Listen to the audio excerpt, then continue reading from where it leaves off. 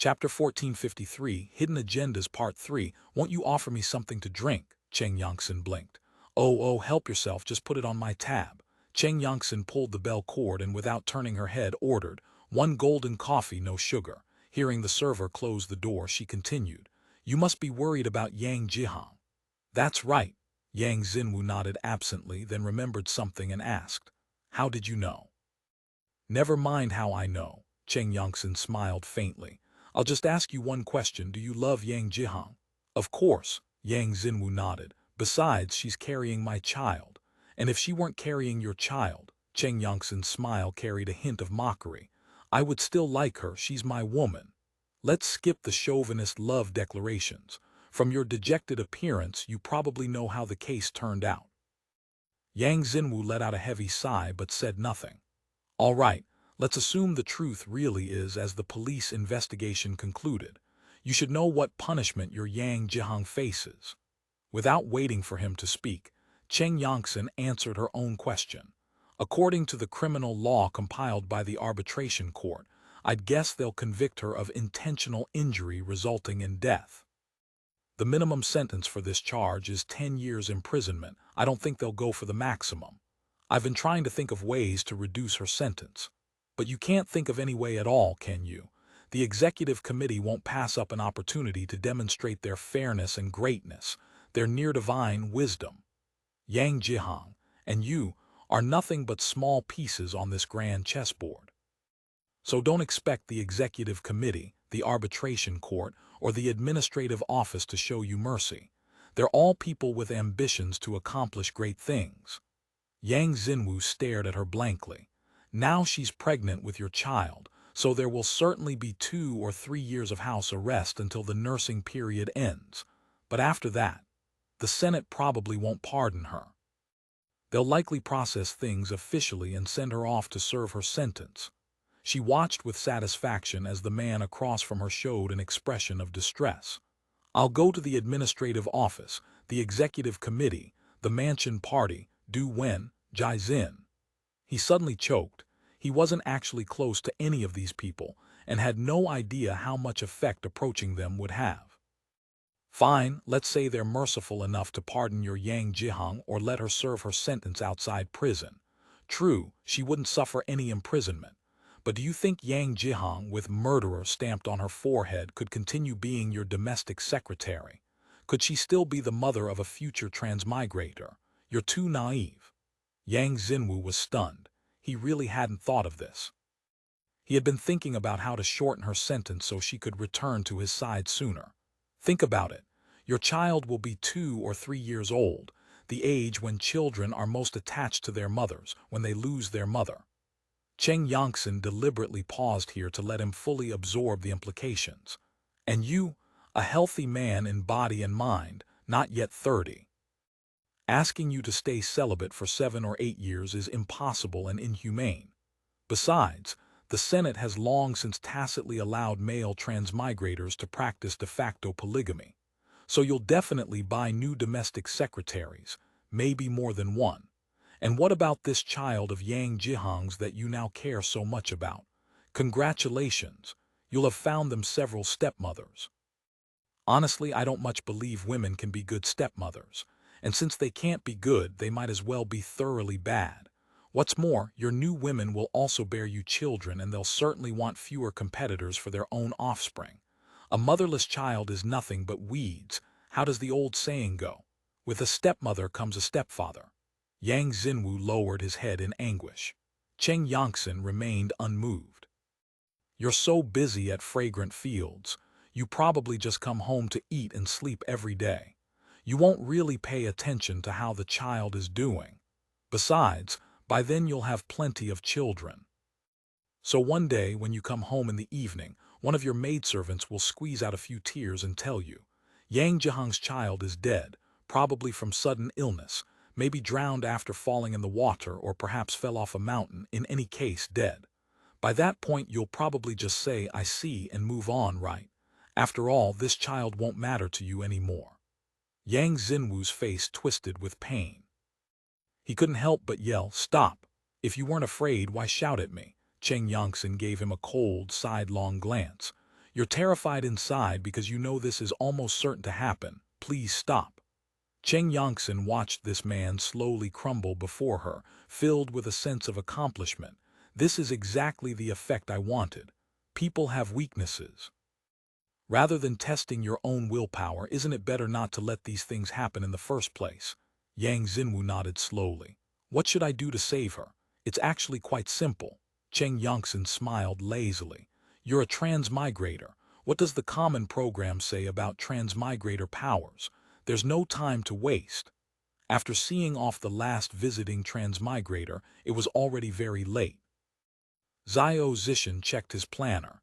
The day's tasks were mostly complete, and what remained could wait until tomorrow morning. Just as he was about to order a car to go home and sleep, an office worker came to report. Transmigrator Yang Xinwu wished to see him. He's been waiting quite a while. I told him you were meeting guests and it would probably be very late and asked him to come tomorrow. But Transmigrator Yang refused. He insisted on seeing you today.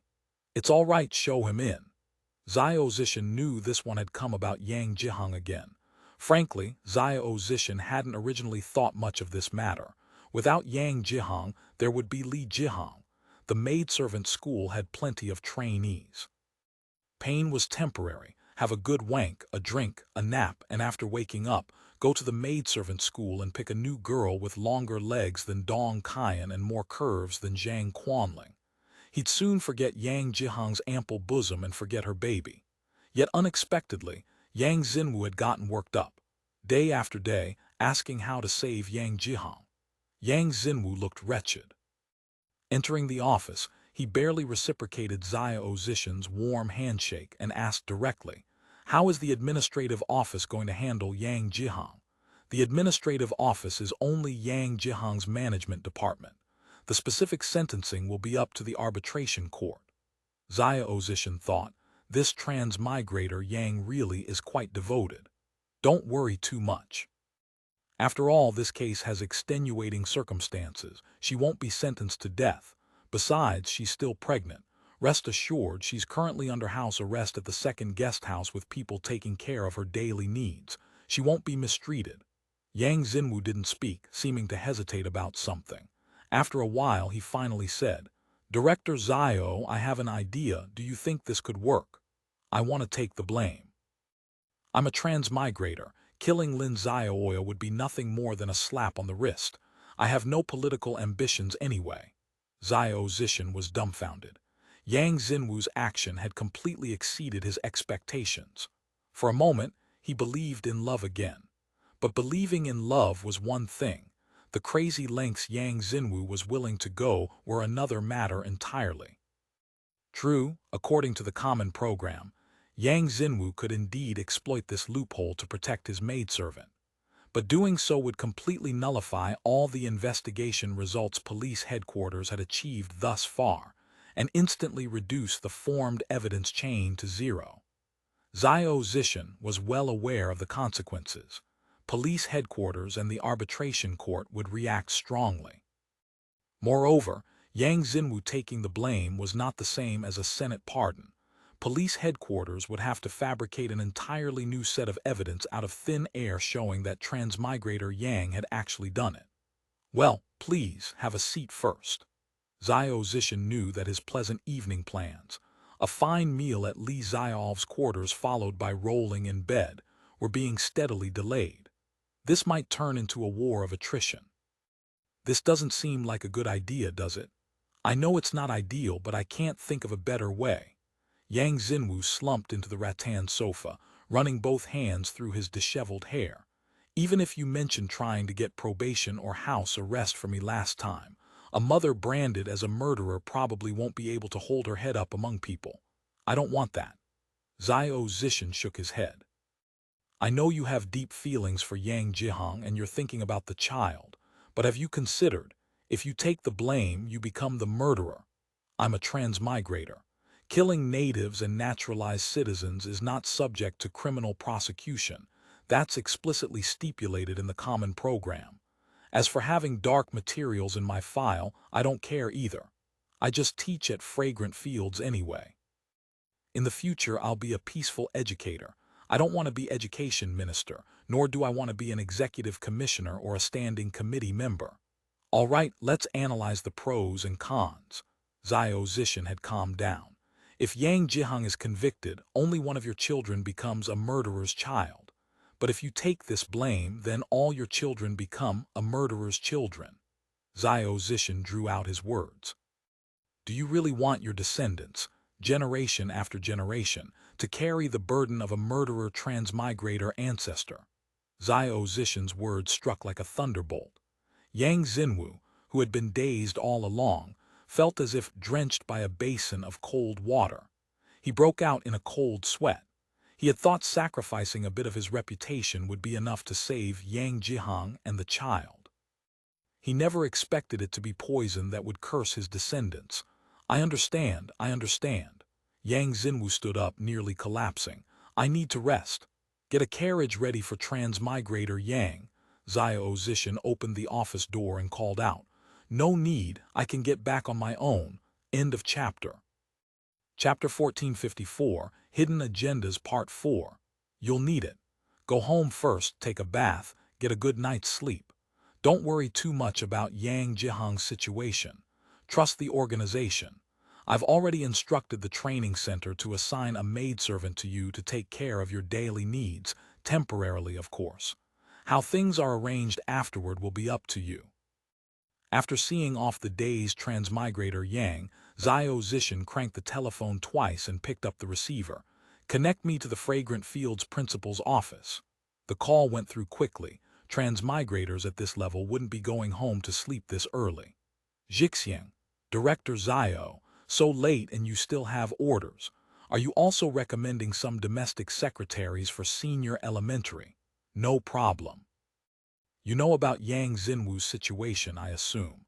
He came to see me again today and actually proposed taking the blame himself. Holy crap, that actually happened. Xinwu is someone who values feelings and loyalty, and he's a bit emotional. After Yang Jihang was arrested, he was understandably affected and has been saying some imprudent things. You, as principal, should show more concern for your colleagues. Director Xiao, don't worry. Ziguang and the others and I were just planning to go see Xinwu. I've already got the liquor ready, no problem, I'll take care of it. I noticed he's not in great health. If the school schedule permits, I suggest you arrange a rest and recuperation leave for him. I'll definitely take care of it. Xiao Zishan hung up the phone and gazed at the pitch-dark night outside the window. It seemed the Lin Xiaoya case ran quite deep. Transmigrator Yang's sudden bout of madness today was rather inexplicable. He needed to redirect his attention as soon as possible. He picked up the receiver again. Training Center. This is Xiao Zishan. Have you finished selecting the candidates I asked for last time? Rank doesn't matter. What's important is that cup size must be D. I know candidates meeting these criteria are rare. However many there are, send them. Tomorrow morning first thing, have their files on my desk. Yes, I need to see them as soon as I start work. He put down the phone, thought for a moment, then took his PHS from a locked drawer and dialed a number. Nanhai, still at the tea house. You really work hard. There's a matter. There's a transmigrator named Yang Xinwu. You know him. Good, I'll make it brief. I hear he's been idling around at your place lately. I'd like your help checking who visited your tea house tonight. Even better if your people can recall who met with this transmigrator Yang. You can get me an answer tomorrow. Excellent. Yang Xinwu was sent home by administrative office staff. Without even washing up, he collapsed directly onto the bed and slept until broad daylight the next morning. Fumbling for his watch, he saw it was already 9 a.m., something that had never happened since D-Day. Normally, he was at his office at Fragrant Fields by 6:30. He scrambled up to call Zhang Xixiang on his PHS. Before he could speak, the other party already said, "The administrative office notified us yesterday that you need rest and recuperation leave. Take it easy at home these next few days. Ziguang and the others and I will come see you after work." Zhang Xixiang's tone was a bit strange. Vacation was practically a fantasy for transmigrators after all. A full night's sleep had cleared his previously muddled mind. These past days he had never felt so clear-headed and full of energy. It was as if his whole being had revived. In his churning thoughts, suddenly everything seemed to fall into place. What the fuck have I been doing? Yang Xinwu grabbed his hair, suddenly realizing what an incredibly stupid thing he had almost done the night before. Cheng something. He wanted to curse the woman whose nonsense last night had nearly made him stumble into eternal regret, but he suddenly found he couldn't remember her name. Try as he might now, he couldn't even recall her face clearly, just a vague outline and the feeling of having been stunned at a glance. Looking back now, he had been vaguely aware at the time that the woman intended to use him. Though he didn't understand her motive, in his desperation, it had seemed like the only viable option. Moreover, by then he had been so tormented by disappointed fury that he was ready to smash everything. He had discovered that he couldn't exert even the slightest influence in this matter. He had to quietly wait for the judgment of people whose identities he didn't know, seated somewhere he couldn't determine. He had no idea who they were, on what basis they would decide, or even which day they would make their decision. He had gone begging everywhere, to every place he could think of that might be connected to the case. Every place offered polite, even warm and caring comfort, but not a single useful answer. An intense sense of insignificance before the organization had engulfed him.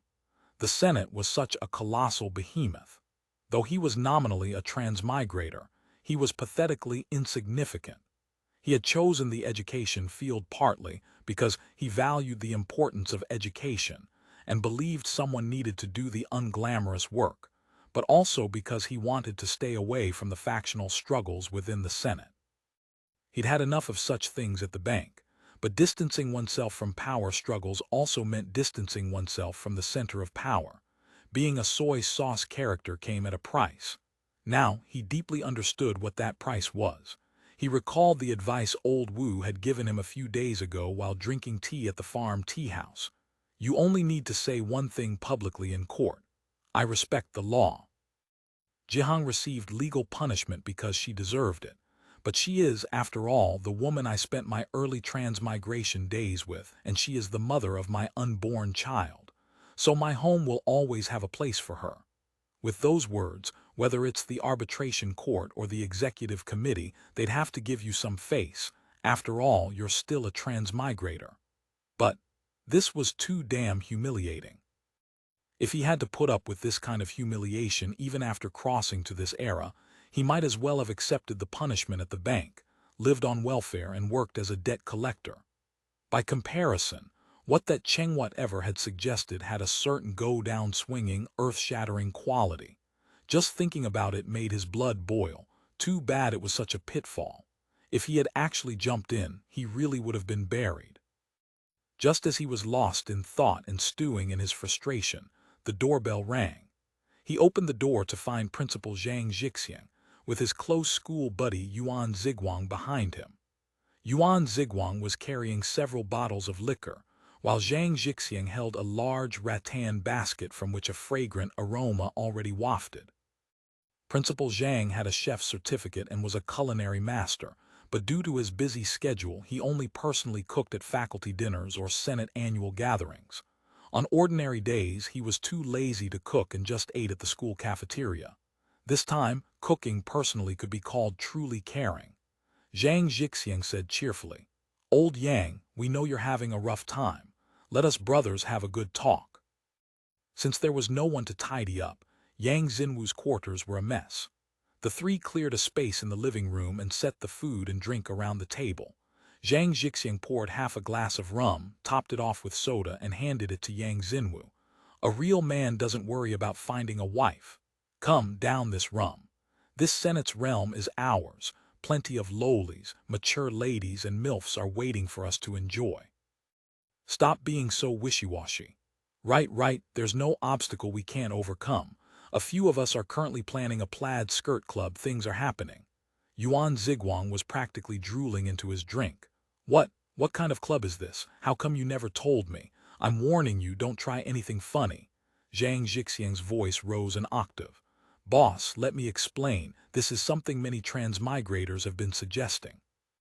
There's a severe shortage of talent in arts and performance groups. So we're proposing to the Education Committee that Fragrant Fields establish a dedicated arts training class for targeted education. This isn't some shameful Guro hobby. Yuan Ziguang hastily explained. I'm telling you, don't use public resources to satisfy your personal perversions. Keep it respectable. I can't afford to lose face like that. Relax, this is definitely going through proper procedures. Hasn't the Senate been complaining that there aren't enough cultural activities? We're serving the Senate here. Yang Xinwu stared at them, then drained his glass in one gulp.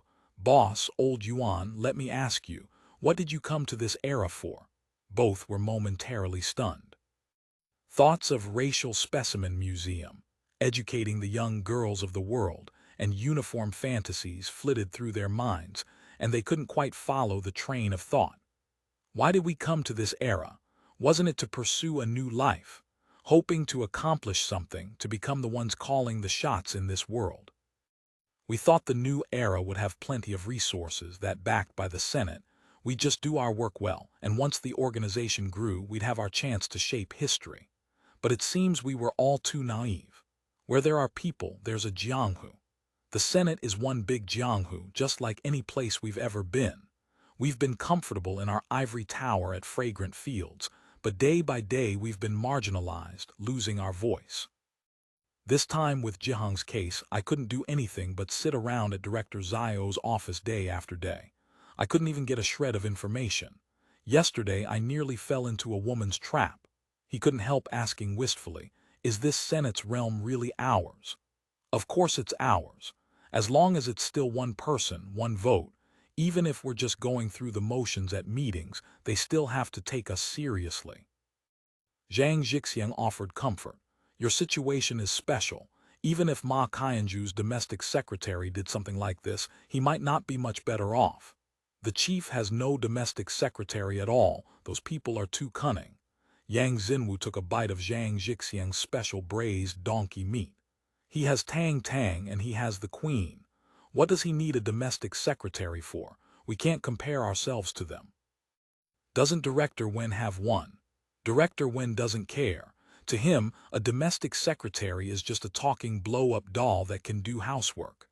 Yang Xinwu sighed, feeling a touch of envy for Director Wen's almost cold-hearted nonchalance toward women. End of chapter. Chapter 1455. Hidden Agendas Part 5. You don't need to tell me, we figured this out long ago. The problem is we're not like those in the industrial sectors who have specialized knowledge. Without them, we'd literally be eating hairy pigs. We're not like the people in law, finance, judiciary, or civil administration who have practical governance experience. As for the enforcement agencies, ambitious people with real expertise occupied those positions ages ago. Look at the people in education now, other than those with teaching degrees who are properly trained, and you, Yang sir, who have some bank accounting experience. Everyone else has degrees in what the executive committee considers the most useless of useless majors. No wonder we're all playing soy sauce. Yuan Ziguang suddenly got worked up too, draining his glass in one go. Zhang Jixiang nodded. Education has never been a powerful department. It's a clean hands office. No power means no action. Most of the current outside lobbying groups are centered around transmigrators from powerful departments. Even the Queen has a social work department that deals directly with the grassroots. We have no administrative power to fall back on and no control over discourse. We can't attract soy sauce transmigrators. Soy sauce transmigrators evaluate cost-benefit when choosing who to follow, and our education sector can't even make a loud noise firing blanks. Power. Those people think they hold the power now, so who holds the power of the future? Yang Xinwu had drunk a few glasses too many. His face was flushed, his eyes red, his whole body burning. Ideas seemed to flow like a torrent, brilliant schemes by the hundred, and his words became remarkably smooth. He stood up with a mysterious air and drew back the curtain. In the distance, the lights of the harbor and industrial district twinkled in an unbroken chain. He took another big swig of rum and waved his arms. The Senate is currently holed up in a corner of Lingao, but our industrial scale and government model are already second to none in this era. Look at how many naturalized citizens work in the factories, military, and government. An intermediate management layer has already formed between the Senate and the grassroots. Never mind dominating the whole world or conquering the mainland. Even if we only occupy a few strongholds in Southeast Asia and a corner of South China, this management layer will expand dozens, hundreds of times over. It will become a new bureaucratic class, a vested interest class. Even if the transmigrators were workaholics, they couldn't possibly govern society in every detail. Ultimately, they'll rely on this bureaucratic class. In the future, they may even form some kind of symbiotic relationship with it. In other words, the rising bureaucratic class will eventually become part of the power structure of the future Australian Song Empire, especially in the actual execution of power. Tell me, between Sir Humphrey and Hacker, who has more power? In the foreseeable future, it probably won't reach the level of Lord Humphrey, but the bureaucratic class gradually acquiring a share of power is certain. Zhang Zhixiang nodded. What does this have to do with us? Yuan Ziguang hadn't quite caught on yet. Damn, is there anything in your brain besides the uniform club and schoolgirls? This bureaucratic class won't be made up of just anyone. They'll definitely be selected layer by layer from our fragrant field students. Our disciples will spread throughout every industry in the entire empire. The outstanding ones among them will become holders of a portion of power, and as their teachers and mentors, we naturally have inherent connections. To put it plainly, in the future empire's power structure, there's a portion we can directly influence. Right, when you put it that way, our education sector isn't so pathetic after all. Yuan Ziguang suddenly got excited. Exactly. What was old Chiang's biggest asset? Whampoa Military Academy. We're basically the principals and political directors of Whampoa now. No matter how high the naturalized citizens rise, they still have to call us principal and teacher. When Premier Zhou went to Chongqing, how many nationalist bigwigs greeted him respectfully? What did he rely on? Nothing but having been the political director at Whampoa. Yang Xinwu threw back his drink in one gulp. At cards, you can't beat me. At war, I can't beat you. Ha ha ha. Zhang Zhixiang saw him getting animated, rambling drunkenly, and knew he had entered the first stage of intoxication. He hadn't intended to participate in this conversation, but knowing that transmigrator Yang had gotten a bit obsessive over Yang Jihang's case and had pent-up resentment, he figured letting him vent, get drunk, and sleep it off would be good. He poured him another glass. Yang Xinwu paced restlessly around the room with his glass, waving his arms and expounding his grand plan with spittle flying. Before that happens, we in education need to at least assemble a team, make our presence felt in the Senate, be able to engage in interest exchanges with other small groups, be able to influence Senate decisions, and gradually form a mature outside lobbying group. When our disciples rise to high positions in the future and need someone in the Senate to speak for them, they'll naturally turn to their former teachers. Heh heh. When you put it that way, I realize our education sector actually has bargaining chips with every department. Fragrant Fields graduates are in high demand. Every department's expansion depends on the human resources we provide. We used to just stupidly help everyone with their problems. Now we can start making demands. Yuan Ziguang lit a Chewking limited edition cigar with satisfaction. Xinwu, tell us, what do you want to do this time? Every time we allocate students, some departments act like they're doing us a favor. It's time we united and gave them a taste of their own medicine. Yang Xinwu thought of a big-chested, long-legged female student he had personally tutored, whom Wei Bakai had snatched away to Kaohsiung as a confidential secretary with one personnel order from the cadre department. It still made his blood boil. Should we discuss this with old Hu first? I don't think we should for now. He's an executive committee member after all. It wouldn't be good for him to get directly involved. We'll just ask for his support later. Yuan Ziguang's face was flushed with excitement, a rarity except when he was having heart-to-heart talks with female students. Xiamen smiled, puffing his cigar as he watched them drunkenly discuss with such fervor, but inwardly he was skeptical. The relationship between Chiang Kai-shek and his Whampoa students was mutual. Chiang had certainly built his base through Whampoa students, but those students' ability to make an impact was inseparable from his becoming KMT leader and maintaining control of the nationalist government for so many years. If Chiang's political career had ended with his first resignation, there would have been no Whampoa faction afterward. Only by seizing political power could one establish one's own faction and base. Otherwise, the president of Tsinghua University would be the most powerful person in all of China. Interpersonal relationships were ultimately about exchanging interests. Fragrant Fields had to be able to provide its students with sufficient support for them to consider themselves part of the Fragrant Fields faction. Otherwise, they would simply form alumni associations to help each other out, without any deep connection to the school or its teachers. Right now, the transmigrator teachers at Fragrant Fields had no resources to offer naturalized citizens any practical support, never mind the limited influence Fragrant Fields teachers had within the Senate. These naturalized graduates' current ranks were too low.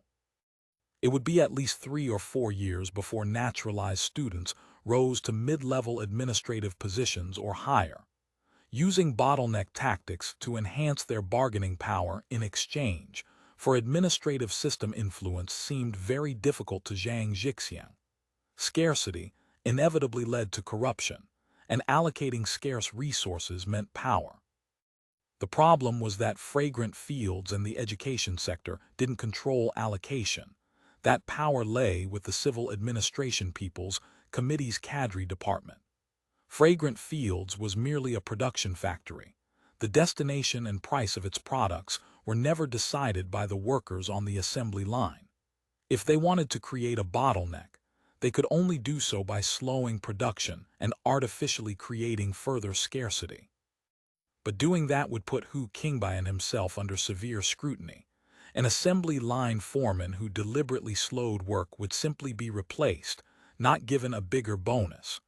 Boss, what I want this time is to mobilize the education sector.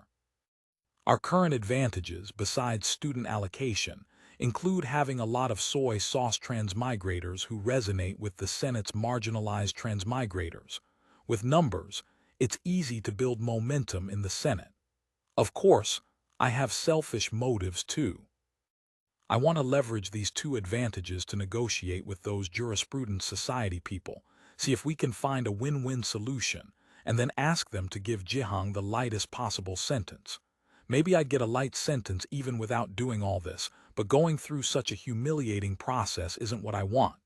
Yang Xinwu was full of fighting spirit, waving his fists. All power to the Senate. How do you plan to mobilize people? How do you plan to build momentum? Zhang Jixiang asked. I haven't figured that out yet, Yang Xinwu said impatiently, but it doesn't matter, there's always a way. The key is to mobilize people, make some noise. Once we have momentum, everything becomes manageable, Yuan Ziguang asked. Old Yang, how do you plan to negotiate with the Jurisprudence Society? Go directly to Magia. Magia is also an executive commissioner. It's not convenient to approach him directly. I'm thinking of talking to Enzai, but I'd like to find someone who knows both sides to act as a go-between. Who? Jai Xin. Let's go. Zhang Jixiang watched Yang Xinwu snoring like thunder on the bed and blew out a smoke ring. He said to Yuan Ziguang. When Yang Xinwu woke again, the sun was already setting. His head ached a little dizzily. He drunk too much. He kicked off the blanket covering him. On the nightstand was cold tea Yuan Ziguang had prepared for him. He picked it up and took a big gulp. It made him feel much better. He sat there in a daze for a while. He vaguely remembered making some long-winded speech while drinking at lunch, but now he couldn't quite remember what. He tried hard to recall, but it only felt like someone was pounding his head with a sledgehammer. Forget it, this can wait. Yang Xinwu felt his stomach growling. There was probably nothing in the kitchen. Maybe the cooperative still had bread. Just as he finished washing up, changed clothes, and was about to go out, the doorbell rang. End of chapter. Chapter 1456, Hidden Agendas Part 6, Who would be looking for him now? Yang Xinwu muttered as he opened the door. Standing outside was a young woman dressed in a black dress with white collar and cuffs, white knee-high socks, a white apron and buckled black cloth shoes, the standard domestic secretary outfit. Transmigrator Yang's eyes fell on the magnificent pair straining against her bodice, and he couldn't help but swallow. "Are you Chief Yang Xinwu?" the visitor asked timidly. "I'm your new temporary domestic secretary. The administrative office assigned me. Here are the orders. Come in first." Yang Xinwu had originally intended to firmly refuse. He was well aware of Xiao Zishan's thoughtful purpose, but the mess of his home and the fatigue of eating takeout every day made it impossible to push her away. "What's your name?" "I'm Yang Min." The maidservant smiled sweetly, and the two impressive weapons swayed accordingly. Transmigrator Yang quickly averted his gaze. Let her clean up a bit, cook a meal. That's fine, he thought. The new maidservant was both diligent and capable. After Yang Xinwu went out for a walk and came back, the house was already in perfect order, and the kitchen was emitting the long-missed aroma of cooking. Transmigrator Yang inhaled greedily and found that he actually had an appetite. The food was exceptionally good, especially since there was beef. Even transmigrators received this rationed in fixed quantities and schedules. Xiao Zishan had really spent the money. Although Yang Xinwu prided himself on seeing through the other party's trick, the hot, fragrant braised beef still made him feel comfortable all over. Especially this new Yang Min. Not only was her cup size no less than Yang Jihang's, but her appearance and figure far exceeded hers. The image of Yang Jihang's face in his heart faded a bit more. Yang Min had lingered an extra term at the maidservant school and was getting anxious. This time, against all odds, she had received a direct assignment from the administrative office. Although the orders said short-term service, before she departed, one of the administrative office staffers had given her face-to-face advice. Don't miss this heaven-sent opportunity.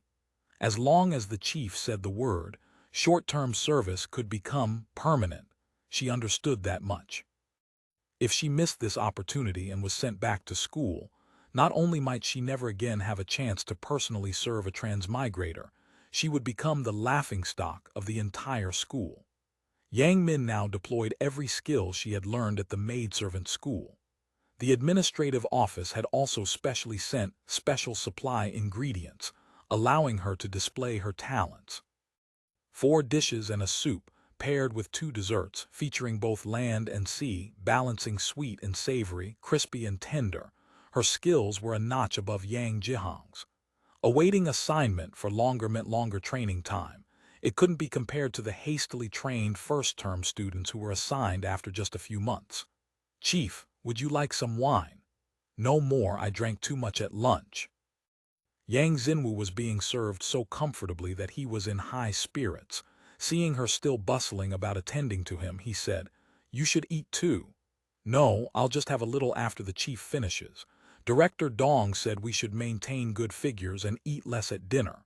She finished with a charming smile. "Ha ha, that's Dong Weiwei's nonsense. You girls don't exactly have excess nutrition." As he spoke, his gaze involuntarily fell on Yang Min's chest, where twin peaks strained against her clothes. Yang Min felt his burning gaze and was secretly pleased, but she lowered her head in feigned shyness. "The chief is right." She deliberately changed the subject. "This is medicinal wine made by Runchi Tang, personally prescribed by Chief Liu. It's a special supply for the chiefs from the administrative office, excellent for strengthening the body." She gazed at Yang Xinwu with eager eyes. Unable to resist those anticipating eyes and the surging waves, Transmigrator Yang drank a small cup. The wine was mellow, not harsh. After drinking it, he felt a warm current rise from his dantian and circulate through his body. His limbs felt completely at ease. "Chief, how is the wine?" "Good, good. Liu San has real skill." "Who would say otherwise? At school, we often drink the medicinal soups he formulates. Let me go get another dish." As she spoke, she turned to leave. Transmigrator Yang's gaze fell on her hips swaying beneath her black skirt, unexpectedly ample as well. Soon, Yang Min emerged from the kitchen with a platter topped with a warming lid. Removing the lid revealed a plate of grilled oysters, fresh oysters that had come out of the water that very afternoon. The fragrance of the milk of the sea instantly permeated the air. Wu Nanhai noticed over the following days that Yang Xinwu's complexion had markedly improved. His time at the tea house had decreased dramatically, and his demeanor was far livelier than before. He couldn't help wondering in secret what psychological treatment technique Xia Zishan had employed. But the next day, when an unfamiliar maidservant came to make purchases with a supplementary card signed by Yang Xinwu, he understood at once. Chuking even elbowed Wu Nanhai specifically and whispered, "So big." Barely seen the old one cry before hearing the new one laugh. Wu Nanhai shook his head. Though he appeared indifferent, his mind had actually been churning with calculations. Before the Lin Xiaoya case was officially reported in the newspapers, it had already appeared in the weekly bulletin, limited to transmigrators and high-level naturalized citizens. The details were far richer than the mere 1,000-word brief. Wu Nanhai hadn't initially paid much attention, but the covert maneuvering by various factions at the tea house soon made him realize this case was no ordinary matter. He retrieved that issue of the Lingao Times and Weekly Bulletin and compared them, reading carefully several times. Combined with what he had seen and heard these past days, he knew that though the case was small, it revealed much larger issues. Quite a few people were trying to use this case to make a move. That night, before bed, Wu Nanhai carefully considered all the cause and effect. For this purpose, he even studied the several draft laws that the arbitration court had sent for transmigrator review. He concluded that he too could get involved. It was quite apparent that no matter how fresh the novelty of the new maidservant was for transmigrator Yang, Yang Jihang's first-mover advantage was obvious. As the saying went, first impressions are lasting. Naturalized citizens who had come to Lingao during the Senate's arduous march, whether voluntarily or by force, held a different status in transmigrators' hearts from the new ones who came later.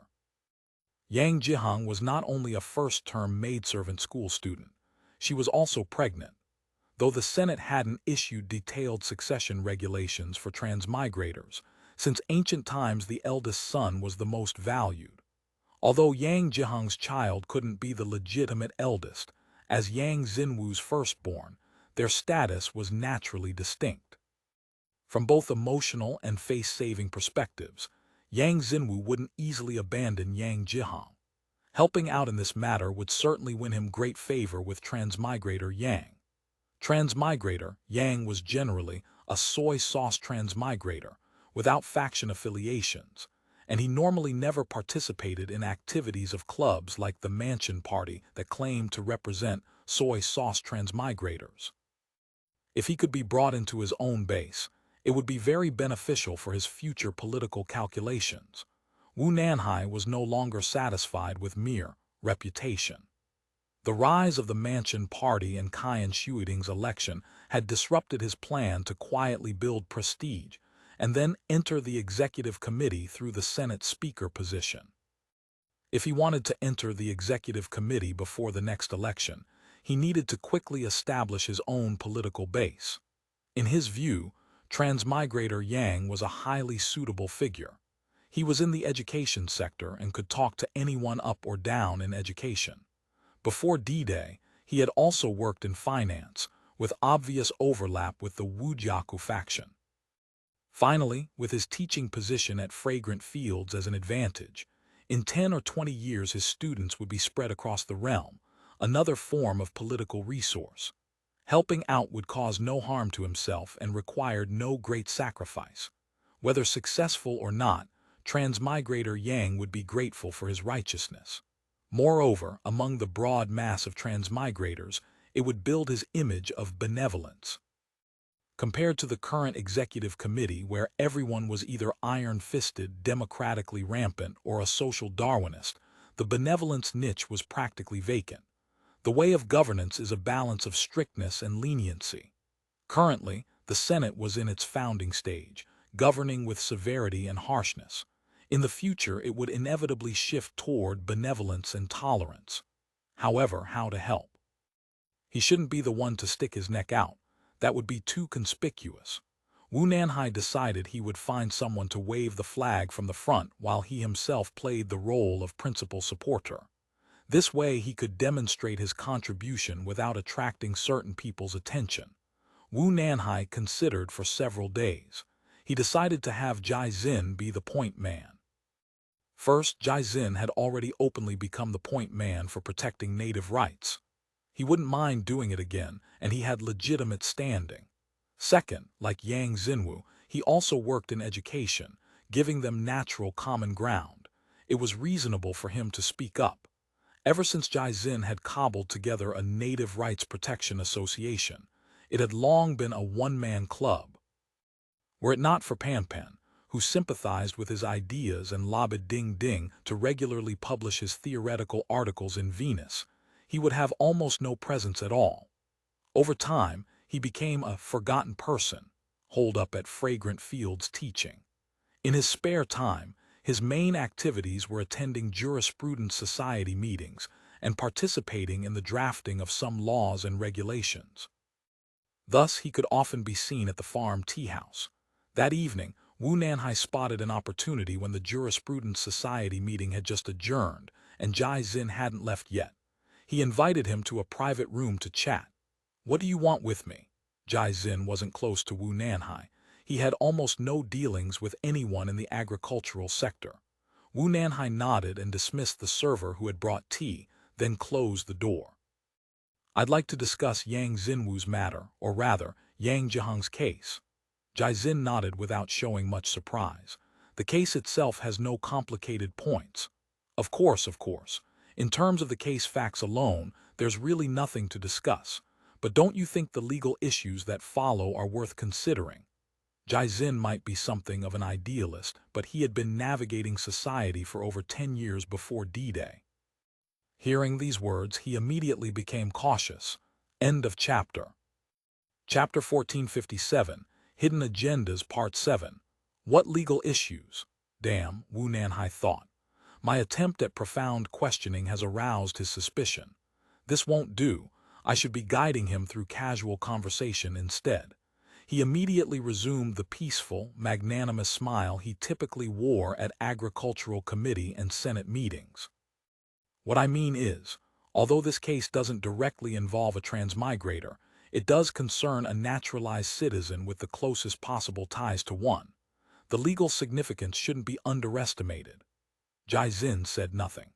Just days ago, he had attended a jurisprudence society meeting where the main topic had been the Yang Jihang trial, professional discussions covering litigation procedure, applicable law, conviction, and sentencing. Yet he had offered few opinions. In his view, the Yang Jihang case touched upon deeper issues than the mere mechanics of how to conduct a trial. Seeing that Jai Xin's expression remained open rather than guarded, Wu Nanhai pressed on. "You know, I don't really understand legal matters. But Yang Xinwu, I don't know if you're familiar with him. Ever since the Yang Jihang affair began, he's been haunting my establishment every day, drowning his sorrows in drink. A young man who used to be positive and cheerful has become utterly despondent. Out of comradely friendship and a sense of responsibility toward my customers, I'm frankly concerned." He paused for effect. Yang Jihang's case, no matter how you examine it, deserves sympathy. She's a lonely, desolate girl who came here as a maidservant, to put it bluntly, serving with her body. That's already pitiful enough. Now she's pregnant with transmigrator Yang's child and has become a suspect in custody. Though she's only a naturalized citizen, 2 lives hang in the balance. From any angle, we should demonstrate humanitarian spirit.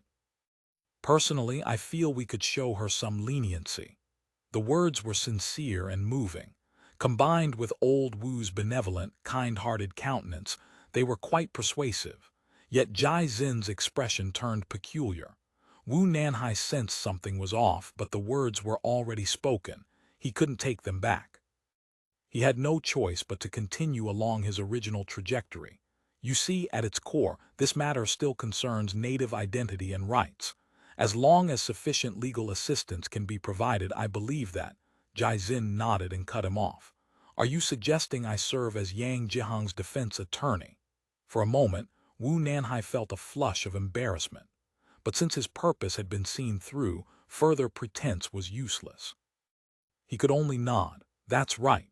As if to justify his suggestion, he added, although she's a native naturalized citizen, 2 lives are ultimately at stake, including a transmigrator's bloodline. If she truly falls into Fu Yaoti's hands, he shook his head. I can hardly imagine it, even I can't bear the thought. She won't end up with Fu Yaoti, Jaizin replied. But the maidservant system itself is reactionary and inhumane. I strongly disapprove of it. Exactly, I also disapprove of this return to slavery. That's why I hope you can use your legal knowledge to save her. Wu Nanhai raised his teacup. Same sky, same face. This lyric from the old era had become Jaizin's slogan for the Native Rights Protection Association. Hearing it, Jaizin fell silent for a long while before finally speaking. This is my duty. Since I established this association, even if it's just my one-man operation, I must see it through and practice what I preach. However, recent developments have made me feel the case is somewhat complicated.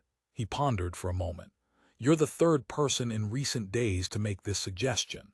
Now it was Wu Nanhai's turn to show surprise. He couldn't help asking, who else? Transmigrator Yang himself, for one. Jaizin seemed thoughtful. And the other is a female transmigrator I'm not familiar with. A female transmigrator. Yes, Jaizin tilted his head back and scratched his chin. I can't recall her name. Surname Cheng, I think. Cheng Yongxin. That's the one. Jaizin nodded. She also came to discuss this matter with me, spoke about protecting native women's rights. She seemed like someone with ideas. If she hadn't explained herself, I would have thought she was sent by the queen. Oh, Wu Nanhai said noncommittally, his mind racing. What is she doing getting involved? He realized something was afoot. Last time, when Xia Ozishan had specifically called to ask which transmigrators had spoken with Yang Xinwu, he had spotted Cheng Yongxin's name in the tea-house's hospitality and consumption records. Moreover, the waitresses had mentioned seeing her enter Yang Xinwu's private room. Transmigrator Yang had even specially ordered extra coffee. Wu Nanhai was beginning to regret getting involved in this matter, but having come this far, retreat was impossible. He said half-jokingly, I'm just someone who loves meddling in others' affairs. I can't stand seeing comrades in low spirits. It affects my business. Besides, I'm about to become a father. An expectant dad can't bear to see children suffer. Never mind that Yang Jihang's child carries transmigrator blood. Even if it didn't, for the sake of the unborn child, we should try to help her. But this case is indeed a headache. I've reviewed the materials, the facts are clear, the evidence sufficient. A not guilty defense would be difficult. I can probably only work from the humanitarian angle. Wu Nanhai had originally thought he possessed a rare commodity that could resolve this case, but given the current situation, he decided not to reveal it just yet, lest Jaizin grow suspicious of his excessive enthusiasm. I'll leave that to your efforts then. What did we all come to this era for? Isn't it to enjoy the taste of being on top? Popova's case is a matter of face for transmigrator Yang, and also a matter of face for the many soy sauce transmigrators. Please ask the legal people to handle it well. I'll do my best. After seeing Jaizin off, Wu Nanhai quietly returned to the accounting room, the tea-house's manager's office. As the establishment had grown in scale, Chuking rarely greeted customers at the front anymore. She now worked primarily behind the scenes, overseeing everything. She had specifically taught herself basic commercial accounting and now personally managed all the tea-house's accounts and operations. Though he didn't know what scheme Cheng Yongxin was pursuing, after the administrative office inquiry last time, he had begun paying attention to this mysterious woman, asking Chuking and the waitresses to keep close watch on her movements. Husband, what's wrong? Is something the matter? Chuking asked with concern, seeing his expression fluctuating as he entered. Nothing. Wu Nanhai shook his head. Are you busy right now? Not busy. Those two girls are very clever. I've already taught them the tea house's bookkeeping method. It's made things much easier for me. Business was exceptionally good. So good that the loan from DeLong had been repaid in full 2/3 ahead of schedule. With operations flourishing, the accounting room had been upgraded to manager's office. Because Chuking had been discovered to be pregnant 3 months ago, she and Wu Nanhai had discussed buying 2 maidservant trainees with good accounting scores from the maidservant school to handle the tea house's financial bookkeeping and administrative work. Wu Nanhai had originally wanted to promote from among the senior waitresses, but Chuking thought otherwise. Since the waitresses were now naturalized citizens whose indentures had been lifted, she didn't trust them. She insisted on buying trainees from the maidservant school who still carried death contracts. Wu Nanhai felt this wasn't quite right, but Chuking was adamant. This way I can feel at ease. It's convenient for me to teach and discipline them. Otherwise, I can't beat them, can't scold them. They're hard to manage. Besides, if they do well in the future, we can lift their indentures then. If they don't, we can demote them to waitresses. Carrot and stick together, that's how to keep them in line. Wu Nanhai couldn't out-argue his wife and reluctantly agreed. Do something for me, quietly.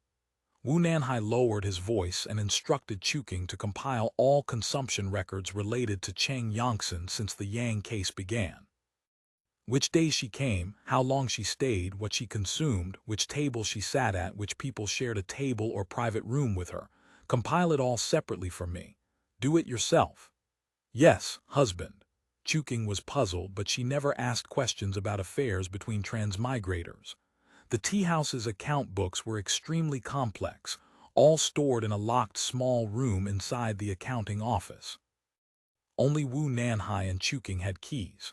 In one row of black lacquered filing cabinets, transmigrator visit and consumption records were organized by date. Using card indexes, one could easily locate each transmigrator's consumption records, including what they ordered, amounts spent, seat or room numbers, and even which naturalized citizens had accompanied them. The ledgers didn't include conversation contents that would absolutely cross the line. Wu Nanhai wasn't so blinded by greed as to go that far, but merely knowing who had sat at the same table with whom, who had shared the same private room, was enough to infer a great deal. The materials Chuking compiled arrived on his desk the next day. Wu Nanhai examined her consumption records and was startled. According to the records, Cheng Yongsan had come to the tea house almost every day recently, frequently meeting with various people. Just among those obviously connected to the Yang Jihang case, there were Mu Min, Selina, Su Wan, and Yang Xinwu, plus Panpan and several others. Wu Nanhai sketched on white paper with a pencil. Mu Min, Selina, and Su Wan were all members of the National Police and directly handled the case. Panpan was from the Propaganda and Literature Department. The common thread among these four was that they were all women. 3 women make a drama. Now add Cheng Yongsan and Mu Min, 5 women, all transmigrators gathering together. What were they up to? Wu Nanhai hesitated for a long while, then took out his PHS from a locked drawer and dialed a number. Director Zio, this is Nanhai.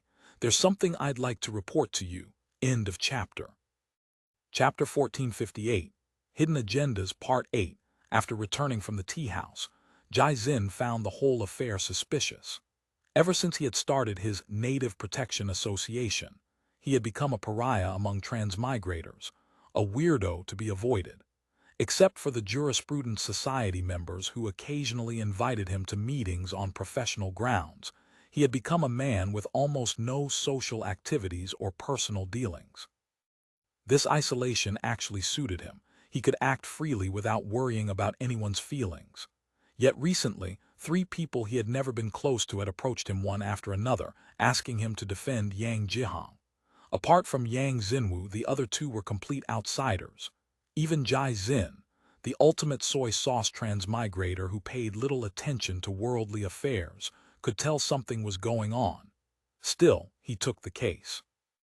In his view, regardless of their motives, Since providing a defense attorney was a procedure stipulated in the arbitration court's draft criminal appeals law, someone had to do it.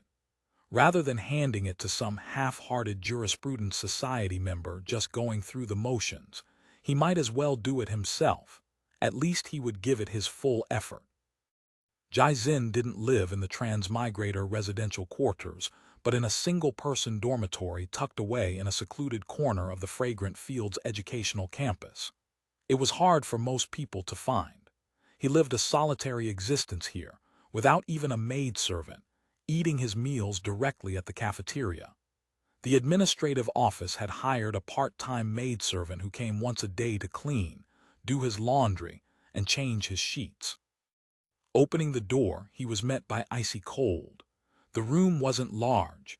A single bed, plain board bookshelves against the wall, and a standard-issue iron safe that all transmigrator residences and offices had. A desk sat by the window. Apart from a picture frame, it was buried under piles of books and documents. Most of the materials on the desk were related to the Lin Xiaoya case. The transferred legal documents included not only all the investigative materials from the National Police, but also minutes from several jurisprudence society meetings, internal arbitration court memos from key jurisprudence society members expressing their views and arguments, and various legal texts, not just old-era Chinese law, but also American, German, Japanese, and Taiwanese legal texts.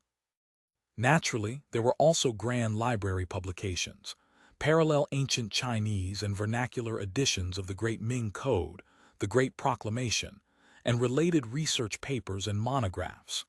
Jai-Xin opened the window and poured the overnight tea from the cup on his desk outside. His gaze swept across the desktop, and he froze. Someone had been in his room.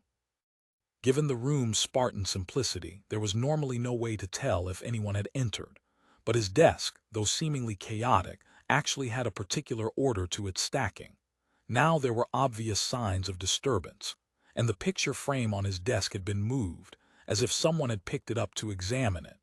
The room had a locally manufactured padlock. When he had opened the door just now, he hadn't noticed any damage to the lock. Besides himself, both the Fragrant Field security section and his part-time maidservant had keys and could enter at any time. However, the security section's key was a backup that wouldn't normally be used, and the part-time maidservant knew his requirements. When cleaning the room, she never touched anything on the desk. There was nothing particularly important in this room anyway, just bedding and a few changes of clothes, books published by the Grand Library. Valuable or important personal items were either kept in his quarters in the transmigrator residential area or stored in the administrative office's deposit vault. As for documents rated confidential, those were routinely locked in the safe. The Political Security Bureau and Administrative Office regularly organized surprise inspections. Violators of the confidentiality regulations would have their ID photos posted on the internal BBS as a public shaming and be named in Venus magazine. The materials on the desk, though related to old-era documents, were all things that had been edited and republished through the Truth Office. Even if a native saw them, it wouldn't matter much. Who, why, and how had they entered his room? One Lin Xiaoya dead, one Yang Jihang arrested. It seems more than just Yang Xinwu is running around in a panic. Just as Jai-Xin was pondering, the PHS phone in his drawer suddenly rang, a rare event. His PHS was seldom called. Sometimes 1 or 2 months would pass without anyone dialing in. "Is this Mr. Jai?" A coquettish female voice came through the phone. The intentionally affected tone immediately told him who it was. "You are? That's right, you have good ears. I'm Cheng Yangsen." Giggles came through the phone. "Do you have time lately, Mr. Jai?" "Yes, what is it?" "If it's convenient, come to the Grand Library tomorrow for tea. I'll sweep the flowers and await you." "Is this still about Yang Jihang's case?" "Come now, is the Yang Jihang case all we have to talk about? I'll also introduce you to a new friend. I think you'll find the trip worthwhile." Jai-Xin's curiosity was piqued. What game are these people playing? He decided to go see. As for the break-in, he chose not to report it for now. He would first observe how things developed. "Cheng, darling, do you really think this is appropriate?" Pampan asked in Cheng Yongsen's office. Pampan's friendship with Cheng Yongsen had been heating up these past days, entering the clingy stage. When it came to being besties, it seemed there was no cultural divide. Though Pampan had moved back to her own quarters, she increasingly began not coming home at night, often spending the night at Cheng Yongsen's place. The two would drink wine and talk until dawn. Ding Ding was helpless about this. Pampan had started to become difficult. The American girl who had once attracted him with her frank, easygoing, generous, and joyful personality was turning sharp-tongued and full of complaints. They had even begun having communication problems. Though they still had sex frequently, those lovely nights spent under the stars talking about life, ideals, and art had become a thing of the past. "Why wouldn't it be appropriate?" Cheng Yongsen countered. "This is a personal insult to Yang Jihang, to the dead Lin Xiaoya, and to all those maidservants. It completely denies their personhood. It's not me who denies their personhood, it's the ever-glorious, ever-great, ever-correct Senate." Cheng Yongsen sneered. "These death contracts, the maidservant system, the slave trade, all are policies instituted by the Senate. We're just exploiting their loopholes." Pampan looked thoughtful. "Pampan, darling, your political instincts are too weak. Think about it. Once this defense argument of ours is presented in court, what will happen? That Yang person will certainly be able to get out of this. She'll just have her master pay some compensation to the administrative office. She might not even have to bear the stigma of being a murderer. Bingo. And then, Pampan's face showed confusion. Unless those people in the Jurisprudence Society are prepared to slap themselves in the face and deny the rule of law they trumpet all day long, they'll have to hold their noses and go along with my plan. But afterward, the Senate will certainly get lively. Transmigrator Yang and a bunch of transmigrators who place great importance on transmigrator supercitizen status will celebrate. The Jurisprudence Society will definitely push back hard. As for the transmigrators, you won't need to when running around yelling. Like foxes mourning a hare's death, what do you think Yang Jihang and Lin Xiaoya, natives though they are, will think? Yes, they need to make their voices heard. And the Jurisprudence Society, the others, especially the marginalized transmigrators who have nothing but their votes, they'll see their own situation reflected in that transmigrator Yang. Everyone will realize they need newspapers, media. Pampan, darling, you finally got it. Cheng Yongsen opened a bottle of kvass, tilted it slightly, and took a long swig. "I think you're quite aware that within this system, you are a deliberately marginalized nuisance." Her voice was gentle and clear, but the content was cold and merciless. "You should be grateful that modern education was fairly successful. Although the executive committee finds you're running around annoying, they absolutely won't move against you. They're fig leaf. Otherwise, they couldn't justify themselves to those soy sauce transmigrators who still haven't successfully transitioned their mindset." Facing the ashen-faced Pampan, Cheng Yongsen remained calm. End of chapter. Chapter 1459, Hidden Agendas Part 9. I'm not trying to drive a wedge between you and Ding Ding. In fact, I must commend him on this point. From his perspective, he correctly chose the fastest and most effective method of protection available at the time, which was letting you run around confused. Pampan thought for a moment and understood what Cheng Yongsen meant. That's right. After witnessing the misery at the bottom of Ming society, she had indeed compromised with the executive committee. The Senate system was absolutely not the best, but in this era, it was the best available.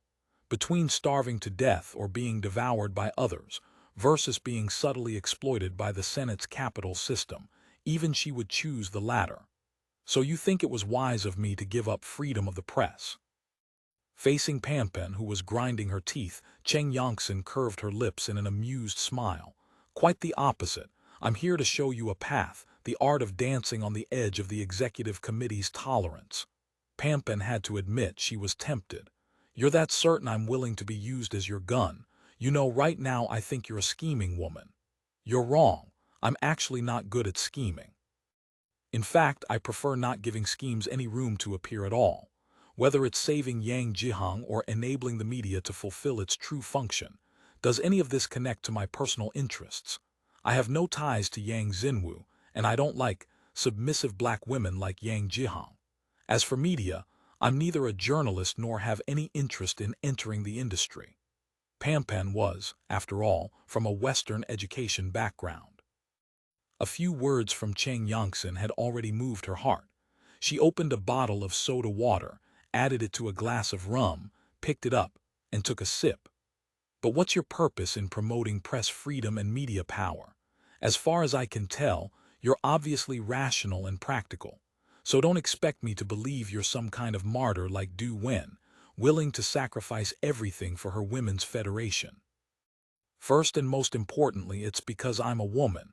You're very clear on what I'm worried about. That I understand.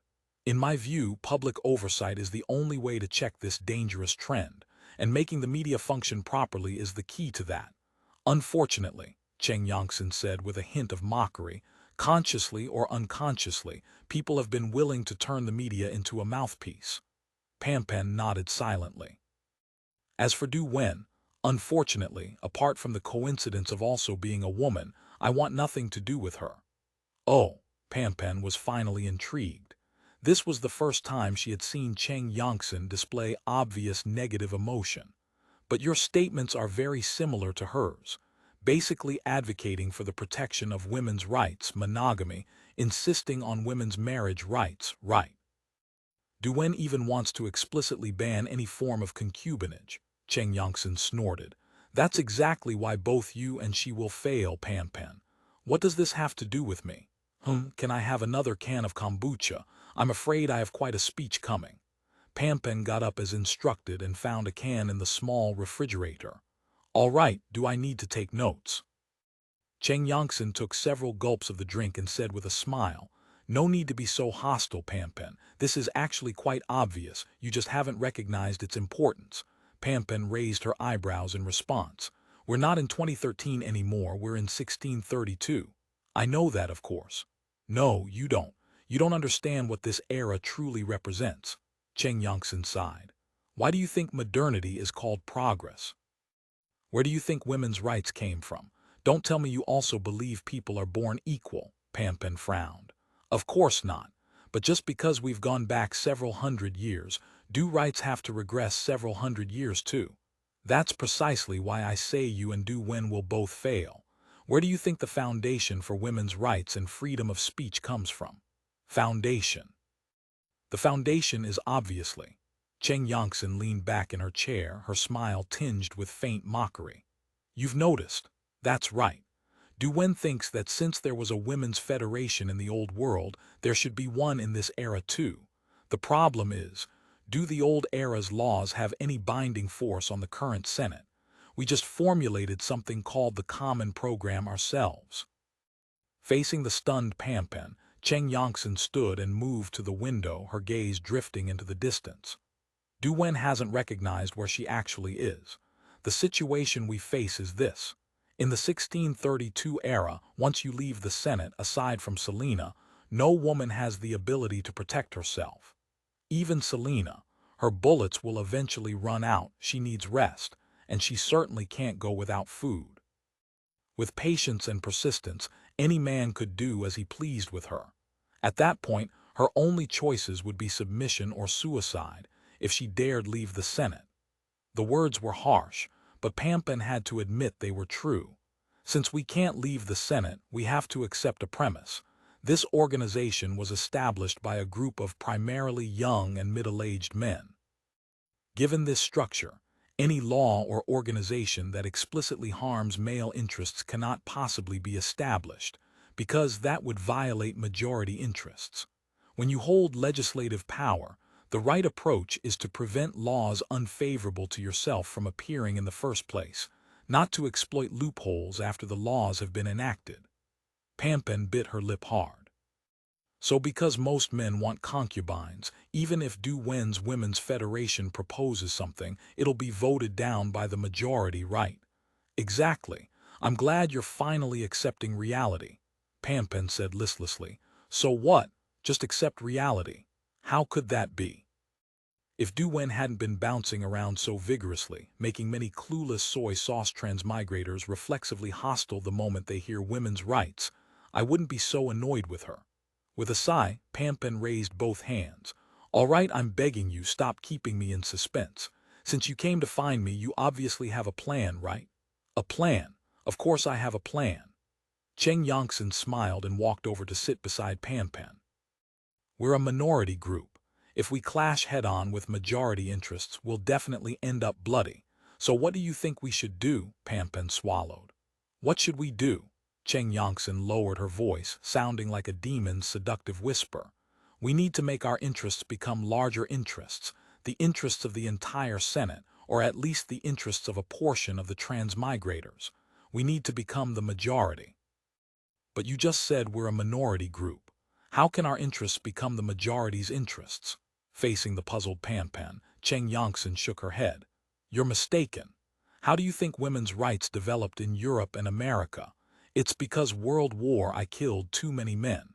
If they had insisted women could only stay home cooking and having babies, who would work in the factories, and where would they find soldiers to fight? That's why the concept of women's rights emerged. Women's suffrage was the same. Simply put, one day someone realized that if a country had 1,000 men and 1,000 women, and he could only get 300 votes from the men but 500 from the women, why wouldn't he give women the right to vote? Ballots don't say male vote or female vote. Get enough numbers and you can be elected president. Shangxiangs took a sip of kvass and continued.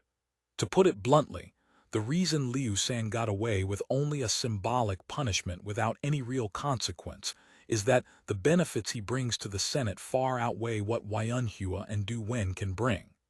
Women's rights are absolutely not something you're born entitled to. Thinking you deserve special treatment just because you're female is called princess syndrome. It has nothing to do with women's rights.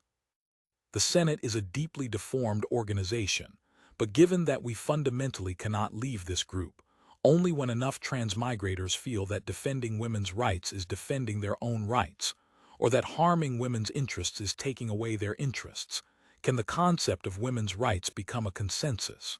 Besides, has Du Wen's bouncing around helped Yuanhua at all? No, not at all. Instead, she's used up the goodwill of transmigrators who were sympathetic to women, doing nothing but adding trouble to my plan.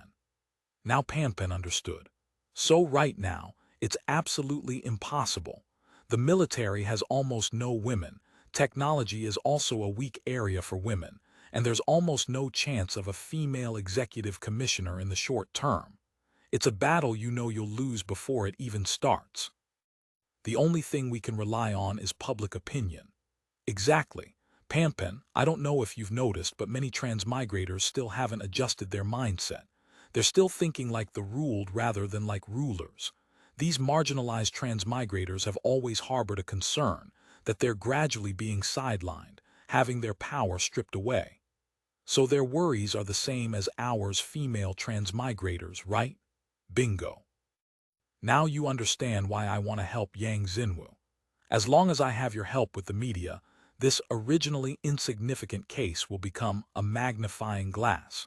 Many people who were previously indifferent will see many things clearly through your reporting, especially their own situation and crisis. Only then will they know what to support and what to oppose.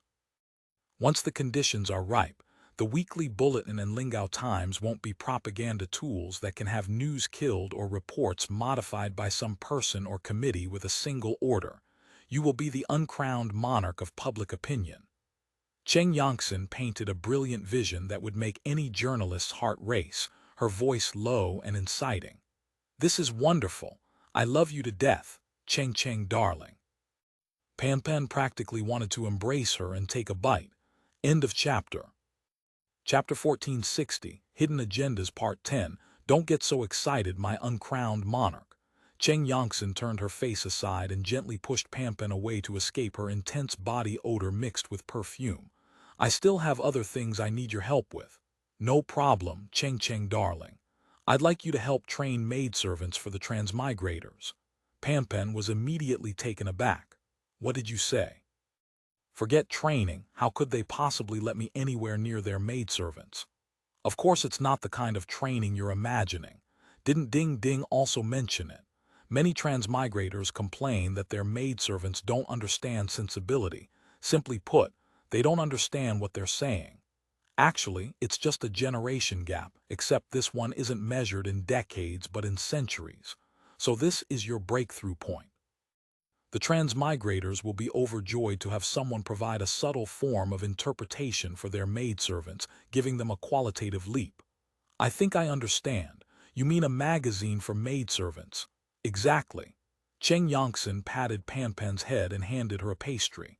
I made this myself. Try it. Although the Senate is terrified of a Catherine the Great type emerging among the maidservants, a maidservant approximating a modern young woman is something those transmigrators couldn't possibly resist. Even the executive committee wouldn't dare openly antagonize the mass of transmigrators. Pan chewed the pastry while nodding continuously. Culture isn't really such a dogmatic thing. Just like many people don't know the true meaning behind certain folk customs, yet they enjoy them and are willing to follow them. Whether they truly understand or not, we can still get the response we want. That's enough. That should work. I remember that although Chinese people don't necessarily believe in religion, many girls like having church weddings. They have a romantic fondness for Christianity even though they don't understand it. I'll drink to your analogy. After taking a sip of kvass, Pan said, I think I understand why you dislike Duel so much now. She's pushed most of the transmigrators to the opposite side from us. Exactly. Women's rights isn't really such an aggressive thing.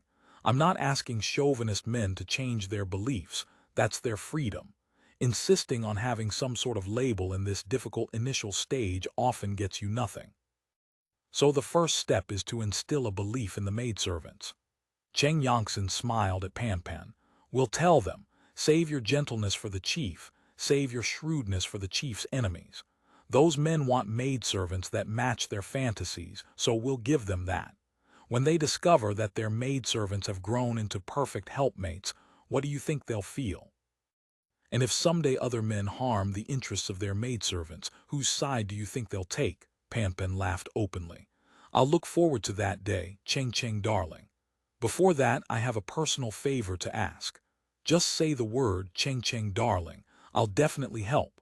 My maidservant, I'd like you to take her to your editorial department and let her intern on how to be a media person. More importantly, how to be a good girl. That's not difficult, but speaking of being a good girl or good wife, I know nothing about housework and don't understand Chinese arts like chin, chess, calligraphy, and painting.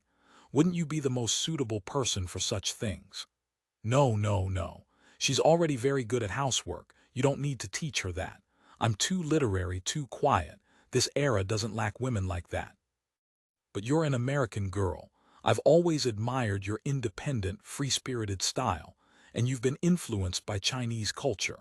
I want her to learn from you how a lively, spirited modern woman should properly handle men, or rather, how to tame them. Yangsen giggled. This is also part of what I'm asking you to help train the maidservants in. Starting a magazine is a big undertaking that can't happen quickly. Let's start with my maidservant first. Jaizin got off the small train at Gaoshan Ridge Station. The tidy platform had few pedestrians. Gaoshan Ridge was a key-controlled area. Any naturalized citizen entering had to carry a special pass. The place he was going was the most heavily secured red alert zone. In all the lands under Senate rule, only 2 locations enjoyed such treatment: STC and Level 1 Controlled Materials Storage, and the Grand Library. The Grand Library was a term that appeared most frequently in transmigrators' work and daily life. In conversations and documents, they mentioned or saw this term almost every day. Apply to the Grand Library for materials. The Grand Library definitely has relevant information, yet most transmigrators didn't even know the exact locations of these 2 facilities. The Grand Library was located at the foot of a hill on Gaoshan Ridge. The site faced the sun and was sheltered from the wind, on relatively high and dry ground. Along the mountainside was a row of reinforced concrete bunker buildings. Tunnels had been excavated into the mountain to store books and documents. Beyond the bunkers were rows of two-story brick and wood buildings forming multiple tightly secured courtyards. High walls, hedges, and moats surrounded them in layers. Soldiers from the Lingao garrison battalion patrolled day and night. There was even a permanent fire brigade stationed here, equipped with artesian wells, water pumps, and hoses salvaged from the holy ship. Jai Xin was quite familiar with the Grand Library. Fragrant Field's teaching activities required large quantities of textbooks, and the publishing working group located in the Grand Library was constantly selecting and editing various teaching materials, a routine task. As a liaison, Jai Xin came here frequently. He presented his ID card and passed through 3 checkpoints without difficulty, entering the Grand Library's office area. Here, thick shade blocked the sun. Looking around, he saw tall red brick walls and building after building. The courtyards were lush with flowers and trees, the environment quiet. Apart from birdsong, the surroundings were silent. It made one forget where one was. Following the route Shangxiangs had described on the phone, Jai Xin walked quite a distance, passed through a narrow lane, and found a hidden small garden within the Grand Library. The little garden had been decorated with considerable petty bourgeois flair. Small potted plants, handmade decorations, rattan European-style tables and chairs under the shade. It made Jai Xin feel as if he had returned to the old timeline. "Welcome to my secret garden." Hearing the voice, Jai Xin turned around and immediately froze. Before meeting, he had imagined their encounter. Following his usual cautious habit, he had informed Yu Eshui of his meeting and also inquired about her specific situation. The director had described a quintessential petty bourgeois white-collar woman straight out of the old world who, relying on her sharp tongue, seized on colleagues' mistakes and never let go.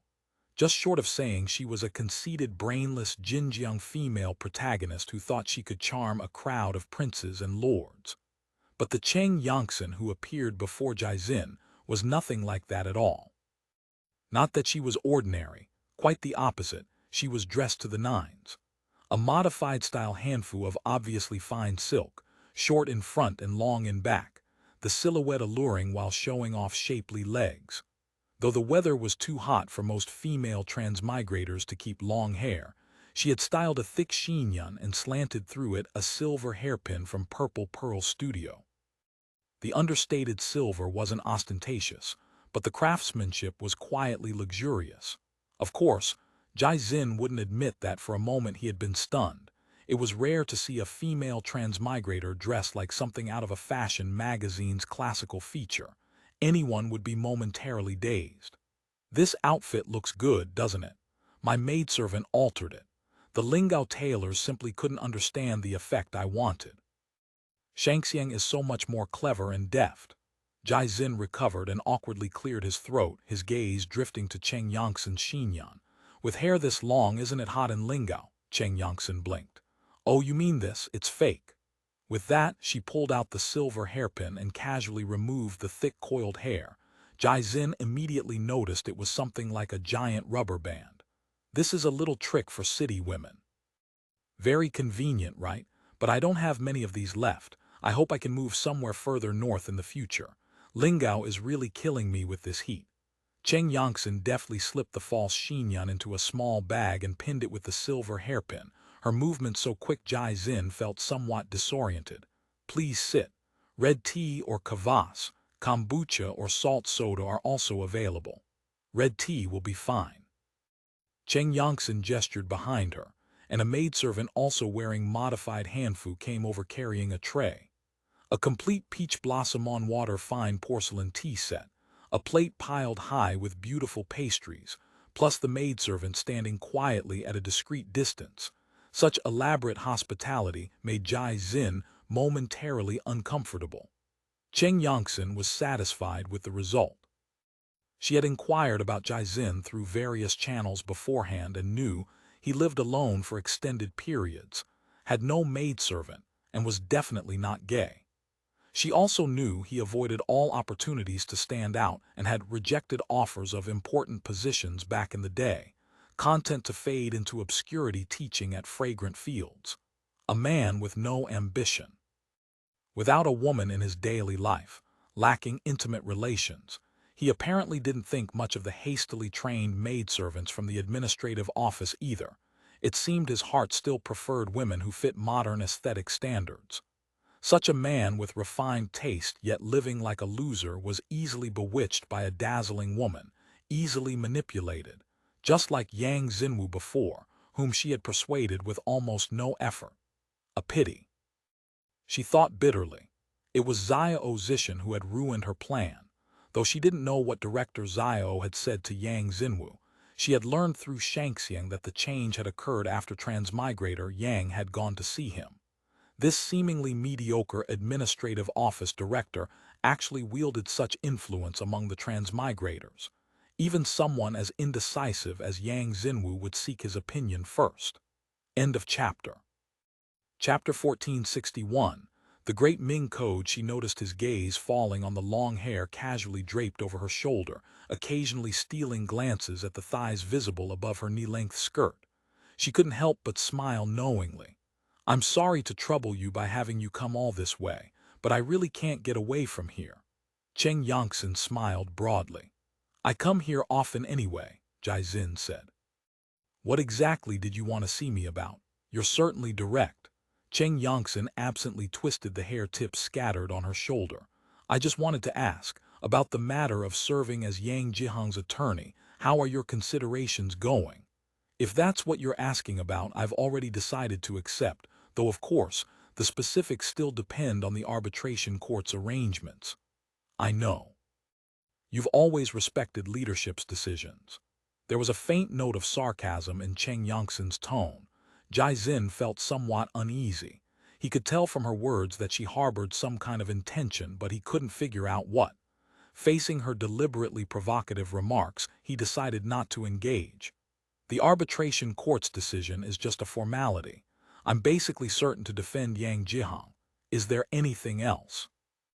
Cheng Yongxin sipped her red tea and, as if finding it not sweet enough, dropped another sugar cube in and stirred. "Oh, then there's nothing else. If you're busy, you can go now." Facing Jaizin's bewilderment, Cheng Yongxin continued absently stirring her tea. She was waiting for him to react. She had rehearsed this in her mind multiple times, a verbal sparring match, ultimately leaving her opponent speechless. Her plan fell flat. This sort of frustration from winding up only to strike air was enough to cause internal injury, swallowing the spittle that lands on one's face.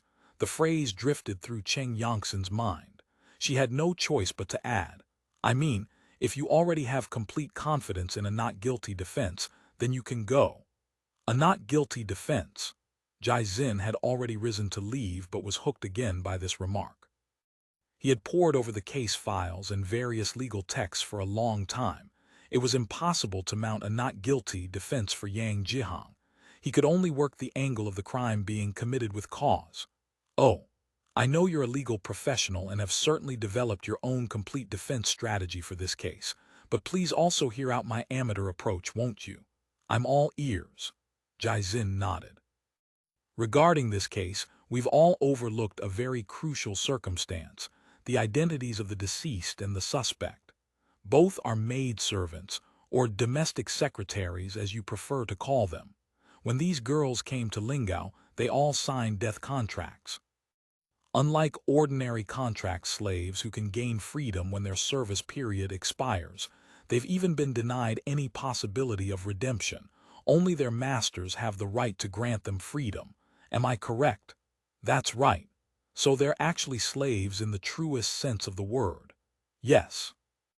I recall that among the laws promulgated by the Senate, whether already in force or still in draft form for discussion, none have provisions for slaveholding.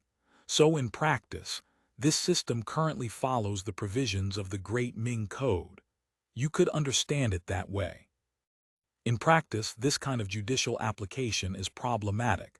It's a de facto dual-track system for a specific period, with many internal contradictions that make implementation quite awkward. You're absolutely right, but I don't want to discuss that now. There's one point I've never been clear on. Whose slaves are they exactly? The Senate's or individual transmigrators? Before a transmigrator purchases them, they belong to the Senate. After a transmigrator purchases them, all rights transfer to the individual transmigrator. You also have a maidservant. You should have seen the transfer contract in her file. I have no interest in studying how to oppress others.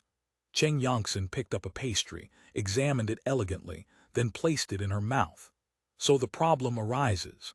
In fact, both Lin Xiaoya and Yang Jihang are bondservants under the Great Ming Code system. Any trial should follow the Great Ming Code. Can killing a slave be handled as murder? If so, those transmigrators in Sanya would need to be strung up from every telegraph pole from Sanya all the way to Lingao, and it still wouldn't be enough. So this case has been wrongly framed from the start. This is a property damage case. Transmigrator Yang's personal property, Yang Jihang, damaged the Senate's public property Lin Xiaoya. The one who needs to bear legal responsibility is Yang Jihang's owner, Yang Xinwu. Yang Jihang herself has nothing to do with it. She's merely an object, or rather, a horse, a dog. An expression of disbelief appeared on Jai Xin's face. Shangxiangs secretly celebrated and continued. Transmigrator Yang's compensation responsibility for damaging Senate property, the deceased's price, plus training costs over these years. As for the maidservant, since she has no personal rights, she's not even considered a person. She naturally has no right to bear criminal responsibility either. She should be handed over to her master for strict supervision and punishment. As for whether transmigrator Yang spanks Yang Jihang's bottom or makes her stand in the corner, that's entirely at his discretion. You're saying Yang Jihang kills Lin Xiaoya and Yang Xinwu compensates the Senate for a horse. Precisely so. That doesn't seem proper. Isn't this the system the great Senate established with its own hands? Shangxiangs smiled lazily. Of course, if we did this, the arbitration court and national police wouldn't be able to justify themselves. They'd certainly object, and our Queen Du would have to launch a major criticism campaign. So I have a second plan. While it can't make Yang Jihang innocent, it can at least get her a few fewer years in prison. Please tell me. If transmigrator Yang states during the court hearing that 3 months ago, he had already intended to remove Yang Jihang from the slave registers and formally marry her as his wife, but various tasks in the education sector were piling up recently, so the paperwork was delayed. However, under the principle of de facto marriage, Yang Jihang should be considered his wife, even if the arbitration court doesn't recognize it. The point that Yang Jihang is a free citizen is beyond question. As for lack of proof, we can have other transmigrators provide testimony.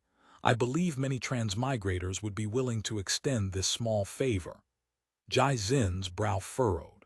He silently sipped his tea. So the case transforms again. It becomes a case of a naturalized citizen killing a Senate slave. This way, the previous work by the police and courts isn't wasted. It's still a homicide case.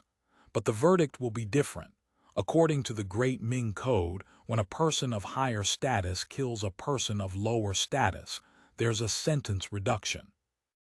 A slave threatening a commoner, and the commoner accidentally killing the slave in retaliation, that's counted as homicide but with halved responsibility. If this case is sentenced at the minimum of 7 years, then it should be halved to 3.5 years. And since the suspect is pregnant, she can be given a suspended sentence of 2 or 3 years. With luck, she could be out after just 6 months in prison. Having said all this in one breath, Shangxiangs remained calm and composed, elegantly raising her teacup for a sip. Jai Xin had maintained a listening posture throughout without interrupting. Only now did he speak. I have a question. Please ask. Have you read the Great Ming Code? Shangxiang's hand trembled slightly. I should think there are few in the entire Senate qualified to question my classical Chinese proficiency. Jai Xin said calmly, I think you definitely haven't read the Great Ming Code, nor the Great Proclamation, nor the Great Ming Code with collected commentaries and appended precedents, or similar works. You haven't even read master's level research papers on Ming Dynasty law. Shangxiangs' face went white. She raised her cup and tilted it sharply, immediately scalding her tongue and nearly losing her grip on the cup. Jia continued, "The approach you've proposed is indeed interesting. However, from a jurisprudential standpoint, it's untenable. Following your bondservants mutually fighting and killing, or commoner killing another's bondservant logic, the Great Ming Code stipulates the following. All those who kill in an affray, regardless of whether by hand, foot, other object, or blade, shall be strangled. Those who commit premeditated murder shall be beheaded. Killing in an affray, whether using hands and feet, swords, or other tools, is punished by strangulation. Premeditated murder is punished by decapitation. All bondservants who strike a commoner shall receive 1 degree more severe punishment than a commoner would. The commoner, referred to here, means unrelated civilians. A commoner who wounds another's bondservant shall receive 1 degree less severe punishment than a commoner would. If death results, or in cases of premeditated killing, strangulation applies. If bondservants mutually wound or kill each other, each shall be judged according to the laws for affrays between commoners. Those who encroach on each other's property shall not be subject to this statute.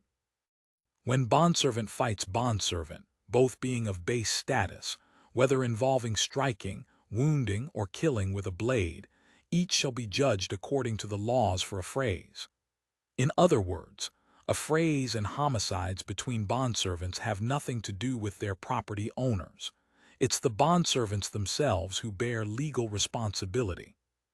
If a commoner or bondservant encroaches on the other's property, such as in cases of theft, robbery, fraud, false claims, swindling, abduction, intimidation, or extortion, and killing or wounding results therefrom, this statute of adding or reducing degrees shall not apply. That is, if a bondservant, because a commoner has encroached on their property, strikes and wounds them, the increased degree shall not apply. If death results, strangulation applies in either case. If a commoner, having encroached on a bondservant's property, in turn strikes them, the reduced degree shall not apply. If premeditated killing occurs, decapitation applies. A commoner who wounds a bondservant receives 1 degree less punishment than for wounding another commoner, but only 1 degree less, not the halving you mentioned. A caning of 100 reduced by 1 degree is 90 strokes. Decapitation reduced by 1 degree is strangulation. That's all. If a commoner kills or premeditates killing another's bondservant, there's no reduction. The punishments are strangulation and decapitation respectively. The Great Ming Code only stipulates that a master and their close relatives need not pay with their lives for killing a bondservant. But a commoner killing someone else's bondservant still requires paying with one's life. The Great Ming Code even stipulates that if the cause of the affray was the commoner first harming the bondservant, then the statute of adding or reducing degrees does not apply, meaning it's treated as an affray between commoners. Jia recited and explained, laying out the legal responsibilities of commoners and bondservants cleanly and decisively. Shangxiangs still held her cup in her hand, unable to say a word. End of chapter. Chapter 1462. Sun Shangxiang's Internship. Speaking of classical Chinese proficiency, I'm indeed not qualified to question your level. But obviously you don't understand law either, Jia said mildly. To be honest, before looking it up in the books, I never imagined that the Great Ming Code, representing the interests of the reactionary landlord class, wouldn't be completely one-sided in favoring commoners and discriminating against bondservants. Relative to commoners, bondservants are 1 degree lower, but they're still people, not objects, certainly not dogs or horses. For masters, bondservants are also not completely objects. A master who kills a bondservant without cause receives 60 strokes and 1 year of penal servitude. Though it's only 1 year, it is still criminal liability. A person obviously wouldn't be sentenced for smashing their own television. Objectively speaking, bondservants in the Ming had a bit more human rights than you imagined. You're certain you've actually read the Great Ming Code? Already recovered. Cheng Yongxin affected indifference. Jai Xin smiled faintly, ignoring her deflection. As for those transmigrators in Sanya going on a killing spree, their actions were government actions, not personal murders. If that required hanging from telegraph poles, then people in the courts, police, and military would all need to be strung up, though of course, perhaps in Hong Kong and Taiwan there are quite a few who think that way. Let's return to the Yang Jihang case. If tried according to the arbitration court's modern legal concepts, unintentional homicide generally doesn't carry the death penalty. But under the Great Ming Code, it would mean paying with one's life, whether bondservant killing bondservant or commoner killing another's bondservant, both result in strangulation. So I think we'd better not reference the Great Ming Code. With that, he stood and brushed off his clothes. If there's nothing else, I'll take my leave. Thank you for the tea. Crack, as Jai Xin's footsteps receded, the sound of a teacup shattering echoed through the elegant little garden. Today was son Shangxiangs' first day interning at the Lingao Times. She rose very early and first attended to all household chores. These days, because Cheng Yongxin spent most of her time outside and only came home to sleep, there was no need to cook. Cleaning and laundry had correspondingly decreased as well. She had only instructed Shangxiang to go out more after finishing housework, mingle with other maidservants, and make friends. Shangxiang was happy to leisurely wander the transmigrator residential areas and the farm tea house, the places maidservants frequented, and had made quite a few acquaintances among them. Time to bid farewell to these leisurely days, Shangxiang spoke to herself, borrowing her mistress's phrasing as she faced her reflection in the mirror. In the full-length mirror, son Shangxiang wore modified hanfu of her mistress's own design. Shangxiang's hands were very dexterous, having systematically learned modern tailoring and sewing techniques at the maidservant school. She could create garments directly from design sketches. The modified hanfu she wore was based on the basic style of a chest-high ruquin with half sleeves. The modifications were adjustments made according to modern clothing concepts: narrower sleeves, a shorter skirt, more fitted tailoring. As for the effect when worn, young girls like maidservants wearing it would never look bad, especially since the silk fabric came from mid to high-end products selected from the war spoils warehouse or specially supplied by the Hangzhou station to the administrative office. Shangxiang loved this outfit, especially the material. Though she could nominally claim to be the daughter of a minor official's household, Jiadong had always been poor. Her father held only an insignificant hereditary minor military rank, and the household's womenfolk daily wore rough homespun. Even a garment of Songjiang cotton was rare, let alone various silks.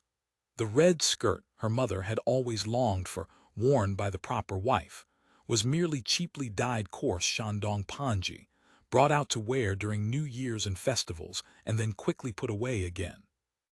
Yet she still wasn't accustomed to knee-high socks and the legs exposed beneath the hem. No matter what the transmigrators said, it felt too bold to her. Of course, she dared not voice this because her mistress transmigrator Cheng wore some skirts even shorter than hers. As for her own pair of liberated feet, formerly bound and now unbound, exposed beneath the skirt, they looked particularly ugly. Properly, a maiden should walk without showing her feet, yet now not only must she show them, the 3-inch embroidered shoes were impossible to wear. A pair of buckled black cloth shoes only made the deformed feet that had been bound, and then released all the more conspicuous. What transmigrators? Just a bunch of barbarians. Looking at her ugly feet and the bare calves beneath the shameless short skirt, Shangxiang muttered without thinking. Immediately she startled herself. Am I courting death? How did that thought slip out?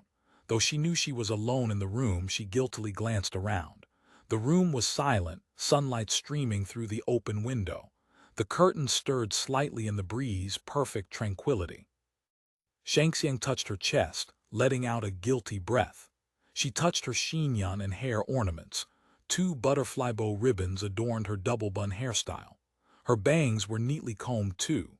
From her shoulder bag, a thick cotton satchel recently given to her by transmigrator Cheng, she took out an exquisite leather wallet. She checked its contents: the tea house supplementary consumption card, the DeLong transmigrator credit card supplementary card, several hundred yuan in cash notes, her ID card, special pass, and one of Cheng Yangtzen's calling cards.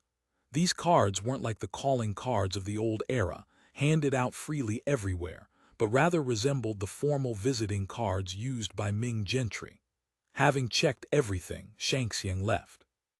Today, following the chief's instructions, she was to buy some things for herself to prepare for her apprenticeship with that yellow-haired foreign woman. Speaking of which, if not for the chief's orders, she wouldn't want to learn anything from this foreign woman. She had an intense, strange fragrance that even the chief found off-putting. She spoke in an abnormally loud voice, always wore exaggerated expressions, and would wave her arms at any moment. Peculiar beyond measure. Usually observing coolly from the sidelines, she knew her mistress, though valuing this foreign woman and frequently dining and chatting with her, even sometimes having her stay overnight, speaking to her politely, sometimes even affectionately, didn't truly like her. If an apprenticeship was the question, she would rather apprentice herself to that transmigrator Jai who had visited yesterday. Though plainly dressed, he had a refined appearance and upright bearing. When he spoke, it was orderly and logical, very much the manner of a scholar official. This was the first time Shangxiang had seen anyone render her usually silver-tongued mistress speechless, even angry enough to smash a fine porcelain teacup. Activity in the transmigrator residential compound began at dawn. By now, most maidservants had already gone out shopping. In the plaza below, only a few maidservants strolled with babies in their arms. These second-generation transmigrators, the oldest already toddling, the youngest only drooling while gazing at this new world. Some maidservants still hadn't shed old habits. Wearing cotton aprons, they placed their children in rattan baby carriages while sitting nearby sorting vegetables or shelling beans. Shangxiang looked down on such behavior. Though her family circumstances hadn't been comfortable, and the women sometimes had to show their faces in public, strolling the streets carrying a baby or doing housework there was absolutely impossible. Miss Cheng was right. Most of the chiefs and maidservants came from common backgrounds and didn't understand the etiquette and enjoyments of wealthy households. Despite being rich enough to rival nations, they wouldn't build a single proper mansion, living in birdcage-like apartment buildings where each family's space was smaller than even her hereditary minor military officer's home. Today, Shangxiang was heading to Cooperative Store number 43. This was one of a series of special supply stores the administrative office had established for transmigrators. Store number 43 in Eastgate Market specialized in daily necessities. The fresh special supply store at the South Sea Experimental Farm supplied grain, vegetables, fruits, eggs, meat, and seafood. The administrative office special supply food store at the Farm Tea House supplied various processed food products.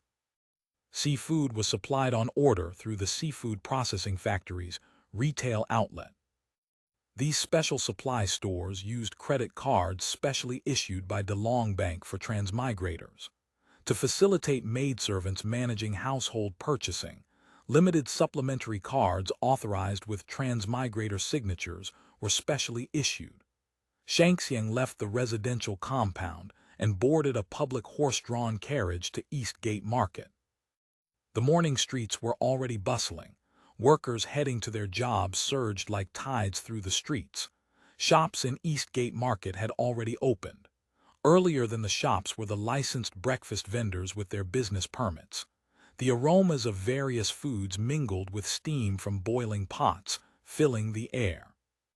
Even in Eastgate Market, predominantly a naturalized citizen district, Shangxiang's attire drew considerable attention. Many gazes immediately fixed on her, mixed with envy and resentment. Whether naturalized citizens or natives, Everyone knew that only the future-bound female students at Fragrant Fields or the maidservants serving transmigrators could wear such attire and ornaments. Shangxiangs secretly preened, deliberately slowing her pace to fully enjoy being the center of attention, though she knew in her heart that such strange attire, showing one's face in public to attract gazes bordered on enticing bees and butterflies, unbefitting a virtuous maiden's conduct, she still found it rather gratifying.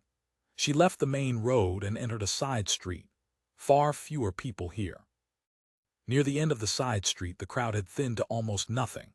At the end stood a small shop front, only one bay wide but a three-story building. The shop front bore only an unremarkable sign reading Cooperative Store Number 43. The building number was also 43. Bamboo blinds hung over the shop front for shade. Nothing could be seen from the street. Shangxiang lifted the bamboo blind and walked in. End of chapter. Chapter 1463, Late Night Talk, HMPH. The glorious title of Chief Eunuch of the Office of Imperial Domestic Affairs I shall decline.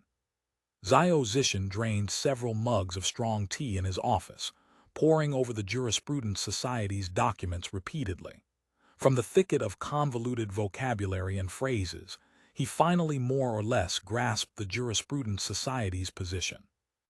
The administrative office should meddle as little as possible in transmigrators' personal lives. If Xiao Zishan had his way, he would prefer to have nothing to do with maidservant training at all. But for now, this welfare system couldn't be shaken off. Regardless, there was absolutely no way he could agree to Magia's proposal that anyone with regular sexual relations should be classified as a maidservant. Setting aside the administrative workload, just determining what constituted regular sexual relations would be difficult enough. Would they need to organize a special review committee? As for maidservant management, he decided not to get involved either. Whoever's bird should be fed by that person. The administrative office could bear no such responsibility. Outings, expenditure, transit, communication, family visits, receiving guests. All this reporting and supervision was transmigrators' family business and should be managed by the transmigrators themselves. The administrative office had neither the obligation nor the responsibility to manage it. Otherwise, if some scandal really occurred, it would all become the administrative office's fault. Yet if he truly proposed complete decoupling, the crowd constantly crying, "Transmigrator rights cannot be ignored," would seize the opportunity to stir up trouble. It seems managing maidservants for the administrative office is something I can't wash my hands of. Looking at the draft proposal documents now marked up with scratches and revisions, Xiao Zishan decided that administrative office management of maidservants would be limited to training, enrollment and exit arrangements, plus maintaining files, registry for reference. Other detailed matters would all be handled by transmigrators themselves. As for maidservants themselves, Xiao Zishan decided to make clear, only those who sign maidservant contracts and cohabit with transmigrators can be called maidservants and be entered into the administrative office's registry. Those transmigrators push down themselves, those they keep on the side outside, none of them count. Unless the transmigrator agrees to accept her and processes the relevant paperwork can she be added to the maidservant registry. Living together but not marrying, that's a maidservant. As for women who don't cohabit, call them whatever you like, do whatever you want. The administrative office won't concern itself. Xiao Zishan organized his thoughts and summarized. After summarizing, he locked all the documents in the safe, then went to Li Xiaolu's apartment. Li Xiaolu had bought a ground-floor central unit. Just she and her mother Cao Shunhua lived there, with a maid-servant Li Kiki later added, who had to make do sleeping on a cot in the living room. Xiao Zishan had repeatedly suggested changing units, but Li Xiaolu always refused. You're the administrative office director. Nobody else has switched units. If you arrange a switch for a woman you've been sleeping with first, that's a political stain. Li Xiaolu loved using such ambiguously provocative vocabulary to describe their relationship. It always gave Xiao Zishan goosebumps. He knocked lightly on the door of the Li residence. Almost immediately it opened an inch, revealing Li Kiki's small face behind it. Li Kiki was petite and delicate, with fine brows and fine eyes, the cute and obedient type. She somewhat resembled Li Xiaolu, which was why her rating was also A not only for her looks, but because she came from a servant background in a wealthy family and knew a bit about everything from needlework to cooking to caring for furniture and antiques.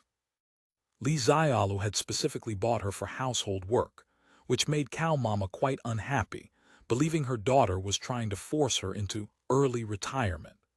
This caused several scenes. Xiao Zishan had to intervene and explain that Cow Mama was so busy managing the transmigrator canteen that cooking at home again would be too exhausting. With a maidservant handling household chores, mother and daughter could both focus on their careers outside with peace of mind. "Chief, you've arrived."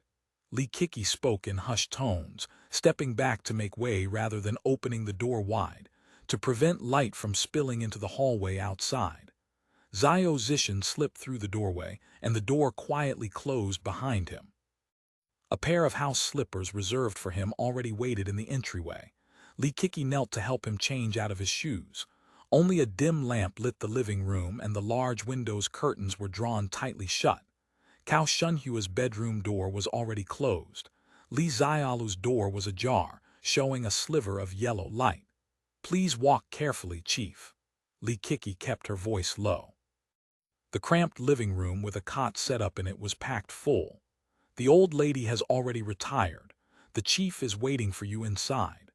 The dim lighting, the maidservant's deliberately hushed voice, and the silence outside all gave Xiao Zishan the feeling of a clandestine tryst. He walked silently into Li Xiaolu's room. She had already bathed, wearing sleepwear with her hair loose, glasses off, lounging sideways against the wall in a rattan chair reading a book. "This late again. Meeting. Meeting ended, then I spent a long time thinking it over." Xiao Zishan unbuttoned his jacket. Li Kiki helped him remove it and handed him casual indoor wear.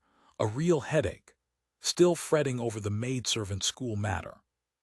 Li Xiaolu watched Li Kiki attentively serving him. "Must be quite the public outcry." "It hasn't come to that yet. The reform plan is still confidential, but once it's announced, I expect more debate will follow." Xiao Zishan accepted the hot towel Li Kiki handed him and wiped his face. 100 people, 100 opinions. How can everyone be satisfied?" He dropped onto the spot beside Li Xiaolu and leaned back, exhaling a long breath. "Bring the chief some tea," Li Xiaolu instructed. "Coming right away."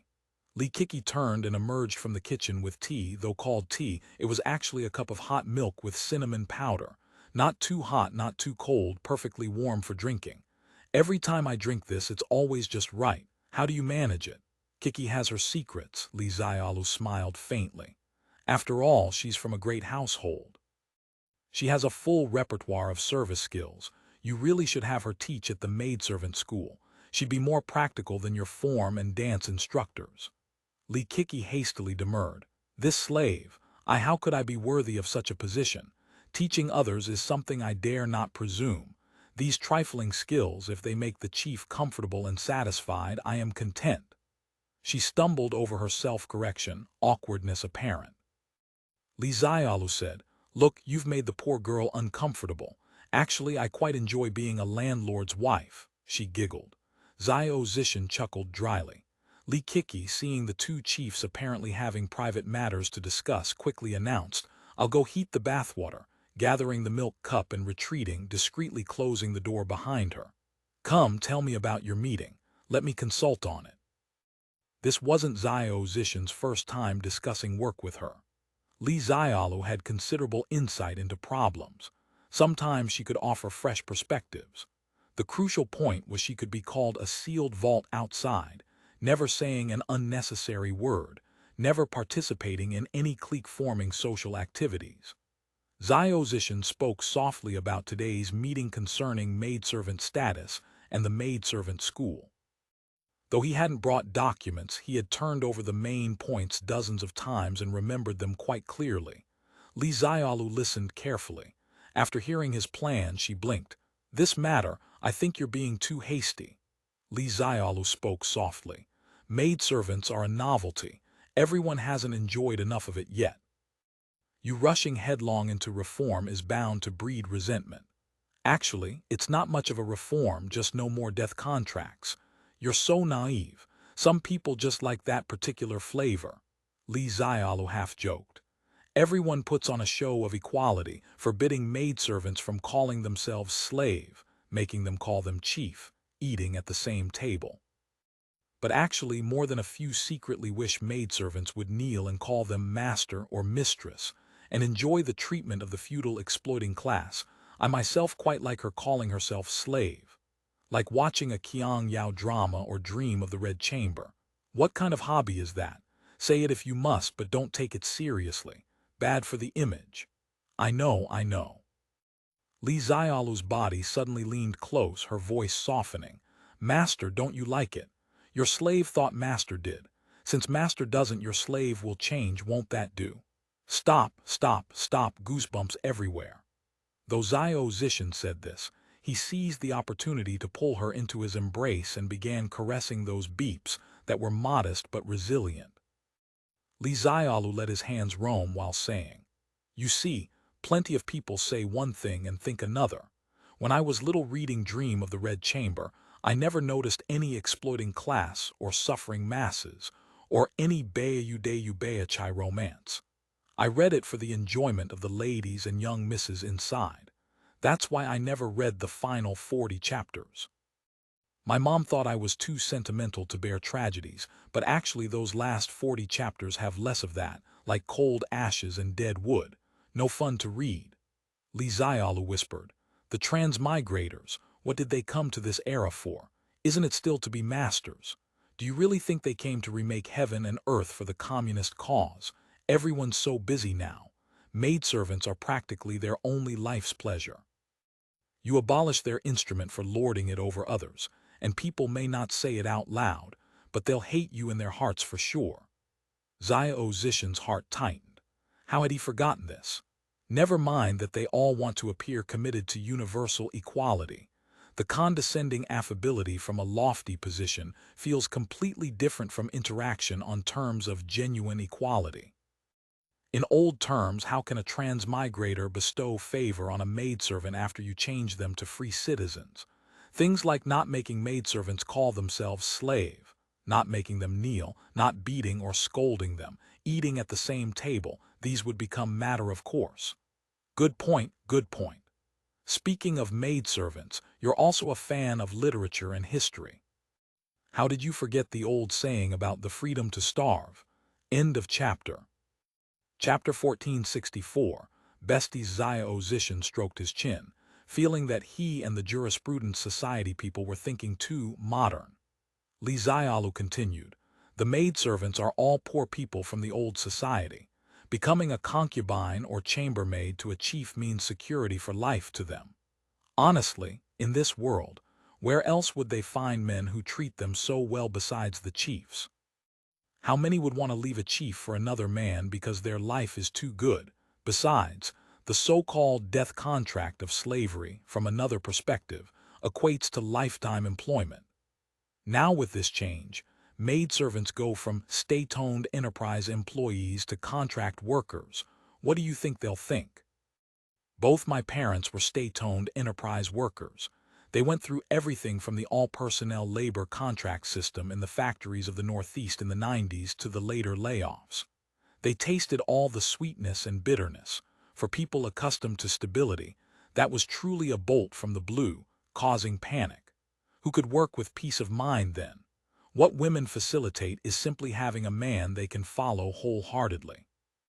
Women of the 21st century can't avoid this cliché, let alone those of the 17th.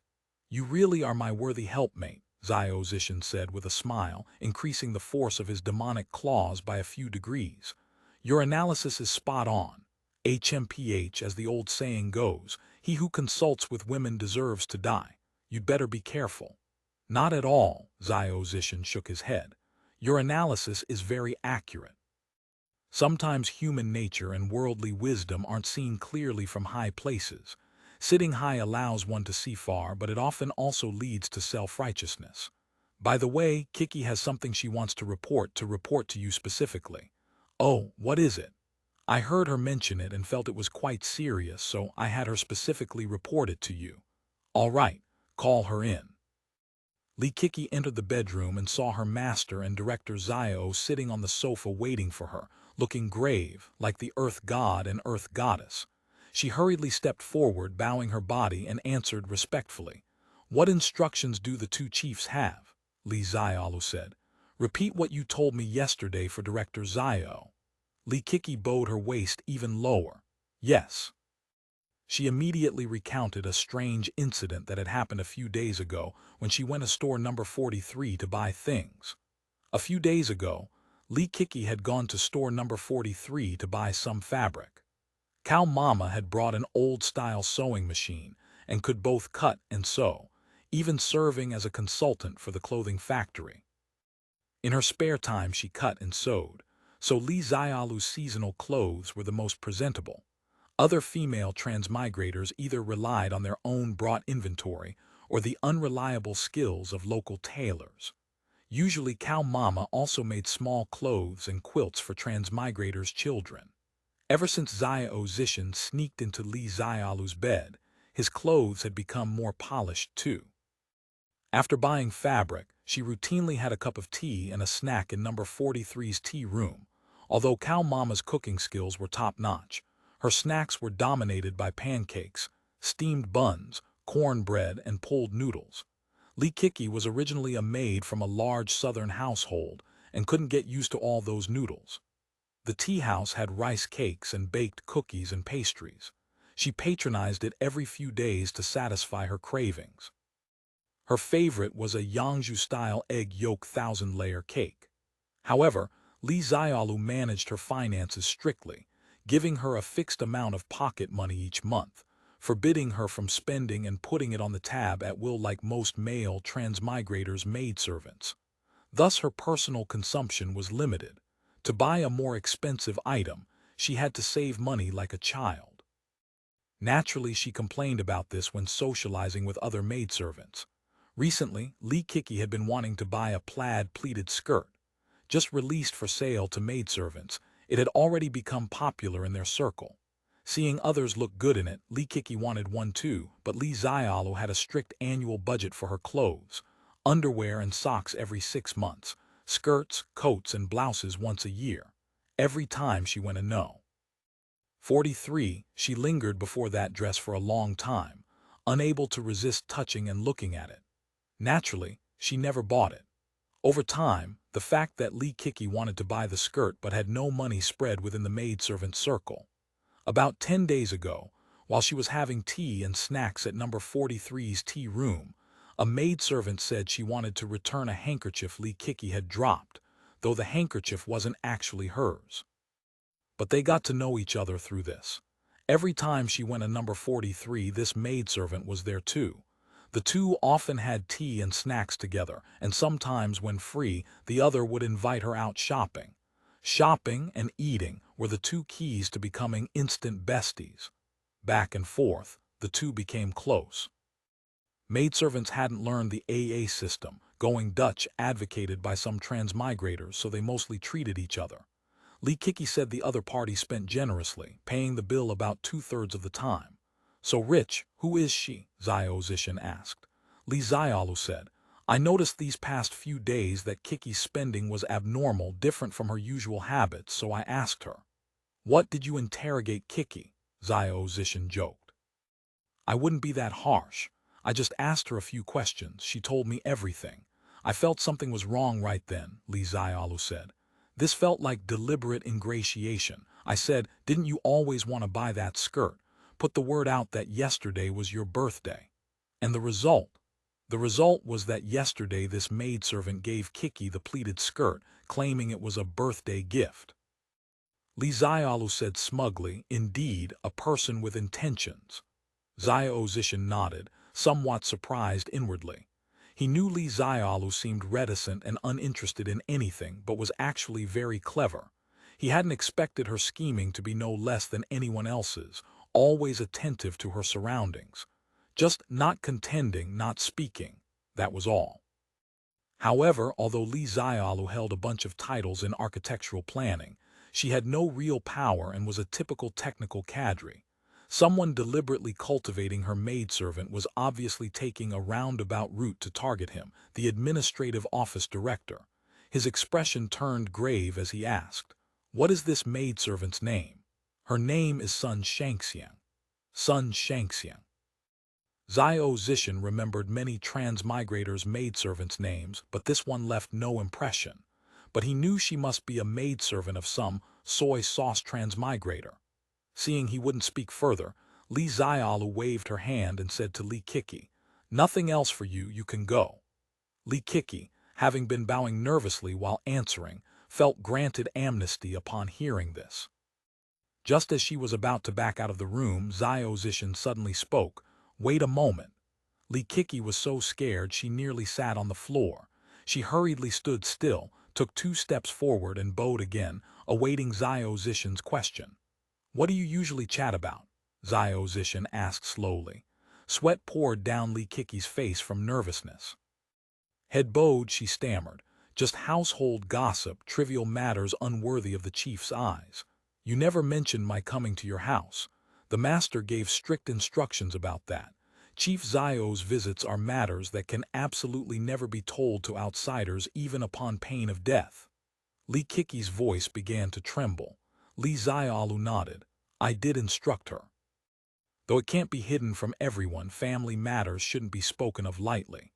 You haven't talked about what you heard at home, for instance about the maidservant school being abolished." This sentence struck like a thunderbolt. Li Kiki couldn't hold it in anymore and fell to her knees with a thud, nearly kowtowing. "This slave deserves death. This slave deserves death. Stop with that feudal remnant stuff. Stand up and speak."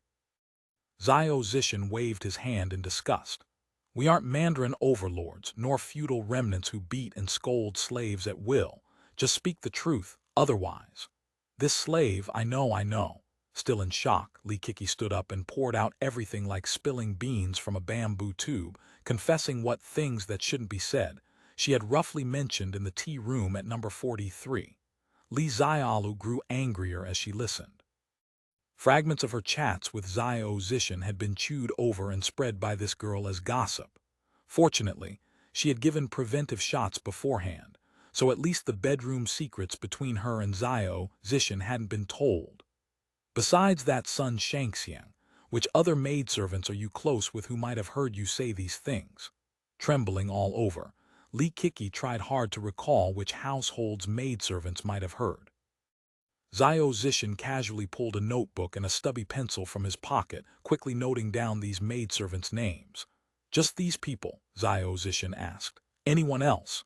"And then the waitresses at the tea house. They might have heard when serving tea." "Think carefully again. Did you miss anything?" Li Xiaolu reminded her, majestic without anger. Li Kiki racked her brains to recall some details, then replied, "That's all I remember." Xiao Zishan waved his hand. "Go down. If you think of anything, tell your master immediately. No concealment, understand?" "Understood." Seeing neither the master nor the director intended to question further, Li Kiki hurriedly withdrew from the room. "Women just love to gossip," Xiao Zishan complained dissatisfiedly. Li Xiaolu was unhappy. "Obviously it's you not being careful, talking about work as soon as you get home." "You violated work discipline first." Xiao Zishan acquiesced silently, his brow furrowing. Come to think of it, he had indeed been too careless. He had thought of this household as containing 2 quiet gourds, Cow Mama and Li Xiaolu, forgetting there was also a lively young girl. He had clearly noticed the frequent social activities among maidservants, and the Li house was small. He really had been too careless. End of chapter. Chapter 1465. The new "we're screwed" party. Seeing his grave expression, Li Xiaolu asked in a low voice, "Is it serious?" "Don't know yet." Xiao Zishan leaned back on the sofa, looking up. "But someone is playing Xiang Zhuang's sword dance. Who has nothing better to do than pry into your affairs. wanting to grab you by the queue. Not sure yet, but this Sun Shangxiang is obviously acting on someone's instructions to reel in Kiki. Her master's ultimate purpose isn't clear yet. Then I'll tell Kiki to continue engaging with her to fish for information, Li Xiaolu whispered. I'm more worried about the school abolition proposal she leaked. Xiao Zishan was somewhat concerned. This matter is currently in the internal discussion stage. Very few transmigrators know about it. If she leaks it, it's hard to say if someone will use the opportunity to stir up trouble. Indeed. Regardless if this gets out, at the very least you won't escape a leak violation issue, Li Xiaolu said. I'm obviously not a transmigrator to whom you should have revealed the proposal. Yeah. A trace of worry appeared on Xiao Zishan's face. Worst case, I'll just deny it to the death. Li Xiaolu drew circles on his thigh with her finger, pondering. I actually have an idea. What? Xiao Zishan asked casually. Since Sun Shangxiang got the news of the school abolition from Kiki, we can have Kiki leak some similar material to the maidservants at the tea house to muddy the waters. Xiao Zishan glanced at Li Xiaolu. You really have ideas. Of course. This lady loves reading palace intrigue novels most. How could I not understand these tropes? Xiao Zishan didn't speak. He remained silent for a while, then said, How about we apply to the administrative office to get married in a few days? Li Xiaolu burst out laughing. Bullshit, you are the administrative office director, reporting to yourself and approving it yourself. Xiao Zishan feigned seriousness. This is called procedural legality, very important. Comrade Xiao Zishan, Xiao Zishan, hereby apply to form a revolutionary couple with Comrade Li Xiaolu. We meet the executive committee's requirements for marriage application and are willing to continue struggling for the construction of our great motherland after marriage. Hope for approval, Li Xiaolu chimed in. Organization decides not to approve. Administrative Office Director Xiao Zishan. Xiao Zishan smiled bitterly. Li Xiaolu was amused. I just like having illicit relations with you continuously like this. Although Shan Liang was bent on borrowing the east wind of the rumor about the maidservant school's abolition to launch an Occupy 100 movement, or soy sauce revolution, his and Cheng Mo's active efforts yielded little result. Fundamentally, Lingao had no true soy sauce transmigrators anymore. One could say everyone had a position, everyone had subordinates. Even the most beleaguered agricultural technician or machinery factory technician transmigrator commanded a large group of naturalized staff and workers. Wherever they went, they were impressive and surrounded by retinues. One word might not be worth 10,000, but worth 10 or 100 was no problem. Outside, subordinates and apprentices clustered around them like stars around the moon. At home, maidservants served with care. The original feelings of oppression, deprivation, and neglect had been drastically reduced. Though everyone had concerns about whether maidservant quality would decline after the school was abolished, no one considered taking to the streets for a mere rumor. Moreover, quite a few felt that after the school was gone, they could simply select people directly from Fragrant Fields. The female students at Fragrant Fields weren't necessarily inferior to those from the maidservant school. Furthermore, recently there had been a plethora of various rumors about maidservants. Some said maidservants would be regularized and formally taken as concubines. Others said maidservants would be categorized into 3, 6, or 9 grades: first class, second class, third class. Still others rumored a batch of foreign devil maidservants was coming. In short, a chaotic buzz. With so many rumors, the original hearsay of school abolition appeared even paler. Shan Liang knew in his heart that the abolition was certainly true, and these sudden rumors must have been deliberately concocted to cover it up. But he had no recourse. Social psychology was no longer in the state of suppressed dry firewood where a single cigarette butt could start a fire. More people adopted the attitude of waiting until official policies were released before reacting. Moreover, faced with the rise of the otaku party, his discourse power had been significantly compressed. although quite a few still remembered him as the transmigrator who pleaded for the people. Many now regarded him as trouble, fearing any association with him.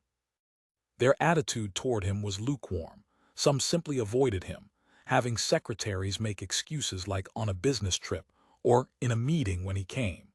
Thinking of the scene back when he raised his arm on the eve of the revolution and the masses gathered like clouds, Shan Liang couldn't help feeling as if a lifetime had passed. These bastards, you deserve to be ruled over like powerless commoners. That noon, Shan Liang came out of a certain agency compound cursing. The person inside had made an even more thorough excuse, directly saying he was very busy and asking him to come again later if it wasn't for work liaison. When Shan Liang persisted in trying to schedule a time, the female secretary said gently with a standard smile, "The chief's schedule cannot be disclosed." It nearly made Shan Liang vomit blood from anger, knowing that back when the soy sauce faction drank celebratory wine after the maidservant revolution ended, this gentleman had drunk the most, slapping his shoulder and shouting loudly, "Brother Shan, just for your public spiritedness, I'll follow you. In the future, just say the word and I'll grab my gear immediately to show those executive committee bastards. Let's see if the people's fists are harder or their mouths. You ungrateful bastards who wipe your mouths after eating, treating me like a disposable glove." Clearly, he had lost his influence among the masses. Transmigrators' stimulation threshold was much higher than before. The maidservant school abolition couldn't arouse much interest, let alone incite transmigrator fury. By comparison, Sister Cheng was right. In a stable social environment, media power was the key. Media could deeply analyze background, subtly influence concepts, manufacture certain social trends. By comparison, a street politician like himself who relied on street speeches and individual persuasion was ill-suited for the current situation. However, he had boasted in front of Sister Cheng. If he had zero achievements, how could he buy in? Though she had expressed an intention for partnership, only with greater capital on his side would he have a greater voice on the board. Otherwise, relying merely on a bit of hollow fame from back then, what could he achieve? While he was lost in wild thoughts, his cell phone rang. The waitress skillfully led Shan Liang into the best private room. He was already a regular here, a transmigrator who spent generously, unlike some transmigrators who were stingy about even small tips. Thus, as soon as he sat down, hot towels, cigars, and fine tea were all served. Shan Liang drank tea idly. Before long, he heard heavy footsteps coming upstairs. Old Shan. Xiao Zong, also from General Telecom Company, pushed the door open himself, put down a file folder, sent away the waitress, and only then laughed somewhat unpleasantly. "Running around actively like this, you want to create big news, huh?" Just a few years ago, the relationship between Shan Liang and Xiao Zong had been terrible.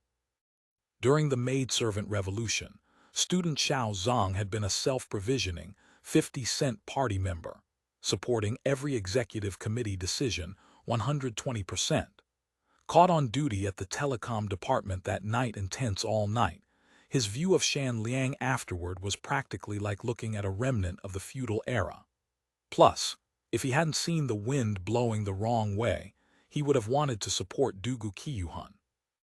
On the other hand, one of the key pieces of evidence helping Dugu Qiyuan escape severe punishment, that mysterious PHS call record, had come from the telecom department, and Xiao Zong happened to manage the switchboard. Based on conspiracy theories, Shan Liang had harbored suspicions that he had conducted some information manipulation, while simultaneously despising the latter's professional level. The guy often hid in the server room playing games. However, the world is unpredictable.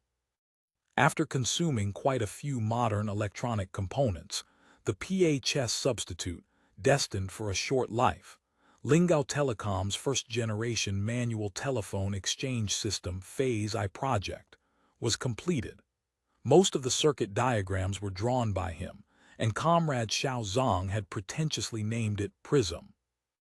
The Planning Academy completely abandoned the idea of connecting the entire Hainan Island by telephone before localized industrialization could be achieved, replacing it with much lower-cost wired telegraphy, naturally all tossed into the telecom department's bowl. Lingao Telecom expanding into Hainan Telecom was certainly gratifying, but the transmigrator headcount didn't expand at all. Immediately, everyone bade farewell to their previous leisurely times. Unlike the wired telephone network covering only Lingao and the less than 600-user PA mobile communication network, building and maintaining a provincial telegraph system, even just for a small part of Hainan Island, made the Lingao Telecom transmigrators vomit blood. Although they had all been promoted to senior executives, they had to take turns going to construction sites. Not only did they have to endure harsh environments and arduous work, but most infuriatingly, they discovered they had encountered a situation rare in the old timeline. Local natives learned to steal wires. This wasn't something that could be solved by painting. Optical cables have no copper, useless to cut on poles. They used cheap iron wire, but in this spacetime, iron was a rarity for local residents. Such thin, strong iron wire had great utility in life and production.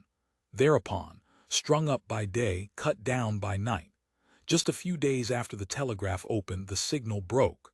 Sent out to check the line, 5 or 6 li had been cut. Some whole villages mobilized to cut it. Not only cutting the wire, they even pulled up the telegraph poles. The asphalt-coated, preservative-treated poles processed by the lumber mill were excellent building materials for local natives. Xiaozong worried endlessly about this telecom equipment theft problem, running to Lingao to find the police, the army, and wielding a stick himself on construction sites, leading workers to purge villages along the route. Fortunately, the Qianghai pacification campaign hadn't been long past. Under the Senate's accumulated prestige, no one dared openly resist yet. End of chapter. Chapter 1466. Bright spot. It wasn't until the National Army cooperated with the police to conduct several rounds of crackdowns, executing a batch of criminals for sabotaging strategic communication lines, and arresting hundreds of men, women, old, and young for labor reform, that this wave was finally curbed. Just as the trend of wire theft was halted under severe laws, Xiaozong suffered the biggest blow since his transmigration. He had originally set his sights on a maidservant trainee at the maidservant school, preparing to take her as a second domestic secretary. However, when housing was allocated, he had underestimated his physiological needs and bought a small unit, leaving no place to put this newcomer. The existing maidservant's room was already small enough, fitting only a single bed and a wardrobe. Of course, swapping in a bunk bed in the maidservant's room, or simply setting up a cot in the living room wasn't impossible. Quite a few transmigrators with second secretaries may do this way. But transmigrator Xiaozong had always been concerned about the quality of life of his staff. Just as he was hesitating on the most appropriate solution, this trainee was bought by someone else. Of course, no one could be blamed for this. Neither the school administration nor the transmigrator who bought his intended knew his intentions.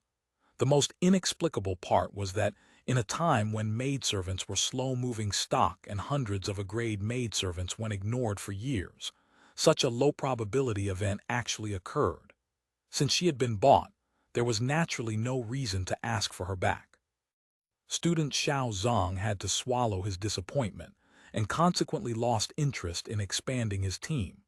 Starting from this dramatic event, combined with the hardship of rotating construction site shifts, Xiaozong gradually changed his attitude, becoming, in his own words, a member of the "we're screwed" party.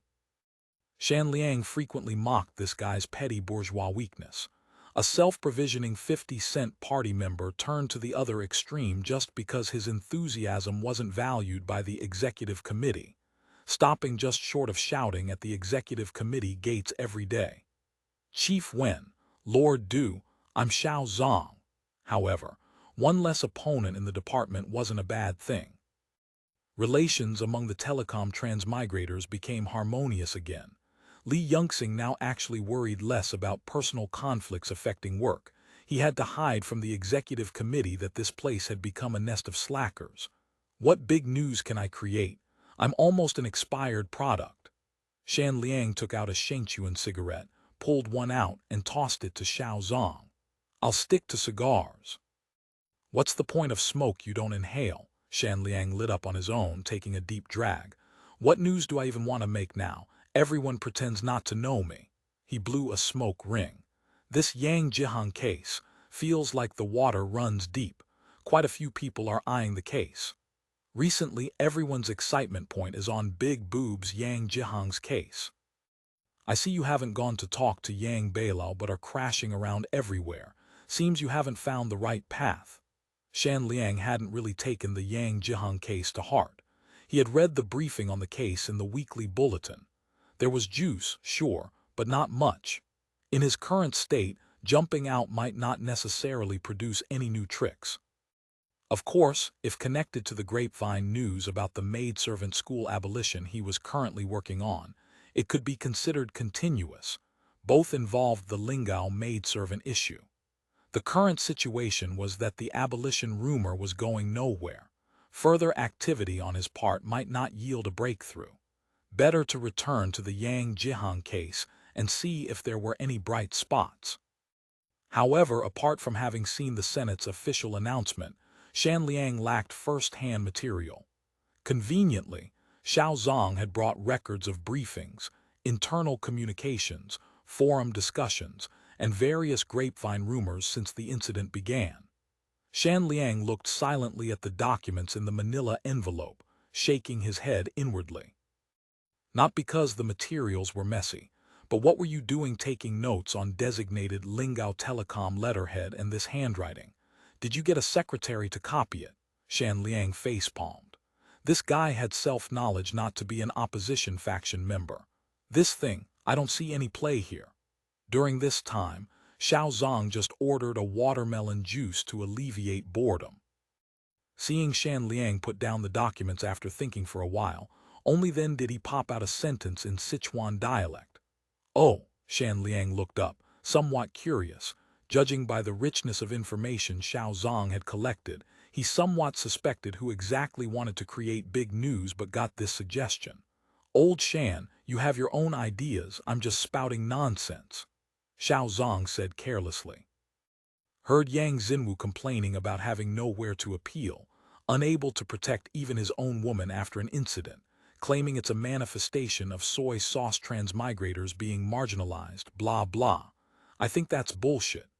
For a moment Shan Liang thought this Xiao Zong had gone 50 cent again, but Xiao Zong hurriedly explained, Old Shan, don't look at me like that. Think about it. If Wen or Ma's maidservant committed this kind of thing, impeachment motions against them would probably have come out long ago. To clear themselves, would the maidservant still be savable? Transmigrator Yang's thinking isn't clear. Shan Liang frowned but didn't interrupt Xiao Zong. What is Yang Beilao actually asking for? If it's just keeping big boobs alive, in fact, no one wants to kill this maidservant. He's already been given assurances. A pregnant woman won't be jailed in the end no matter what. Reportedly, merely reportedly, Xiao Zong showed a mocking expression. Transmigrator Yang wants the legal circle to concoct some not guilty release, saying something about it being bad for the child. Shan Liang laughed aloud. Actually, if it's bad for the child, he shouldn't have made such a fuss. The more he tosses about, the more everyone remembers this Yang Jihang murder case. No, intentional injury causing death. Thanks to legal education in the old timeline, although the legal circle's internal discussion content hadn't leaked onto the Lingao BBS, it didn't prevent most people from guessing a rough outcome based on old timeline laws. Interestingly, no one mentioned things like the Great Ming Code. So what Yang Xinwu needs isn't law but the men in black, a flash of the little stick and everyone forgets the matter so he can get his wish. Xiao Zong finished his watermelon juice. By the way, Jai Xin is the defense attorney for this case. I know that. Old Jai is a decent person, just stubborn. Shan Liang recalled the slight twitch of Transmigrator Cheng's mouth when mentioning Jaizin and found it rather amusing. Unknown how this man, dull as dead wood and cold ash, managed to anger Sister Cheng to that extent. Now we can only guide it toward accountability. Seeing Shan Liang still listening, Xiao Zong continued, speaking of which, I'm quite dissatisfied with the police department. Heard that to make it an ironclad case, they insisted on waiting a week for the autopsy even with solid evidence. You have to be responsible to the involved transmigrator, but do you ignore the calls of us residential district residents for speedy case solving? How about you organize something on this, old Shan? Shan Liang shook his head. This could only be considered nitpicking. The other side could completely say they waited for Mu Min to return to handle it because it involved a transmigrator. From a procedural legality perspective, the strong-arm agencies and the administrative office had no vulnerabilities to grab. If he went to great lengths to interpellate, an evaluation of making a mountain out of a molehill would be inevitable. Then, the management of the maidservant school definitely has problems. But well, their principal is Dong Weiwei. Xiao Zong's meaning was clear. You were a movement leader back in the day. Even if you've lacked presence these few years, your first shot upon returning can't be grabbing a female transmigrator. Shan Liang didn't care much about gender. He said, there's no juice on Dong Weiwei.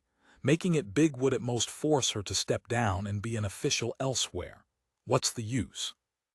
Maybe she'll resign, taking responsibility in a few days anyway. For the current Lingao regime, the officialdom had too few carrots and too many pits. Resignation had zero use besides symbolic meaning. A light flashed in his mind. Right. If Dong Weiwei resigned in the next few days, it would prove the school abolition matter was true. Given the executive committee bunch's usual nature of fully utilizing value in everything, since the maidservant school was to be abolished, Dong Weiwei could very well magnanimously resign to absolve herself of responsibility.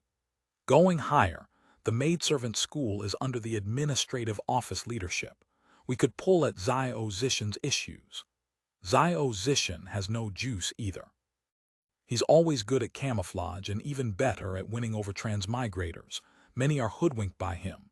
Shan Liang blew smoke rings, shaking his head. He has good popularity. We don't have real material. Empty talk about leadership responsibility is useless except for drawing hate. After all this, Xiao Zong felt the pile of materials he had collected seemed to have limited significance too. I'll look over it carefully. Shan Liang thought. His key point now wasn't taking down an executive committee member or a transmigrator with real power, nor was it re-election or the like. The key lay in making people remember he, Shan Liang, was still active, still crying out loudly for the rights of the broad mass of transmigrators. The sole purpose was to farm presence. Xiao Zong spread his hands. Of course, we've always looked at issues superficially, huh? I'm just saying. Anyway, the legal circle is still spinning its wheels in meetings. You watch the situation slowly. This packet of documents, it's yours. Give it back when you're done. A hungry expression had appeared on Xiao Zong's face. He cleared the table in 2 or 3 moves and impatiently rang the service bell, calling the waiter in. Come, come, come, waiter, serve the dishes. Eating on you tonight, ahahaha. Eat on me then. No problem. Shan Liang cursed silently. Your own field allowance isn't less than mine, and you still mooch. The two ate and drank while chatting idly. Xiao Zong started on his tragic history, then began the usual male boasting. If not for the apartment being too small, I couldn't get a platoon maybe, but a cooking squad's worth of staff would have been assembled long ago. Now I have to make do with one maidservant and can't even screw her every day. She yells she can't take it if we do it too much. What did you just say? Shan Liang asked suddenly. My secretary chick said she can't take it. Not that before that. Too small apartment, Shan Liang nodded. Apartment too small, capability and desire were useless. No matter how uninhibited transmigrators were, they weren't livestock. Necessary privacy and personal space were indispensable. The so-called maidservant surplus now was better described as caused by housing shortage. If this was used as a reason to abolish the school, it would be putting the cart before the horse. End of chapter. Chapter 1467. A dangerous signal. Jiang Shan frowned at the copy of Lingao Times spread before him. This publicly circulated newspaper served as the Senate's official mouthpiece, its content often reflecting the latest developments, policies, and future directions of the governing body. Sharp-nosed naturalized citizens and natives alike studied it carefully, and even transmigrators with access to the classified weekly bulletin and Venus subscribed to copies specifically to divine the policy winds blowing from the Senate and Executive Committee. A brief article on the third page had caught his attention and set his jaw tight. Judging by its title alone, Housing Security in Lingao County sees initial results. It appeared to be nothing more than standard propaganda from the propaganda department, the usual hymn of praise for the General Construction Company and Planning Academy, meant to inspire gratitude among naturalized citizens. But Jiang Shan detected something unpleasant lurking beneath the surface. The article reviewed the history of residential construction in Lingao, cataloging housing projects for naturalized citizens, square meters commenced and completed, a litany of achievements credited to the general company. Nothing objectionable there. But in the latter half, it turned its attention to the terraced housing allocated to high-ranking surrendered pirates in the early years and the Transmigrator Residential District project. Not only did it calculate per capita square footage for both, but it employed an extended feature, reportage style, to profile the housing situations of a naturalized worker, a Navy officer from the former pirate ranks, and a transmigrator. Though the prose maintained the propaganda department's characteristic tone of vigorous optimism and happy living, Jiang Shan read between the lines. The naturalized workers were one matter. But that Navy officer, a former shopkeeper under Zhu Keilao, lived in a spacious 3-bedroom, 2-living-room terraced house, dwelling harmoniously with his 3 wives and concubines. By contrast, the transmigrator Cheng Mo occupied a cramped 1.5-room unit, the smaller room serving as both study and workshop. His maidservant slept on a cot in the living room. From the standpoint of intent, no one could fault the article, a transmigrator's housing being no more spacious than a naturalized officer's, on par with a naturalized worker's, perfectly illustrated the spirit of transmigrators who did not covet wealth or rank, who eschewed material comfort, who served the people with hard work and simplicity. How glorious! How correct! But Jiang Shan knew that for transmigrators, the same words carried an entirely different message. Transmigrators live worse than naturalized officers. A naturalized citizen has 3 concubines, each with her own room, while a transmigrator's only secretary sleeps on a cot in the living room. There are venomous fangs hidden in this article, he thought darkly. Clearly, it used the housing construction issue to imply that the executive committee paid insufficient attention to transmigrators' quality of life, even less than to those early surrendered pirate shopkeepers. Under ordinary circumstances, Jiang Shan might have dismissed his suspicions as oversensitivity. But recently, the administrative office had been circulating documents within a limited scope, soliciting opinions on maidservant school reform and determination of maidservant legal status and inheritance system.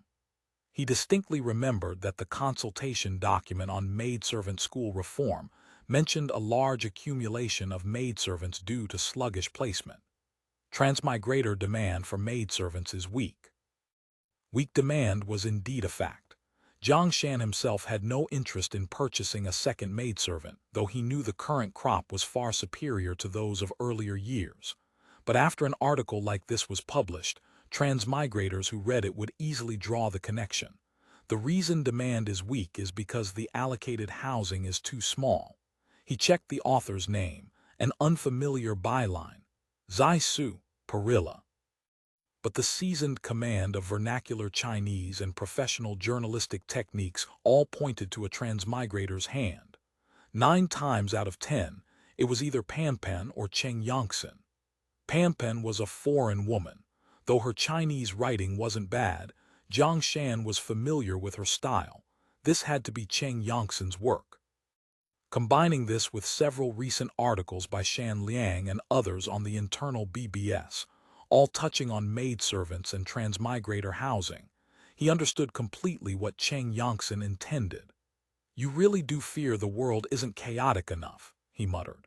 Since the Lin Xiaoya case, Jiang Shan had been gently watching Cheng Yongtsen's activities.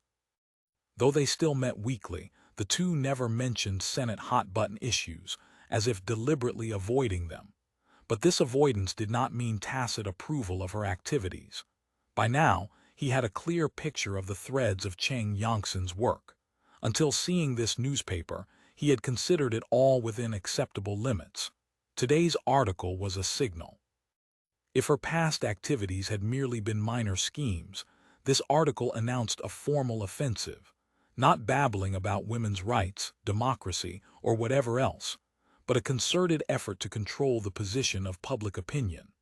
She intended to start with Lingao Times, the most widely circulated and authoritative outlet, and seize discourse power step by step. Jiang Shan understood perfectly that despite Lingao Times having no classification level and being publicly distributed, seemingly unimportant, its function and status were actually the highest among Senate media. Cheng Yongtsen choosing this newspaper as her starting point was obviously well considered. The PHS phone in his drawer rang suddenly. It was Wu Mu. "This is Jiang Shan. Yes, I've seen it. Yes, there's meaning between the lines. You see it that way too. Indeed, the flavor is a bit off, haha." Jiang Shan laughed. "I knew you people knew everything. True, she and I are sort of partners in life, but not the like-minded kind. Right, work is work, personal life is personal life. I've always been clear on public versus private, putting Senate interests first. Okay, I understand." He put down the phone and exhaled a long breath of stale air. Then he picked it up again. "Please ask Section Chief Wang to come to my office." Just as Jiang Shan had anticipated, once the article appeared in Lingao Times, maidservant rights, marriage law, inheritance system, and housing instantly became sensitive words within the Senate, as charged as democracy and freedom had been in the old world. They appeared everywhere on the BBS, and transmigrators discoursed loudly in the farm tea house, the cooperative restaurant, even the industrial zone transmigrator canteen. Ever since Cheng Yongtsen had leaked the possible abolition of the maidservant school to the maidservant circle through son Shangxiang, even transmigrators with zero connection to the Grand Library faction or the legal club were discussing this major matter concerning their pillow partners' rights. As undercurrents surged through the Senate and various figures calculated their moves, the man who almost always sat in the office of the first deputy director of the Political Security Bureau strolled slowly to appear outside Xiao Zishan's door. "Zishan, your days haven't been easy lately, have they? Many comrades are watching the dish before placing their chopsticks. He, nothing escapes your nose. Director Xiang, you never visit without a reason. I hear your little Wu has had some luck in love recently, winning the favor of the aloof Miss Carnation. Quite impressive." Pot-bellied Zhao Mengxingsky sniffed the air with theatrical vigilance. "Carnation looks elegant on the outside but full of thorns within. Moreover, that carnation is a fake.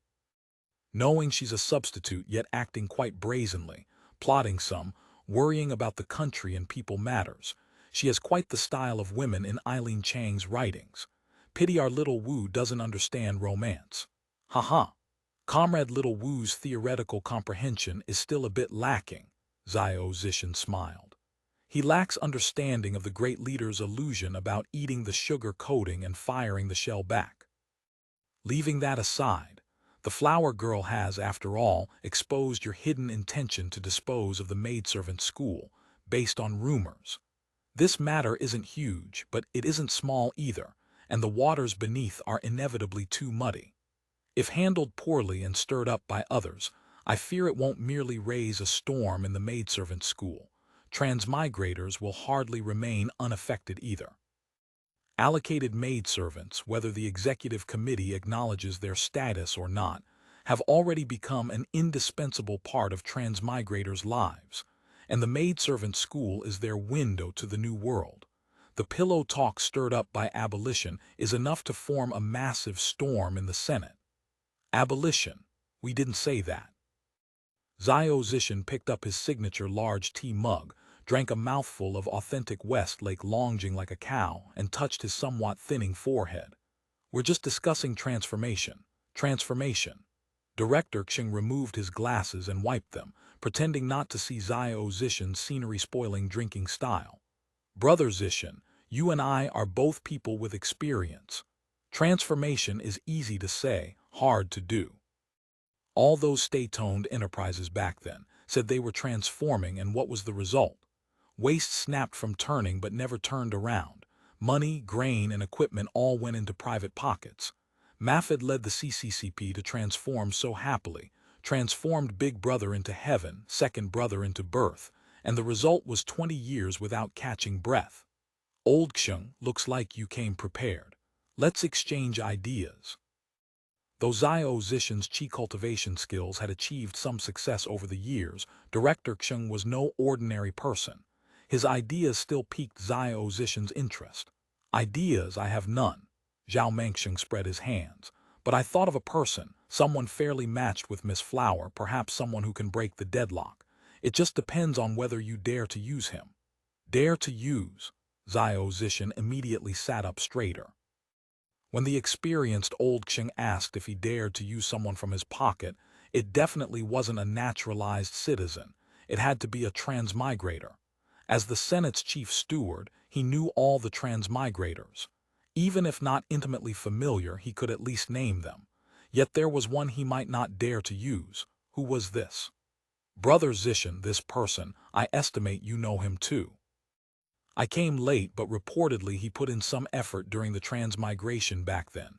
Pity he's a schizo. After transmigrating, he caused some trouble, not big but not small, and was restricted in movement. The Black Four, do you still remember? End of chapter. Chapter 1468. A dangerous element at the mention of that name.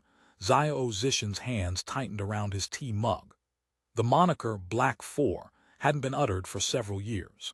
4 transmigrators who had once attempted a night raid on Selena to sample some foreign meat, only to be beaten to a pulp, had earned a tacky, juvenile code name from the executive committee, granted for the sake of the Senate's glorious image.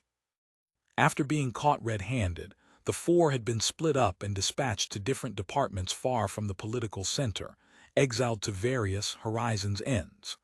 They also enjoyed the unprecedented treatment of monitored employment. Every month, Xiao's received a monitoring report from the Political Security Bureau. Of course, the purpose was less about preventing them from continuing their misdeeds, and more about preventing Selena from seeking revenge one day. She was now a transmigrator herself. If they ever truly came to blows, it wouldn't be as simple as intentional injury or attempted rape. He mentally reviewed the whereabouts of these 4 scumbags. One played second fiddle to Big Tiger in the army, currently plaguing refugees in Kaohsiung. One served as a technical supervisor in the industrial sector. Another had been exiled to Gaoshan Ridge to preserve and archive knockoff technologies. Only the last, the mastermind of the original assault, was a master at fishing in troubled waters.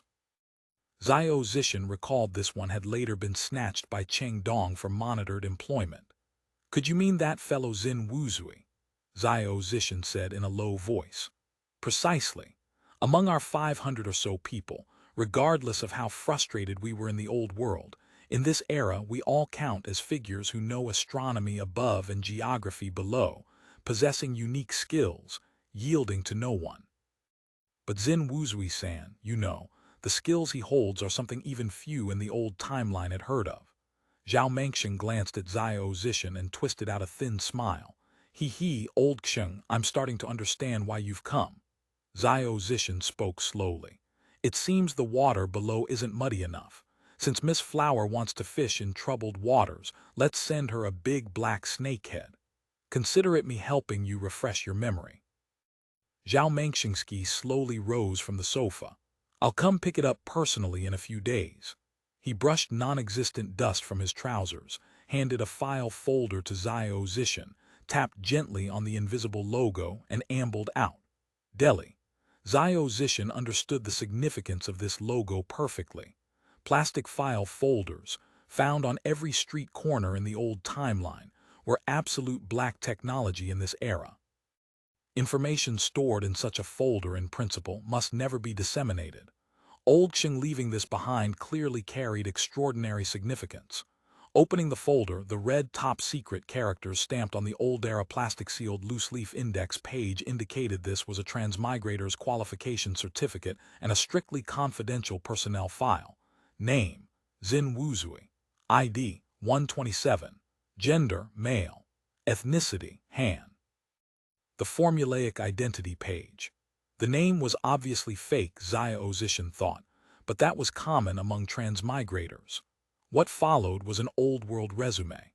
Unsurprisingly, Xiao Zishan found the growth history of a typical old-world elite: double degrees from prestigious schools, procurement engineer, key account sales manager, product planner, and finally deputy head of marketing at a well-known insurance company. Also born in the late 70s, this guy had mixed much better than I did. Xiao Zishan secretly recalled this loathsome forum show-off from when he'd first come to join Chief Wen and the others. Wuzui-san was a slightly chubby southerner with a harmless baby face, long eyelashes, and big eyes that exuded innocence. A pair of lensless GUCCI glasses perched on his nose. He always wore tacky suits and shirts, but a discerning eye would spot English calligraphy monograms on the shirt cuffs or inside the jacket lining. The corner of his mouth perpetually held a playful smile.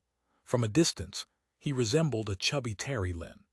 But Xiao Zishan, having dealt with him, knew very well that this baby-faced man in understated haute couture was definitely a scumbag masquerading as an elite.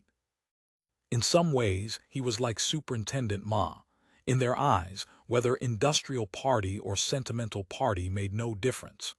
To them, humility was camouflage, smiles were masks, and politeness merely a means to keep people at a distance. But no group would refuse someone who came bearing massive capital.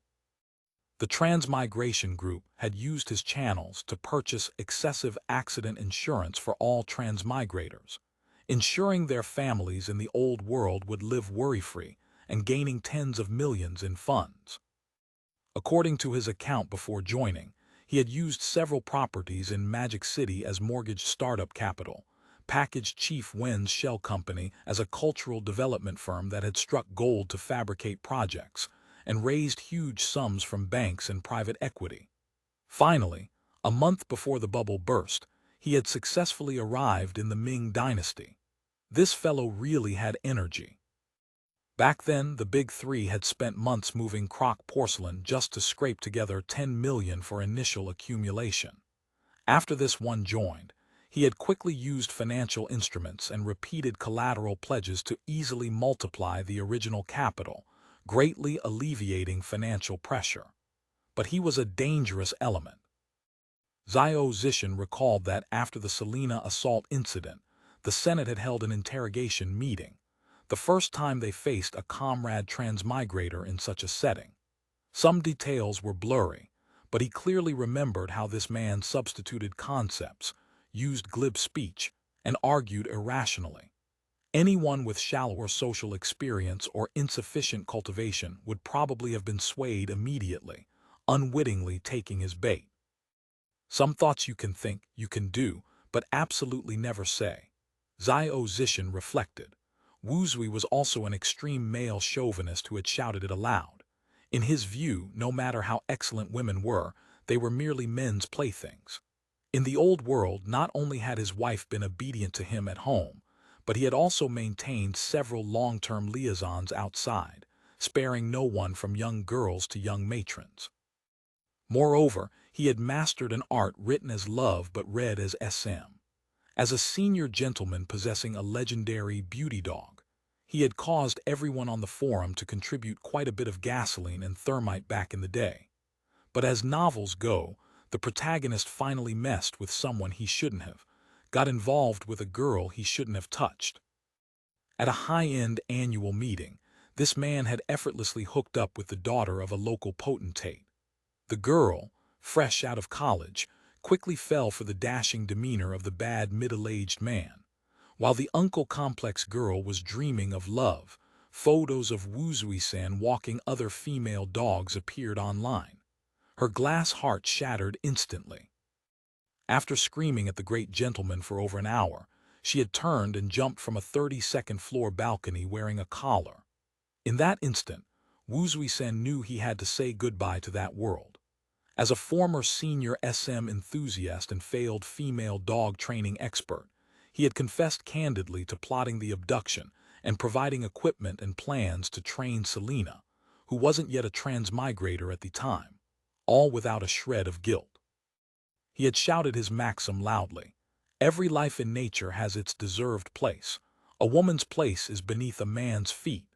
You fame-seeking charlatan, that was clearly said by John Norman. Xiao Zishan cursed silently. His unwavering belief in the philosophy of truly liberating women had made the interrogators feel they were confronting someone from another world entirely. So much so that Mu Min, participating as a non-transmigrator advisor, had slammed the case file directly into this old hooligan's face and stormed out, while Wu Zuisan, relying on his extraordinary contribution and transmigrator status, enjoyed the pleasure of spit drying on one's face without psychological burden. Xiao Zishan turned to a crucial section of the binder, a sub-document with a black cover and red text, case file of the 1629 assault incident. In it, Xin Wuzui and the other three were sentenced to permanently stay away from Selena and could only work with other female transmigrators under surveillance. Xin Wuzui was additionally barred from overseas posts and departmental leadership positions without executive committee approval. This amounted to not only confining Wuzui-san in Lingao, but also placing a glass ceiling over his head. He then reviewed this gentleman comrade's work history. With an actuary background, the man had long been used by the planning department and Wujiaku as a human data analysis machine, performing big data analysis and helping the planning department build data models for the 5-year plan via the computer center. Later, with the upgrade of Fragrant Fields Academy, Wu Zui-san had been grabbed by Hu Qingbai to provide enlightenment education on data analysis and basic SOP training to senior primary students twice a week, under the supervision of a political security bureau officer assigned to the school. Xiao Zishan closed the binder. This must be when he connected with your political security bureau, right? As a fellow fanatic of ISO standards, Xiao Zishan understood why Zhao Mengxing had come to him instead of Chief Wen. This fellow was simply a natural ally and advisor to Chief Wen, who was equally uninhibited with women. And old Xing was famous for never intervening in the Wenma struggle. The key was how to release this vicious fish, and how to reel it back. Xiao Zishan couldn't help but gulp another mouthful of Longjing. Zhao Mengxing seemed to have planned this long ago. Otherwise, he wouldn't have produced this public enemy of women from his pocket for him to see. He came to me just to let me know. Xin Wuzui was indeed potent medicine. Throwing him out would inevitably cause an uproar. Even if the vast majority of transmigrators didn't know the truth about the Black Four, just stating his theory of female liberation aloud would make not only Queen Do, but even the female transmigrators most accepting of male concubinage fight him to the death. The best way to extinguish a fire is to set off a bigger explosion beside it. Xiao Zishan recalled Speaker Kaien's famous words and fell into deep thought. End of chapter. Chapter 1469, Assessment. His eyes were black, a darkness deep and bottomless like a child's eyes yet utterly devoid of childlike innocence, cold as black holes, his gaze fixed on Xiao Zishan from head to toe. Xiao Zishan felt sweat prickling his back. A demon, just mineral water. Xin Wuzui pulled a bell cord. Somewhere a bell rang and then he spoke as if addressing the air. Please bring a bottle of mineral water. Moments later, A female secretary appeared with mineral water in a glass bottle. "Thank you." Xiao Zishan accepted the bottle, his eyes sweeping over the secretary's neck. She was very beautiful, likely Xin Wuzui's domestic secretary. Xin Wuzui had acquired a domestic secretary rather late, but had easily secured both an S-grade and an A-grade maidservant. Xiao Zishan remembered this well. This man's sense of timing was indeed extraordinary. Surprisingly, no collar. Xiao Zishan thought silently. Does Director Xiao think I should have a naked woman crawling here with a collar around her neck and a tail plugged in her anus? Xiao Zishan started. Not at all, not at all. You see, when a person becomes an official, their adaptability and shame threshold often increase significantly. You can now lie without thinking and without blushing. If you want to see, I can have her perform. Xiao Zishan gave a dry laugh. It seems you're living quite well here. Thank you for your concern. As a transmigrator, I live quite well. Director Xiao, you must like reading Russian literary works. It's okay. You definitely like reading them. When you feel alienated from someone, you unconsciously switch to using the formal you, Chinese letter. This isn't a Chinese-speaking habit. Xiao Zishan didn't reply. He realized the other party possessed formidable observational skills and rhetorical techniques. Facing him, a man who held power, Xin Wuzui had adopted methods designed to undermine his confidence. He decided not to engage in verbal sparring, opting instead to avoid the sharp edge. Even this you've seen through. Xiao Zishan raised his hand in concession. Actually, I don't particularly like it, but I do enjoy that Russian tone. Let's not dwell on this. Are you used to it here? Ever since I suffered your so-called just punishment, until now, life has been passable, though I don't much enjoy having people note how many times I urinate or make love to my maidservant. Generally speaking, you've fulfilled your promise. You've given me every life enjoyment a transmigrator should have. Of course, I've actually been sealed into a glass coffin by you all, but I've grown accustomed to it. Xiao Zishan nodded with a smile, as if he hadn't heard what was said, continuing on his own track. So you're living not badly. Did Li Xiaolu change her perfume recently? Probably. Xiao Zishan struggled to conceal his astonishment. His relationship with Li Xiaolu wasn't exactly airtight, but few knew about it, and those who did mostly believed silence is gold and would never spread it casually. Most critically, Xin Wuzui had access to extremely few transmigrators. The possibility of him knowing this was essentially zero. He couldn't help asking, "How did you know?" "Your clothes carry the scent." Xin Wuzui twitched his nose, taking a deep breath. It's a locally produced perfume, separated into top, middle, and base notes. More profound and complex than the perfume I've detected on you in the past. That incense-mixing lady's skills have improved. I mean, how do you know about Li Xiaolu? Xin Wuzui stared at him for a moment, then suddenly laughed. You love her very much, don't you? Yes. The sudden alertness in your expression when I mentioned that name told me this is an important woman in your life. Xin Wuzui picked up a cigar with a smile. The secretary who had brought tea appeared instantly, half kneeling at his feet to strike a match and light it for him. You haven't answered my question. Am I obligated to answer your questions? Xin Wuzui gazed at his cigar with a playful smile. You see, you have your little secrets and I have mine. Xiao Zishan realized he was being blackmailed, but he had no choice. This villain knew his weakness and would exploit it fully. All right, what do you want? Excellent. Since you became director of the administrative office, your political wisdom has grown, but you're still a bit too cautious. What work did you do before D-Day? Though you're adept at administrative logistics now, I sense you must have been a sales representative before. Xiao Zishan was genuinely shocked this time. He had never told anyone what specific work he'd done before D-Day. Only Chief Wen and Wang Liubin knew. Few had seen his personnel file. Let me put it this way. You didn't actually enjoy your job at all. Trivial, exhausting, and humiliating. You must have been in FMCG sales. Ah, a truly loathsome job, having to read faces, ingratiate yourself constantly, sometimes swallow insults and compromise for the sake of the big picture, and you weren't satisfied with your income level. I'm still ingratiating and satisfying transmigrators' needs now. That's the politeness of a superior. I say thank you to any cleaning lady who pours water and hard work to the courier. That doesn't mean I love them, fear them, or respect them. Let's return to the topic. No, that's wrong. Very stupid. Interrupting suddenly when someone is speaking continuously disrupts the conversation's flow and damages the atmosphere. We can continue talking because of the atmosphere. You have to learn to transition naturally to the topic you want to discuss. All right, please continue. I'm all ears. Xiao Zishan thought he's trying to manipulate the conversation. That's right. You aren't particularly smart, but you have wisdom, much better than those who have cleverness without wisdom. Xin Wuzui nodded. Tell me about your past job. Monotonous, boring work. Meetings every morning, then patrolling stores, discussing promotions, then back to the office to write reports.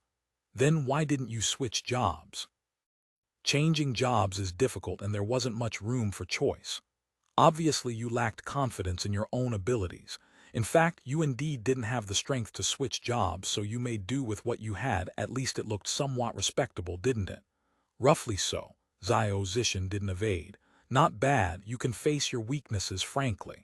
Xin Wuzui nodded. All right, my request is simple, a change of environment. Please be more specific. I'm tired of being a human computer in this prison. I think you understand what I mean. Xiao Zishan nodded. I understand your feelings. No, you won't understand because you haven't felt it. Xin Wuzui looked up at the sky, blowing out a cloud of blue smoke. For over 2 years, I've lived a recluse's life, forced, of course.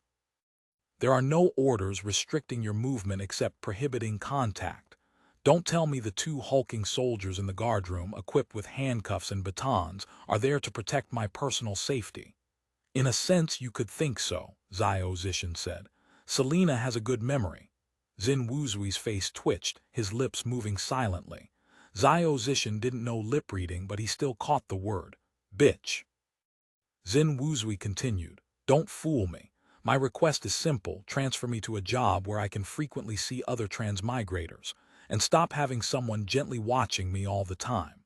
I can't do that. Xiao Zishan rejected flatly. You can because you're the one concretely executing policy, aren't you?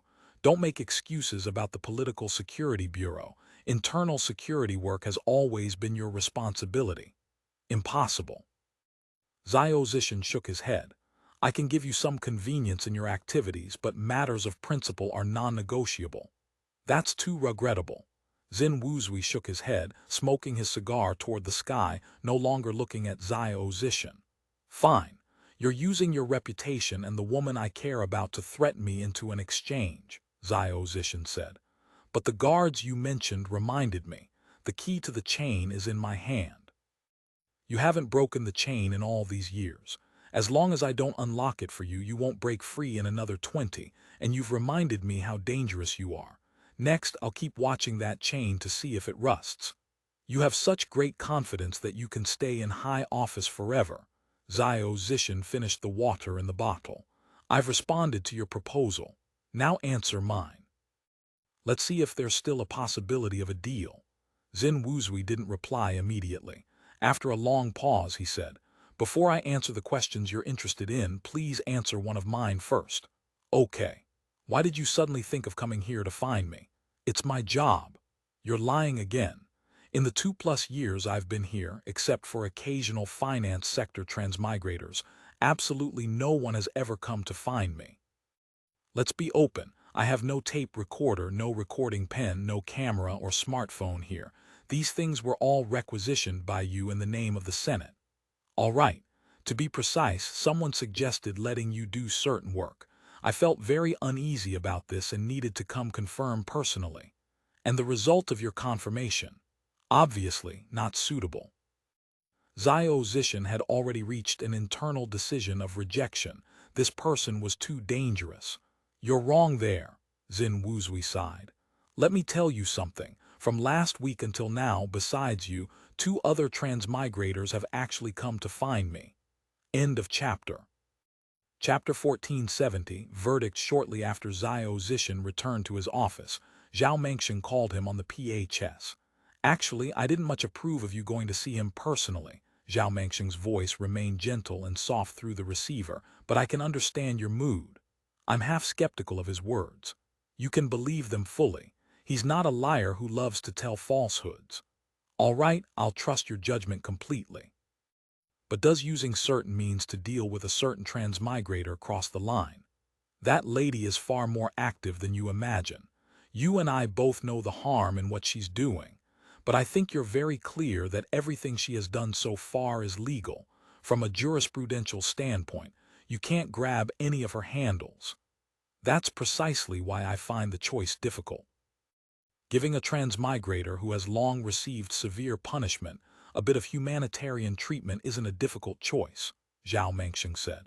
Currently, all her actions are legal. The Executive Committee and Senate cannot infringe upon her rights.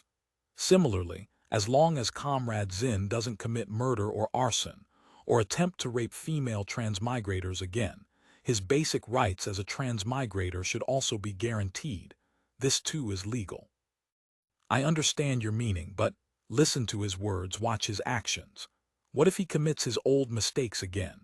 Then handle it according to the law. Zhao Zishan hung up. He was clear about the risks involved.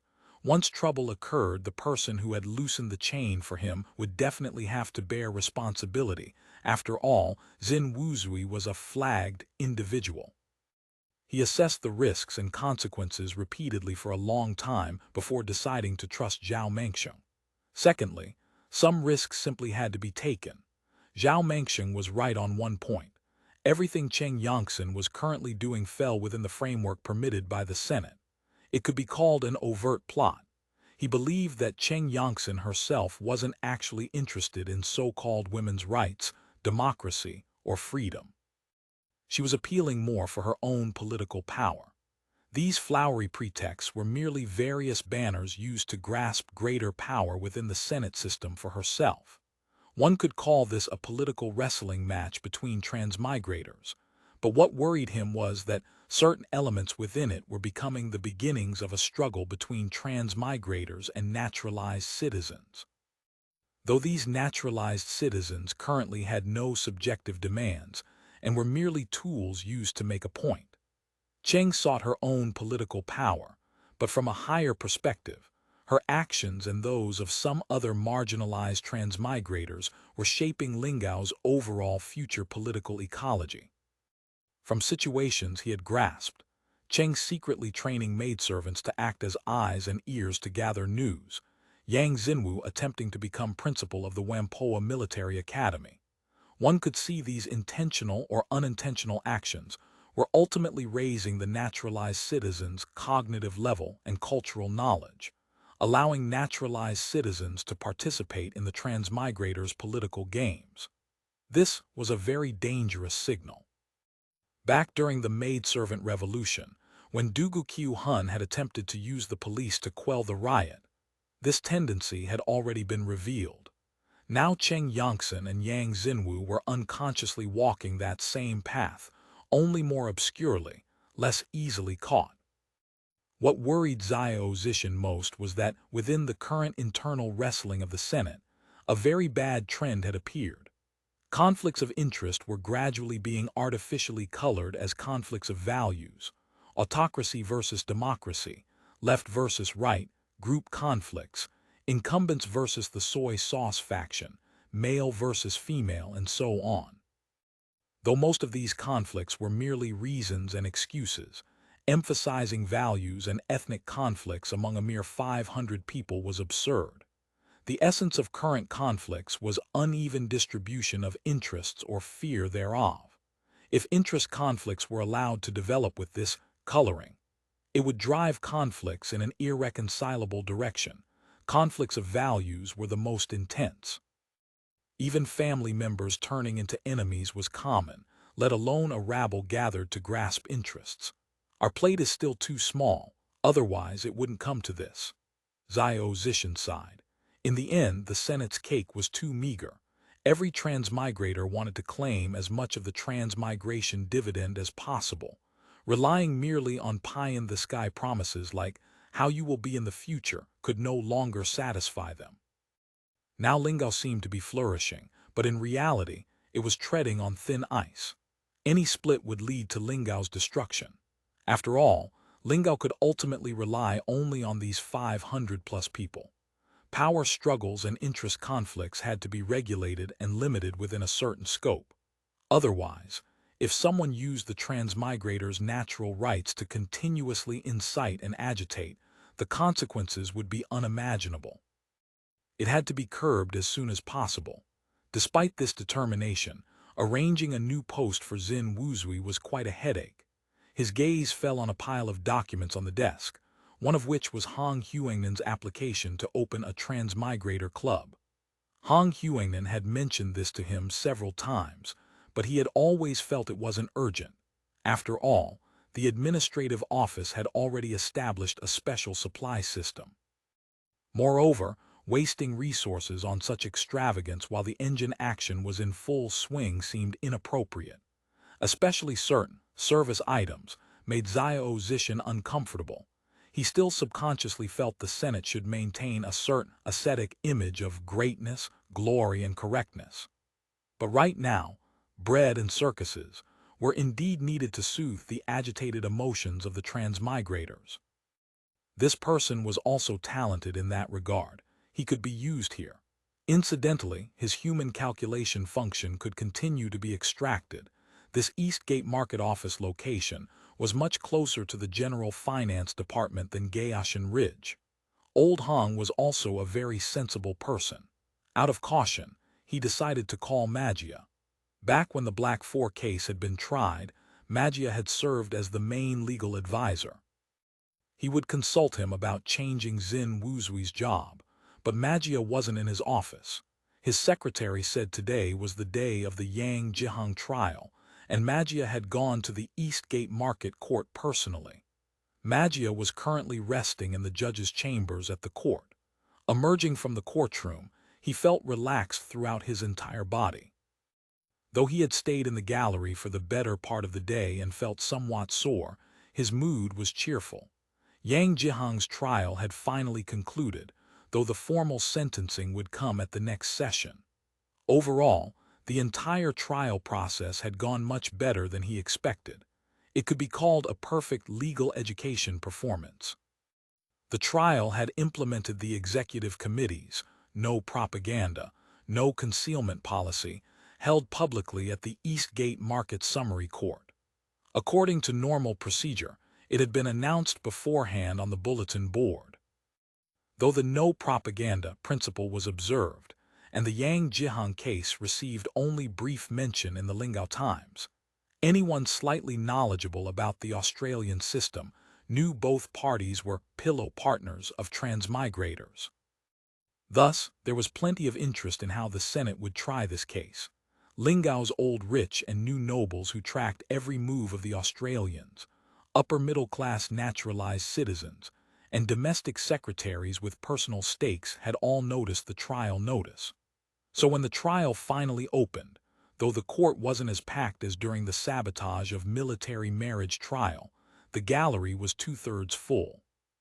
At the arbitration court meeting, Magia had requested that Jurisprudence Society members fully implement rule of law, emphasizing completely legal procedural flow. Thus, every step in this trial had followed the draft criminal procedure law. When relevant personnel appeared in court, a segment of swearing to the Senate and the people had been added. To implement the new law's principle of weight on physical evidence, light on confession, Magia had specially arranged for naturalized trainees serving as forensic and evidence witnesses to appear and demonstrate evidence on site. Clearly, though the naturalized citizens and natives in the audience couldn't quite grasp all of it, they showed great interest. Autopsies and physical evidence existed in ancient Xiamen trials too, but limited by technology and concepts. They had been very crude, almost a formality. Trials had mainly relied on oral confessions from both sides and witnesses. Obtaining confessions often became the sole purpose of proceedings, for which torture was used extensively. Not only could criminals not avoid brutalization, But innocent witnesses could also be tortured if their testimony didn't suit the presiding official's preferences. By contrast, though Australian trials also featured confessions and witnesses, the key lay in physical evidence. Through the prosecutor's descriptions, a complete case thread was gradually formed and proven one by one with physical evidence, interlocked, rigorous, and clear. The superiority was instantly apparent. Magia was very satisfied with today's trial. The entire process had completely conformed to legal procedures, and all parties had performed well. The newly made Song-style judicial robes and caps, the redecorated court that could be called solemn, the naturalized legal staff fluent in newspeak. Among them, Jai Xin's performance had been particularly outstanding. The prosecution charged intentional injury causing death. Due to solid evidence, he hadn't attempted a not guilty defense but had focused instead on mitigating circumstances.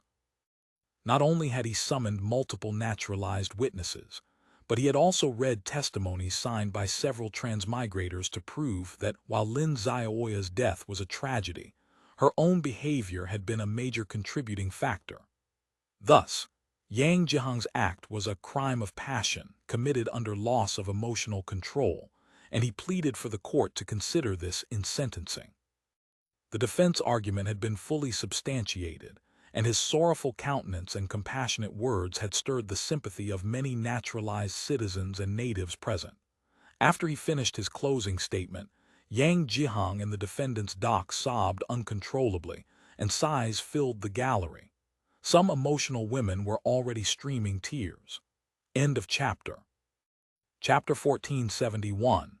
Interview. Though judgment wasn't pronounced in court, the Jurisprudence Society had roughly reached a consensus on sentencing. Guilty, sentenced to 7 years fixed-term imprisonment. Because she was pregnant, she would be given a 3-year suspended sentence. Additionally, she would compensate the administrative office a certain amount in circulation notes. Following the administrative office's guidance, Yang Jihang and Lin Xiaoya's status as slaves was not highlighted, so Yang Jihang's master Yang Xinwu was not made to bear civil compensation liability. Instead, she bore it herself. The item of compensation was termed training fees rather than body price.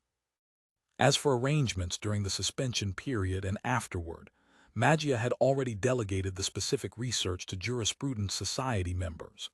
They strove to draft relevant regulations, aiming not only to satisfy Yang Xinwu, who had harassed the Jurisprudence Society many times with a sorrowful face, earning him the nickname Yang Beilao, but also to ensure everything happened according to law.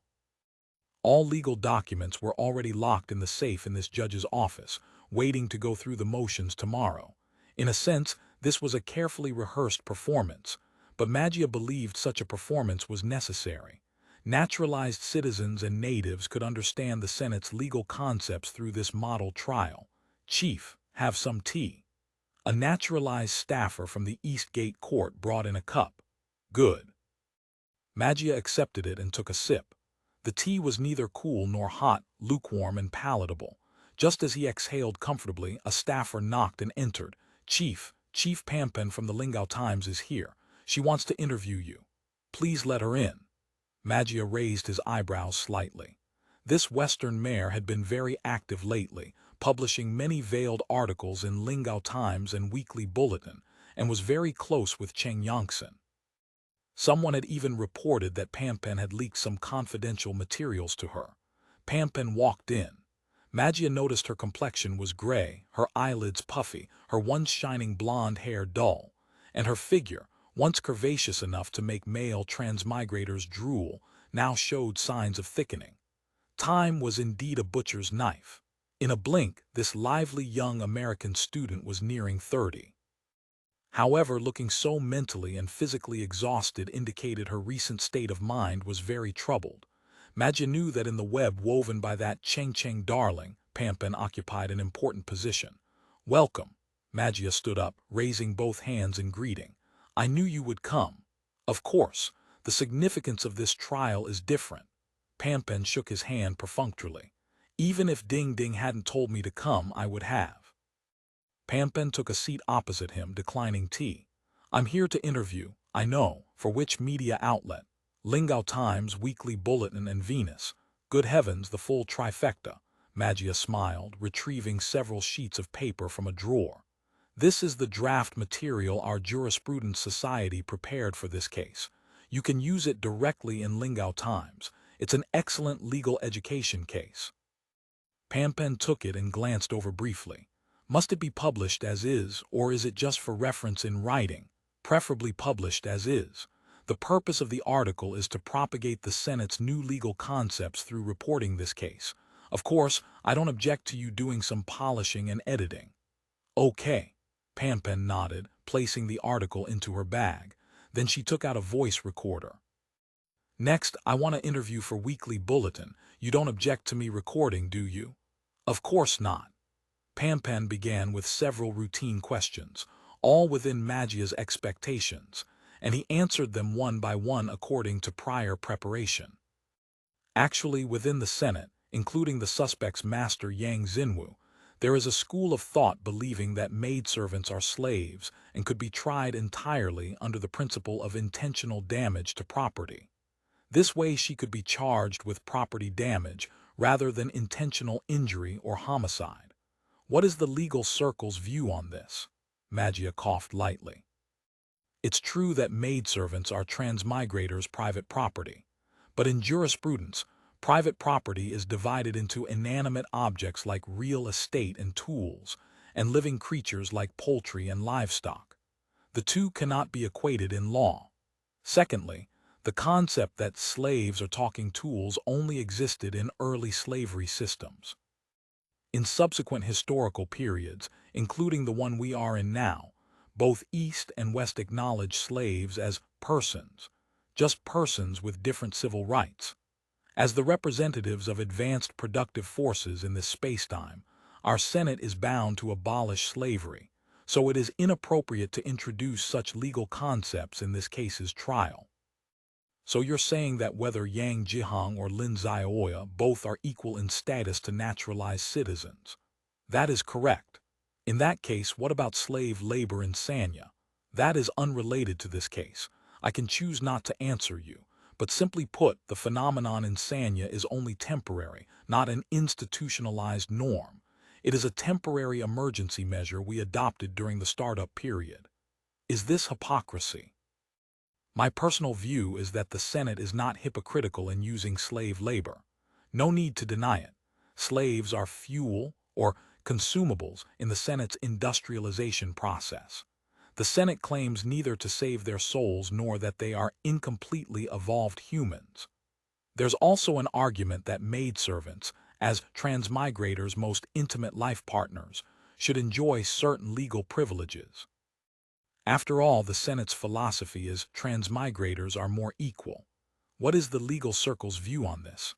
This is obviously inappropriate. Everyone is equal. Transmigrators are more equal. That is our philosophy. I'm not denying the laws you've made, but raising a realistic question. This so-called more equal actually acknowledges that people are unequal. If people are unequal, then their punishments will also be graded. Transmigrator exemption from crime is explicitly written in the common program. Then maidservants as the most trusted and intimate people to transmigrators. As slaves completely dependent on transmigrators, shouldn't their punishment be graded as well? Extending this, does the phrase everyone is equal, but transmigrators are more equal, apply only to first-generation transmigrators or to subsequent generations as well? The key point is here, Magia thought. These are all sensitive questions. If she grabs a handle, she could concoct another exquisite article full of venomous fangs. Speaking of which, Pan's Chinese writing level had skyrocketed recently. Magia strongly suspected someone was ghostwriting for her, or rather, someone was using her name to write articles. There had been many such articles lately, causing Magia great concern. In his view, such pieces deliberately exaggerated you and I, highlighting group differences, suspected of splitting the group. regarding whether the principle of transmigrators being more equal extends to the next generation. This awaits the Senate's decision. What is your own view? My view is that transmigrator privileges should be gradually reduced starting from the second generation, at least reduced to not being explicitly written into law. After all, there's plenty of room for maneuver within the legal framework. As for your previous question, my view is that granting them certain privileges would be dangerous. If we give special treatment in the Yang Jihang case, it will inevitably form a Bui Aha class in our new society. Do you understand what Bui Aha are? Like Mamluks, I suppose. Roughly so. Lingao's Bui Aha or Mamluks will inevitably become domineering, overriding all naturalized citizens. Actually, there's already such a trend. Once there are initiators, are you afraid there won't be followers? Because this is acknowledging they are the number one privileged class below transmigrators. An enslaved privileged class. There are many who desire to be enslaved but cannot, Magia said. Egyptian Mamluks, Turkish Janissaries, and Qing Bui Aha, those slaves, they were all privileged slaves who lorded over the masses. I think you don't know much about Bui Aha, but you should know quite clearly the roles of Mamluks and Janissaries in history. I genuinely don't think this is a good system. Some transmigrators might think that not giving certain special treatment to the maidservant in this case is an offense to transmigrator dignity and privilege. How do you view this? Magia sipped his tea with a smile. Transmigrators are more equal, true. But the party involved is not a transmigrator. The person wasn't killed by a transmigrator nor killed on a transmigrator's instruction. Leaving that aside, the key lies in the fact that transmigrator privilege belongs to the transmigrator individual. The transmigrator rights stipulated in the Common Program are the foundation of our state, a heavy instrument of the nation, and cannot be casually granted to anyone other than transmigrators. If a precedent is set with Yang Jihang's matter today, our future legalization process will be completely neutralized. A transmigrator is a social being. Inevitably, they must contact many people and build social relations. If a person close to a transmigrator can obtain special treatment, the hole opens too wide and boundaries become impossible to set. So I personally, and the Jurisprudence Society as well, advocate that transmigrator privilege is limited to the person themselves, not those around them. Otherwise, the future is unimaginable. The more strictly we handle Yang Jihang according to law today, the easier it will be to prevent such things in the future. Otherwise, how many similar property damage cases are you prepared to see in the future?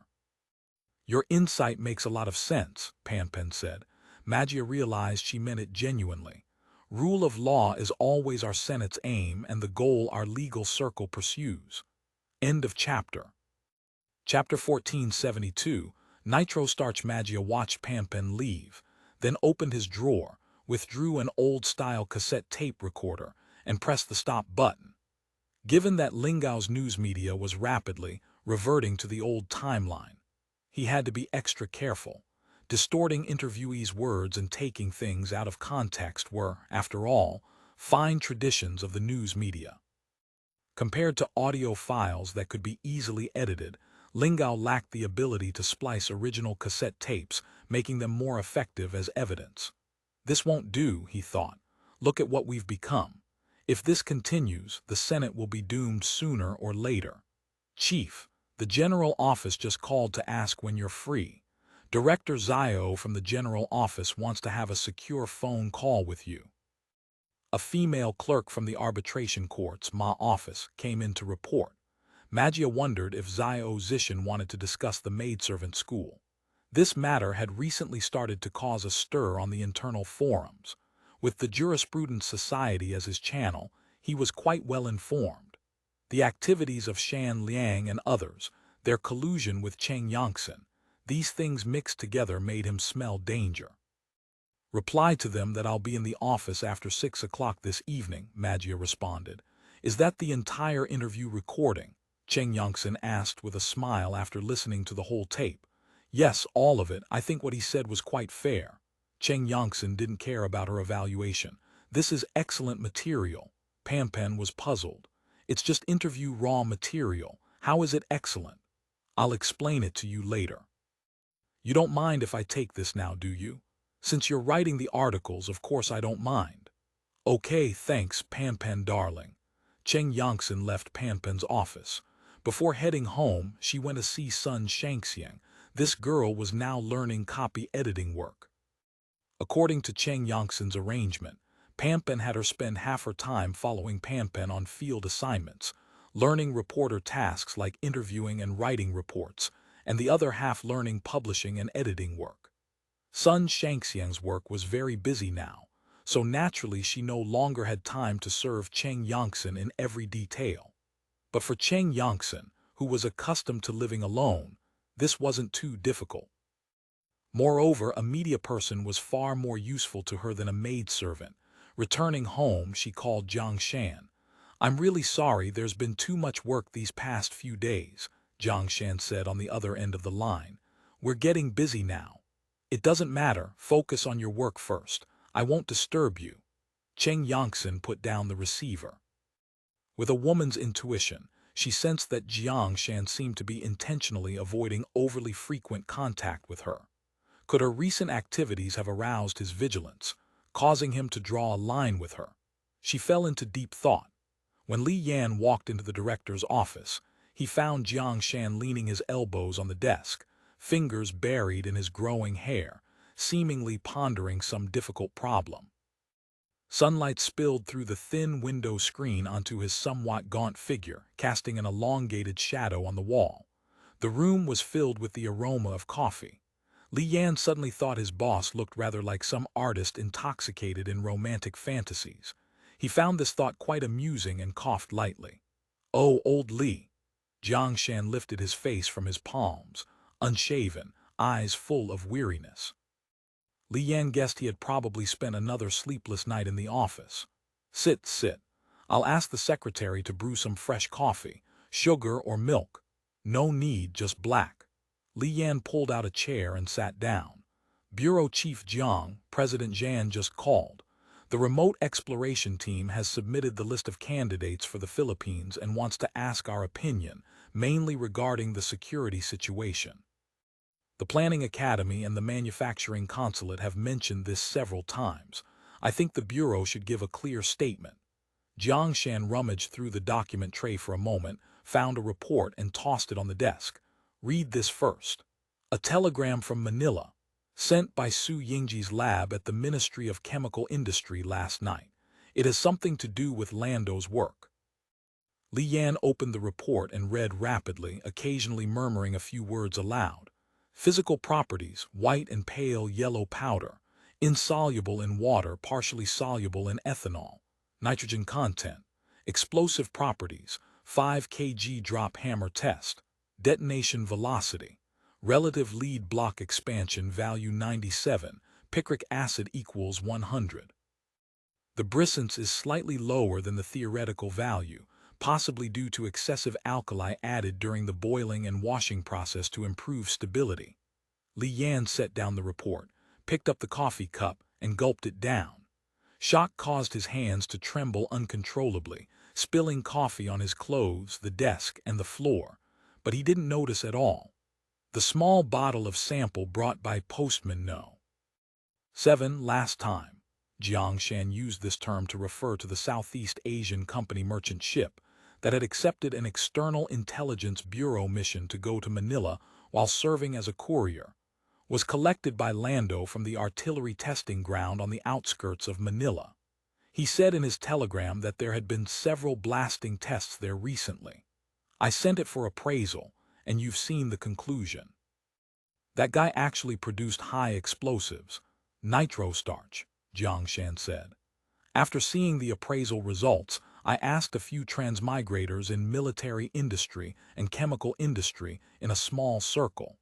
This is an explosive preferred by terrorists because the raw materials are relatively easy to obtain, and the safety is also relatively good. For black Hale, using a small amount of NitroStarch mixed with black powder to fill shells can significantly increase the power. He must have made it using laboratory methods. the quantity won't be large. As for how much he can increase production under existing conditions, a key constraint is raw materials, especially the output of nitric acid and starch.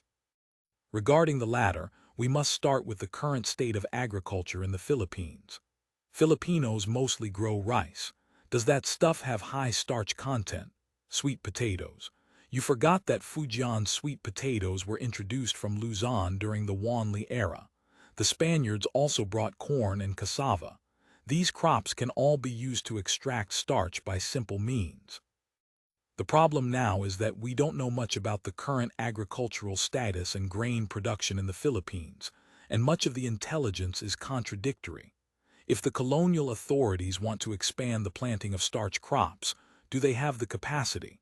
How far can they go? After all, Lando was just a soldier before. We can't expect him to have professional knowledge in this area. So the exploration team needs experts in the agricultural field, and exploration activities must be carried out under the cover of Lando's work. Send a telegram to Lando. Ask him to find out about the NitroStarch as soon as possible, especially to verify if that Paul is organizing production on any scale. The Tagalog maid stood before the living room door on the second floor of the villa for a good while before she reached out to pull the rope hanging from the doorframe. The moment the doorbell rang, the continuous piano music inside stopped. The Count stood behind the door, his face expressionless, but when his gaze swept over the maid's face, she couldn't help but shudder. The master disliked being disturbed when playing the piano in the morning. "Mr. Sebastian is here," she said tremblingly. "Go to the bathroom downstairs and arrange for hot water. Have the maidservants get ready." Weiss waved the maid away. The Count's private grand bathroom had already gained a reputation. Walls and floors paved with colored tiles, a massive white porcelain bathtub, all jaw-dropping. Not to mention the special machine that could adjust the temperature and the gold-plated hot water shower head, more magnificent than Roman fountains. Among Manila's dignitaries, being fortunate enough to be entertained by the Count and enjoy a fragrant wave bath served by beautiful maidservants was enough to brag about in various social circles for weeks. As for the pedantic theories of priests and doctors about bathing, these had long been treated as breezes blowing past the ears. After all, this was an Oriental enjoyment, unheard of even in the Orient itself. Of course, out of hygiene considerations, Lando himself never used that large bathroom. He had a private bathroom in the garden. As for his subordinates and servants, they also enjoyed a dedicated collective shower room to avoid catching any noble epidemics like syphilis from the dignitaries. He closed the door again, walked into the bedroom, pulled the bell rope, and then opened the cover of the speaking tube. "Mimi, tell the captain, the Esmeralda will depart in 2 hours. I'm going to the Cavite shipyard, and a Spanish official will be accompanying me." "It will be ready, sir." Putting down the tube, Weiss returned to the living room and sat back before the Florentine-made double-manual harpsichord. With his train of thought interrupted by the maid, he had to repeatedly play those few familiar yet fragmented phrases.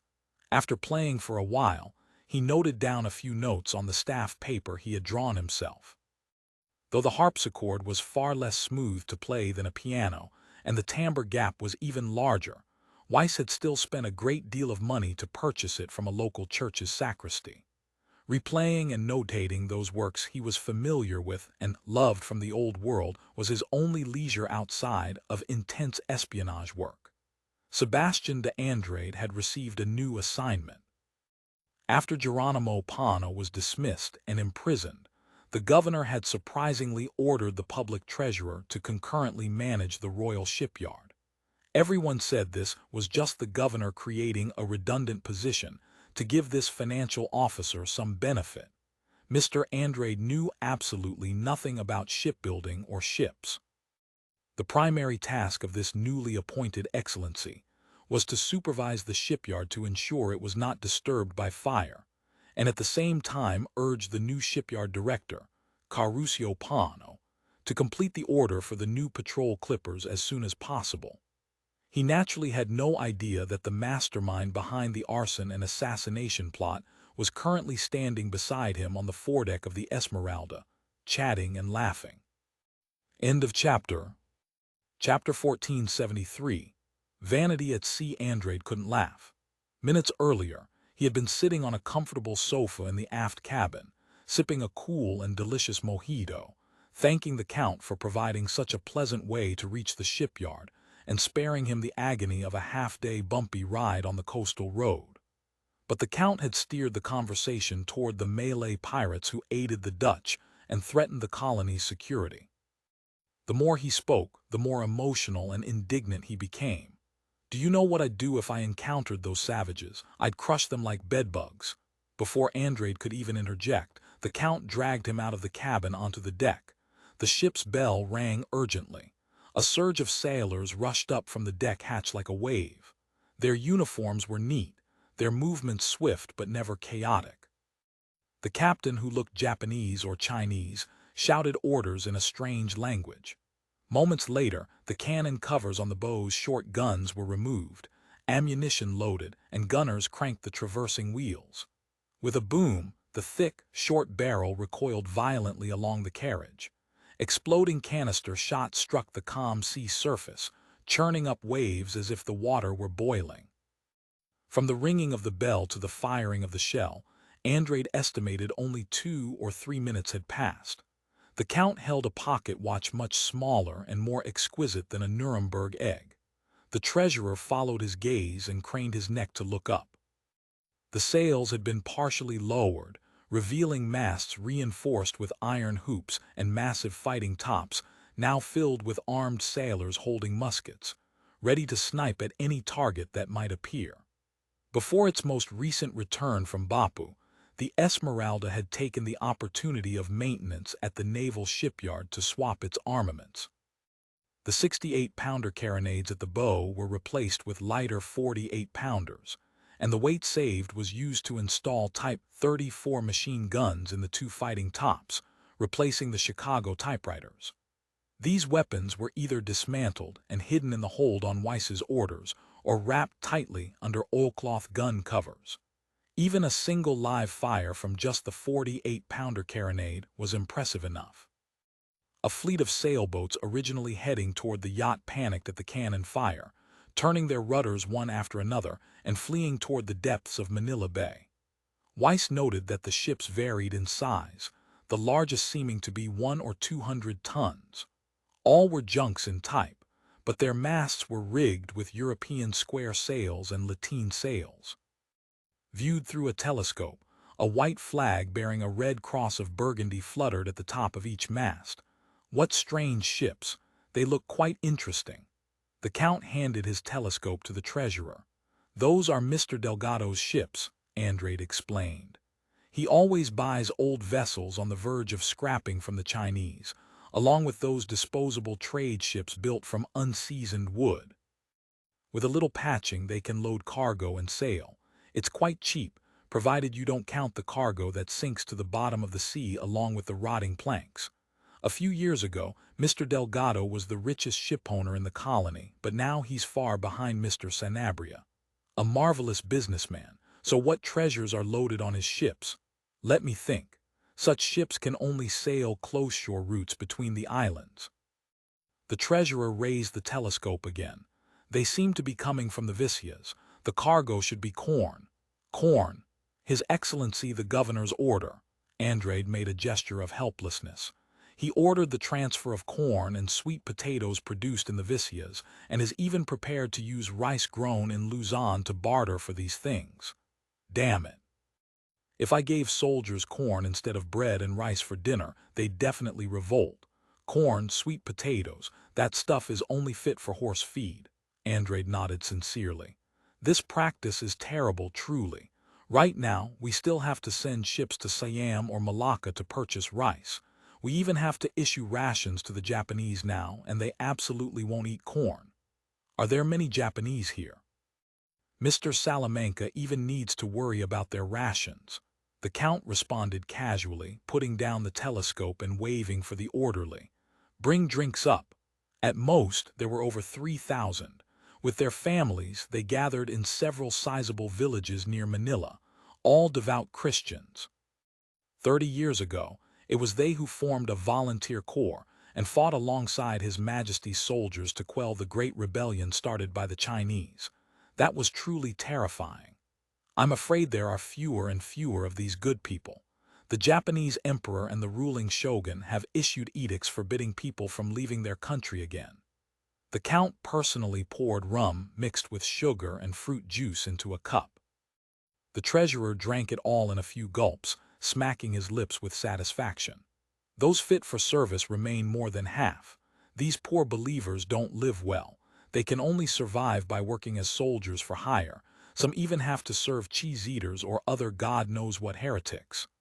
Andrade held the empty cup, looking eagerly to see if anyone would pour him another. The Count's attendant immediately obliged. "My dear Count, you must know that there are fewer than 700 European soldiers in all of Manila. We spend money every year to recruit poor devils to fill the army, but half are thrown into the sea on the voyage over, and half of the remainder die after arriving at their duty stations.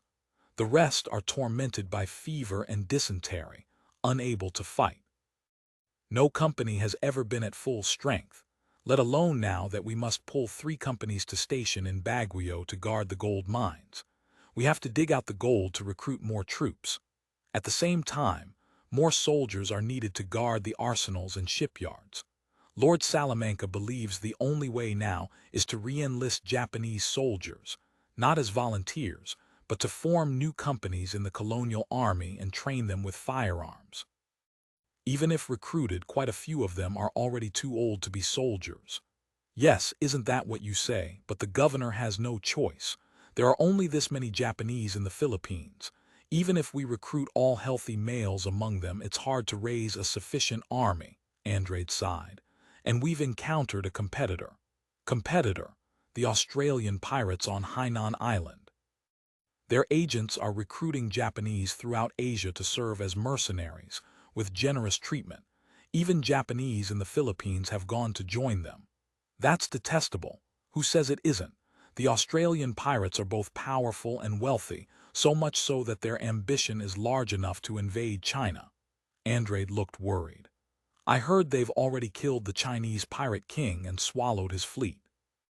"God bless. Fortunately, they're only satisfied with robbing a few galleons in the Philippines, rather than sailing to Manila to loot the colony.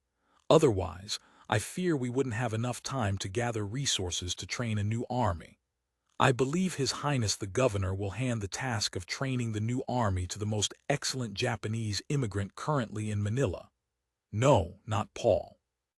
Lord Salamanca never regards that man as Japanese, but as a messenger, a savior sent by God. As soon as he descended, the financial and security crises facing the colony disappeared like ice and snow under the blazing sun." Andrade leaned against the gunwale, trying to steady himself on the deck that began to sway as the wind intensified. The alcohol seemed to be taking effect. "And Mr. Paul is very busy. He works day and night, eats and lives in the factory, constantly making demands of the governor. More craftsmen, more coolies, more iron, copper, wood, and more saltpeter. But after demanding so much, what results has he shown us? One expedition exhausted the rockets and explosive shells produced. Right now, each rifled cannon can only be allocated 2 conical shells on average. Of course, Mr. Paul would swear before a holy icon that newer machines are about to be completed, and new shells will be manufactured by the hundreds and thousands, as fast as mushrooms popping up in the woods after rain. Hopefully, the gold dug from Baguio can afford that many shells. Then, who is responsible for supervising and commanding the Japanese company? It's the lucky Captain Pillar. Ah, help! The Cavite Peninsula was already in sight. Over the dark green rocks, one could see the staggered masts behind the cape, sails not yet lowered. For many large ships with deep drafts unable to enter the Pasig River, Canacao Bay behind the cape was a fine sheltered anchorage. The wind direction began to shift at this moment, blowing stronger and stronger. The yacht was carried off its usual course by the gusts. The helmsman turned a compass point upwind to bypass a cluster of reefs in the channel. Unexpectedly, a four-masted galleon suddenly darted out from behind the cape. The Esmeralda jerked half a circle to avoid collision. If the sailors under the Count hadn't reacted in time to catch hold of him, Andrade would inevitably have tumbled across the sharply tilting deck. That would have been far too undignified for a colonial official of peninsular noble origin. "Hey, bastards, what do they want?" A cloud of white smoke puffed from near the poop deck of the large galleon, and the rumble of a cannon echoed over the roiling waves. It was a blank shot, probably warning us to stay further away.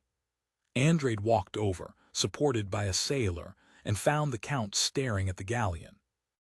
The yellow and red cross of burgundy flag hanging from its masthead was dazzling, a size larger than on other ships. Another flag extravagantly embroidered a griffin perched upon a castle. It's Don Sanabria's badge. Andrade deliberately avoided the word coat of arms. This isn't the Mercury, just one of his merchant ships, probably returning from Goa or the Coromandel coast. End of chapter.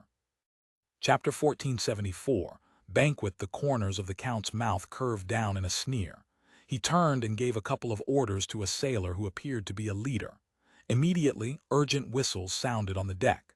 Under the treasurer's stunned gaze, a dozen sailors swiftly took their positions. The cannon covers were stripped from the carronades on deck. In moments, they swiveled to starboard, muzzles raised. Sparks flew with a tremendous boom. A 48-pound solid iron ball flew over the galleon's bow, passing above the head of the gilded Neptune figurehead, and splashed into the sea on the other side of the ship, raising a water column nearly as high as the mast. The second shot struck between the yacht and the galleon, the falling water column drenching the galleon's deck. The shock effect of the straddling fire was visible through the cannon smoke and flying spray. A large swarm of East Indian sailors scurried chaotically across the galleon's deck, panic-stricken. Gun ports on one side slowly opened, but the ship was so heavily laden that the ports sat closer to the waterline than usual. Waves stirred by the sea wind slapped against the hull, and seawater immediately flowed into the open ports, forcing them closed again. The result was that as the Esmeralda rode the wind away, the galleon failed to return a single shot from start to finish. "Are you mad? What are you doing?" Andrade finally recovered from his stupor. "If just one of your shells had struck the hold, it would have been over. Sanabria has a royal charter to transport saltpeter for the colony. The hold of that ship back from India must be stuffed with it. For God's sake, if the saltpeter supply for the entire colony were written off, what would you have His Highness the Governor do?" "Don't worry, my dear Sebastian." The Count remained smiling. "I was merely expressing my friendship to Don Sanabria. Moreover, he isn't the only one who can work to promote the welfare of the royal colony. I can too. The respected Lord Salamanca should know this." It was sunset in Manila, sultry as usual for this season, but the sun had fallen into cloud wisps gradually rising from the horizon. Rays of golden light peering through the cloud gaps reflected a splendid brilliance on the tranquil surface of the Pasig River. A glittering golden carriage drove to the riverside and stopped before a villa's gate. It was a white garden residence famous throughout the colony for its elegance. Adorning the grove by the river, it rested like a jewel inlaid in greenery, extremely incongruous with the ostentatious style presented by this carriage drenched in gold paint. However, the four robust steeds tethered to the shafts still won unanimous praise from onlookers. Unfortunately, close inspection revealed that not only were the four horses of different breeds, but their coat colors weren't entirely identical either. To mask this flaw, the carriage owner had tied towering rose knots on each horse's forehead, which only made the display appear more vulgar. A Spanish gentleman near 50 strode down from the carriage, removed his magnificent plumed hat, and tossed it along with his cane to an East Indian attendant, revealing a few strands of hair combed very neatly across a scalp oily with sweat. He adjusted his gold-threaded ruff slightly, very satisfied that his black coat and tight trousers of Nanking satin remained crisp and shiny. The gold medal with ribbon hanging on his chest had been polished many times, bright and translucent. He surveyed his surroundings with an air of disdain for everything, then shouted at the servant standing on the steps, "Where is the madam? Go announce to your master that Don Esteban Sanabria has come to visit." Inside the residence, whitewashed with shell powder and lime, the entrance hall was deep and the corridors winding. A robust black slave led them around in circles through many turns. Sanabria was annoyed to find the black devil before him was actually a head taller than himself. This displeasure affected the personal attendant following closely behind. The wretched Indian manservant was small by birth, and now he shrank into a ball even more, walking softly, scarcely daring to breathe. Every room they passed had servants in livery busy decorating walls and doorways with flower balls and colorful ribbons, climbing up and down to wipe floor-to-ceiling windows inlaid with bright Australian glass, or transporting various foods and liquors back and forth. No shortage of imported goods from Lingao. Imported food brought by Chinese merchants had long been an important source for colonial tables, and now novel foods were shipped from Lingao, especially various delicious candies, spirits, and beverages. Someone had even prepared shipped ice. The Spaniards were skeptical. It was widely known that Lingao's latitude was even lower than Guangzhou's. It was impossible to find ice and snow there. Huge silver platters on the tables were piled high with lemons arranged into tall towers according to the Italian method, emitting a charming fragrance. It seemed the richest, most beautiful white widow in the Philippines colony, Baroness Lucrezia Sirlo, had spared no thought or money to prepare for her name day celebration.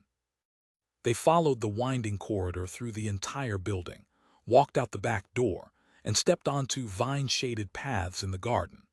This garden cleverly blended Chinese and Moorish styles and was quite famous in the colony. On the lawn before the blooming Arabian jasmine bushes, many guests who feared being late for the grand event and had arrived early were already gathered. Female guests were scattered in white gazebos entwined with fresh vines and flowers, sitting on swings, whispering in twos and threes, occasionally bursting into gentle laughter. Unlike the ladies and misses vying in beauty with attire and jewelry, showing off with various towering hairstyles, the Spanish gentlemen almost all wore dark doublet coats, sweat-soaked ruffs tightly gripping their necks. They gathered beside a water pavilion near the river in the garden, from which a cheerful, crisp singing voice drifted out, accompanied by the melody of a harpsichord. Sanabria followed those admiring or jealous gazes, and his eyes froze instantly.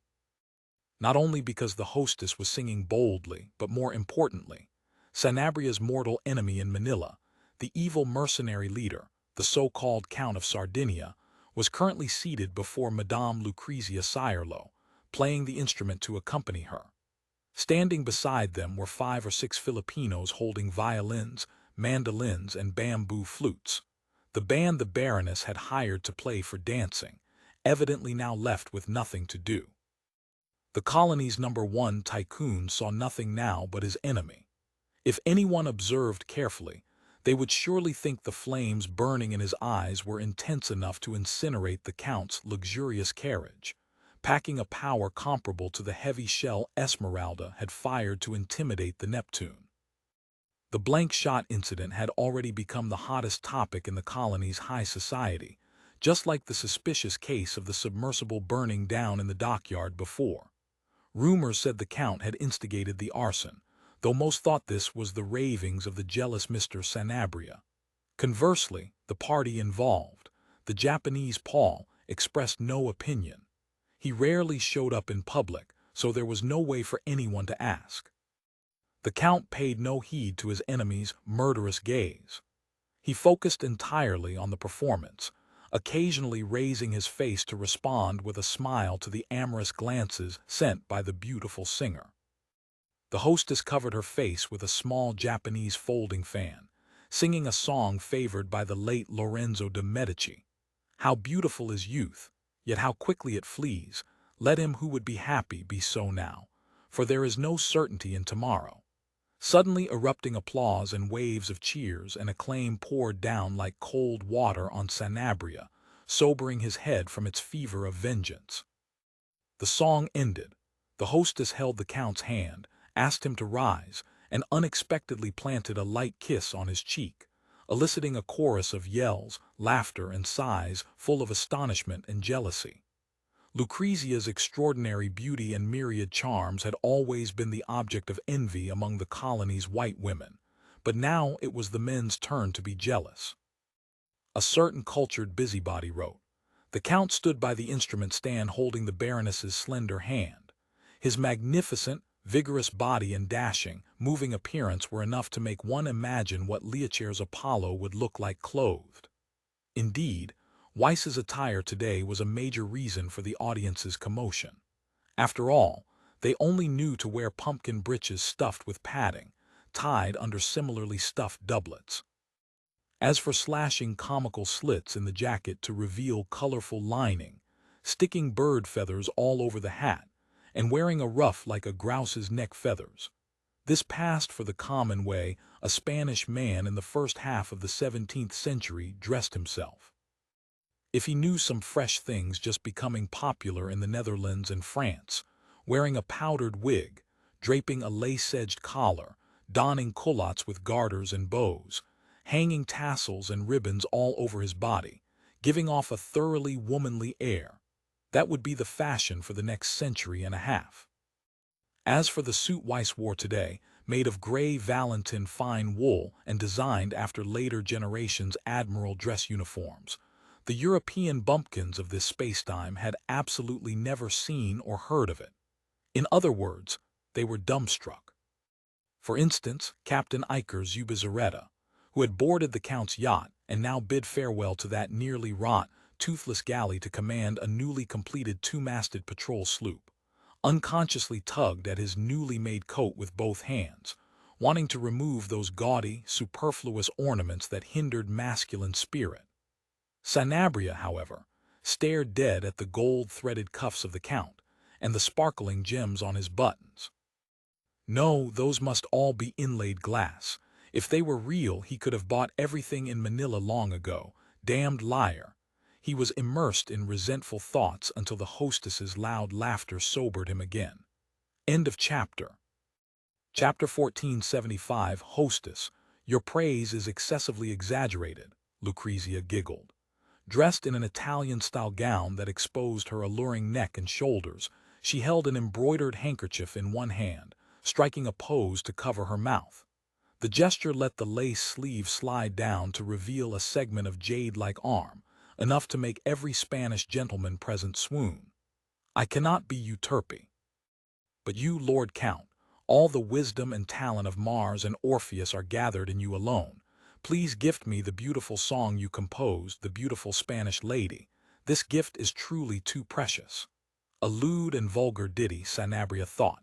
He had heard people singing this song in taverns and various occasions and wanted to loudly ridicule it.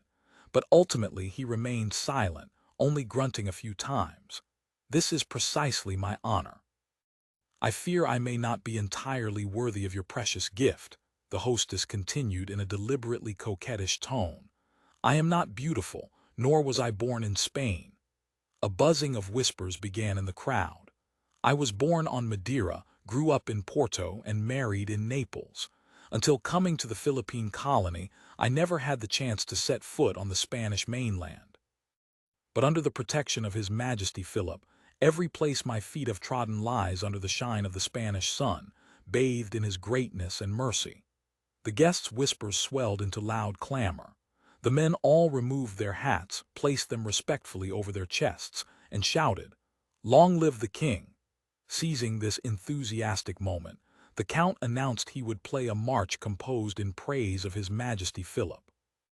Adopting a fresh technique never before seen by the audience, he played the harpsichord while using music and gestures to signal the small band beside him to follow his lead.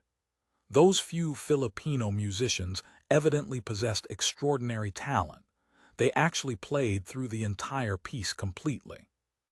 Though a modern listener would find the performance of both soloist and band quite rough, the timbre thin and dim, and pomp and circumstance march played with no pomp at all, the guests' reaction and enthusiasm soared to unprecedented heights. Applause and cheers poured down like a thunderstorm. Men waved their hats, women dropped their folding fans. Everyone surged toward the performer like a tide, each wanting to shake the Count's hand. Sanabria found himself sandwiched in the flow of bodies, moving forward involuntarily. When he finally managed to stand still, he saw an enthusiastic woman lifting the Count's hand to her lips, and two noble young ladies, disregarding their station, fighting over the handkerchief the Count had placed on the instrument lid. Aside from jealous resentment, the colony's #1 tycoon felt increasingly the humiliation and anger of being ignored. Suddenly, a strong wind blew up violently. Female guests screamed, holding down their skirts, dodging flower petals and leaves blowing everywhere. Lanterns and candles floating in the garden pool were mostly overturned and extinguished. Looking up, one could see the dark clouds that had only lingered on the horizon at dusk now obscured the mid-sky. Clearly, the weather was about to turn. The amusement in the garden could no longer continue. Madame Sirlo remained in high spirits. She beckoned the guests to return to the house, taking Count Vaninova's arm herself, lifting her skirt hem with one hand and walking in front. Sanabria wanted to follow, but was blocked by a crowd of guests pressing close behind, all wanting proximity to the Count. The light of torches burning under the porch shone through the glass windows into the house. Servants walked about lighting candlesticks one by one.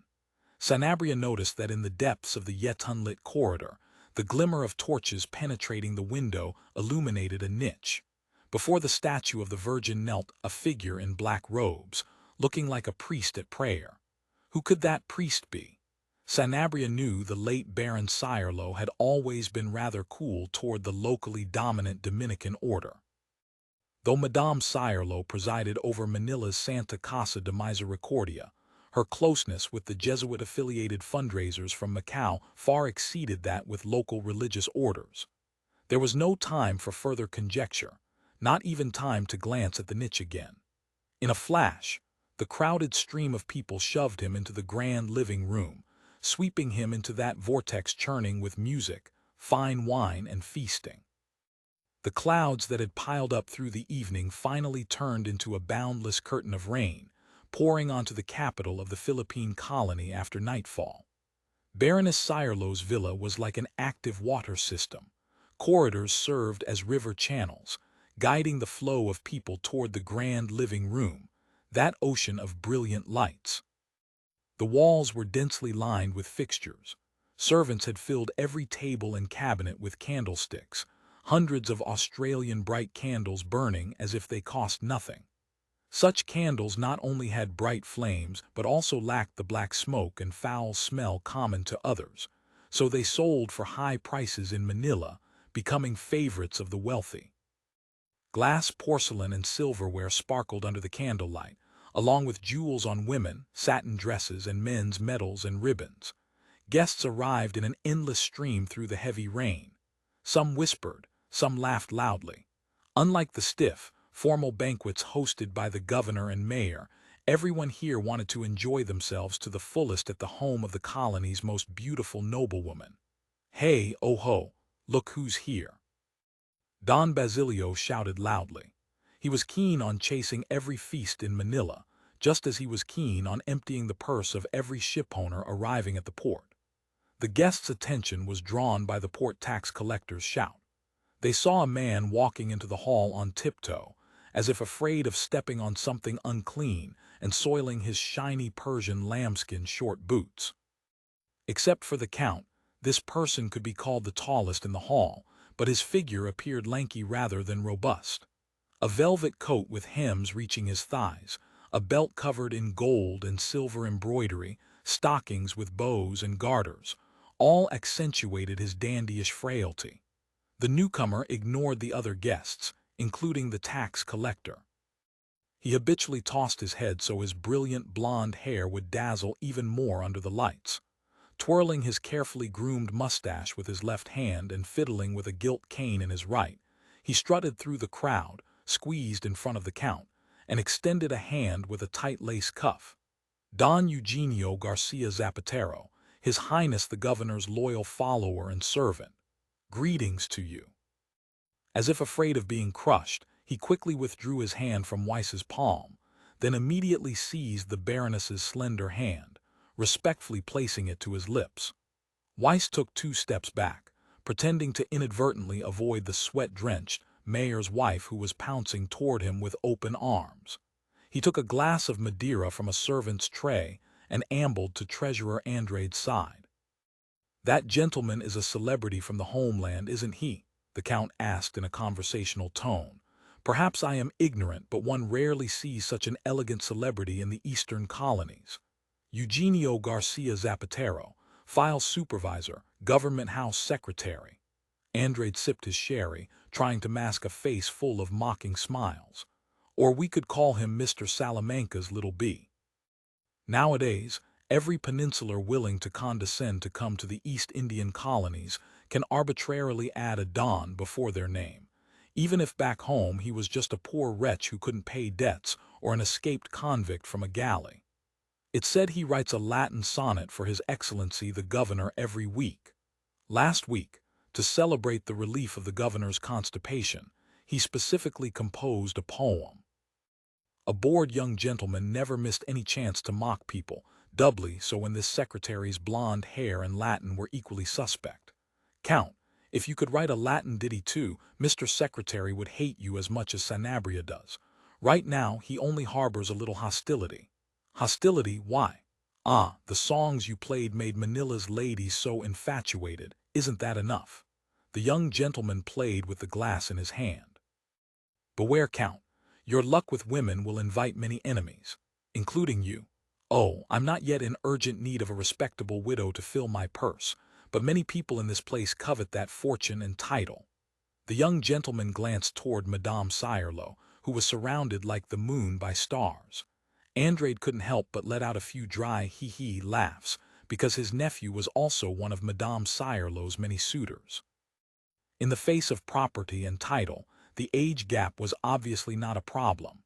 This conversation prevented them from hearing Eugenio's compliments to the hostess clearly, but Lucrezia's crisp laughter still drifted over. "Although it is regrettable not to welcome His Highness's presence, receiving His Excellency the Governor's greetings through you is truly wonderful. Where has Lord Governor gone?" Captain Iker Zubizarreta asked with a heavy Basque accent. This somewhat naive question was immediately rebuffed by Eugenio. Lord Salamanca went personally to inspect the new fortifications in Cavite. Even with the bad weather, his lordship decided to stay overnight in the barracks.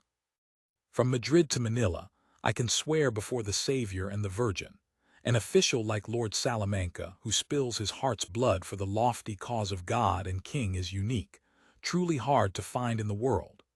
The governor's secretary waved his hands, launching into a performance of incomparably lofty passion and absolutely deep emotion, looking as if he wanted to drown all speech unfavorable to the governor with a torrent of words.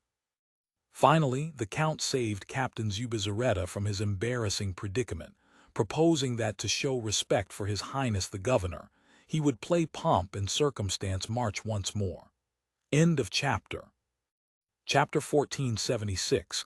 Conflict. The band's ensemble performance was even better than the previous one, though the audience didn't display the same frenzy as in the garden. However, the atmosphere had been relieved from the awkwardness created by the governor's secretary. Seizing the opportunity, the Baroness announced a brilliant play for the guests. With a few claps of her hands, servants quickly moved away surplus tables and chairs, clearing a space and setting up a simple stage with scenery. The musicians began playing melodious madrigals, performing the great poet Juan del Encina's Cristino and Febia. The actor playing the monk Cristino provoked a wave of laughter the moment he appeared. The audience could all see he was actually a girl. Her rather dark skin, the contrast between her soft face and sharp, distinct features, all showed characteristics of mixed blood.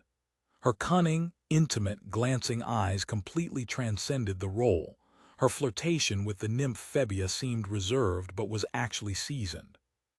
When Cristino finally decided to yield to love and renounce monasticism, she sang with exaggerated piety, "Monastic life is indeed holy only because they are all old men." While singing, she coyly removed the monk's wide robe, revealing a slender figure wrapped in a men's doublet. Cheers, acclaim, and applause swept in like a storm. Many eyes stared tight at the girl's slender thighs wrapped in men's close-fitting hose. "Flora is very smart," the Baroness remarked. "The quickest-witted of the girls serving me." Hearing the hostess's words, Esteban Sanabria sensed the long-awaited opportunity to show off had arrived. "Good, great, bravo, take your reward." He cheered enthusiastically, tossing a purse at the feet of Flora, who played the monk. The thud scared the girl into backing away. Gold coins rolled out of the purse, scattering brightly across the floor. The guests stirred. The colony tycoon was triumphant, completely failing to notice the Baroness's furrowed brows. The Count waved his hand. "It is my fault for not preparing a gift for such a lovely girl. Madam, if you permit, I wish to make up for this oversight." He rose, plucked a few dendrobium orchids and jasmine sprigs from a vase in the corner of the living room, slipped a ring from his hand onto the bouquet, and tossed it to Flora. The girl caught the precious bouquet deftly, ran down from the stage holding it, stood on tiptoe to kiss the Count on the cheek, then hid behind the hostess as if shy, not forgetting to leave the Count an amorous look. The governor's secretary screamed, forgetting to maintain his self-proclaimed lofty image, staring at the sparkling ring on the bouquet. "Oh my heavens! A diamond that big must be worth at least 1,000 pistoles." The crowd erupted instantly. Everyone knew of the Count's immense wealth. So-called throwing gold like dirt was probably just like this. Eugenio had greatly overestimated the value of this diamond ring. Gemstone resources in Hainan and Lecheng, Shandong, were quite abundant. Various gems were not highly valued in the Ming Dynasty. Lecheng sapphires went unnoticed even in the early 20th century. Such rich gemstone resources naturally hadn't escaped the attention of the industrial sector. Besides using diamonds for cutting tools, Dr. Zhang of the Ministry of Science and Technology had spent considerable effort developing jewel watch movements, though the advent of the Lingao version 24 jewel mechanical watch remained far off. However, unintended actions brought unexpected success. The Ministry of Science and Technology had stumbled upon a method to heat-treat the red zircon special to Hainan for color adjustment. The zircon, after heat treatment and decolorization, then carefully cut and polished according to modern processing methods, rivaled diamonds enough to pass for genuine. Since Chinese people didn't value gems much at the time, and sales prospects for similar zircon jewelry in the Great Ming were dim, the Trade Department had prepared to send them to Macau, placing them in the display cabinets of the Purple Treasure Pavilion's Macau branch for export sales. The ring Weiss had just removed was such a ring. He glanced at Sanabria out of the corner of his eye. The colony tycoon's face had already turned green, his eyes darting panic-stricken between the Count, Flora, and the hostess. Many guests were very interested in this impromptu rivalry, especially when the hostess ordered servants to pick up every single gold coin spilled on the floor and return them to Sanabria. The colony's #1 tycoon's face went from green to pale. Malicious snickers rose from the crowd. For the remaining time, Sanabria refused to dance, instead burying himself at the card table trying to regain dignity. By the start of dinner, he had lost his purse empty, not a single gold coin left. The Baroness's family banquet was considerably more refined and fashionable than most in Manila. Quite a few guests watched the Count's movements intently while clumsily fiddling with silver forks. Italians had been accustomed to eating with two-pronged forks for over 100 years, but for Spaniards, this was still a novelty.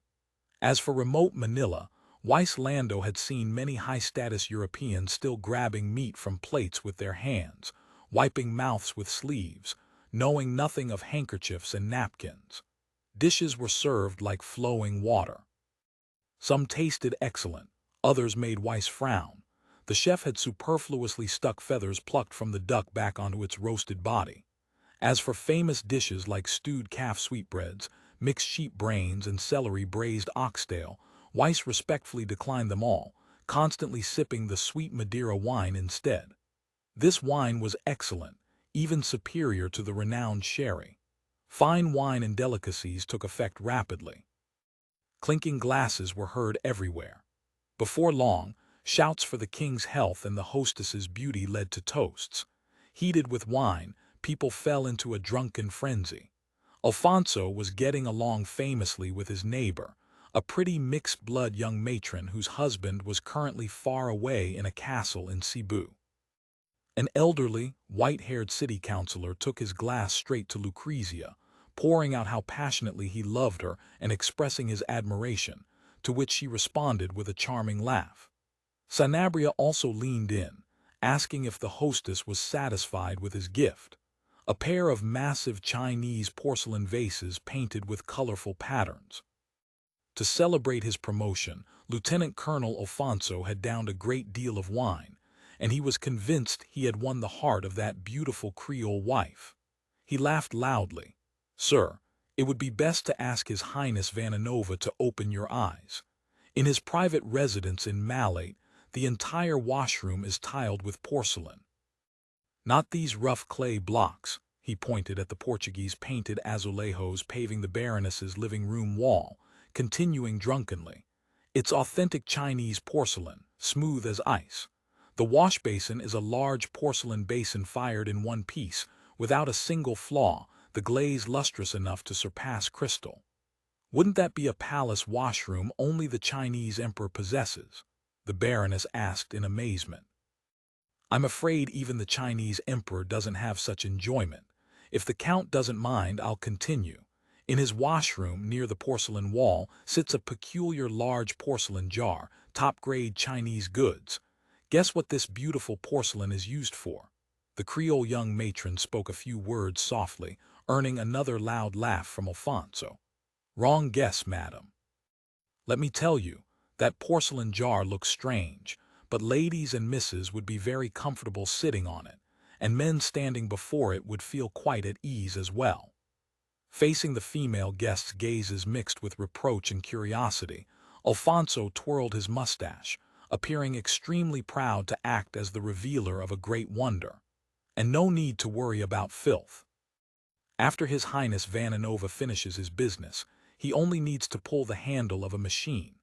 That machine sprays clear water, flushing all filth into the sewer in the blink of an eye, washing the porcelain jar commode clean as new, whiter than snow on the Sierra Nevada. So his washroom is always clean and fresh. Now, Mr. Sanabria, what do you think of using porcelain as a commode? Is His Highness Vananova living too extravagantly, or is Chinese porcelain no longer that noble nowadays?" "The Count doesn't value porcelain much," Andrade added. "Once, to verify marksmanship, he took out a whole set of Chinese porcelain tableware as targets. At a distance of 25 varas, he used a pistol to shatter those extremely beautiful butter dishes, sauce boats, and soup plates one by one. If I did similar shooting practice, I admit I'd go bankrupt after a few times." Sanabria had drunk too much. His face was flushed crimson. Thinking he had found a straw to save face, he roared loudly, "Nonsense, complete lies.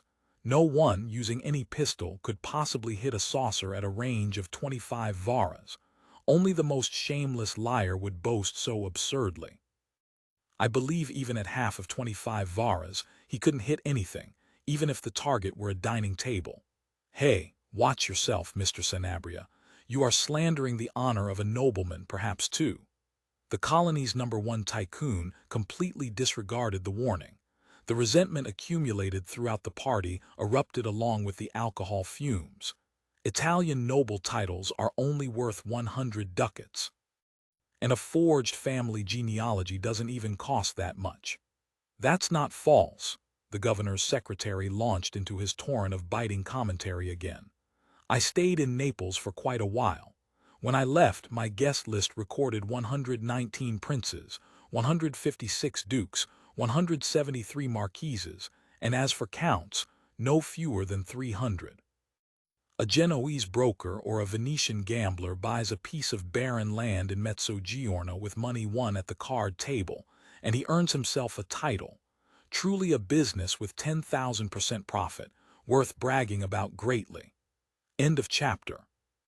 Chapter 1477, Provocation. Fortunately, he didn't have a single ducat in Naples, otherwise we'd have a proper Prince of Naples in our midst. The sarcastic young man spoke low, but just loud enough for those nearby to hear. Involuntary laughter rippled through the group. The secretary pretended not to notice.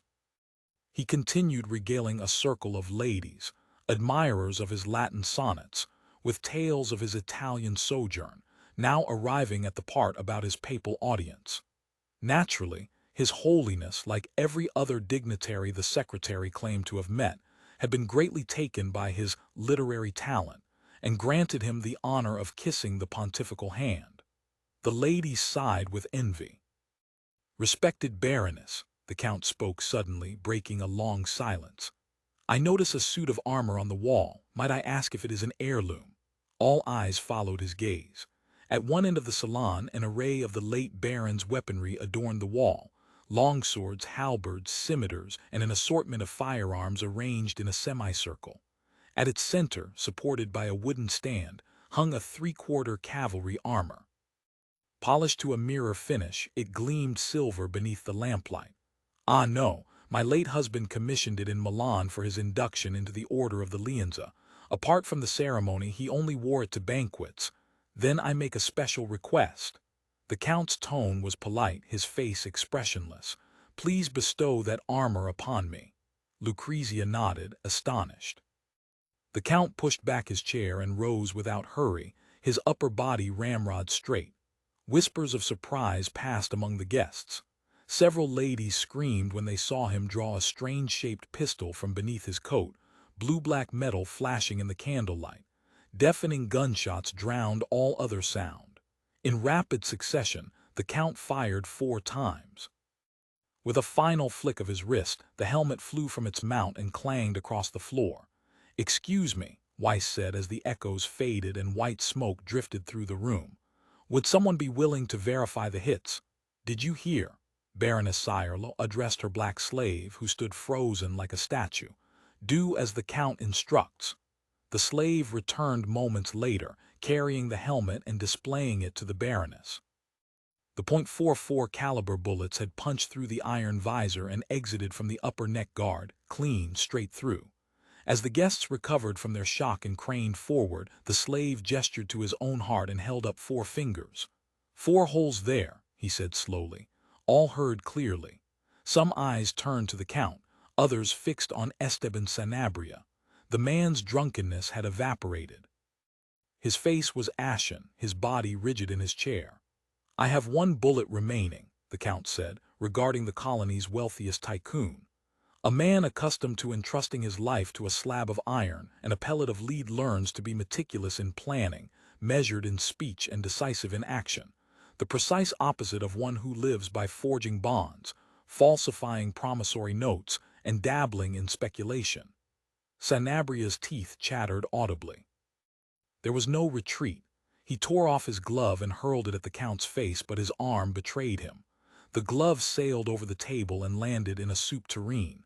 Unperturbed, the Count bent and fished it out, dripping. "I accept your challenge," he said, "and though I am the insulted party, I grant you choice of weapon. Pistol, carbine, dagger, longsword, saber, even cannon. I accept without objection. Do you understand? Anything at all, even stones. Foolish and laughable perhaps, but it makes no difference to me. I will certainly win." "Coward, bragging liar," Sanabria screamed, wild-eyed and nearly unhinged. "My grandfather passed down a Saracen scimitar. I've used it to take many a heathen's head. Tomorrow I shall take yours. Then tomorrow morning at 8 o'clock. The small woods before Santa Cruz village. We shall see what manner of blood runs in each other's veins." The Count seated himself as though nothing had happened. "Madam, might we have the digestif now? I have duelled with several noble lords in France." The secretary, sensing a fresh opportunity to burnish his masculinity, began once more. but a casual glance from the Count made him swallow the rest. After the banquet, the rain had stopped. Guests dispersed, naturally abuzz with talk of the evening's entertainment. By tomorrow, all of Manila's high society would know. Sanabria departed in a daze. The Count kissed the hostess and the mayor's wife, who kept dabbing at tears upon learning he was to duel, before taking his leave. He did not take the perforated armor. The Baroness retired upstairs. Candles were extinguished one by one, and the grand salon that had blazed with brilliance moments ago sank into shadow. When all the guests had gone, a figure emerged from the dark corridor and entered the salon. A coarse black robe with a deep hood concealed him, so that even the candlestick in his hand did little to reveal his face. The servants cleaning the room stepped around him one after another, as if he were a walking ghost. The man in black approached the shot-riddled armor, held his candle close to examine it, then searched the floor. But the scattered bullets he sought were gone, likely swept away by the servants. He withdrew a silver peso from his robe, approximately 38 millimeters in diameter, and placed it on the left side of the breastplate. The coin covered all 4 bullet holes. The hooded figure stared at Weiss Lando's marksmanship. "Too accurate," he murmured. "Either the man is an exceptional shot, or he possesses something very good indeed." Upstairs, in the brightly lit salon, Lucrezia Sirelo had played the dignified, cheerful, generous noblewoman to perfection. But once within her bedchamber, she surrendered to a gloomy, sensual mood that permeated the entire room. A chandelier cast dim light over the great bed hung with pink tulle curtains, the finest Chinese tulle, like wisps of smoke.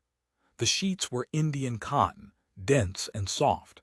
Velvet-embroidered cushions covered the armchairs, as yielding as the bed itself.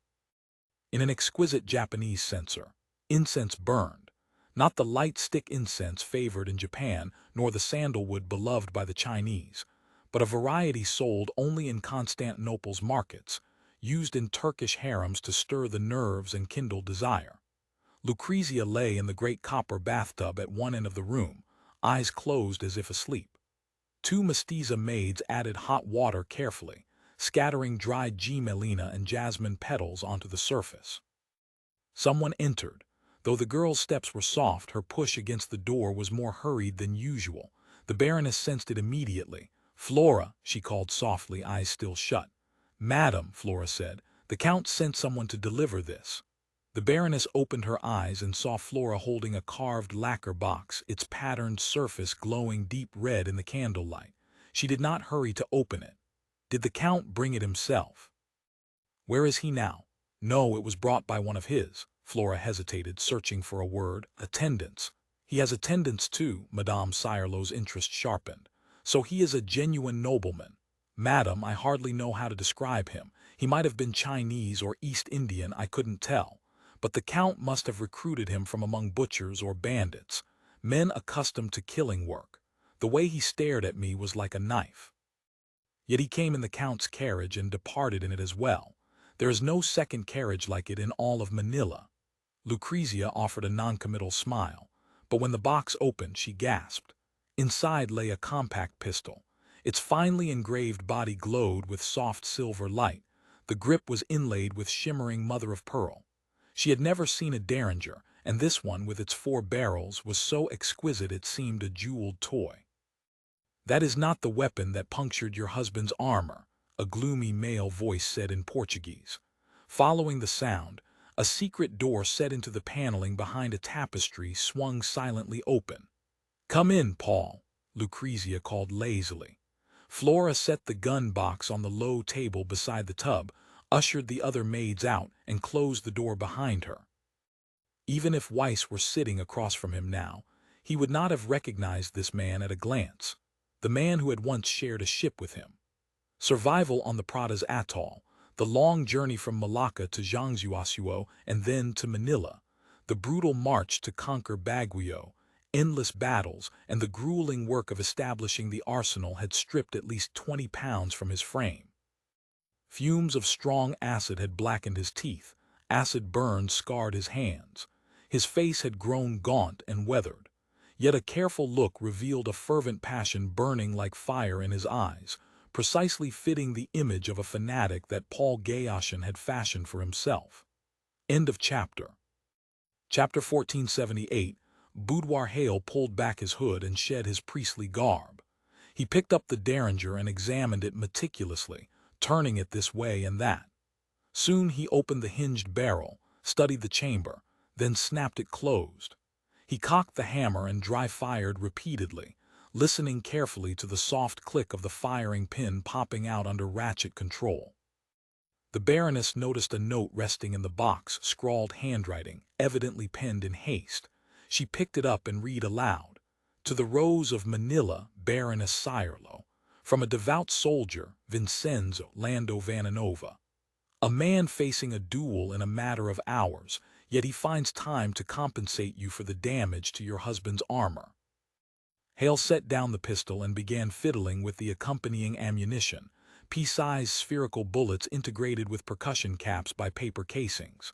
Smoothbore, he grunted, flashy little thing, still far more useful than your husband's armor ever was. At least quite suitable for hunting parrots and sparrows in the fields, preventing them from stealing my corn.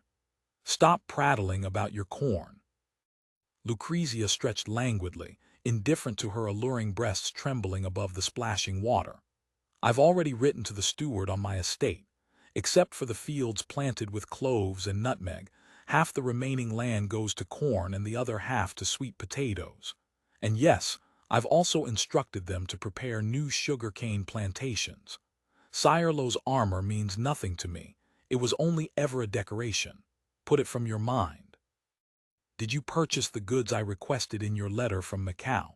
Don't remind me of the Australian goods you wanted. Most were out of stock. Apart from rice vermicelli and strong liquor which I bought in full, I could only get a third of the soap quantity. The rest fell even further short. And the instruments? Only some of them. Certain items they refused to sell outright, but my servants can be very persuasive. They acquired them. You are truly my lucky star. Save your sweet flattery. I really don't understand. What do you want all these peculiar things for? And why so much rice vermicelli? Does Philippine rice not fill your men's bellies? Of course, it is all in service to His Majesty the King and His Excellency the Governor. A look of disapproval crossed the Baroness's face. As a Portuguese noblewoman, she harbored no reverence for the Spanish-Portuguese crown, to say nothing of the commercial hostility simmering between merchants of the two nations throughout Southeast Asia. Only by this means, Hale said, kissing her naked shoulder, can I better serve the Baroness. The widow smiled charmingly and whispered, You are truly a devil. Then her tone shifted. Tell me who will win the duel, Vananova or Sanabria? Whom do you favor? Is this a wager? Hale set down the pistol and bullets, closed the wooden box, and allowed himself a rare smile. What are the stakes? 1 gold coin, Lucrezia answered casually. Then her voice turned cold. I bet the Count kills that liar. He deserves to die. From Goa to Macau, people everywhere tell me Sanabria swindled them with forged promissory notes from the Seville Chamber of Commerce and worthless Genoese bonds. My father's friends in Lisbon have filed charges in Madrid, but the result will certainly not be what they hope. She did not elaborate on the source of her concern, just as few knew the true origins of her vast fortune. It was not solely because her late husband had received a Philippine land grant and purchased large tracts to cultivate spices, nor because she owned several purchase and sales permits for the Manila galleons, entitling her to legally ship Oriental goods to Acapulco annually. In truth, her Portuguese origins and Jesuit connections meant that the Santa Casa de Misericordia she presided over in Manila commanded widespread support from Portuguese merchants across the Far East. Moreover, her lending rates were relatively low. In just a few years, she had attracted business from many local Spanish merchants and converted East Indian maritime traders alike. Naturally, this sparked jealousy and resentment among Manila's other charitable fund groups, especially the city's oldest, the Misericordia Brotherhood. Sanabria was its only non-clerical director. Don Esteban Sanabria had done much behind the scenes to poach business from the Baroness. A pistole, then. Hale drew a gold coin from his coat and placed it in Lucrezia's palm. At first glance, she noticed something different about it. Size, weight, and texture matched any other pistole. The material was certainly gold, but its shape was remarkably regular, its edges smooth without the burrs common to minted coins. Both faces were more polished and fluid than ordinary currency, the patterns unusually crisp. Exquisite. You made this. Cast several blanks from the first batch of placer gold sent from Baguio. On the governor's instructions, I struck a few for him in the workshop, using the rolling mill and screw press we have for making brass parts. The German watchmaker in my employ spent a week engraving the die. Quite by chance, just yesterday His Excellency, the governor, came personally to the workshop to supervise the work. He was astonished to watch our machine forge 20 coins in the time a Mexican mint craftsman would take to cast one. The governor intends to open a mint here in Manila. The Baroness tossed the pistole aside, selected a bottle of rose oil from the assortment of large and small bottles on the low table, and signaled Hale to apply it to her neck and shoulders. Will the king and the Council of the Indies agree? My dear protector, he obeyed, whispering in her ear as he worked. This plan depends upon you and your friends to champion. You will silence the colonial judges and officials who would obstruct it. I assure you, not only the governor but even Archbishop Lorenzo approves. Whether His Majesty the King, the Council of the Indies, or the Viceroy of New Spain, all would be delighted to see an end to the need for financial subsidies flowing to the Philippines. Due to a lack of coinage materials and Spanish indolence, the Philippine colony had never possessed a mint. Whatever currency the colony required, precious metal currency, arrived from New Spain. Base metal currency was supplied by Chinese merchants. This dearth of exportable products and absence of native coinage left the Manila colonial authorities economically exploited. Silver coins from New Spain passed through Spanish hands only to fill the pockets of Chinese merchants, while the Philippines remained mired in chronic deflation. The mood of the King of Spain and his finance ministers has nothing to do with me. It will if you become the mint contractor. You're mad. Such a benefit won't fall into my hands. I guarantee you will obtain the governor's authorization. Think of the profits involved. And if you secure the contract, we haven't even begun to calculate the ancillary benefits. His fingers slid over delicate skin. The rich widow let out low pants. The difference between face value and intrinsic value represented an enormous profit, a temptation the Baroness could not resist. How much would I have to invest? According to the traditional practice in many medieval societies, the state bore no expense for minting. It adopted an all-inclusive model. The contractor needed only to deliver currency of specified purity and quantity per the contract. The rest was profit or loss to be borne alone. Securing a mint contract required substantial startup capital, buildings, equipment, workers, coinage materials, and fuel. 12,000 pesos, not counting raw materials. Not cheap. The Baroness fell into deep thought. The sum was within her means, but raising so much cash in the short term would require considerable maneuvering. Earlier, she had been one of the major shareholders in organizing the Baguio company to explore and mine gold. Exploration and extraction had consumed a large amount of money, leaving her finances stretched. The Baroness had always been Hale's greatest financial backer. It was thanks to this passionate, wealthy widow that his enterprise had advanced so smoothly. Even after becoming a legendary figure in the colony, his proposed Baguio exploration plan had met widespread skepticism. Apart from the governor, who provided a small squad of soldiers and 2 ships in exchange for a fifth of the profits, all of Manila sneered at the scheme as whimsical. The venture succeeded entirely because of the Baroness's funding. If everything proceeds smoothly, you will recover your entire investment within the first year, and the governor and his friends, all included. You are truly a devil, the lady said, her voice full of affection. Do you know how much money I have spent on you since you arrived in Manila? First you wanted me to invest in water mills, then sugar presses, then gold mining. Now you want me to grow corn and sweet potatoes and act as a mint contractor. Each time was it not value for money. Hale's fingers were rough but dexterous.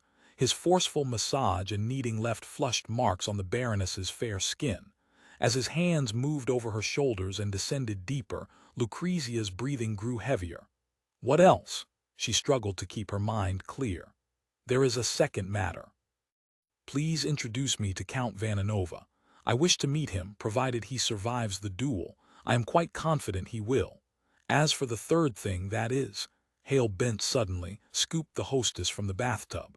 Lucrezia let out a moan-like cry, hooked her arms tightly around his neck, and let him carry her toward the great bed at the far end of the bedchamber. End of chapter. Chapter 1479. Manila Arsenal. Manila's ordinary white citizens and merchants had initially regarded the new munitions factory standing in the suburbs with suspicion. Beyond the fact that the governor had funneled money, scraped from monopoly laws and special taxes, into a project that profited them not at all, the factory itself inspired unease. For colonial residents so far from Europe, it was a frightening novelty. Nowhere else in the entire Philippines had so many machines and furnaces been concentrated in one place. The ceaseless clanging of metal, the unending screech of drills, planes, and chisels, all combined into a continuous din that provoked complaints even from Spaniards in Manila proper, nearly 10 kilometers distant, who could no longer recover the tranquil rhythm of dozing through the day. Worse still, the great numbers of pagan Chinese and local natives gathering around the factory stirred all manner of illusory anxieties. Talk of the threat of thousands of savage workers circulated frequently. Of late, another terrifying rumor had swept through the colonial European circles, that the fanatical priest Paul was manufacturing a terrible new explosive in the factory, so powerful that a small bag could level the entire city. This was not purely rumor. Dull explosions, like thunder on the horizon, were often heard from the direction of the arsenal. Some swore they had seen ox carts carrying severed limbs and shredded flesh leaving the factory at night for secret burial in the wilderness. Asui Saburo lounged lazily against a crude sentry shed cobbled together from scrap wood and straw, facing the main road to the factory workshops. He was utterly oblivious to the prospect of being blown to dust at any moment. This former Ashigaru leader had come to Luzon partly out of faith, partly with dreams of making his fortune overseas. Unfortunately, after Lords Yukon and Nato had died of illness in succession, the southern barbarian governor's regard for Japanese immigrants had steadily declined. After years of scraping by, Asui Saburo's dreams of riches had long vanished like smoke. Still, serving as soldier and sentry for the southern barbarians was far more comfortable than bending double in the fields. He calculated that he could eat his fill at every meal. Though the southern barbarians were not especially generous, only issuing rice and dried fish as salary, combined with the taro and vegetables his Tagalog wife cultivated around their house, feeding a family of 4 posed no great difficulty. If he could rotate next time to a lucrative post like guarding a tax checkpoint, perhaps he might scrounge a few small coins to drink tuba palm wine in a Chinese-run tavern in the Parian and savor a plate of roast pork. The rich, fragrant taste seemed to linger on his tongue. Leaning against the sentry shed's wooden pillar, Asui Saburo drifted into blissful reverie, mouth half open, saliva trailing down his sun-darkened face. "Hey!" Asui Saburo started awake at the loud greeting. Captain Kurashima Jubei stood before him, a Ronin from Oweri, rumored to have fled to Manila after killing a man in Hoi An. "Asui-kun, show some dignity. Mind wandering while on sentry duty again," Jubei pointed forward. "A carriage is coming." In Madrid or Seville, no one would have given this plain, even crude, 2-wheeled conveyance a second glance. Drawn by a listless, stunted Chinese pony, the unpainted log carriage had nothing but an oilcloth canopy. But in the Philippines, where horses cost more than men, the factory grounds swarmed with ox carts hauling timber and iron parts. A carriage, even the crudest one, was a mark of nobility. Asui Saburo walked forward to meet it, arquebus held to his chest, though the hammer was not cocked. Better not to startle the noble within, he reasoned. The new arquebuses made by the southern barbarians were remarkably neat, eliminating the troublesome and dangerous slow match.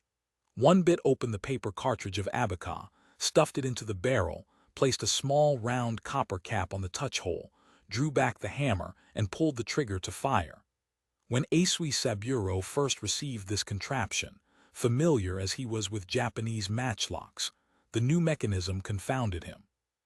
He had suffered many accidental discharges on the drill ground, provoking the southern barbarian officer's wrath and earning himself more than a few binta from the captain.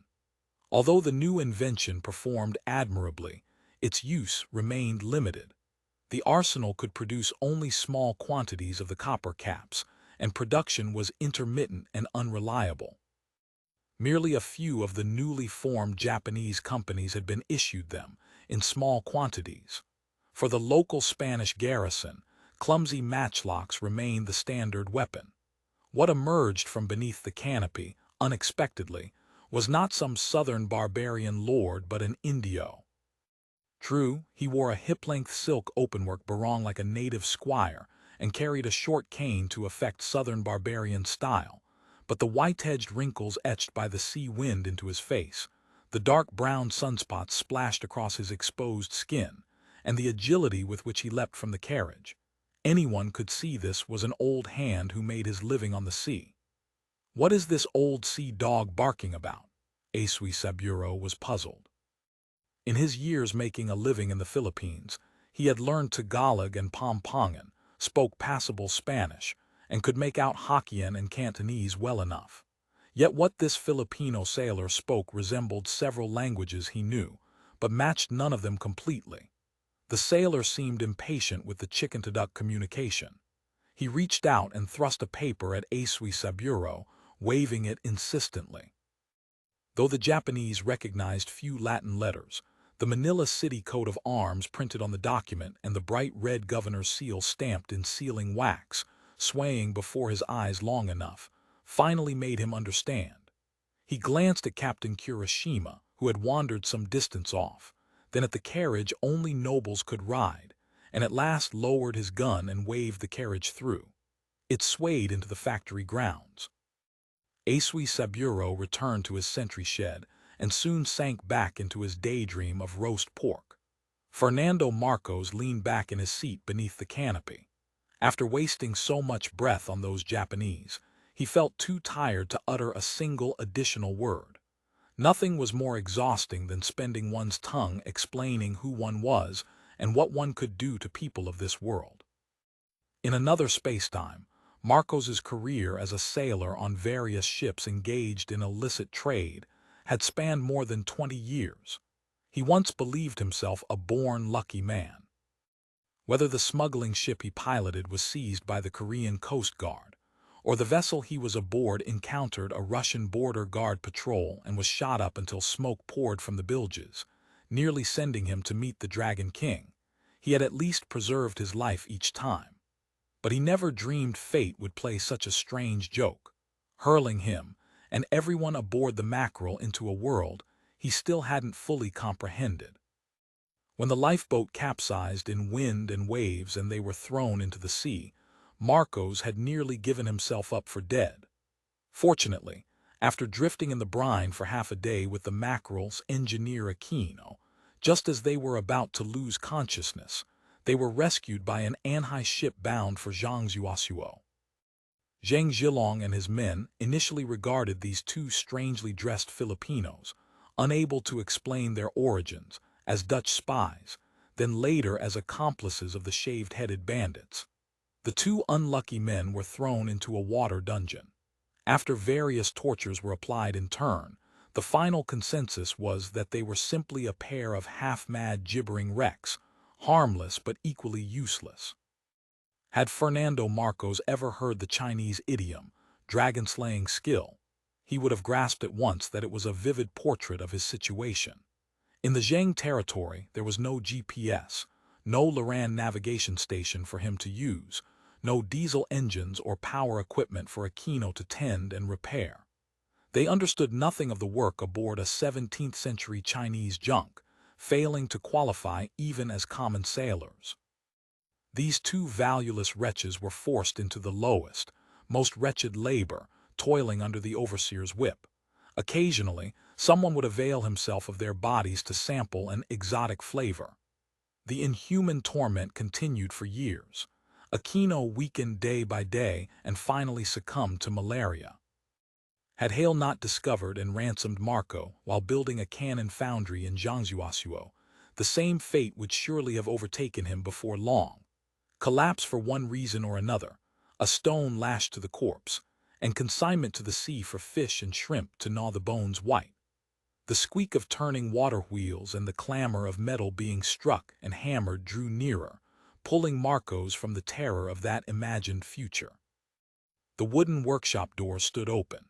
In the open space near the gate wall, the factory's products and semi-finished products were arrayed in rows. Marcos poked his head from beneath the canopy to look. A line of cannon barrels flashing with green glints lay there. These were bronze guns recently removed from various fortress batteries and galleons in Manila.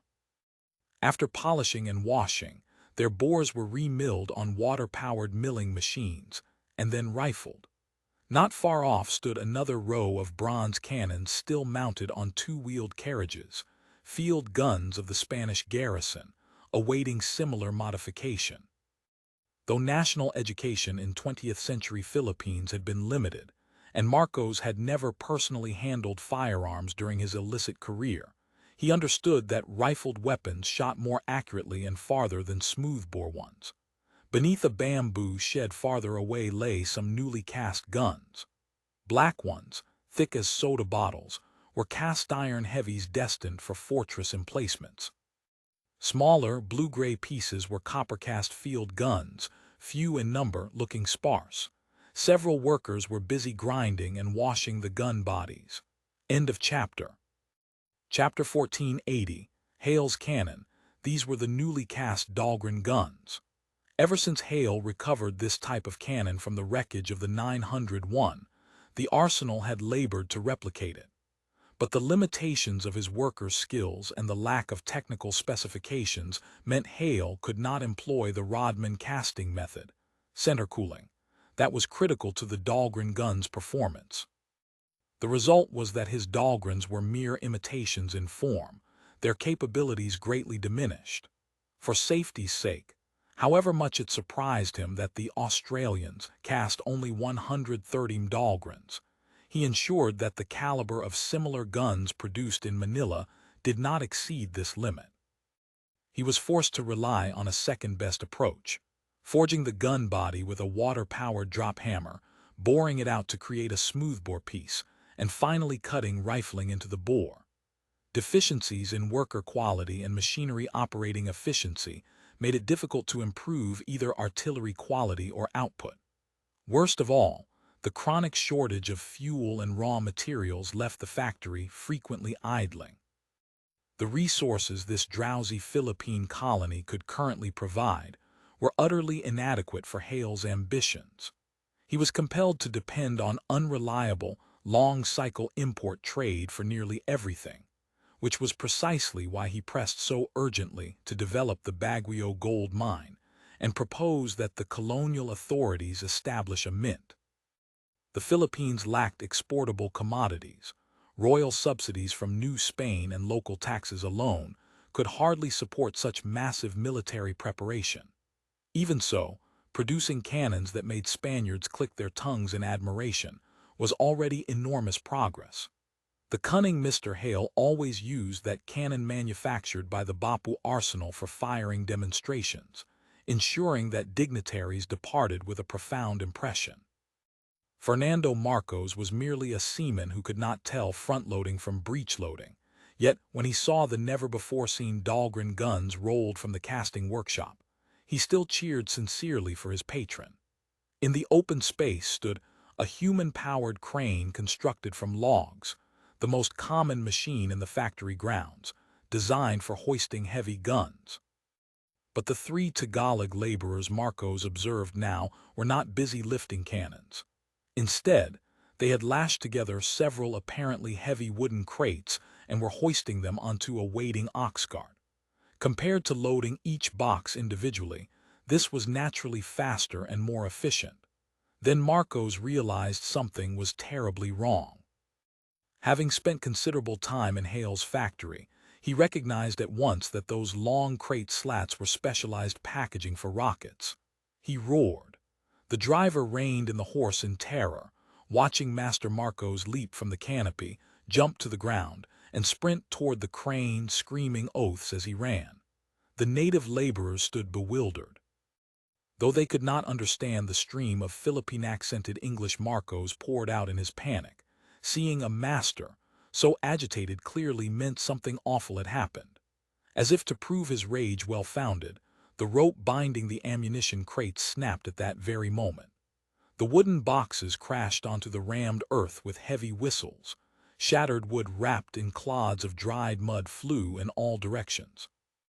Marcos did not know how long he lay on the ground before he realized there had been no explosion. He saw the three native laborers still standing there, dumbstruck. Although their naked upper bodies were sliced all over by flying splinters, some wounds bleeding, they remained motionless, frozen stiff with terror. The packing crates had shattered, the tin linings burst open, revealing the rockets inside. Because of their simple structure and convenient processing, Hale rocket output far exceeded that of cannons and shells. Large quantities of finished products were transported out of the factory daily. Marcos made a rough inspection. Luck had been good. Only 2 rockets had broken guide sticks. The papier-mâché pressed warheads were intact, though a few of the sheet iron rolled bodies showed impact dents.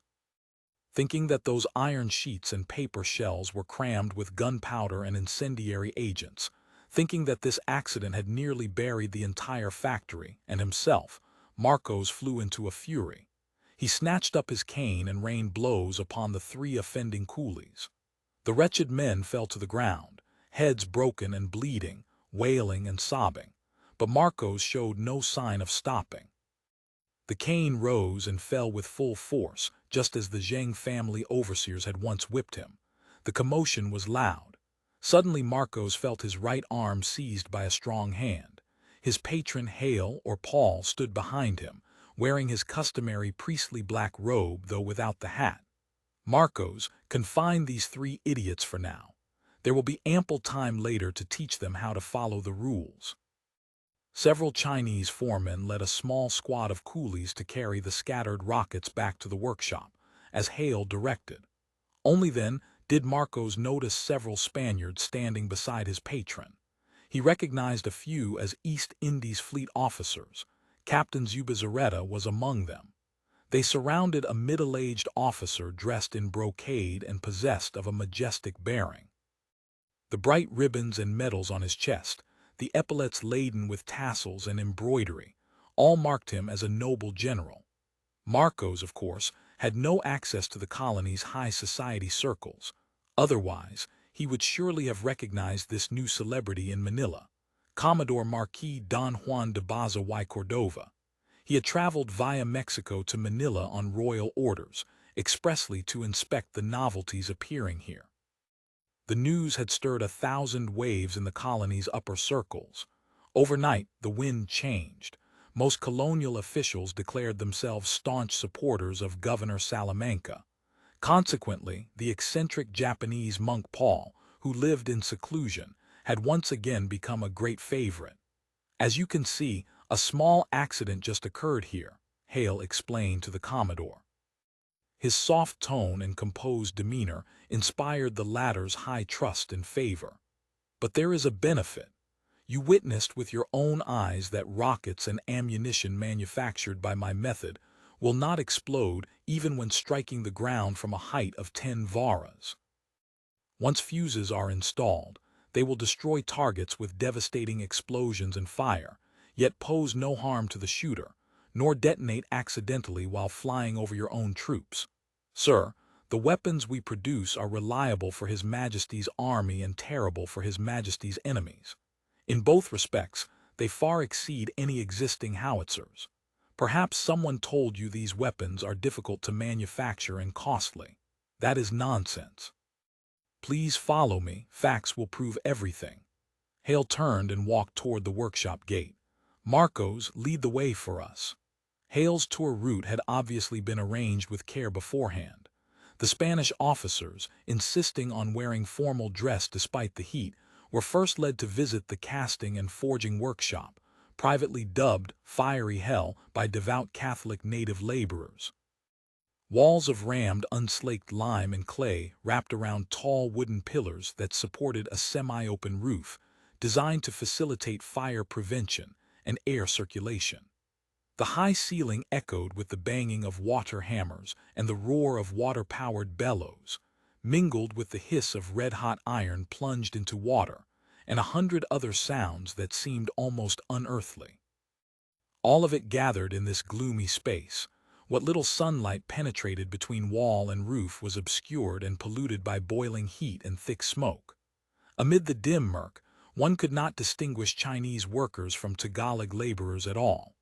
Smoked black from head to foot, they crawled in and out like ants, blurred, haunting, spectral. Marcos was already familiar with these scenes, yet he still watched in awe as workers lifted red-hot forgings onto the anvil. The crimson glow reflected on their pain-twisted faces. They moved the copper and iron pieces silently, carefully. Cams driven by water wheels raised the arm, and the drop hammer crashed down heavily onto the forging. Sparks exploded outward, like the weapons of giants from myth, a single blow capable of shattering a man to pieces. Marcos was already drenched in sweat. The Spanish gentlemen had long since removed their hats and wigs. Several men wearing ruffs nearly fainted, begging attendants to pour wine to slake their thirst. Hale appeared oblivious. He continued to guide his guests toward the furnaces. Craftsmen working in pairs used iron tongs to lift crucibles from which molten steel flashed with blinding white light as it flowed into sand molds. Sweating rivers and gasping for breath, the Spaniards listened as Hale explained in his unchanging serene tone how this crucible steel could yield the finest swords and drill bits. Brick reverberatory furnaces lay beneath the factory shed like giant coffins. Captain Iker's Ubizarreta approached the massive water-powered bellows before one furnace, hoping to catch a cool breeze beside the huge wooden fan blades that opened and closed continuously. At that very moment, a laborer flung open the furnace door. Incandescent light pierced the thick smoke and dust, sending Iker stumbling backward. Men fed the reverberatory furnace. Flames roared from its maw like a gluttonous beast, devouring firewood, charcoal, and whole baskets of dried peat dug from the swamps as if lapping up oil. Though Hale described to the Commodore the magnificent spectacle of molten iron pouring out to cast cannon blanks, reciting Iliad-style verses as he spoke, the Spaniards were eager to flee this hell of fire and smoke. They were delayed briefly at the exit passage by a heavy-duty trolley, watching as a cast cannon blank was hoisted onto the cart and pushed along the hardwood rails laid on the ground to the next workshop. Even after cooling in the sand pit, the massive cast-iron blank still radiated unbearable heat, emitting a dark, deep-red glow like a beast's baleful eye. End of chapter. Chapter 1481, Marquis. The group fled the casting and forging workshop. Whether on Hale's instructions or through prior arrangement, several native workers stood waiting outside with tea buckets. The black tea imported from Lingao, lightly sweetened and chilled with well water, was a refreshing relief. But the moment the Spaniards caught their breath, Hale dragged them onward without pause. The next destination was the machining workshop, built adjacent to the river channel and the great water wheels. Compared to the suffocating casting hall, this workshop was filled with the pleasant scent of freshly cut timber. Wood was certainly no rarity in the Philippines. Striped hardwood of excellent grain, worth tens of thousands in a certain East Asian country of later generations, was sawn here to make machine tool frames, bases, transmission shafts, or even the cargo tracks paved on the ground. The air was filled with the squeaking and banging of transmission shafts and gears and the screech of cutting tools and drills biting into metal. Noisy and piercing, certainly, but nothing like the hellish din of the forge. The Spanish gentlemen seemed to recover some spirit.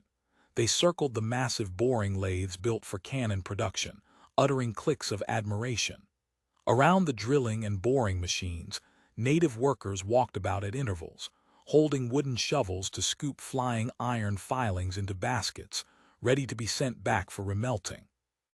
Marcos knew that over 70% of the iron and nearly 90% of the copper currently imported by the Spanish Philippines was consumed in this factory. Of course, what Manila's citizens cared most about was the vast sums of silver pesos it swallowed. But Governor Salamanca saw things the opposite way. Whether iron, copper, or silver, he sought to double the investment into this gold-eating beast of a munitions factory, so long as the golden eggs it laid would bring glory and promotion to himself and his allies in office. Commodore Marquis Don Juan de Baza y Cordova had come precisely for this purpose. The Marquis grabbed a handful of iron filings from the ground and rubbed them between his fingers. His pristine white silk glove immediately showed a large black stain, slick with the soapy water used as lubricant and coolant, covered in disgusting foam. Iron filings pricked the skin of his palm, hard and rough, as if to remind him that they had been planed and peeled from the parent metal by steel drills even harder and sharper. As a senior naval officer, the Lord Marquis was no stranger to the naval cannon foundries of Seville and Leoganes. He had also traveled to France, Germany, and Venice, visiting weapon manufacturing workshops there. Prototypes of these machines did exist in European workshops.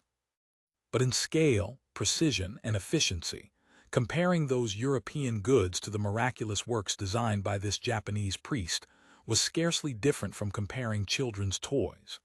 Even among Europe's most renowned cannon-casting experts, who would believe one could forcibly hollow out a cannon bore from a solid iron blank with a boring bar. Marquis Bazin threw down the soiled glove and selected a fresh pair of white silk gloves from the wooden tray a follower had carried all the way. But inner excitement caused his hands to tremble uncontrollably. He could not put them on. He tossed the new gloves back into the tray. "What is that?" He crossed his arms and pointed toward a machine tool fitted with a spiral cutter. "It is a machine for cutting rifling." "Rifling?" Marquis Bazin repeated the unfamiliar word. Clearly interested, he nonetheless strove to maintain a dignified expression and not let ignorant doubt show on his face. The Japanese priest suddenly seemed to open a floodgate. He spoke eloquently about various scientific theories, stretching from the principle of the Archimedean spiral to planetary rotation. The Commodore listened as though lost in a fog, vaguely grasping something. That rifling designed according to spiral and rotational principles would increase shell accuracy more than tenfold. That if gunners were equipped with telescopes, rifled cannons could precisely destroy warships sailing a league away. Equipping gunners with telescopes was rather extravagant. Telescopes did not come cheaply in Europe these days. But a cannon with a range exceeding 1 league that could precisely strike a ship, that was shocking beyond measure for this era. "The problem lies with the shell," an artillery officer said. "Spiral-rifled cannons have already proved their power in the Pangasinan suppression campaign. It is truly a terrible weapon, a genius invention. There is only one drawback. Only shells manufactured with great precision in size and shape can match the rifling. Producing such shells is unquestionably difficult. We can make do with old-style round cannonballs in the new guns, but then achieving the effect Mr. Paul describes is impossible." "You are absolutely right." Hale immediately took up the thread. "I have devised a method.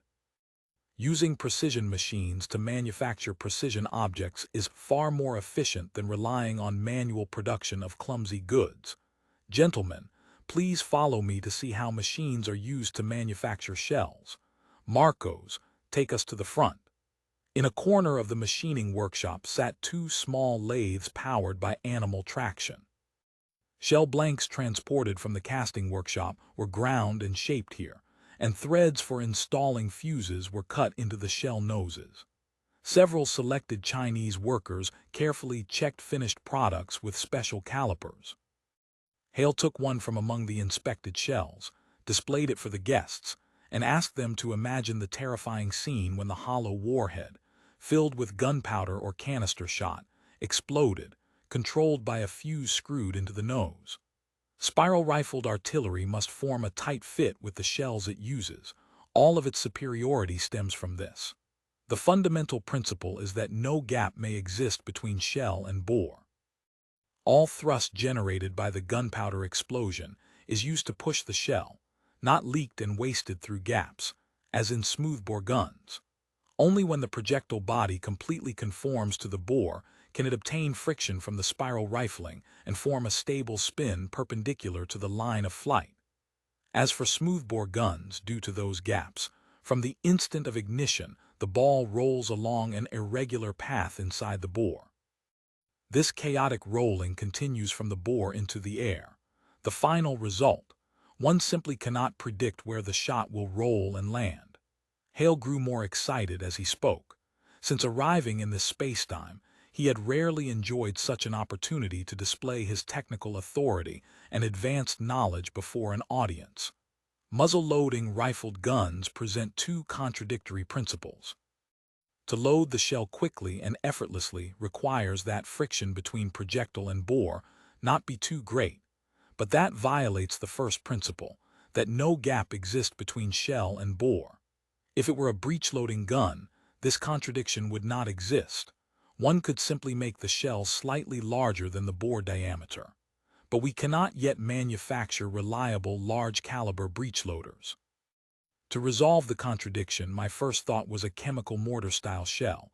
Oh, you don't know what a chemical mortar is? It is a kind of, well, a rather terrible mortar. The shell is the elongated cone you saw at Cavite Naval Fortress, with a steel disc inlaid at the bottom, connected to the shell by a copper ring. When explosive force pushes the steel disc, it presses forward against the copper ring. The softer copper ring expands outward to fit the bore. Simply marvelous, Marquis sighed, entranced. But this is still too complex, unfavorable for mass production. Initially, our shell output could not keep pace with the number of newly cast cannons. I constantly experimented with improvements. What you see here is the result of my most recent concept. Doesn't this shell look somewhat like an elongated water droplet? Look, we cut away a layer of the projectile body below the centering portion. This section will be entirely wrapped in a material that can expand under thrust, and it is much cheaper than copper. What material? Papier-mâché. Paper? The Commodore asked skeptically.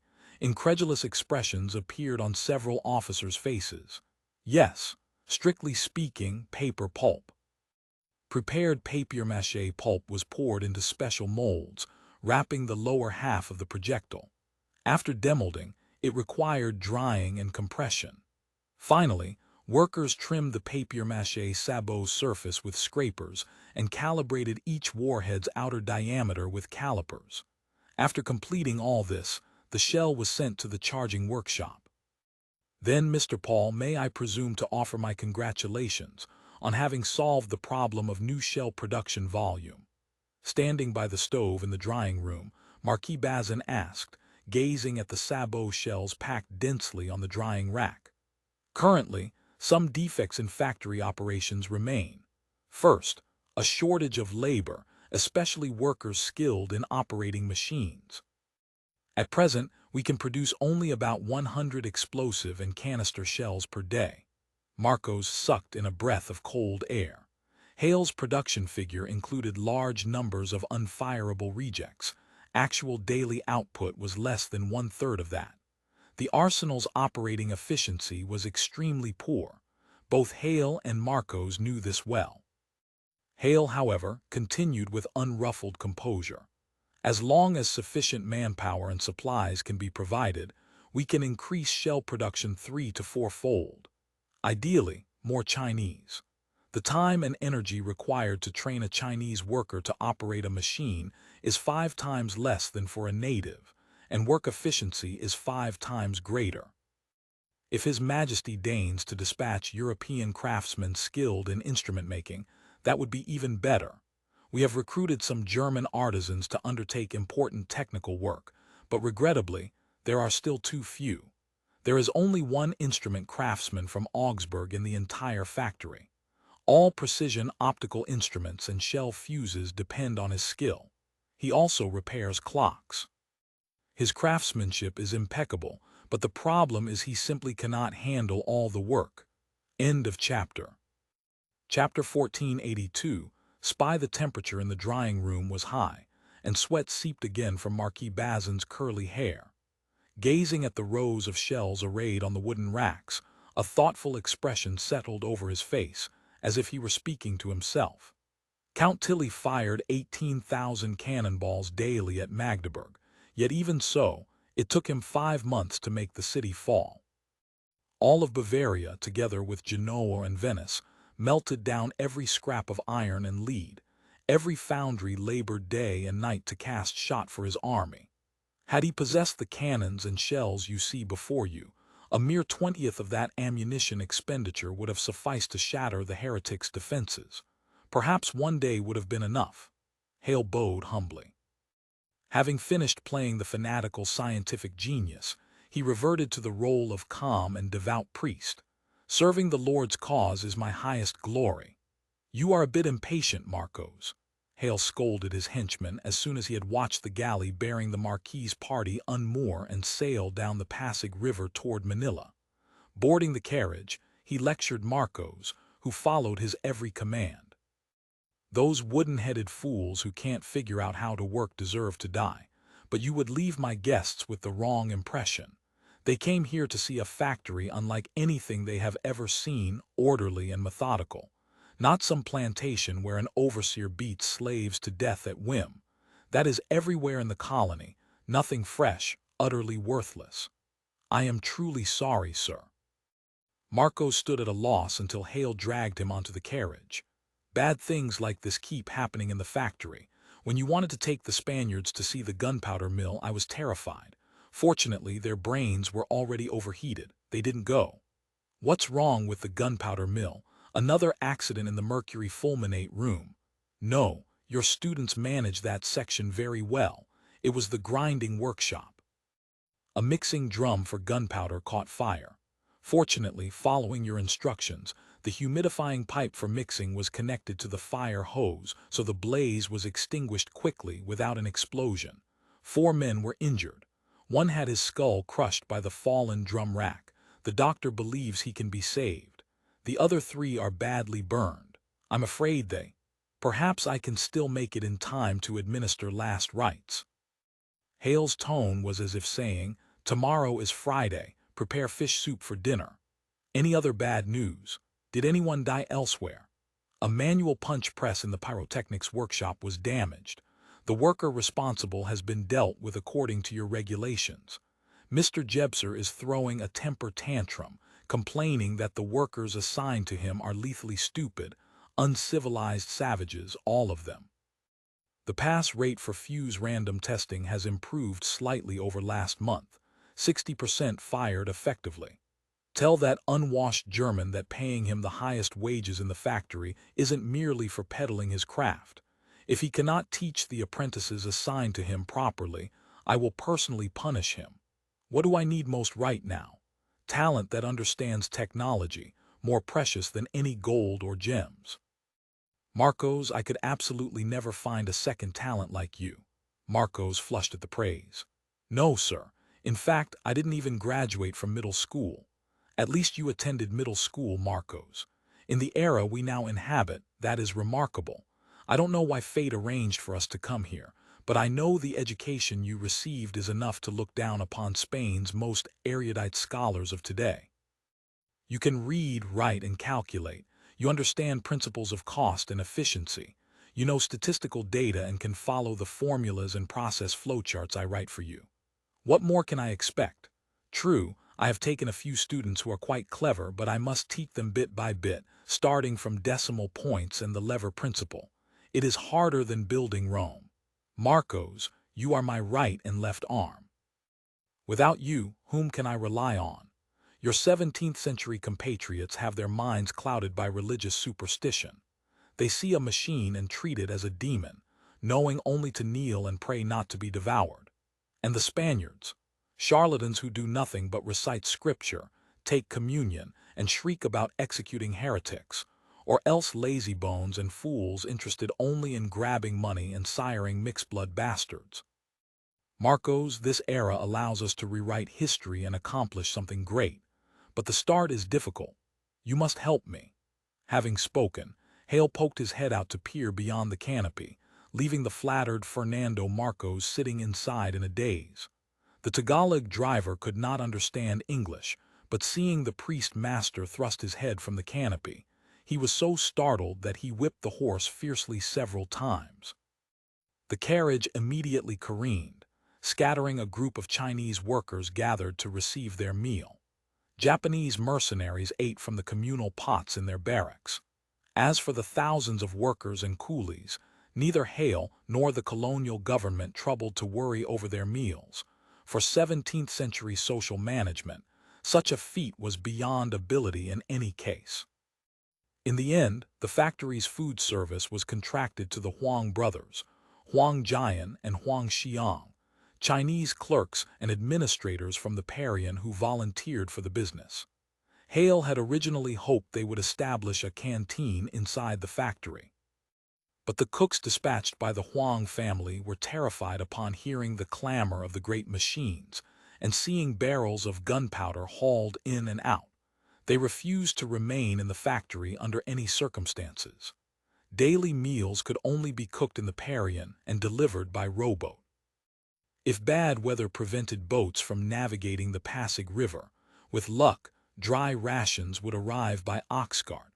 With ill fortune, every worker in the factory went hungry. Marcos had argued with the Huang brothers multiple times about this, but he had never managed to persuade them to open a canteen on site. No other Chinese contractors possessed the capital to advance a month's food expenses for thousands of factory workers, while keeping cases of food poisoning like diarrhea to a minimum.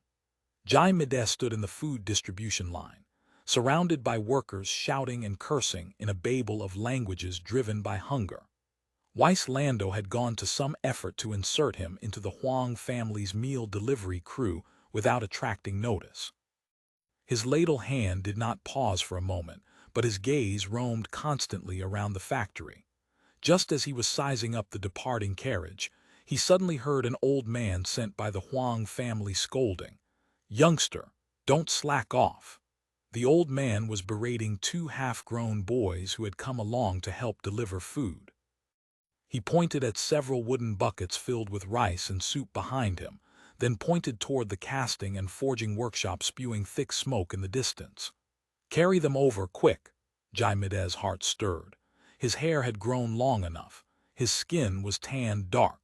Apart from being a bit sturdier, he could not be distinguished from any ordinary Chinese in the Parian. Seizing the moment, he shoved the ladle to a boy beside him. "Don't slack off, youngster." Squeezing out of the crowd, he picked up a carrying pole, shouldered the wooden buckets, and strode briskly toward the casting and forging workshop. By the time the carriage carrying Hale arrived at the gunpowder mill, the three burned workers had long breathed their last. The corpses lay covered with straw mats, ready to be borne to the mass grave behind the factory for burial. Casualties had gone from several per day when the factory first opened to one every few days now. Everyone was long accustomed to it. Worker casualties concerned Hale far less than damage to equipment and buildings. To prevent an explosion from affecting other areas, the gunpowder mill stood at sufficient distance from the other workshops, built on the banks of the San Juan River more than 1,000 meters upstream from the river mouth. Because factory buildings had been burned and blown up and then rebuilt multiple times, the outer walls and roofs were made of cheap woven bamboo strips, crude in appearance.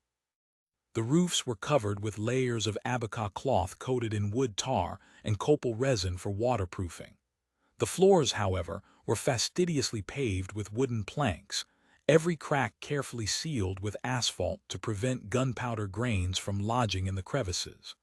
This fastidious, neat floor was now marred by puddles of water and messy footprints. Workers were busy mopping up water stains and coiling the canvas fire hoses that lay strewn in disorder. The completely burned mixing drum had been reduced to a pile of wreckage, now stacked neatly along the wall near the scene. Such was the rule in the Manila munitions factory.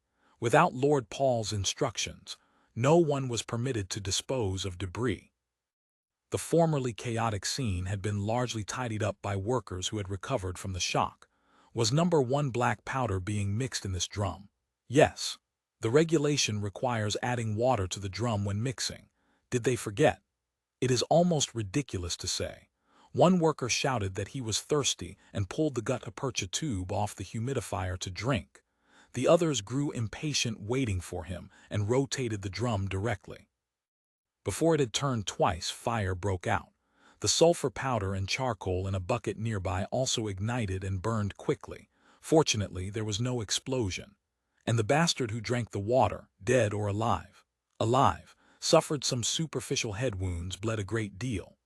Wait until his wounds are mostly healed, then along with the 3 idiots confined today, 40 lashes each. Execute the punishment in public before dinner. Let everyone watch.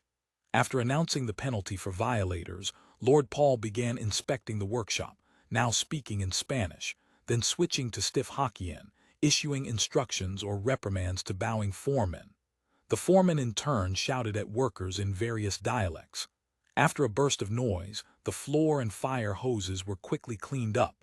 Machines resumed clattering with the water wheels, and order gradually returned to the workshop. Production of number 1 powder is estimated to stop for 7 or 8 days. It depends on when the carpentry shop finishes the new drum. Marcos nodded in agreement.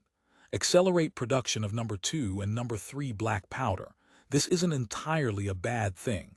Our sulfur supply is always insufficient. Saving a bit temporarily is worthwhile. End of chapter. Chapter 1483. Who is helping Hale? The supply of sulfur from Japan via the Tokugawa shogunate Sakoku envoys had been cut off, leaving only a small trickle from northern Taiwan. But the business of purchasing processed sulfur from the indigenous people of Tamsui had always been handled by Chinese merchants, and the Spaniards considered it economically unviable. Moreover, since the Australians established their trading fortress in southern Taiwan, they too had begun purchasing sulfur on a large scale. Chinese merchants were quickly drawn to Kaohsiung, which offered far better trading credit and a wider variety of trade goods. Spanish purchasing conditions deteriorated by the day. Although Governor Salamanca had dispatched orders commanding the colonial troops stationed in Keelung and Tamsui to seize the sulfur-producing areas by force and control the trade, shipping reinforcements along with large quantities of new guns and ammunition, regardless of cost, distant water could not quench immediate thirst. Hale could only try to open sources and reduce expenditure. The former meant attempting to manufacture sulfur by roasting pyrite with charcoal. As for the latter, that meant reserving number 1 black powder, ground to fine grains for gun firing and detonator ignition, while all other black powder used a sulfur-free formula of 80% saltpeter and 20% charcoal. Allocate the entire inventory of number 1 powder to filling fuses and cannon friction primers. We must ensure supply for the artillery. You heard what I told His Highness the Marquis. Hale continued instructing his sailor henchmen. Suspend gunpowder supply for muskets until the new mixing drum is installed and begins operation. But so many rifles have been manufactured. The Spaniards will. Marcos, you need to continue strengthening your professional knowledge.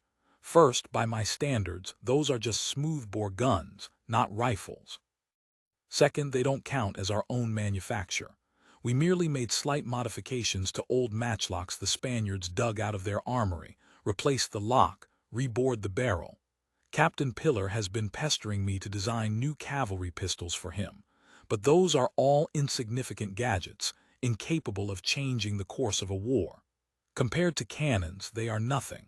Artillery is the true god of war. Exiting the gunpowder production workshop, Marcos attempted to persuade his patron to inspect the starch factory as well. "I went yesterday," Hale said with evident disdain. "I see no necessity to go again today. Those Chinese either don't know how to work at all, or they are intentionally stealing raw materials. I believe the former is more likely. They've ruined all the corn in inventory, turned it into piles of garbage fit only for fertilizer, and the resulting starch was so meager it wouldn't feed rats. Now they've started ruining our sweet potatoes. Enough. I know those Hokkien men were originally arrowroot starch makers. What, never heard of arrowroot starch? Marcos, you are a pitiful man who has never tasted Japanese wagashi. What I mean is, their former trade involved extracting starch from sweet potatoes to pass off as arrowroot starch. The work I assigned them is their own trade, of course, without my guidance and your supervision." He paused. "There is good news to tell you.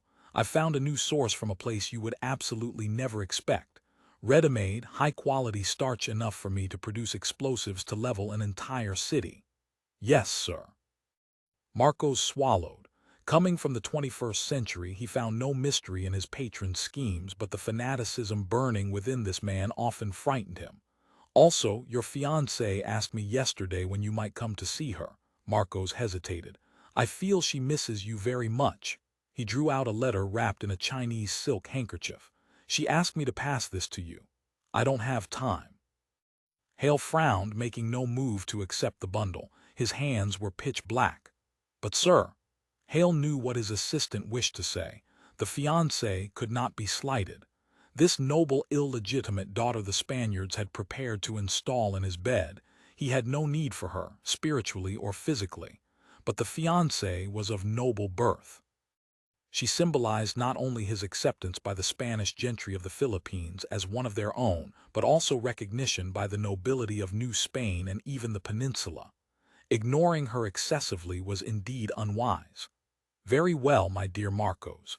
In any space-time, women are sentimental creatures.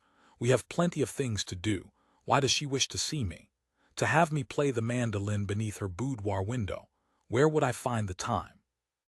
He thought for a moment. "Come to my office tomorrow morning. I will have a reply ready." "Yes, sir. I suggest you also prepare a small gift." "Marcos, you are absolutely right. Spanish blood must flow in your veins. Ready to serve you. Enough about women. Is everything I asked you to arrange in place? All ready. You are certain no one knows?" "I am. I personally took your students and servants. They are all entirely reliable." Hale's so-called students and servants were a group he had personally selected and trained: Japanese, Chinese, local natives, and mixed bloods. They formed Hale's inner circle. Hale nodded. The Spanish dignitaries of the Philippines harbored a morbid sense of crisis, forever convinced that Chinese, Dutch, and English were scheming to seize their colony. Though the man he was to meet tomorrow no longer commanded the prestige of former days, if the Spaniards learned he had quietly come to Manila, endless suspicions would inevitably arise, and cooperation between them would be completely ruined.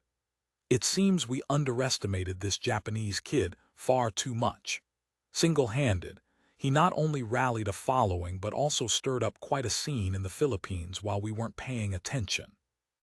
The External Intelligence Bureau's secure conference room was modeled on the Political Security Bureau style. Windows opened near the ceiling on the walls. At the moment, they were tightly closed. The indoor temperature made everyone sweat, yet representatives from the various departments attending the joint meeting silently flipped through folders, reading recent intelligence clips about Manila. Even if someone uttered a comment or cracked a joke, the silence quickly returned for lack of response. The atmosphere in the room was near freezing point. "This material can't be trusted." Wang Ruixiang slapped the folder shut and threw it onto the table before him. "Leaving aside everything else, the numbers don't match. Monthly production figures for the little Jap's so-called factory, shells, fuses, gunpowder, appear here and there, and no two are alike." "Correct, because the numbers have different sources. Some are what Hale verbally reported to Spanish officials. Some come from colonial government records of munitions receipt and allocation. Some are estimated based on reports of raw material consumption at the Manila factory. The notes following the report list everything. Accuracy is debatable, but blanket denial won't suffice. Jiang Shen spoke only after the decibel level in the room dropped slightly. Office life all day had left his face gaunt, his eyes sunken. His gaze appeared increasingly sharp and aggressive. Contrasting these numbers, it is undeniable that Hale has inflated his output to the Spaniards considerably. But even after squeezing out the water, by 17th century standards the output of this semi-mechanized munitions factory already surpasses those European manual workshops. It must command our attention. After all, the Philippines is far closer to us than Europe. Output isn't the most critical issue. Another voice offered a view. If Hale were producing spherical solid shot for the Spaniards, it wouldn't matter if he turned out thousands a month. But since this kid can rifle smoothbore guns, manufacture explosive shells with contact fuses, and even build submarines, in short, bring about a qualitative leap in the white skin's armament level, that is an entirely different matter. Leap. At best it counts as hopping twice. Wang Ruixiang sniffed with disdain. I don't believe this kid can produce anything approaching modern weapons and ammunition with empty hands. Without the necessary instruments, it's virtually impossible. Without conical gauges and angle gauges, how does he process qualified conical projectile bodies? Without thermometers and hygrometers to measure and control temperature and humidity, how does he synthesize mercury fulminate without blowing himself to bits? He has all of it, or rather Hale can obtain all of it. Obtain from where? Who would provide him with precision instruments? The Spaniards or Europeans? Of course, us too. Wu Mu's tone was placid, yet it instantly drew the gaze of everyone present, curiosity, astonishment, and perhaps a trace of fear. Wu Mu had evidently prepared. Leisurely, he drew several sheets of paper from a file case. The Political Security Bureau and the Navy recently joined forces to root out a criminal gang that had been lurking within the Southeast Asia Company, targeting Senate property. Preliminary interrogations reveal that the gang's organizers include members who formerly belonged to Zhu Kailao's bandit outfit and later surrendered to us, as well as multiple naturalized cadre members involved. Initially, the gang's main crimes were believed to be the theft and sale of Nanyang-style rifles, pistols, typewriters, percussion caps, and ammunition, goods allocated for merchant ship self-defense. Subsequently, it was discovered that various instruments and tools were also targets, including magnetic compasses, thermometers, psychrometers, barometers, sextants, nautical slide rules, and drafting tools. They didn't even spare screwdrivers. These stolen materials were generally written off equipment registration lists as damaged or lost due to wind, waves, pirate attacks, or theft by locals in port. Weapons buyers include pirates and certain officials of Southeast Asian kingdoms. As for instruments, interested customers are almost exclusively European merchants and captains. Coincidentally, records show that during 2 stopovers at Manila port, the Southeast Asia Company's ships Mayfu, Lishan, and Tunan were unfortunately visited by thieves. All lost navigational instruments. Is this merely coincidence? End of chapter. Chapter 1484, Supply Chain. Like a bomb detonating in the conference room, the audience first held silence, then quickly erupted into a chaotic buzz of discussion. Comrade Wu Mu, someone asked, a case this serious, could naturalized citizens alone have done it? Could there be senators? No senator is involved in this case. In fact, it would be impossible. Wu Mu's answer was categorical. All the criminals have been arrested. His gaze swept over everyone in the room. I feel that casting suspicions on comrades over this matter is very, very inappropriate. Delete that exchange from the meeting minutes, Jiang Shan said, raising his eyelids. Rather than engage in pointless speculation about who did it, let us consider how to prevent it. I trust comrades in the Political Security Bureau have concrete measures. Now let us return to the question of Hale. Another point must be made. As everyone knows, following a technology department review, certain self-produced instruments have been listed in the Foreign Commerce Commission's export catalog. Balances, microscopes, gauges, sextants, quadrants, levels, slide rules, vernier calipers, vacuum pumps, and so forth. Prototypes of most such instruments have already appeared in Europe. Because of high pricing, coupled with the fact that all our products use metric units, sales volume is modest.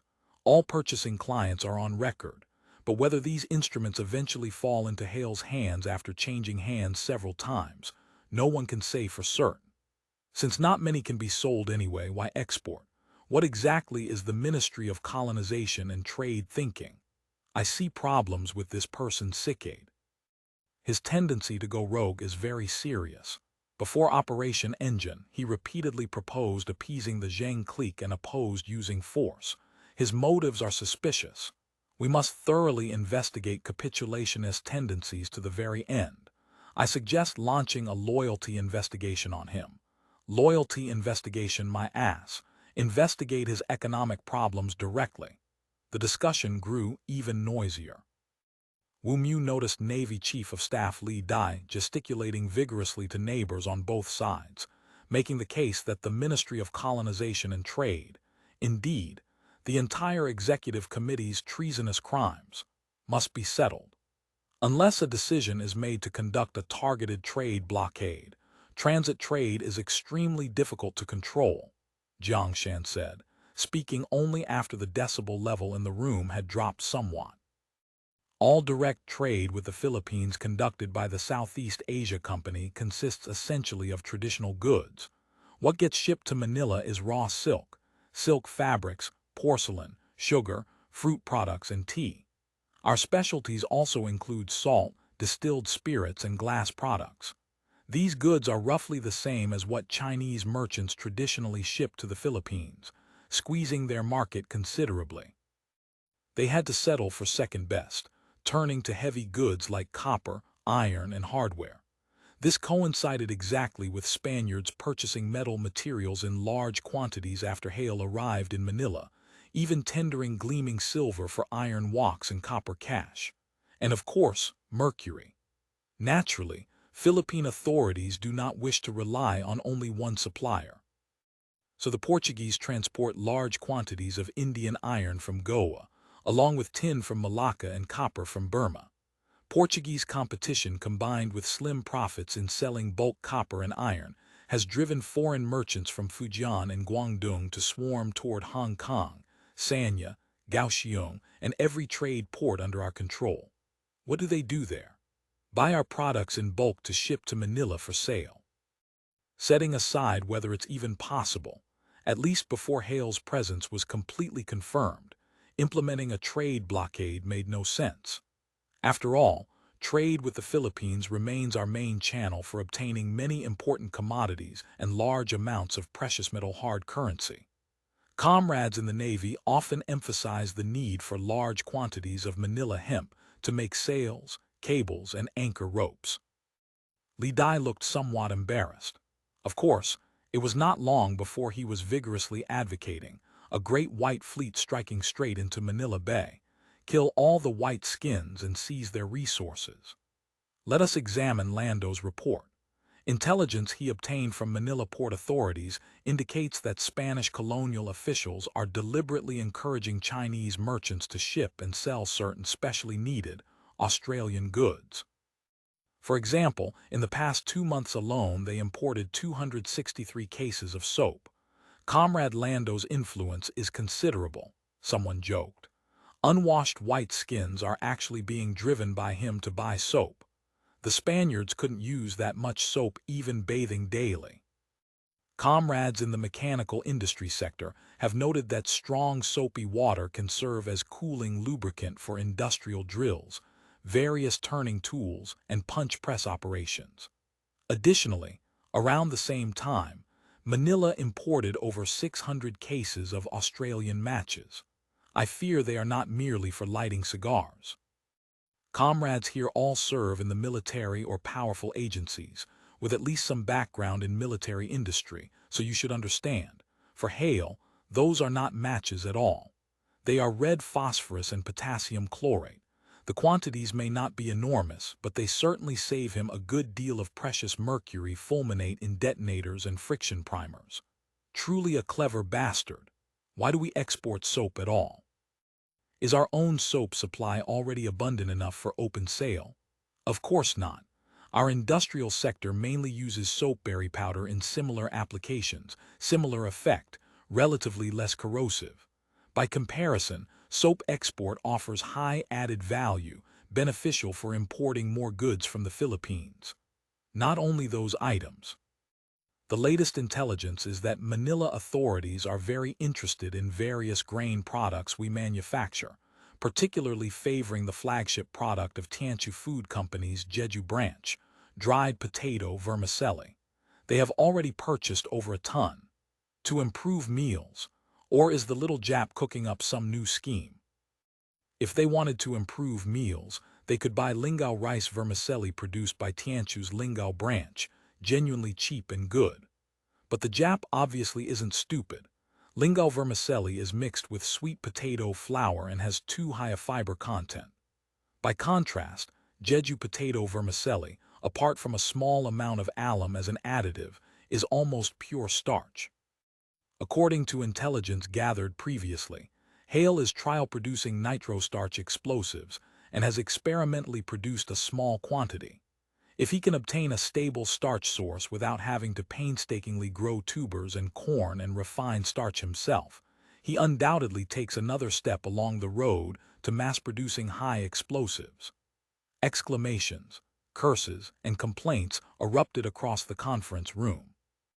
"I don't understand," said General Staff Representative Dongmin Chuyu. 3 acids and 2 alkalis, manufacturing explosives and mercury fulminate requires at least 2. Where can Hale obtain them? Ordering from Comrade Jaituisi. News from Portuguese merchants in Macau. Someone once placed orders for oddly styled lead pipes, lead sheets, and lead tanks at Goa foundries. After the orders were completed, all the items were shipped to Manila. Inferring from this, Hale used those goods to assemble a small lead chamber for manufacturing sulfuric acid. He may even have modified wine bottles and glass bowls we sold into chemical laboratory equipment. The raw material is most likely sulfur produced in the Taipei area. Recently, contact between Manila and the garrisons in Tamsui and Keelung in northern Taiwan has become quite frequent. On average, 1 ship a month sails to those 2 sites to deliver supplies and return with goods. This figure is unusually high. In past years, only 1 or 2 ships per year. Intelligence indicates something noteworthy. The Spaniards on Taiwan Island have recently changed their traditional policy. They no longer pay tobacco and spices instead of sulfur as in-kind wages to the Chinese migrant workers building their forts. This may be on instructions from the Philippine governor. All sulfur is unquestionably going to Manila. Additionally, they are reinforcing the Tamsui castle and transporting new cannons and troops. Plainly, the Spaniards will not hesitate to use force to guarantee Taiwan's sulfur supply. As for nitric acid, it should be manufactured using the saltpeter method. The Spaniards are shipping Indian saltpeter by the boatload from Goa. In return, Philippine Governor Juan Salamanca even withdrew the petition demanding a ban on Portuguese trading in Manila. Jiang Shan continued. However, Comrade Lando has managed to create some obstacles for the Spaniards. He provoked a duel according to European custom and killed the chief Spanish contractor responsible for procuring Indian goods for the Philippine authorities. Manila's saltpeter import volume is already showing a downward trend. Sounds very impressive. Why doesn't he simply finish off Hale while he's at it? I hold skepticism regarding his ability to mass-produce nitric acid, Su Yingji said. Whether mercury fulminate or NitroStarch, concentrated nitric acid is required. The process for manufacturing concentrated nitric acid is quite complex. Merely having saltpeter and concentrated sulfuric acid won't suffice. Even Lingao's chemical sector had expended great effort producing 97% concentrated nitric acid. The principle of nitric acid concentration was simple, but the realization process was far from it. Then, where does his mercury fulminate come from? The samples Lando retrieved were analyzed by your team. The conclusion report was also issued by your chemical sector.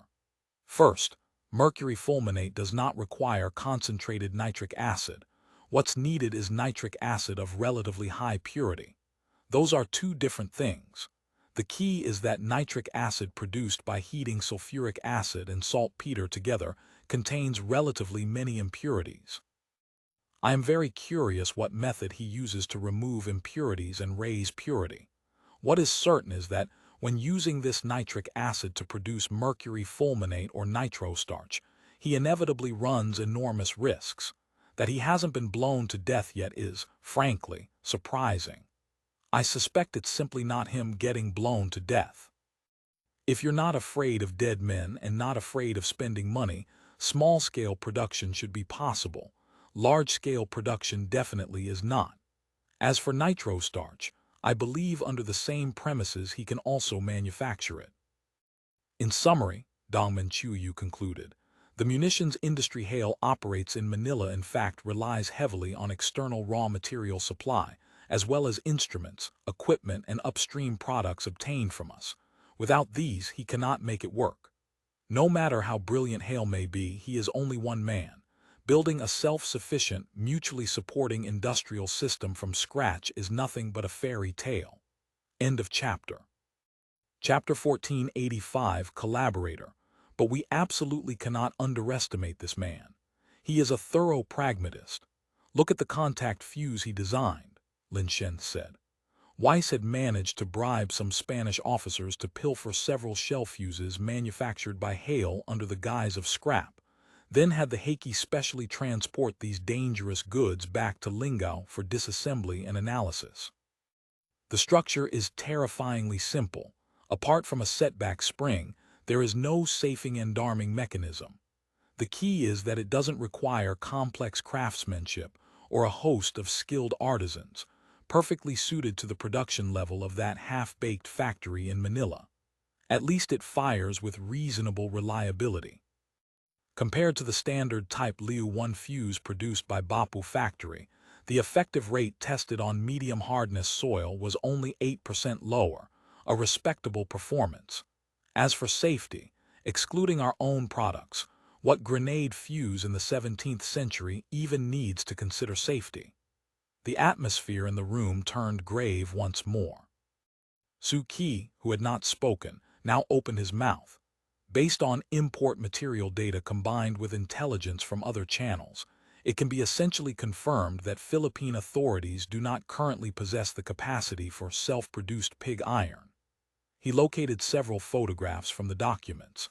Data from the Great Library indicates that early Philippine iron smelting was closely tied to technology spread by Chinese immigrants. Until the early 20th century, blast furnaces used locally were still the trumpet furnaces that appeared in Fujian in the late Ming. However, according to the Manila Station report, neither Hale's factory nor any other location has revealed similar equipment. If personnel who infiltrated Hale's factory melting workshop observed correctly, Su Qi dug out additional pictures. Sketches drawn by the Intelligence Bureau based on Jai Mideh's descriptions. Pig iron ingots and scrap iron are offloaded from ships at the port directly to the factory wharf along the river. Melting equipment includes a crude ground furnace.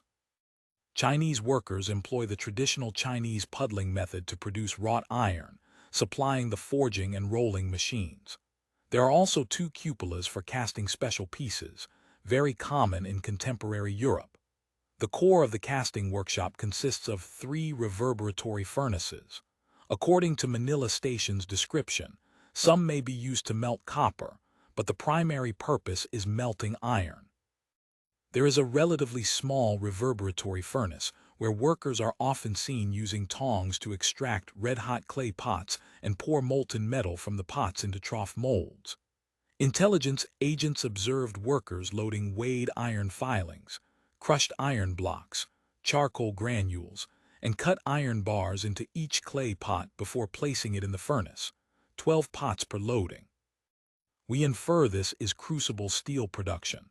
The process appears close to Krupp's method, but output is not large.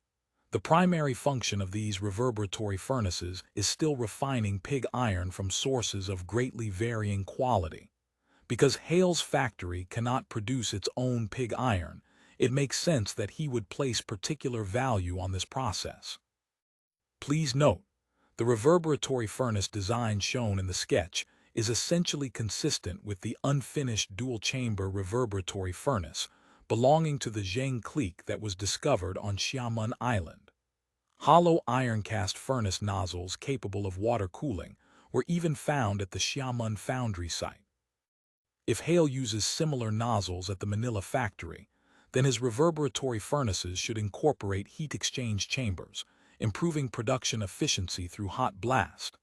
At the very least within this casting workshop, Hale's reverberatory furnace is the item most deserving the label of black technology ahead of its era. As for the rest, green sand molds, iron mold casting, and the like, they count for little. Doesn't that make him Amaterasu descended to Earth? Someone retorted. Leaving aside that this little Jap is supposedly a weapons expert and a chemistry expert, now he's also a metallurgy expert. We know far too little about him, but since he is Japanese and skilled in weapons manufacturing, I would guess he may have conducted relatively deep research into his own country's military-industrial history. After all, modern Japanese military industry began by building reverberatory furnaces to cast cannons in Nuriyama and Kagoshima.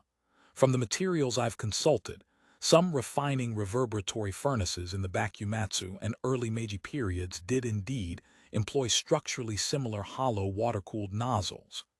The Philippines has very rich metal-mineral deposits everywhere. Could the following situation occur? Wu Mu asked.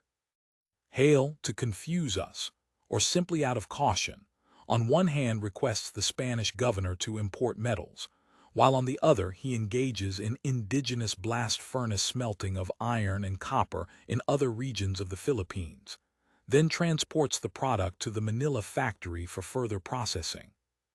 I do not deny the achievements of Comrade Lando and Manila Station, but the scope they've managed to penetrate extends at most to the outskirts of Manila.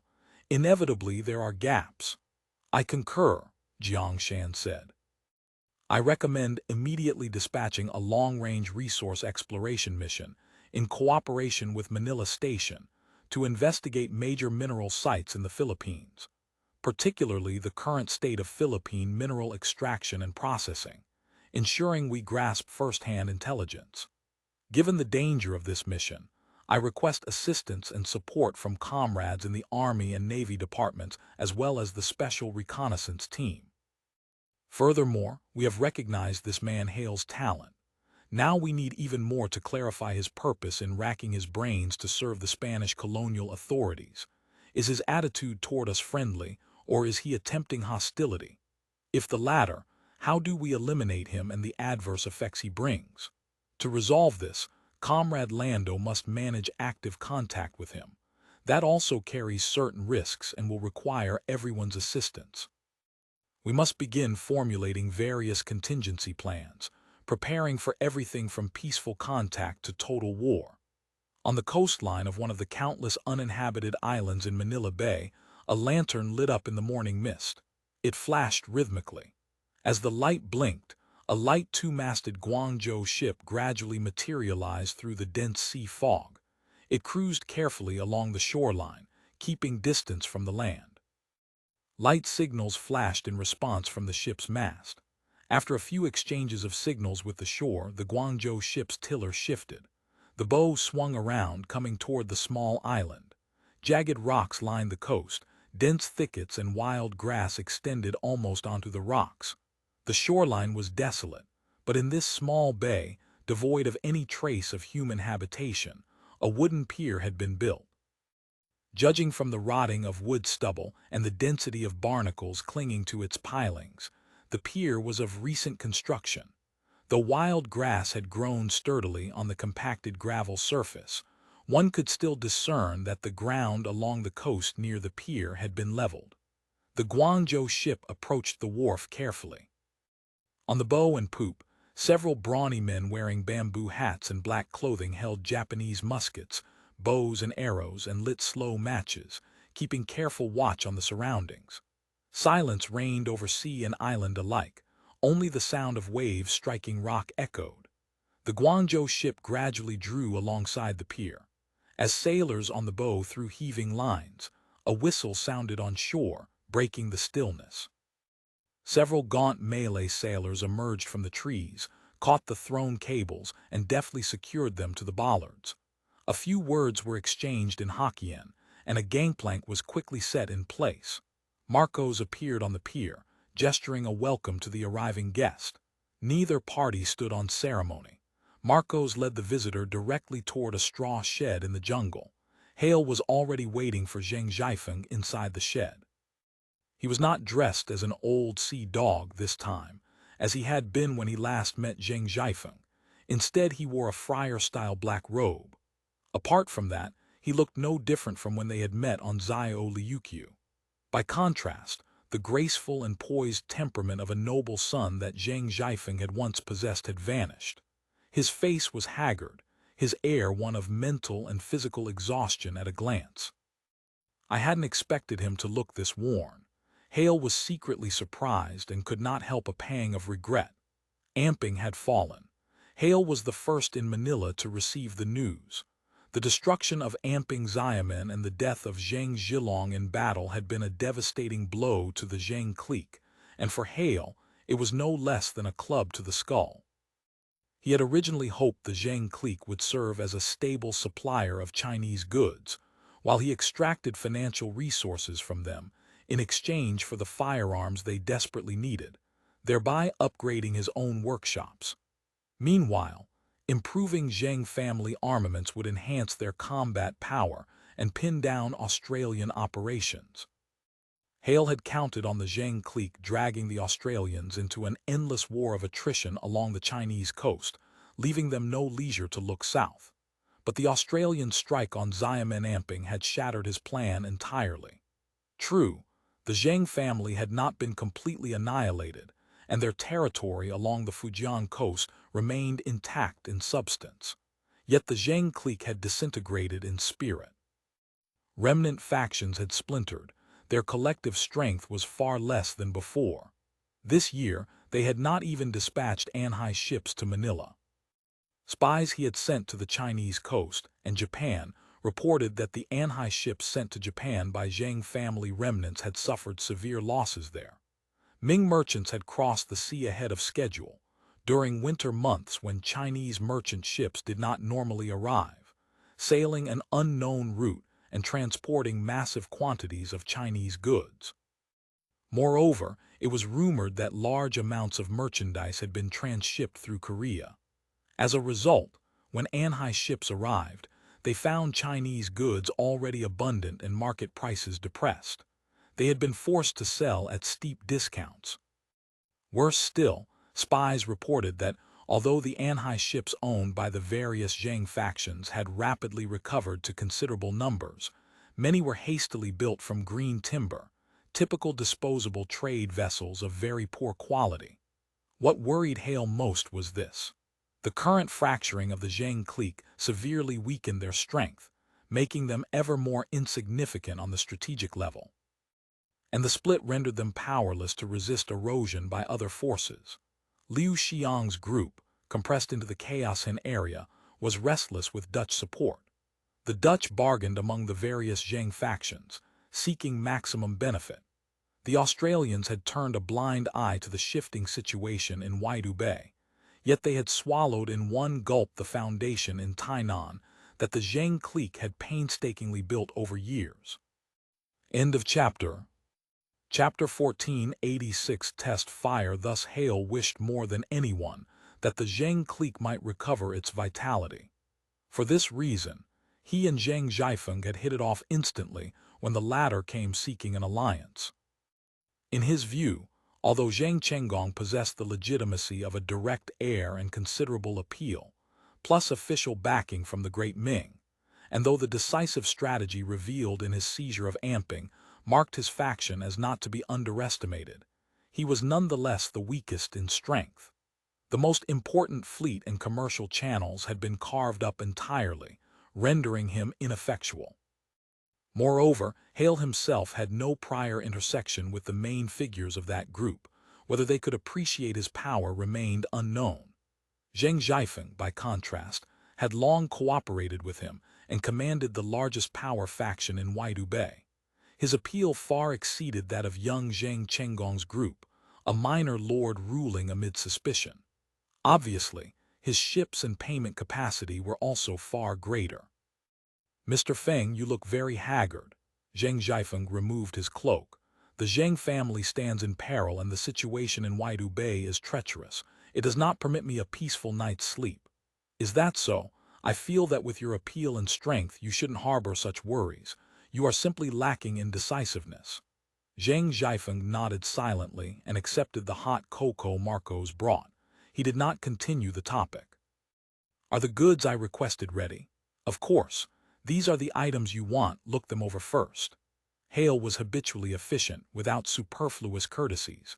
In the clearing before the straw shed lay cylindrical objects tightly wrapped in straw rope, each nearly 1 zhang in length, along with dozens of large and small wooden boxes.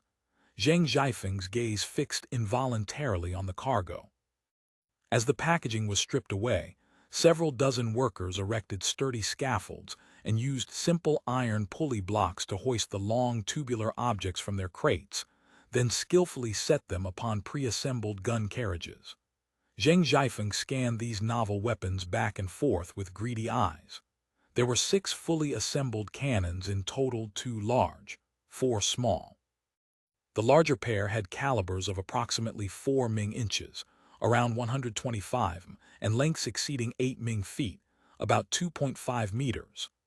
The smaller 4 had calibers of over 3 Ming inches, around 100 and lengths of over 7 Ming feet, approximately 2.35 meters. These were not the Hangyapao familiar to Ming subjects, typically culverins or demi-culverins. Rather, they were cannons manufactured using the relatively modern technique of integral casting followed by milling the bore. After rifling was cut, they became muzzle-loading rifled cannons of considerable power. Because Hale knew his material deficiencies well, he had reinforced the guns with iron hoops, giving them a somewhat clumsy appearance. Fortunately, Zheng Zhaifeng's requirements were mainly for naval guns and fortress defense. Clumsiness mattered little. As for the superior performing Dahlgren guns he produced, their numbers were exceedingly small. He was neither willing nor inclined to sell those to Zheng Zhaifeng. Still, even these modified versions could oppose Australian warships to a certain extent. "Mr. Paul, are these the powerful cannons you said could rival the Australians? How is it they look inferior even to Hangyapao?" Zheng Zhaifeng asked with suspicion.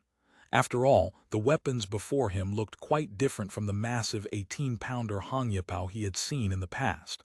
A trace of contempt flickered at the corner of Hale's mouth. He said coldly, "Mr. Feng, you have reason to question what you see. After all, not everyone understands cannons. Cannons are not better simply because they are bigger." He paused, utterly ignoring Zheng Zhaifeng's sour expression at being ridiculed. "I told you, my goods will absolutely not disappoint. Had your moves been faster back then, perhaps you would not have lost Xiamen so badly." Zheng Zhaifeng fell silent.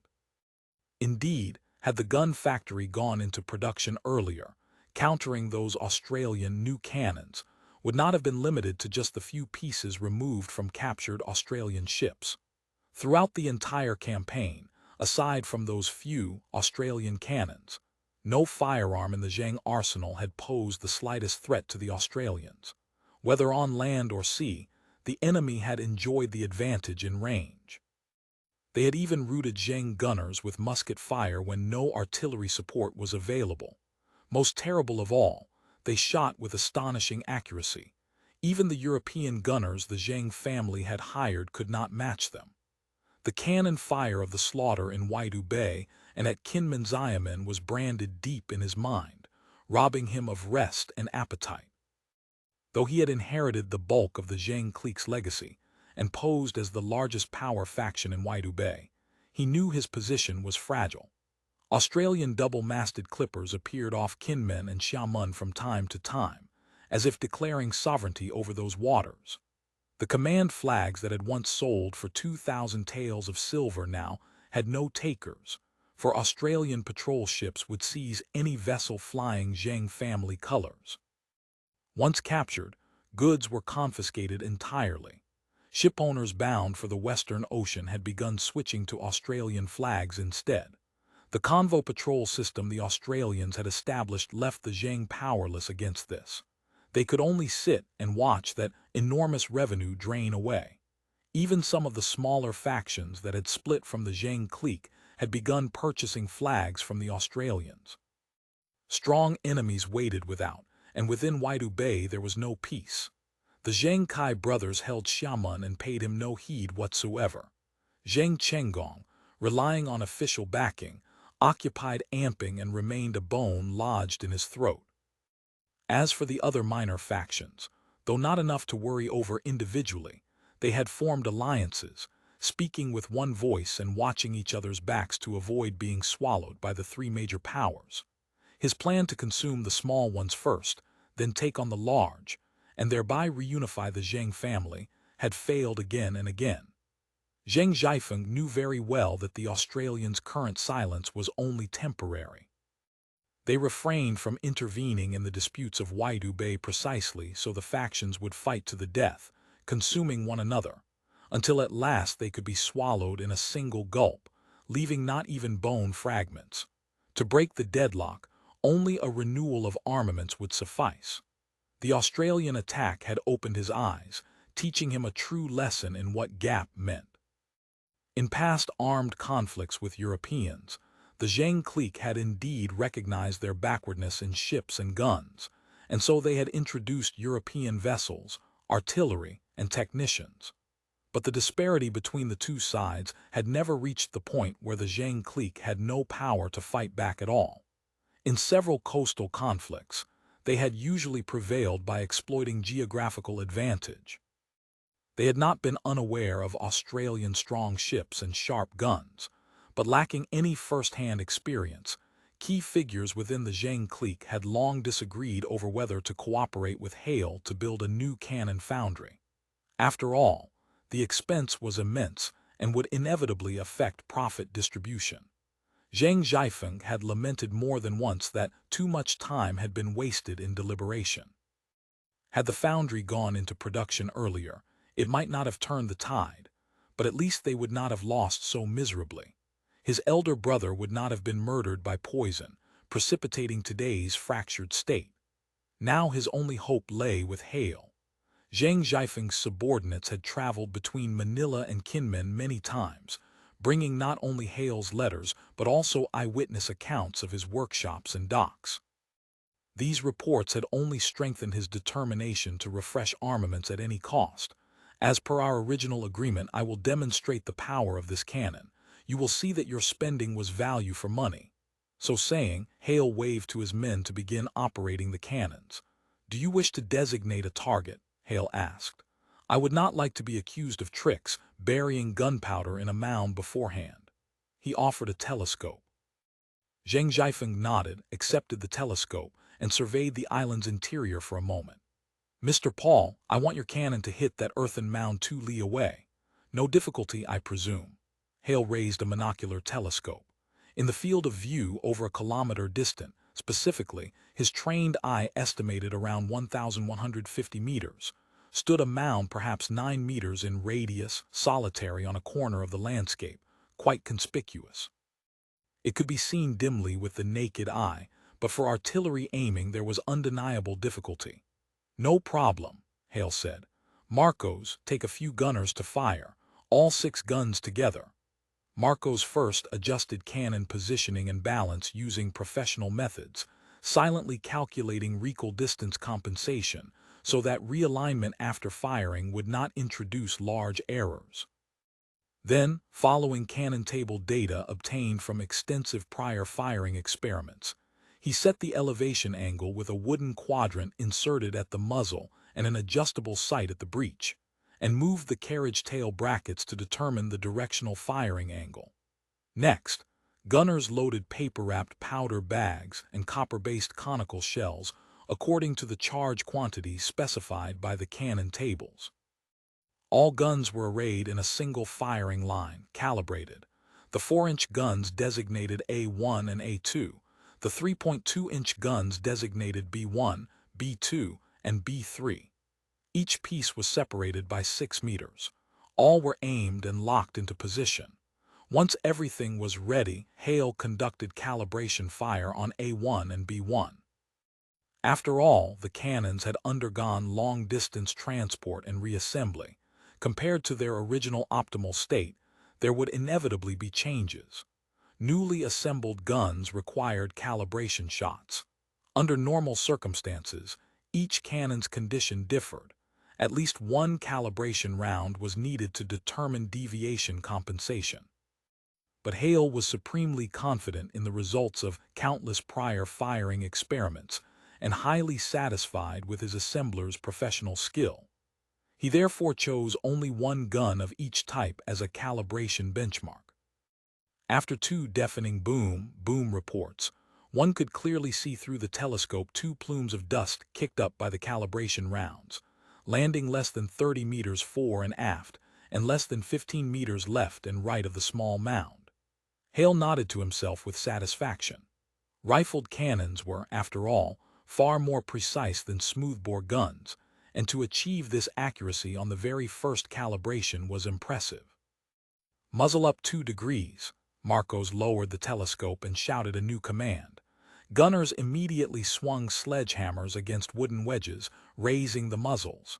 End of chapter. Chapter 1487. Barter trade based on the observed error. Hale made fine adjustments to the elevation and azimuth angles. The other cannons underwent similar corrections before being loaded with live ammunition. Mr. Paul, it seems this cannon is not as accurate as you claimed. Zhang Zhaifeng observed through his telescope from the side, clearly dissatisfied with where the shell had landed. In truth, for cannons to achieve such precision at this range was already unprecedented in this era. The gap between these weapons and the Hangyapao the Zhang family had purchased at exorbitant prices from the English, the Portuguese in Macau, or the Greek merchants in Manila was staggering.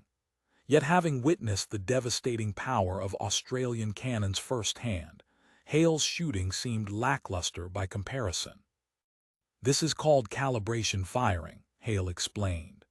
In reality, after the first shell is fired, numerous factors, barrel temperature, operational technique, firing force, ballistic calculations, weather conditions, make it extraordinarily difficult to hit on the first shot. The purpose of calibration is to correct the artillery's firing data so that subsequent shells strike true. These technical terms, utterly foreign to Zhang Zhaifeng, left him thunderstruck. For most Chinese of this period, firing a cannon meant little more than pointing the muzzle in the enemy's general direction and applying a slow match. As for gunnery as a science, few cared and fewer still truly understood. Hitting the target on the first shot is either divine providence or guided fire. Hale paused mid-sentence. Looking at Zhang Zhaifeng's blank face and rolling eyes, he felt rather like casting pearls before swine. He continued, "General experience dictates that for reliable results, 2 test shots are needed to determine the bracketing error. From there, it becomes straightforward to compensate and correct the firing data. If one is familiar with both the sight environment and the artillery's performance, a single test shot can suffice, as now." Struggling to make sense of this flood of unfamiliar terminology, Zhang Zhaifeng asked simply, "You mean you can definitely hit it now?" A confident sneer crossed Hale's face. "Let us wait and see." At his command, 6 cannons belched tongues of flame a zhang long, hurling shells from their barrels at speeds invisible to the naked eye toward the distant target. Through the telescope, several fireballs erupted atop the mound 3 or 4 seconds later, followed by thunder-like booms a few moments after that. Flowering shells. Zhang Zhaifeng sucked in a breath of cold air. Not only had most shells found their mark, but they were also the powerful exploding shells that could detonate on impact. So these were the legendary flowering shells used by the Australians. The power was indeed extraordinary, and rarer still was such accuracy. Having witnessed firsthand the crushing devastation when Australian grenade fire scattered the fleet, Zhang Zhaifeng held these weapons in the highest regard, though he harbored no illusions about obtaining such weapons of mass destruction from Hale. European grenades had already reached China in the late Ming, but limited by the technical capabilities of the era, their power was largely negligible, playing no significant role in either land or sea battles, and thus earning little respect. Only after the Australians introduced grenades filled with high-density black powder had flowering shells become truly feared. Correct, grenades or flowering shells, Hale said. Though their power is limited in land battles, at sea, once a wooden ship is struck, the effect far exceeds that of dozens of solid shots. Mr. Feng, are you satisfied with this shipment? A slight smile played on Hale's lips, though his voice remained cold. Very satisfied. You never break your promise, Paul. Zhang Zhaifeng returned from shock and fantasy to reality. And our transaction? Not a penny less. I, Zhang, have also said, as long as your goods are good, your silver won't be a cent short. He signaled his men, who brought forward 2 large chests filled with gleaming white silver. A sharp light suddenly kindled in Hale's eyes. He ran slender fingers across the metal, savoring its cold texture, then closed the lid and had the chests carried away. According to our previous agreement, for the 6 cannons, large and small, besides corresponding solid shot, each comes with 20 explosive flowering shells. I will leave the firing tables and train whichever gunners you send until they have mastered the techniques. A pity it's so few. Zhang Zhaifeng made quick calculations. If he mounted such cannons on his newly built 3-masted great ships, how would the situation change? Forget facing the Zheng Kai brothers or Liu Xiang's Fujian and Guangzhou vessels. Even the great galleons of the Macau red-haired barbarians would be blasted to ashes. Though Australian ships could sail without wind, possessing such cannons would at least allow him to fight on relatively equal terms, rather than being reduced to live targets bobbing helplessly on the sea. After Operation Starvation, Zhang Zhaifeng had reorganized his remnant ships and rushed to build large Fujian-style vessels using aged timber to fill the gap in his trade fleet. Simultaneously, he re-established a shipyard on Kinmen Island, purchasing dried timber at premium prices to begin construction of new purpose-built warships. The prototypes for these vessels were the unfinished, improved Fujian ships Suki had discovered in the new Zhangzhou shipyard, ships representing local shipwrights' attempts to incorporate European naval advantages. Hale seemed to read his thoughts. He sneered. Forgive my bluntness. If you continue installing these cannons I provide onto those wooden boxes of yours, you still won't be a match for the Australians. Zhang Zhaifeng was shaken. Though he wanted to refute Hale, the memory of his fleet's total destruction in Waidu Bay left him speechless. With difficulty he managed. We also have a few red-haired barbarian ships, yet still we were no match for the Australians. Those ships suffered from inferior cannons. With my cannons installed, you can at least maneuver against the Australians for a time. As for your wooden boxes, I advise you to stop building them. Tearing them down for firewood would be more profitable. You mean, those Chinese ships you build, whatever you call them, I have observed carefully, perhaps serviceable as trade vessels but wholly unsuitable as warships. They lack proper decks. Their center of gravity sits too high. Cannons are difficult to arrange effectively.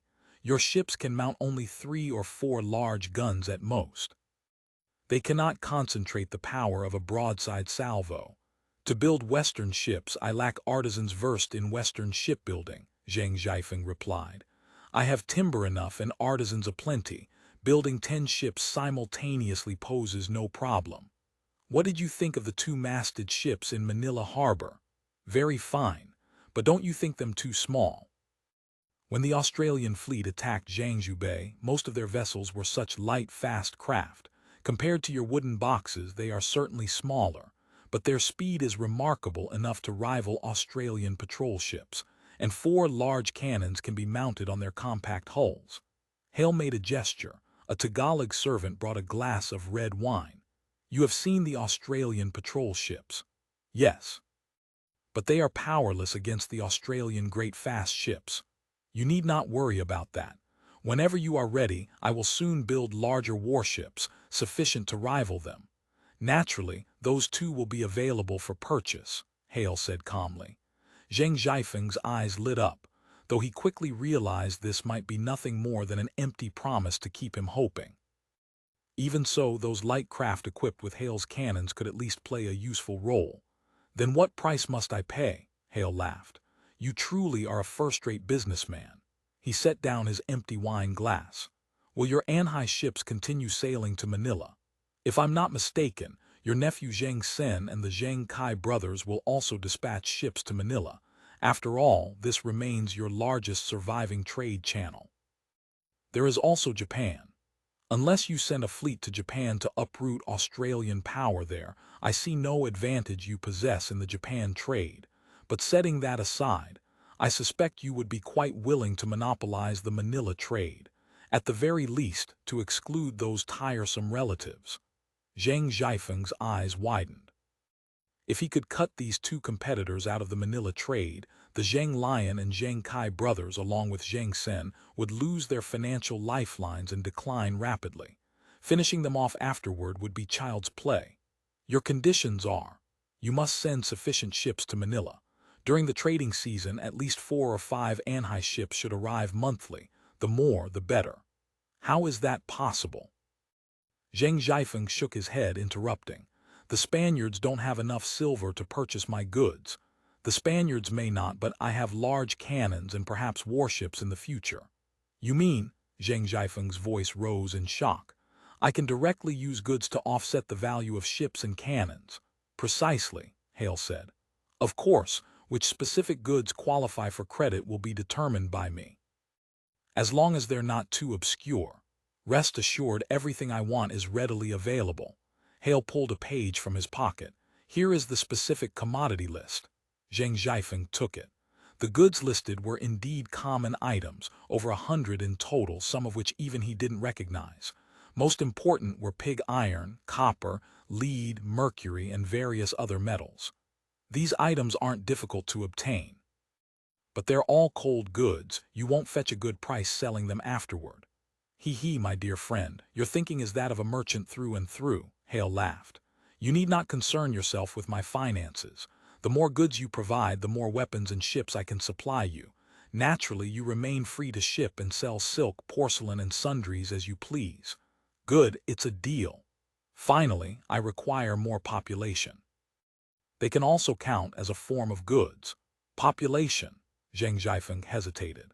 Surely you know the Spaniards are deeply suspicious of Chinese immigrants. The Spanish, throughout their Philippine colonial history, had maintained an attitude of suspicion tempered by grudging necessity toward Chinese immigration.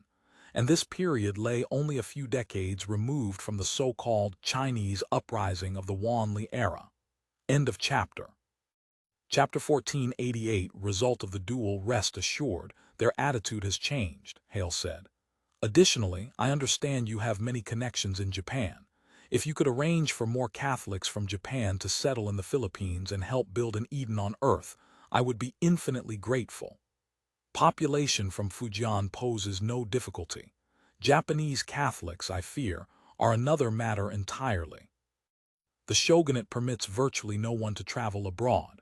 Consider this. If everything had to go through official channels, men like us would have no reason to exist, would we? Zhang Zhaifeng laughed heartily, his first genuine laughter since the disaster at Waidu Bay. You truly are a remarkable man. Next, Hale demonstrated the launch of Congreve rockets. Zhang Zhaifeng understood their power intimately. He had witnessed with his own eyes how rockets fired from ships transformed the entire anchorage into a sea of flame when Australian warships attacked Kinmen Island. Discovering now that the man before him could also supply similar rockets left him elated. You see, if those wooden boxes of yours are equipped with rocket launchers, A single salvo can deal a fatal blow to any enemy.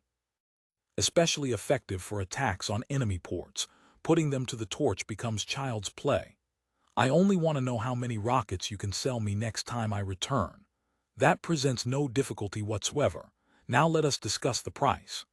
Watching Zhang Zhaifeng's ship recede into the distance, Hale's men packed up their equipment and began loading boats in preparation for the return to the estate outside Manila. The chests unloaded from Zhang Zhaifeng's vessel contained not only silver, Spanish pesos and Chinese ingots alike, but also exquisite handicrafts and silks specially requested for currying favor with local dignitaries. Marcos arrived to report that everything had been loaded onto the flagship. Marcos, do you suppose this Chinese man truly understands the real power contained behind cannons? I think he does not. Precisely. If he understood, he would have long since knelt in surrender to the Australians, rather than persisting in this futile struggle. Hale pulled up his hood. Behind cannons lay a nation's industrial might. Not dozens of cannons, even several times more, could not alter the Zhang family's decisive disadvantage against the Australians. Those Chinese calling themselves Australians already possessed steamships, rifled guns, rifled cannons bearing obvious signs of indigenous manufacture. This represented strength founded upon primary industrial capability, no longer something any agricultural nation of this era could hope to contend with. He possesses great courage, like us. Otherwise, we too should surrender immediately. Exactly, my dear Marcos, Hale said. Let us return to the estate with all haste. I expect the Baroness will have another invitation for this evening. In Manila, when the rains held off, the approach of noon forced everyone to retreat indoors, whiling away the terrible heat behind mosquito nets and upon beds. Even the colony's heart, the governor's palace, shaded by lush greenery, seemed no exception.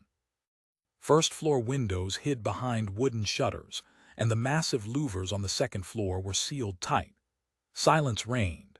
Even the sentries beneath the porch clutched their pikes while leaning against door pillars, half dozing. Yet the residents housing the heart and brain of the Philippine colony could hardly afford such leisure. This imposing two-story stone structure stood beside an eye-catching square bursting with flowers and verdant trees in the core of Intramuros.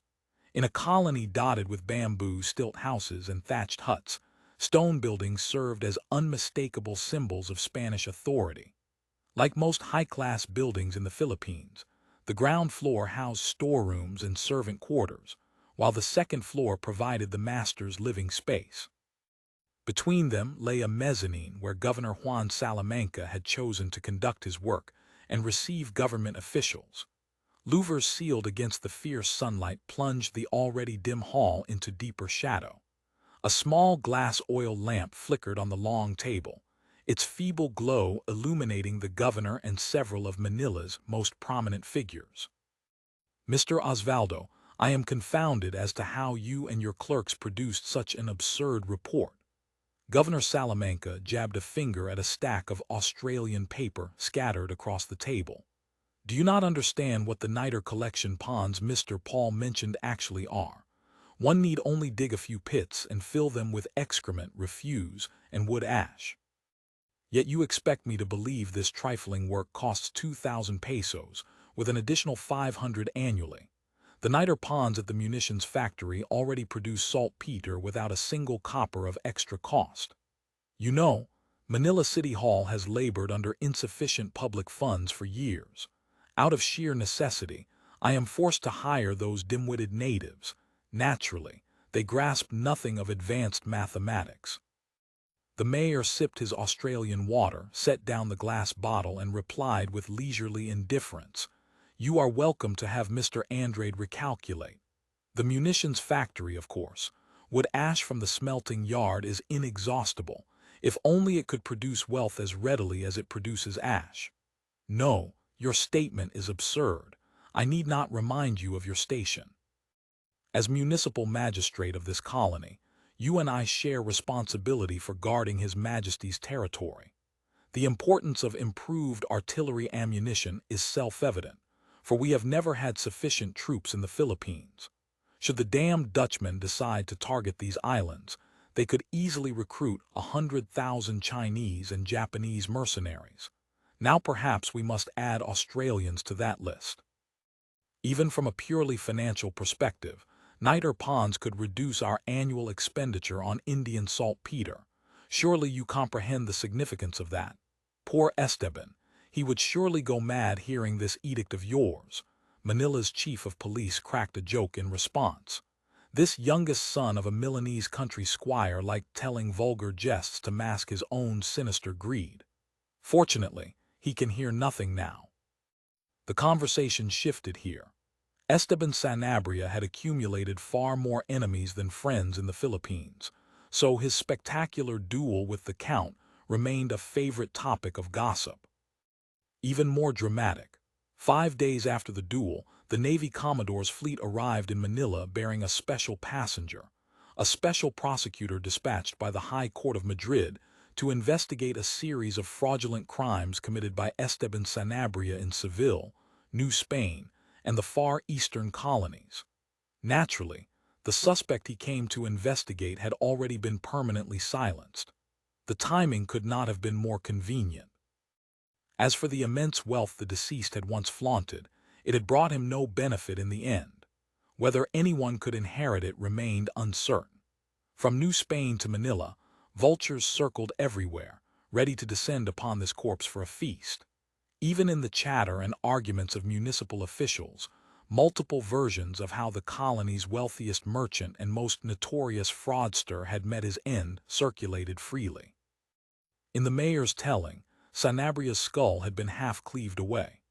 The royal ensign gestured enthusiastically to demonstrate how the Count had run Sanabria through from chest to back with a single thrust. The most outlandish account came from Parian District Chief Juan Aguilar, who insisted poor Esteban Sanabria had been split cleanly in two, man and sword together, by the Count's blade. "Now our ears may have some peace," a municipal councillor remarked. "No one left to seize you by the collar and chatter endlessly all day, as if slandering others' reputations were his only joy in living. And who would dare slander Count Vanity now? Someone has already traced his lineage to the Lando family of Lombardy. Perhaps his family tree will continue to sprout new branches, reaching back before the Common Era, all the way to ancient Rome." "Impossible. When have you ever heard that man speak a sentence of proper Latin?" the chief of police retorted. "He speaks with a Tuscan peasant's accent, at most reciting scraps of doggerel from Dante or Petrarch. If that constitutes the extent of his noble education, his tutor must have been an ignorant fraud. All his aristocratic airs are mere facade, meant to deceive naive, simple-minded women. We really should investigate his background more thoroughly." 2 knocks sounded at the door. It opened to reveal the slender, frail figure of the governor's secretary, Eugenio Garcia Zapatero. His face appeared pale, as if something had frightened him. "Count Vanity has arrived. He is waiting in the small drawing room and wishes to present a gift to your excellency first, as a token of respect." A servant from the governor's palace entered, bearing the Count's gift. The secretary shrank back instinctively, as though what rested in the servant's hands were a venomous serpent wrapped in silk. Everyone recognized it immediately. Nestled in folds of silk lay an ornately decorated saber in its scabbard, the very weapon the Count habitually wore to various occasions. "Heavens! Is this not the very blade that so brutally killed Esteban?"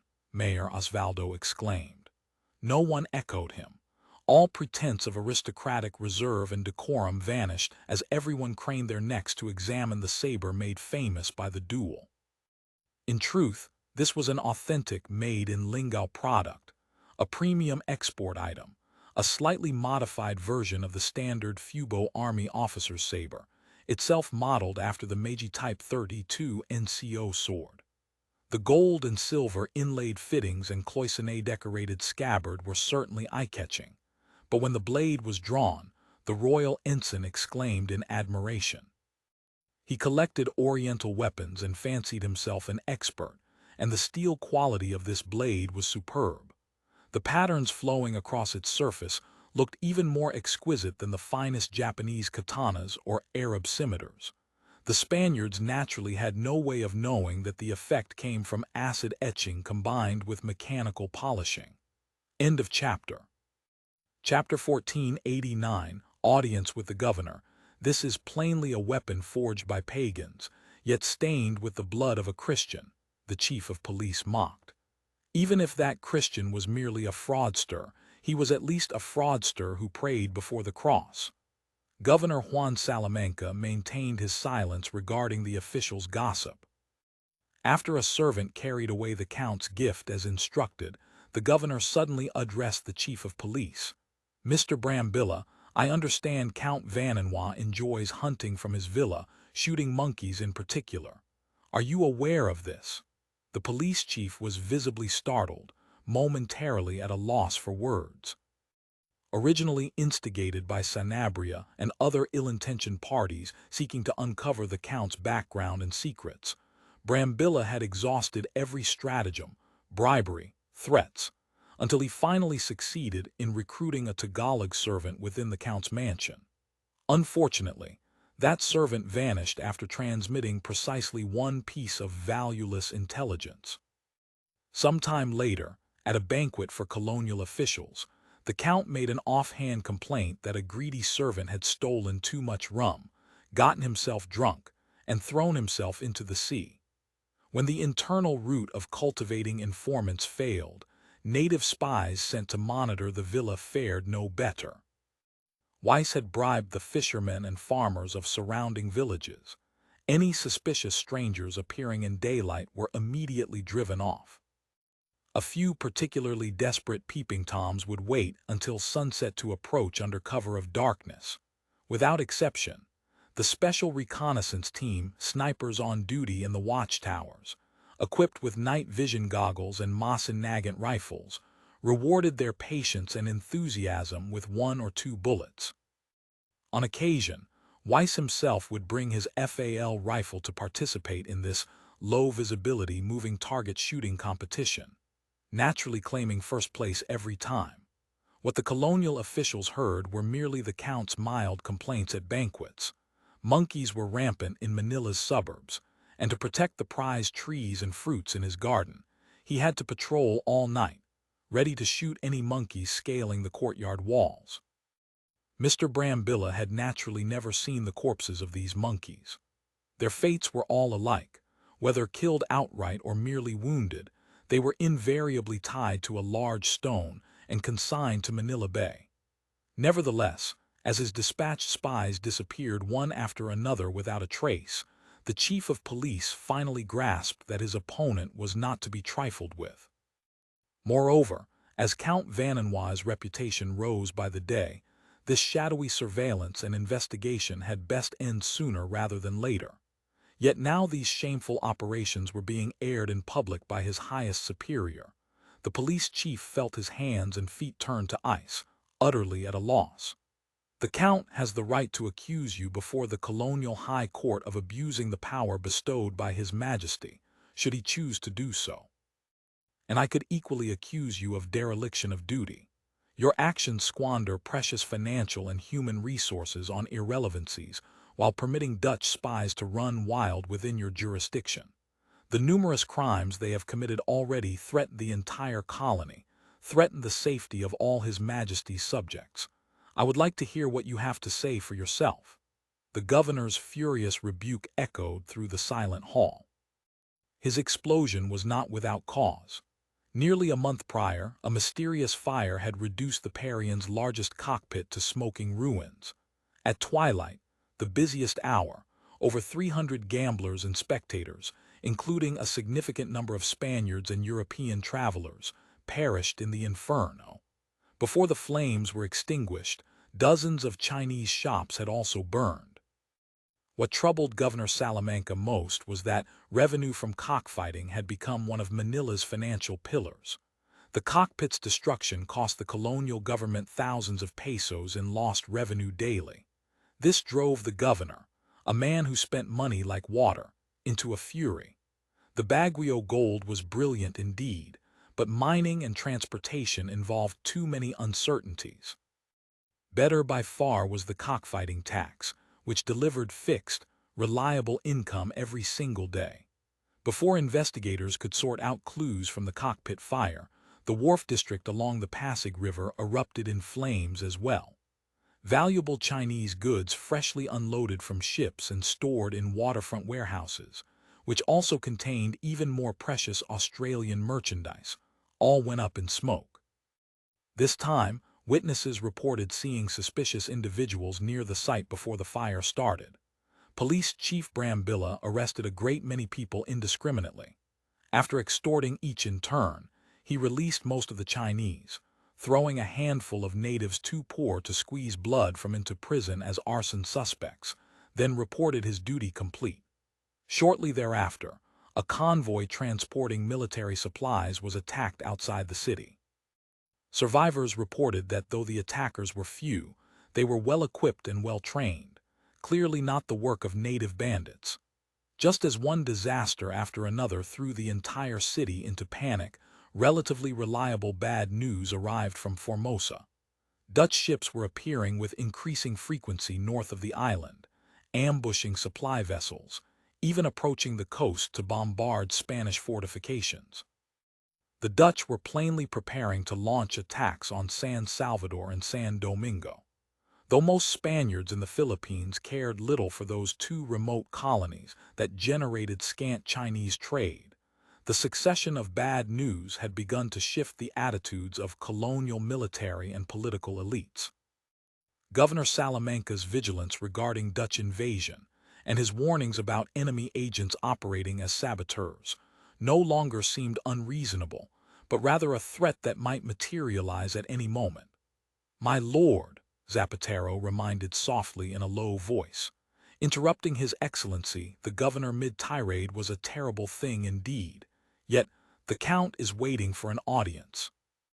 Municipal officials tactfully rose to leave, including the police chief who had been slumped in his chair. The governor called back the Parian district chief. "Mr. Aguilar, I entrust the task of manufacturing saltpeter using excrement to you. You may rely upon the Chinese in your district. I am told they have a tradition of collecting night soil as fertilizer, which should prove most helpful for completing your assignment and addressing our current difficulties." "I shall fulfill your charge without fail," Juan Aguilar shouted zealously. "I swear before Jesus Christ and before you, upon my honor, I will not squander so much as a single copper of His Majesty's colonial treasury. However, managing construction projects entails certain costs. Please permit me to levy an additional community fund from the Chinese." "Granted, but remember not to oppress them excessively. The Chinese remain quite useful to us. Keep watch for suspicious persons as well. Most are spies dispatched by the Dutch. Should you discover any Chinese carrying weapons or firearms, do not hesitate, arrest them at once." The ashen-faced chief of police, the restless mayor, the ecstatic Parian district chief, and the rest all filed out. Weiss Lando was guided in through a side door by a servant. The governor noticed that the saber was indeed absent from below the sash of the visitor's black satin cavalry uniform. Only a short sword hung there, its hilt carved with several strangely shaped Chinese characters.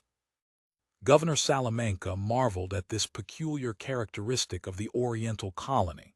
It seemed to have been quietly conquered by the Chinese and their customs and symbols. Even Spanish colonists had grown accustomed to riding about in Chinese sedans, never without gold-flecked paper folding fans covered in Chinese calligraphy. The governor disliked this fashion intensely, and was particularly displeased to discover the visitor sizing him up with eyes that held not a trace of humility. "Mr. Vincennes," the governor began, pointedly omitting Weiss's noble title and rank. He gestured toward an armchair near the far end of the table. Weiss sat down unconcernedly. At least this position was close to the fan suspended beneath the ceiling. A Negrito dwarf squatted in the corner, feebly tugging a rope to drive the wood-framed, cloth-covered fan blades back and forth. This was the sole relief from the heat. Malacañang Palace, which Weiss had visited as a U.S. soldier in his previous life, was still a vacant stretch of riverside wasteland in this era. being received by the supreme ruler of the Philippines in a stuffy, dim room reeking of damp rot, without ceremony or proper etiquette, left Weiss equally displeased. Stinking Spanish pig, he cursed inwardly, though a smile remained fixed on his face. The governor continued in the cold, clipped tone reserved for subordinate officials. I am most pleased you could spare the time to answer my summons.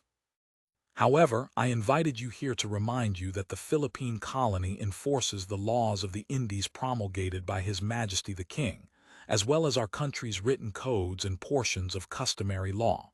Under any of these, killing a man in a duel is prohibited. This you should know. Your Excellency, for an innocent man, your words would be perfectly correct. But for a man deserving death, what difference does it make whether execution comes sooner or later? Weiss answered with composure, one hand resting on the knockoff Shangxiangs sword at his belt, acquired in exchange for a fine Toledo blade from a senator. Esteban Sanabria was a fraudster. He forged government documents and fabricated contracts, stealing and swindling the property of law-abiding citizens while blackmailing them as well. He employed every scheme to evade taxes, harming the state. He engaged in smuggling, even selling weapons and gunpowder to enemies of the empire. He committed murder, abusing and killing Filipinos, Chinese, and Mexicans who had converted to God in order to seize their possessions. And he himself was a suspicious new Christian who privately retained the base heretical beliefs of Jews. The royal prosecutor from Madrid informed me that petitions and accusation letters denouncing Esteban Sanabria now pile up in his room at the residence. Should such a man, so laden with crimes, not die? Is not God killing this villain, through whatever hand he selects, entirely an act of divine judgment? End of chapter. Chapter 1490. Governor's Authorization. Governor Juan Salamanca had not expected such an answer. He could not help but start, like a soldier feeling a heavy blow strike his armor. At least one point in Weiss's words was indisputable fact. Vultures and crows, large and small, were now circling the millions in Sanabria's estate. Nearly every imperial subject from Macau to Manila was busily filing suit against the dead man. No matter how absurd or laughable the charges appeared, they were grandly inscribed into dossiers presented before the royal prosecutor. Everyone wanted to tear a piece of flesh from the corpse of the colony's former wealthiest merchant, still dripping with fat. The governor was no exception. Accusations against Sanabria must undergo trial by the royal court before guilt can be determined. Seeing his attempt to put the visitor on the back foot largely failing, the governor sought to gloss over this topic as swiftly as possible. He was guilty, and he has already been convicted. You have already exercised the power of justice on behalf of His Majesty the King by confiscating his ill-gotten gains. Where did you hear such nonsense? The government is merely detaining the suspect's property pending court trial.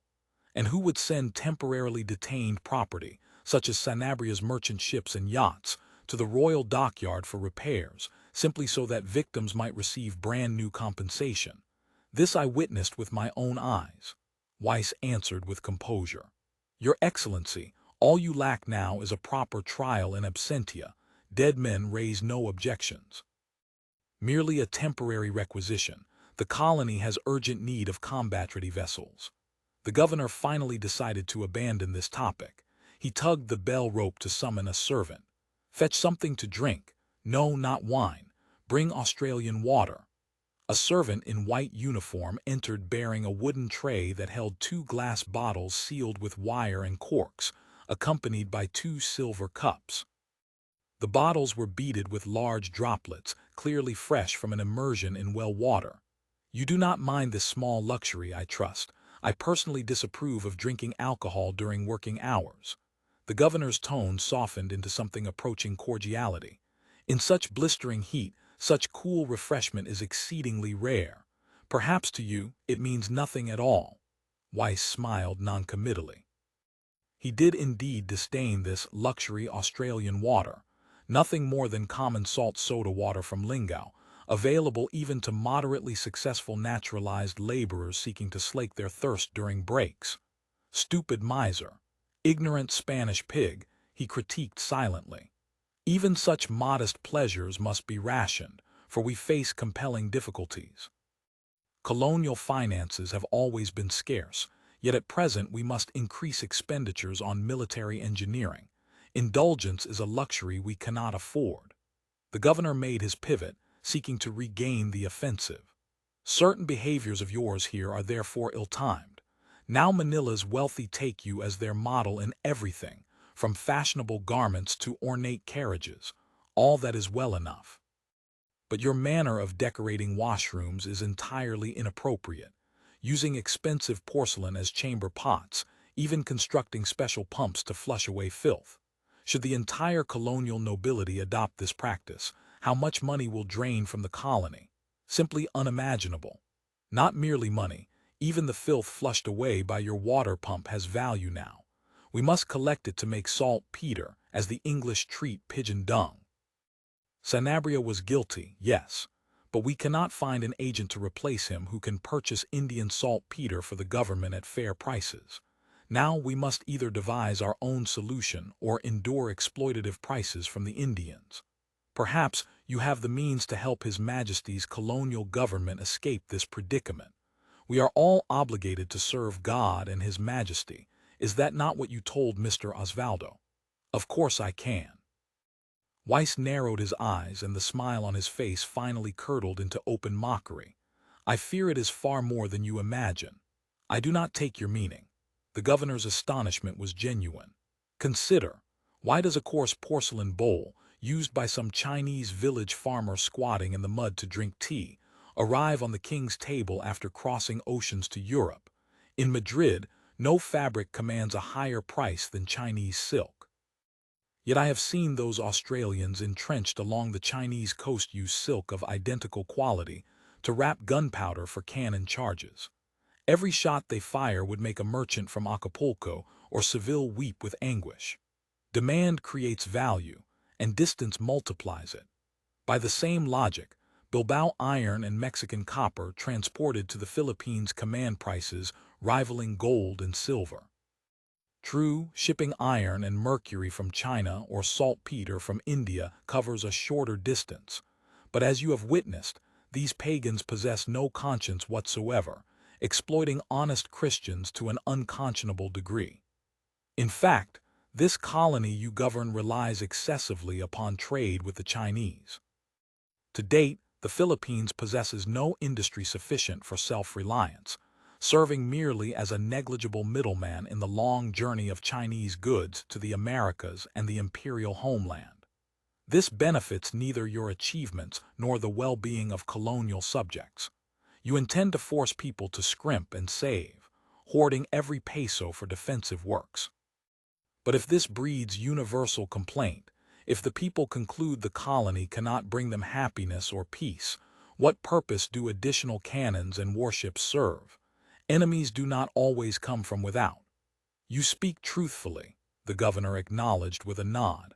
Weiss had identified a potentially dangerous situation.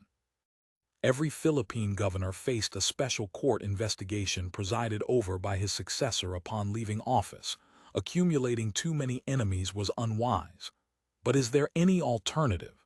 At present, even transporting subsidies from the Americas has become perilous. To maintain a colony and make it flourish, the optimal path is establishing self-sufficient industries. Have you not already begun? You permitted the Chinese to leave the Parian to engage in agriculture and horticulture, and to open factories outside Manila. Seeing the governor about to interject, Weiss raised a hand to forestall him. Good factories are geese that lay golden eggs. This is the Australian secret to wealth. They open factories, assembling Chinese porcelain and water pumps into chamber pots, and the Chinese gladly pay 10 times the price to buy them.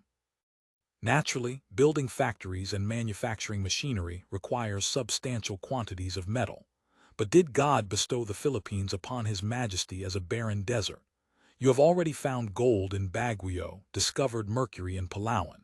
Surely this fertile land must also contain copper, iron, lead, tin, and all the materials we require, including, I might add, the saltpeter you so frequently mention. You have confidence in this. The source of my wealth is no secret. Excavating gold mines in Kelantan, discovering diamond deposits on islands near China. Among my subordinates are some Chinese who rank among the finest mining technicians anywhere. Their families have worked the mines for generations. No one excels them at locating veins and sinking shafts. Their techniques for using specialized machinery to prevent mine flooding are without equal. Grant me your approval, and I will order them to begin work immediately. Juan Salamanca tapped his armchair's armrest lightly with his fingers. Weiss saw that his rhetoric had taken effect and fell silent, moistening his throat with salt soda water while waiting for the other man to speak. Mr. Vanity, your proposal is undeniably valuable. The governor pondered for a moment. I merely wish to apprise you of certain realities. You have not resided in the Philippines long. You may not know that the inland mountain regions of this colony remain largely untraversed, places where untamed savages roam freely. Although the entire Philippine archipelago belongs to His Majesty's domain, south of the Visayas, fierce Malay pirates and bloodthirsty Moro pagans lurk everywhere. The army must prioritize defending Manila and other vital cities. The government cannot withdraw already overstretched troops to protect your mining engineers. That poses no difficulty.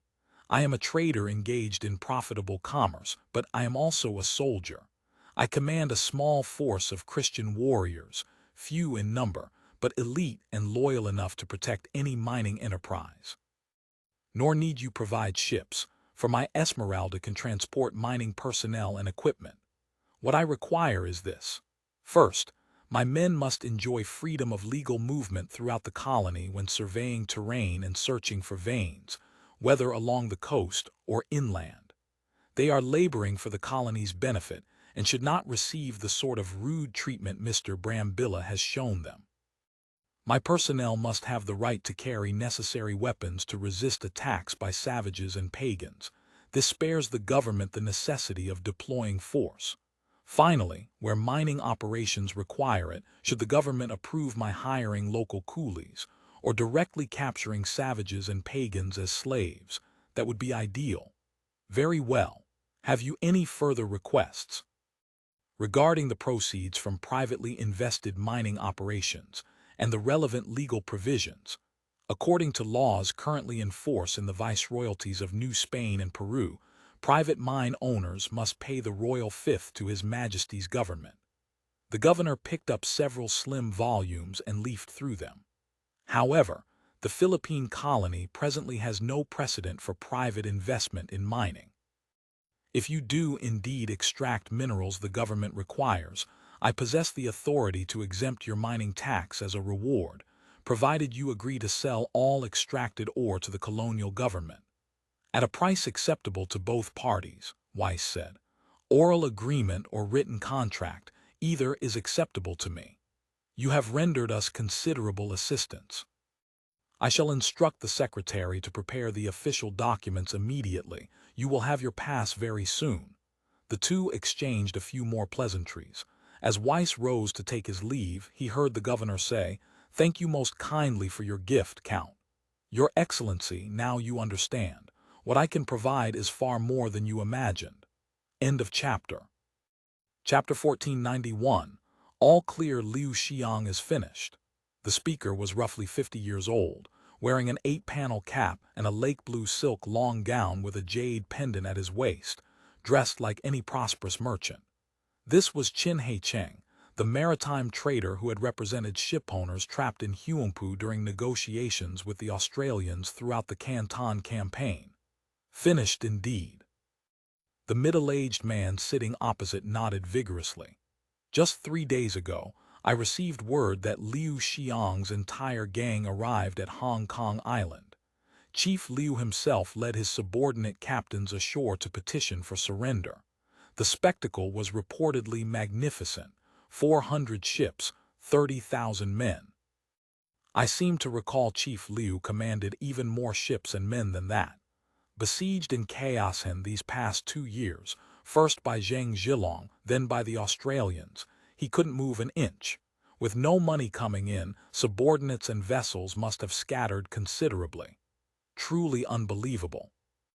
Qin Heicheng shook his head and turned his Xiang Fei bamboo pipe sideways, allowing a bright-eyed little maid to light the tobacco with a paper spill. Chief Liu has a Kaiju temper, the most unyielding of all. When Zhang Zhilong's power reached its zenith, Liu never deigned to acknowledge him.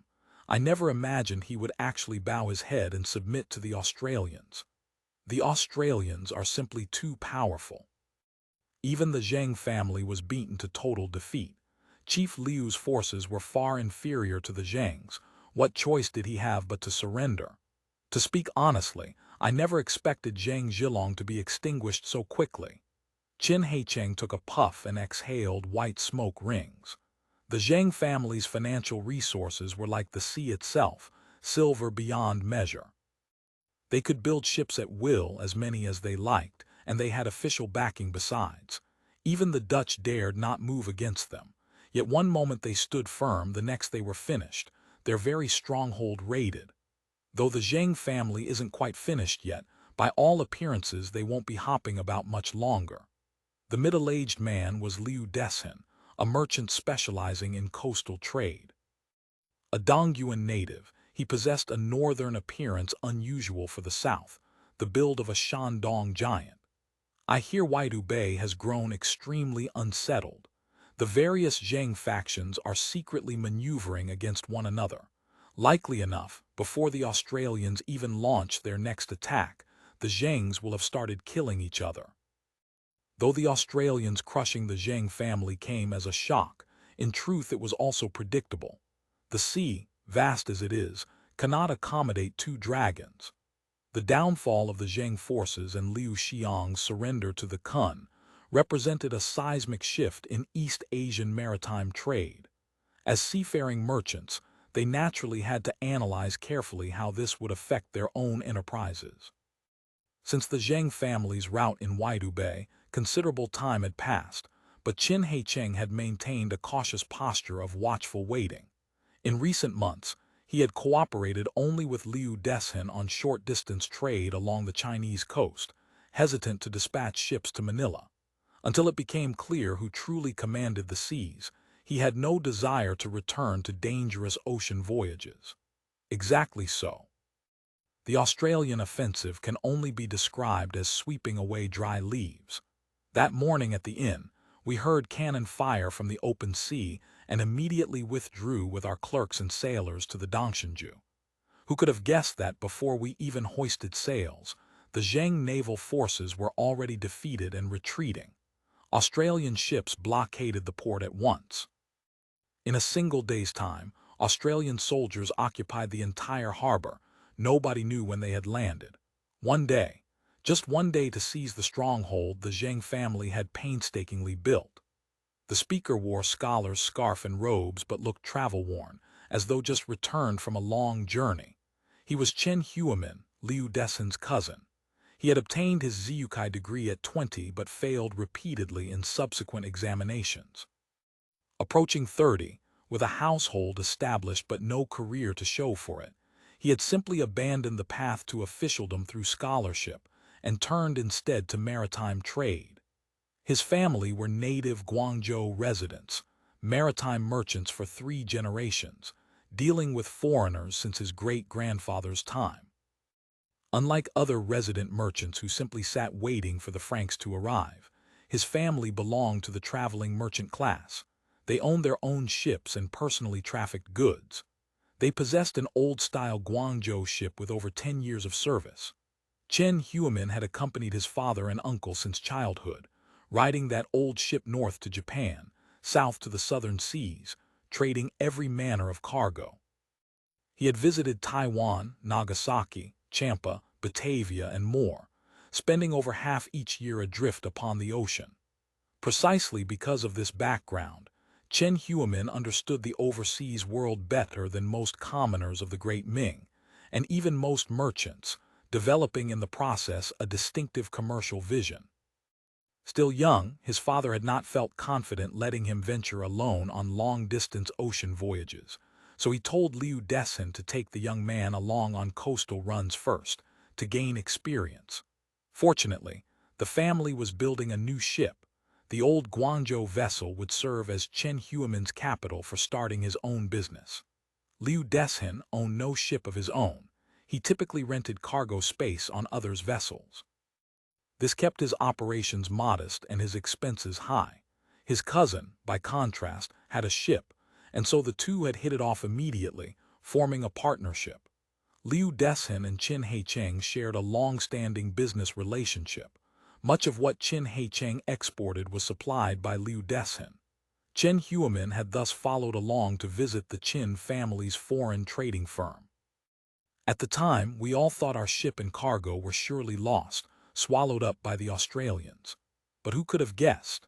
When the Australians raiding the port came to collect goods, they noticed our Lingao navigation flag, checked the registration plate issued by the Bapu Australian Xiamen, and declared we belonged to the Guangzhou individual household category, not part of the Fujian Zheng group, and were therefore free to leave.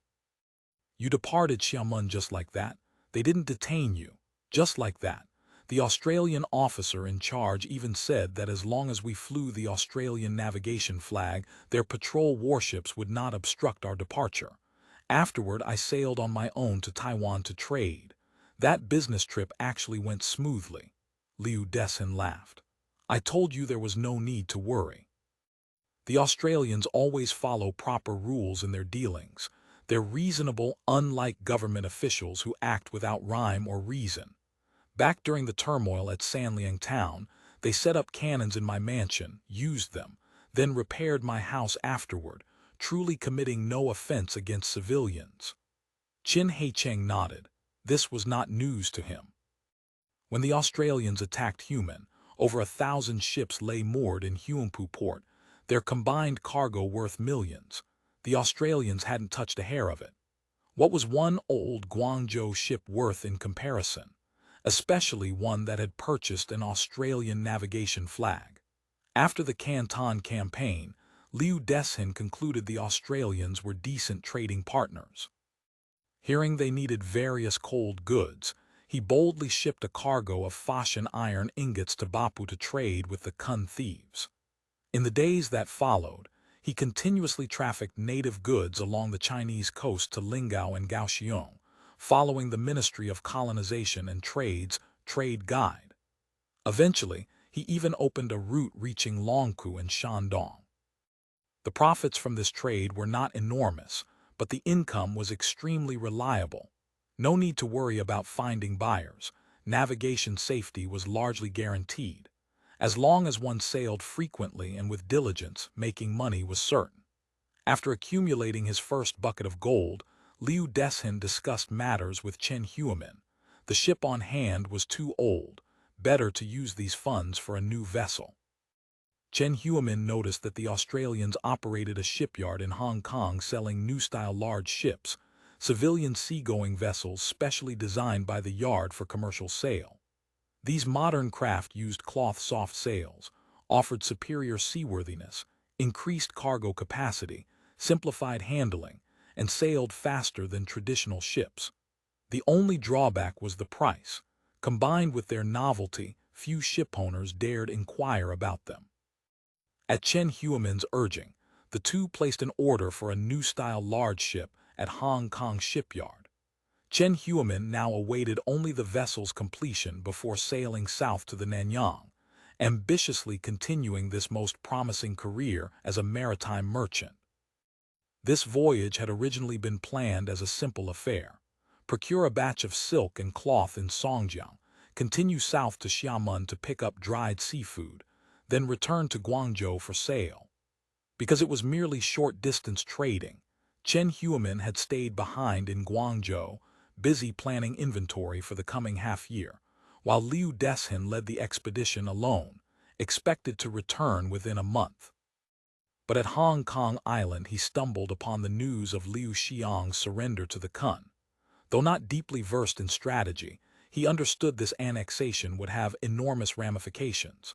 Without even completing his procurement, he rushed to Huangpu to confer with his partner. With Liu Xiang surrendering to the Australians, the entire route from Guangdong to Shandong lies open, Liu Dessen said with excitement. In truth, this route had been largely passable since the Battle of Waidu Bay, especially after the Australians established their sea police patrol system in the Taiwan Strait. Civilian shipping could count on reasonable safety.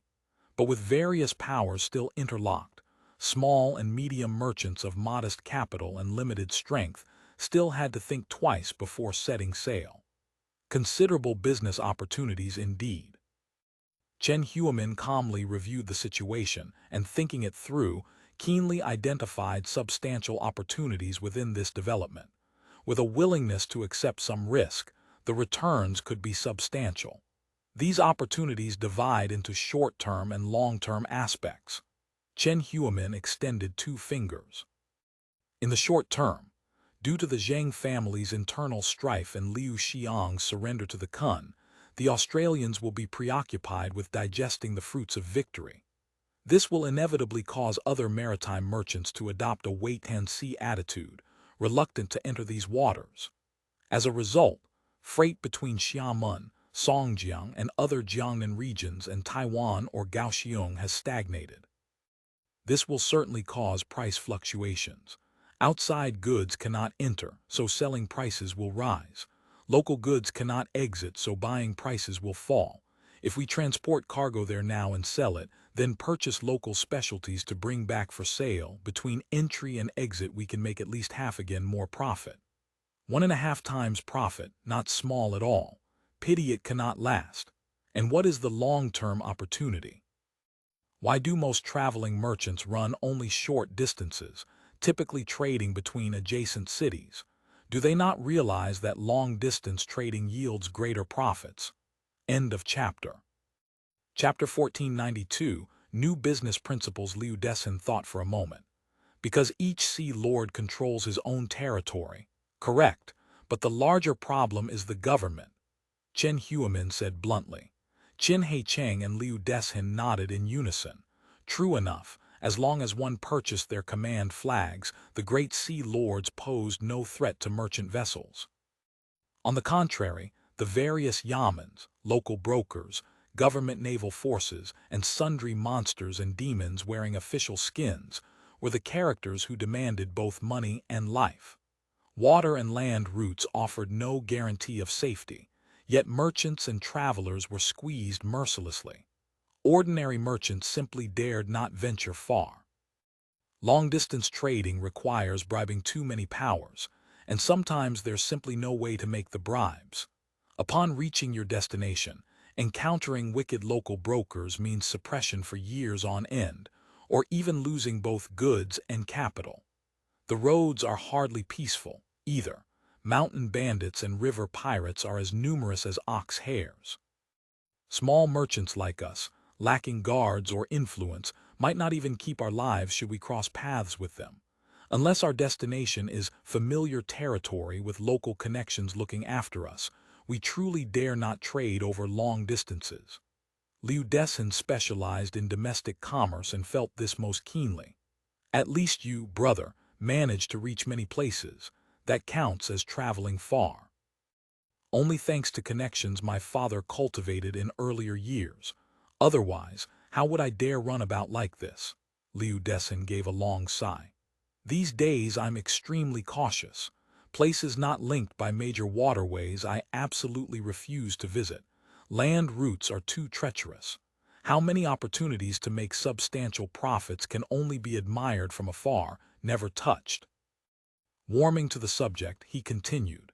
Ideally, traveling merchants transport goods desired by the other party for sale, then purchase goods our side needs to bring home, round trips that waste nothing. Especially now that we have our own ship, squandering empty cargo space represents an irretrievable loss. But the reality is, bulk goods in mutual demand between cities are rare. For instance, sugar produced in Guangdong fetches excellent prices in Jiangnan, but Jiangnan porcelain and silk are also manufactured locally in Guangdong. Those same porcelain and daily necessities, transported across the sea to Taiwan, become high-demand commodities, Yet deerskin produced in Taiwan finds little market here. Taiwan deerskin is mainly sold to Japan, while the copper and silver received in exchange cannot be absorbed by Taiwan itself and must be shipped onward to the Ming mainland. So when these goods are trafficked by small merchants, the cost of an empty return voyage must be factored in. Add to that the toll gates survived at nearly every port along the way, with the expenditures and commissions generated at each stop, and the price of long-distance goods remained stubbornly high. Xiamen nodded. That is precisely my point. Now that the Australians have defeated the Zheng family, their influence extends from Japan and Korea all the way to Hainan and Annam. This enables us to allocate goods and plan destination ports ourselves, conducting long-distance trade. As long as we plan carefully, arrange routes sensibly, and do our utmost to ensure the ship never sails empty, we can earn greater profits with lower costs. He spoke with mounting excitement, snatching up a sheet of white paper and sketching rapidly upon it. Please look, gentlemen. The Australians maintain a trading port on Jeju Island, where Japanese and Korean business can be transacted. From Jeju South, one can sail all the way to Longkou and trade in Shandong goods, simultaneously conducting bulk trade from Henan and Bijili. From Longkou South again, one can proceed to Shanghai, then on to trade in Kaohsiung, Taiwan, and finally Hong Kong. Along this entire route, the Australians hold sway. Not only are the shipping lanes safe, but the various trading ports boast complete facilities and diverse goods. Most critically, there are no endless corrupt customs houses. Doing business becomes, one might say, comfortable and satisfying. Pity we cannot reach Tianjin Way, that is the Great Wharf of the North.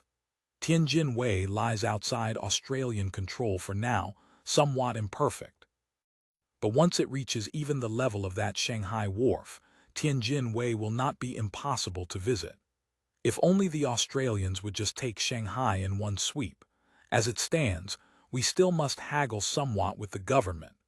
Xiamen's remark was extraordinarily bold and presumptuous, practically an endorsement of rebellion. Yet Liu Dechen and Qin Haicheng had both witnessed Australian capabilities firsthand and were not surprised in the slightest. Xiamen made up his mind. There's no time to lose. While news of Liu Xiang's surrender to the Kun hasn't yet spread, we'll personally run a voyage with our ship and blaze this new trade route. The timing will be exhausting, just returned, and already heading back to sea before catching our breath. Liu Dechen smiled calmly. No matter, where effort doesn't reach, wealth doesn't follow, but for this voyage you're planning, what cargo and where to? I have a proposal. Look, Xiamen drew a large sheet of paper from his sleeve. This was a folio tabloid recently launched for sale in Guangzhou called the Hong Kong Price Current, published every 7 days and hawked by children in the streets. The newspaper served as a commercial information digest, publishing primarily the types, quantities, and transaction prices of goods transported from various locations to Hong Kong for trade. It also included shipping information, schedules, cargoes, and cargo space availability on vessels plying the regular routes, as well as supply and demand intelligence from various ports. Though sold mainly in Guangzhou, it was in fact edited and published by the Ministry of Colonization and Trade's Commercial Representative Office in Hong Kong. Previously, although Guangzhou's merchants were relatively familiar with Australian or Lingao goods, most of this knowledge came through hearsay. Few possessed comprehensive, systematic understanding of the details. The price current filled precisely this gap for large and medium merchants demanding reliable commercial intelligence. Information flow in ancient society was painfully slow. Supply and demand data depended largely on years of accumulated experience. Timely, explosive market intelligence simply could not be grasped. Only a handful of major merchants could exploit government postal systems to carry fragments of information. Lingao enjoyed the convenience of wireless telegraphy. Commodity and supply-demand intelligence from Japan to Manila could be transmitted instantaneously to every port under Lingao control. This conferred immense advantages for facilitating commodity circulation, promoting commodity circulation, encouraging merchants to transport and sell goods. This had always been the Senate's consistent aim. Only when goods circulated could value be created. Otherwise, relying solely on the Senate's own ships and imperial merchants would mean struggling perpetually to meet ever-growing logistical demands. Moreover, the more frequent such commodity circulation became, the greater the various revenues the Senate reaped from it. Xiamen opened the newspaper. It was already covered with circles and brush-ink annotations. His finger slid quickly across the page, then stopped. Look here. A large shipment of Liju white sugar has just arrived in Hong Kong and the price has dropped. Meanwhile, white sugar prices in Zhejiang and Nanjili remain very high. If we transport white sugar to Shanghai, we can turn a handsome profit. Then we load grain in Shanghai, transport it to Shandong, and earn another round. Excellent, Liu Desin nodded. We set off immediately. In that case, I'll take a stake as well. Qin Heicheng withdrew a banknote from his drawer. This is a 1,000 tael note from DeLong, cashable on site, usable directly as silver. Take it for working capital. Count me in for a share of any profits. Liu Desin and Chen Huimin were overjoyed. Their operations remained modest, after all, especially after the ship purchase working capital had grown extremely tight. With the big boss Qin Heicheng willing to invest, this venture could be scaled up considerably. More importantly, with these additional funds, they could take delivery of the new Dongshanju ahead of schedule. Equipping the vessel and hiring sailors would also require a substantial sum. The two expressed their thanks and immediately departed to arrange ship and cargo. I'll handle the ship delivery right now. Huimin, go notify the deputy captain first. Immediately gather the crew, prepare provisions and water, proceed to Huangpu and prepare to board. This time we use the new ship. Tell the deputy manager to have the clerks unload our current cargo overnight, then replace it with a full load of Liju white sugar. Then go to DeLong and convert all the silver we have stored there into notes to bring along. Done. I'll see to it at once. Chen Huimin clasped his hands in farewell and hurried off. Liu Desin exchanged a few more pleasantries with Qin Heicheng. Qin Heicheng expressed keen interest in their newly ordered vessel, asking Liu to pay close attention to its performance in use. He was considering purchasing one himself for voyages to the Western Ocean. After seeing him out, Qin Heicheng stood on the stone steps at the gate, gazing toward Xiamen by the White Goose Pool. A small steam launch with paddle wheels mounted on its side spewed black smoke while towing a long string of barges past. Countless masts and sail shadows on the river moved or stayed, ships loading and departing, ships stopping to unload, a scene of bustling prosperity. Australians. Ah, Australians. Guangzhou's Huangpu port basked under a sky of endless azure, gentle autumn breezes spinning white clouds into wisps that drifted slowly from north to south. The air was crisp, the season perfect, an ideal day for setting out. A brand-new three-masted seagoing ship lay moored at the pier. This vessel was entirely unlike those surrounding it. Though retaining certain echoes of Guangzhou ship design, it more closely resembled a European ocean-going craft. The hull displayed characteristic Western shipbuilding techniques, keel and rib structure, planked with nailed strips, then sealed with pitch.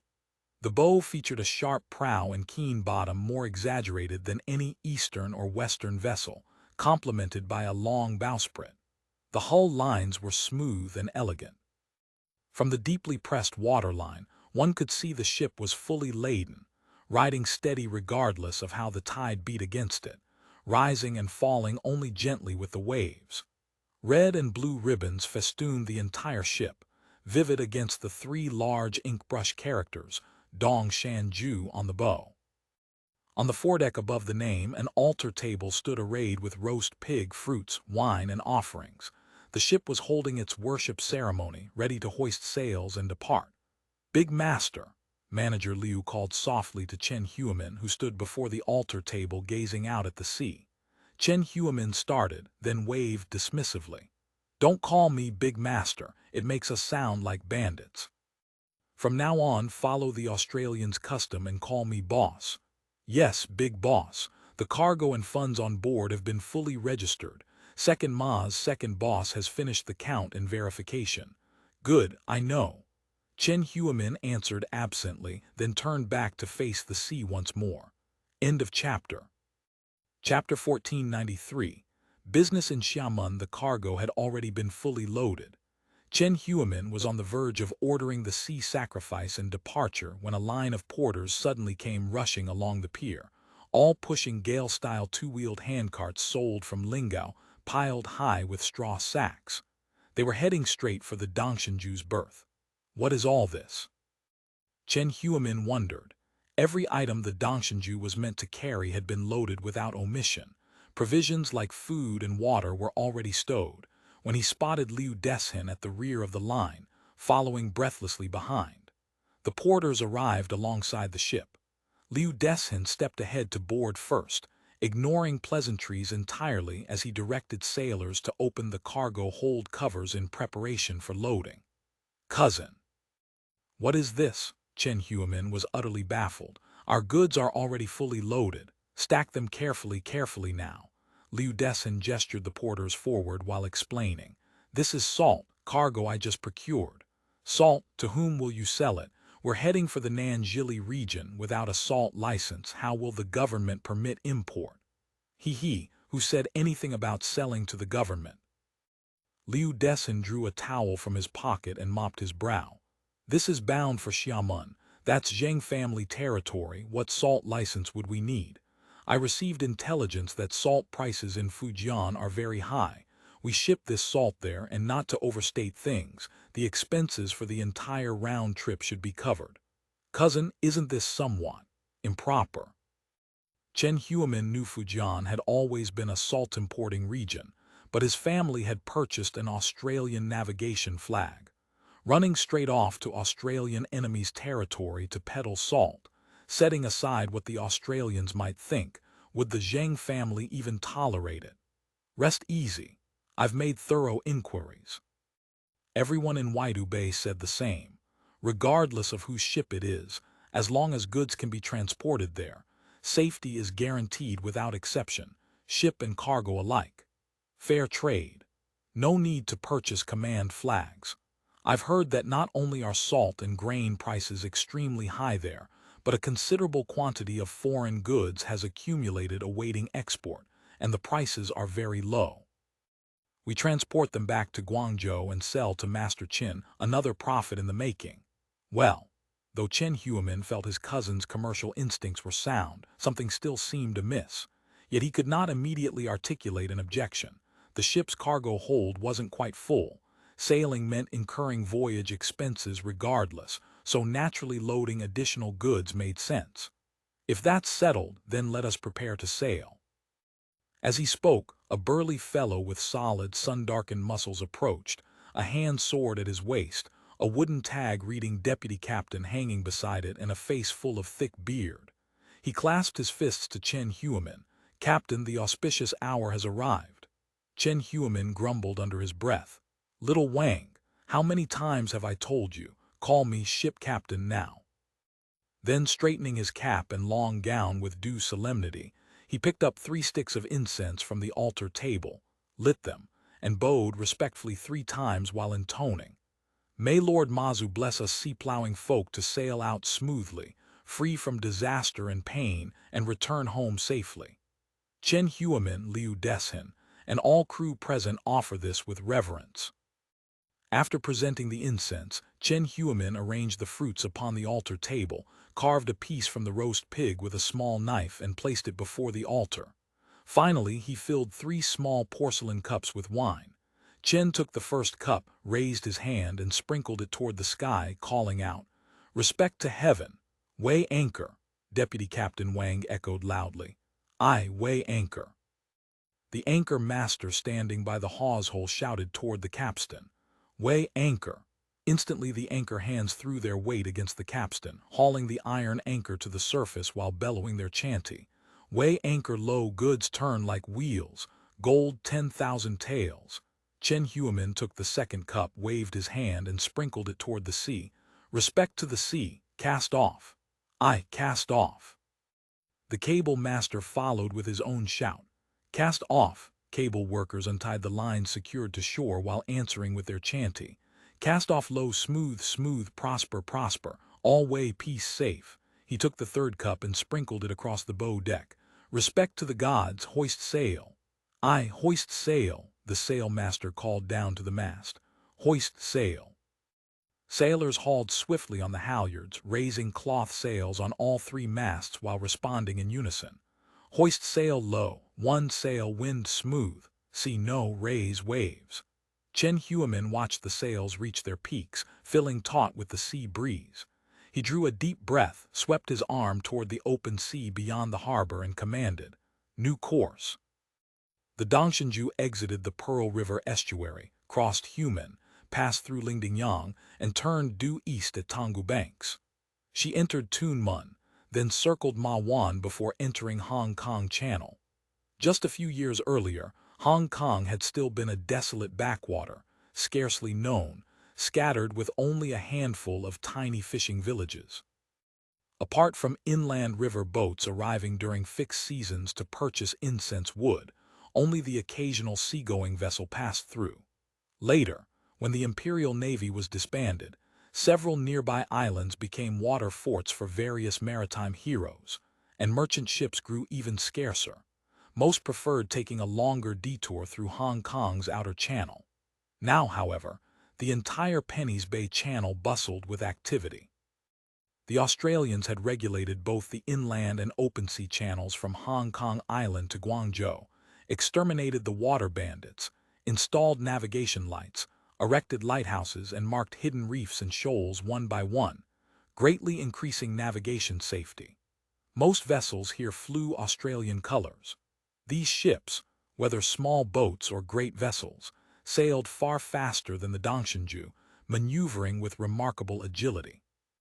Time and again, a ship would overtake the Dongxinju as it sailed east, or come racing head-on and veer away at the last moment, leaving behind bursts of good-natured laughter.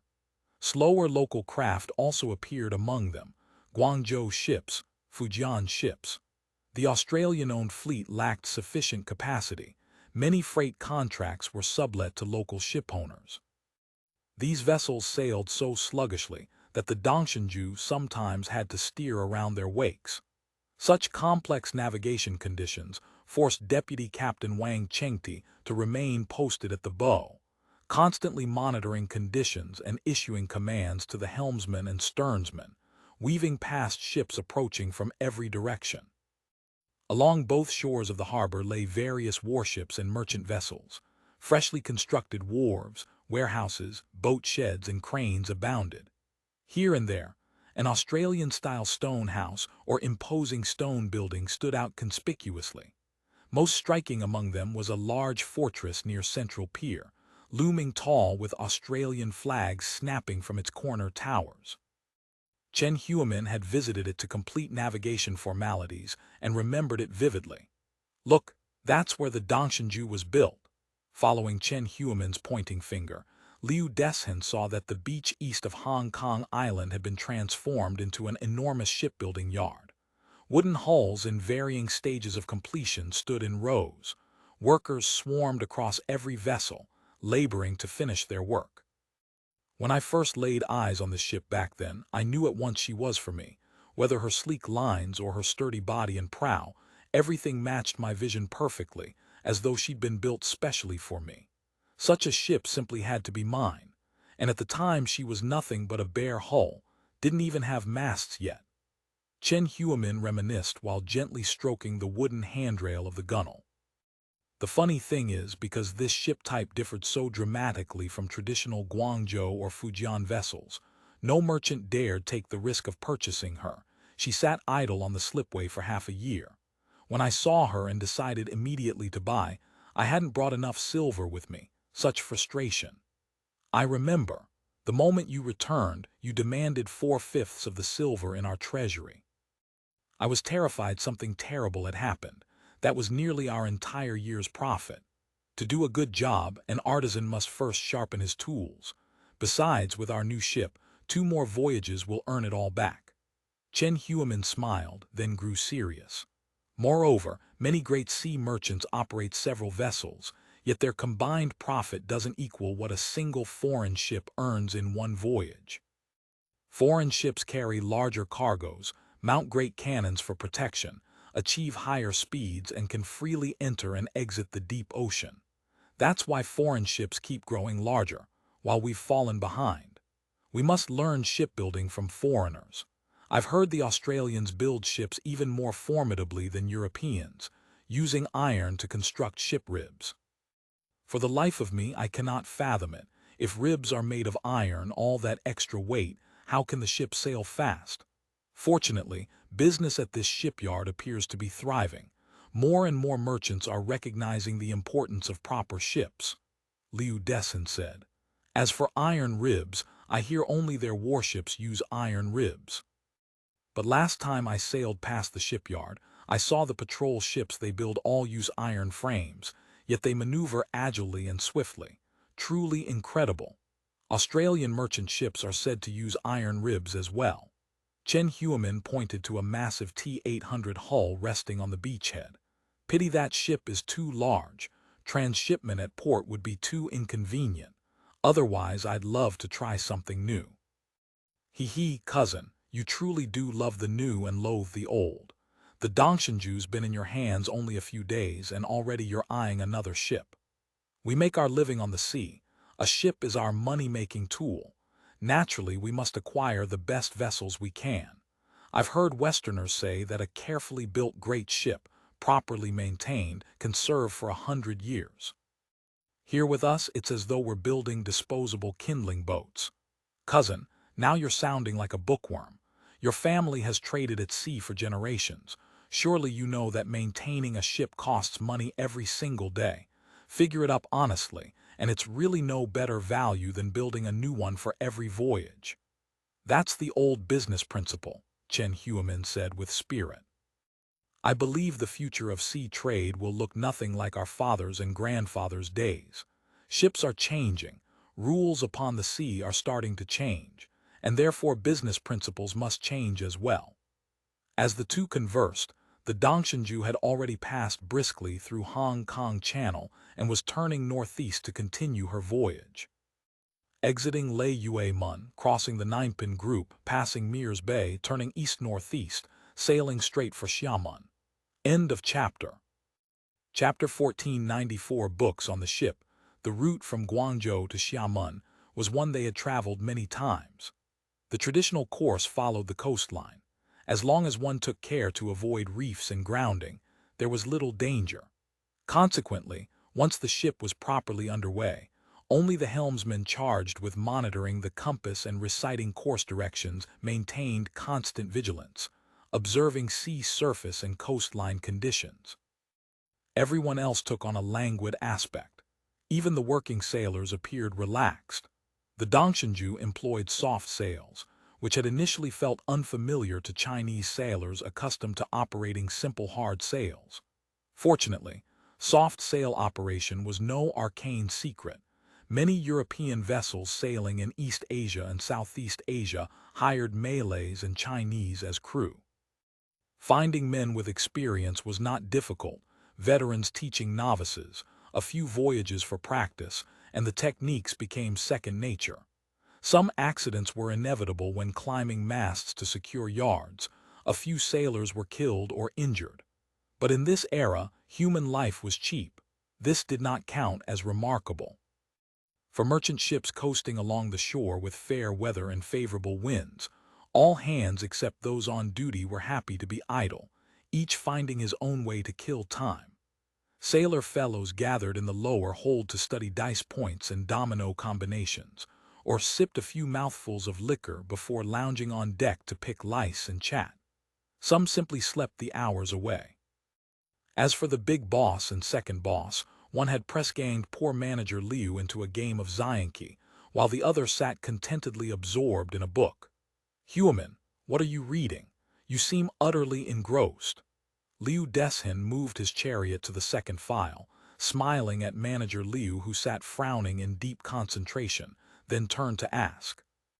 "Oh, a book I bought at a Wanbai bookstore the Australians opened when I passed through Hangzhou last time. I've seen Australian printed books, beautifully produced as always, but Xiamen, I thought you'd given up thoughts of the imperial examinations. Why pick up the eight-legged essays again?" Chen Xiamen scratched his head in embarrassment and laughed. "This isn't classics or history, just a leisure book. A vernacular novel." Vernacular novel, Three Kingdoms, Water Margin, or Golden Lotus, none of those. It's a vernacular novel written by Kun people, a volume that's generated considerable buzz among Jiangnan scholars of late. "Oh, what is it about?" Hearing it was written by Australians, Liu Desin's interest was piqued. He no longer paid any attention to manager Liu staring blankly at the chessboard. "No one knows who wrote it. Everyone says it came from Australian hands. The title is Old Affairs of Guardian Huang Resisting the Qin. It tells of a Ziyukai surnamed Huang, given name Shi, from Tianjin Wei of our dynasty. By some unknown means, he travels back to the early southern Song, apprentices himself to Marshal Yue, and is bestowed the courtesy name Quabang by Yue Wumu himself. From there, Huangshi assists Marshal Yue in organizing army and logistics, repeatedly routing the invading Jin soldiers, and after Marshal Yue is unjustly killed, he contends with treacherous court officials on one hand while single-handedly propping up the southern Song state on the other, ultimately rebuilding the lands of Huaxia. Sounds thrilling, but how can a modern man travel to a past era? That seems illogical on its face. Consider it a tale like Dream Under the Pagoda Tree. Yet though the writing is plain, this story stirs the soul. I'm now reading the section, Marshal Shi alone enters Yanyan to behead the slave chief, truly heart-pounding, leaping right off the page.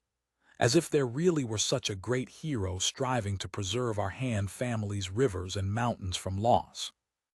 No wonder Jiangnan scholars have produced this evaluation of the book and its marshal.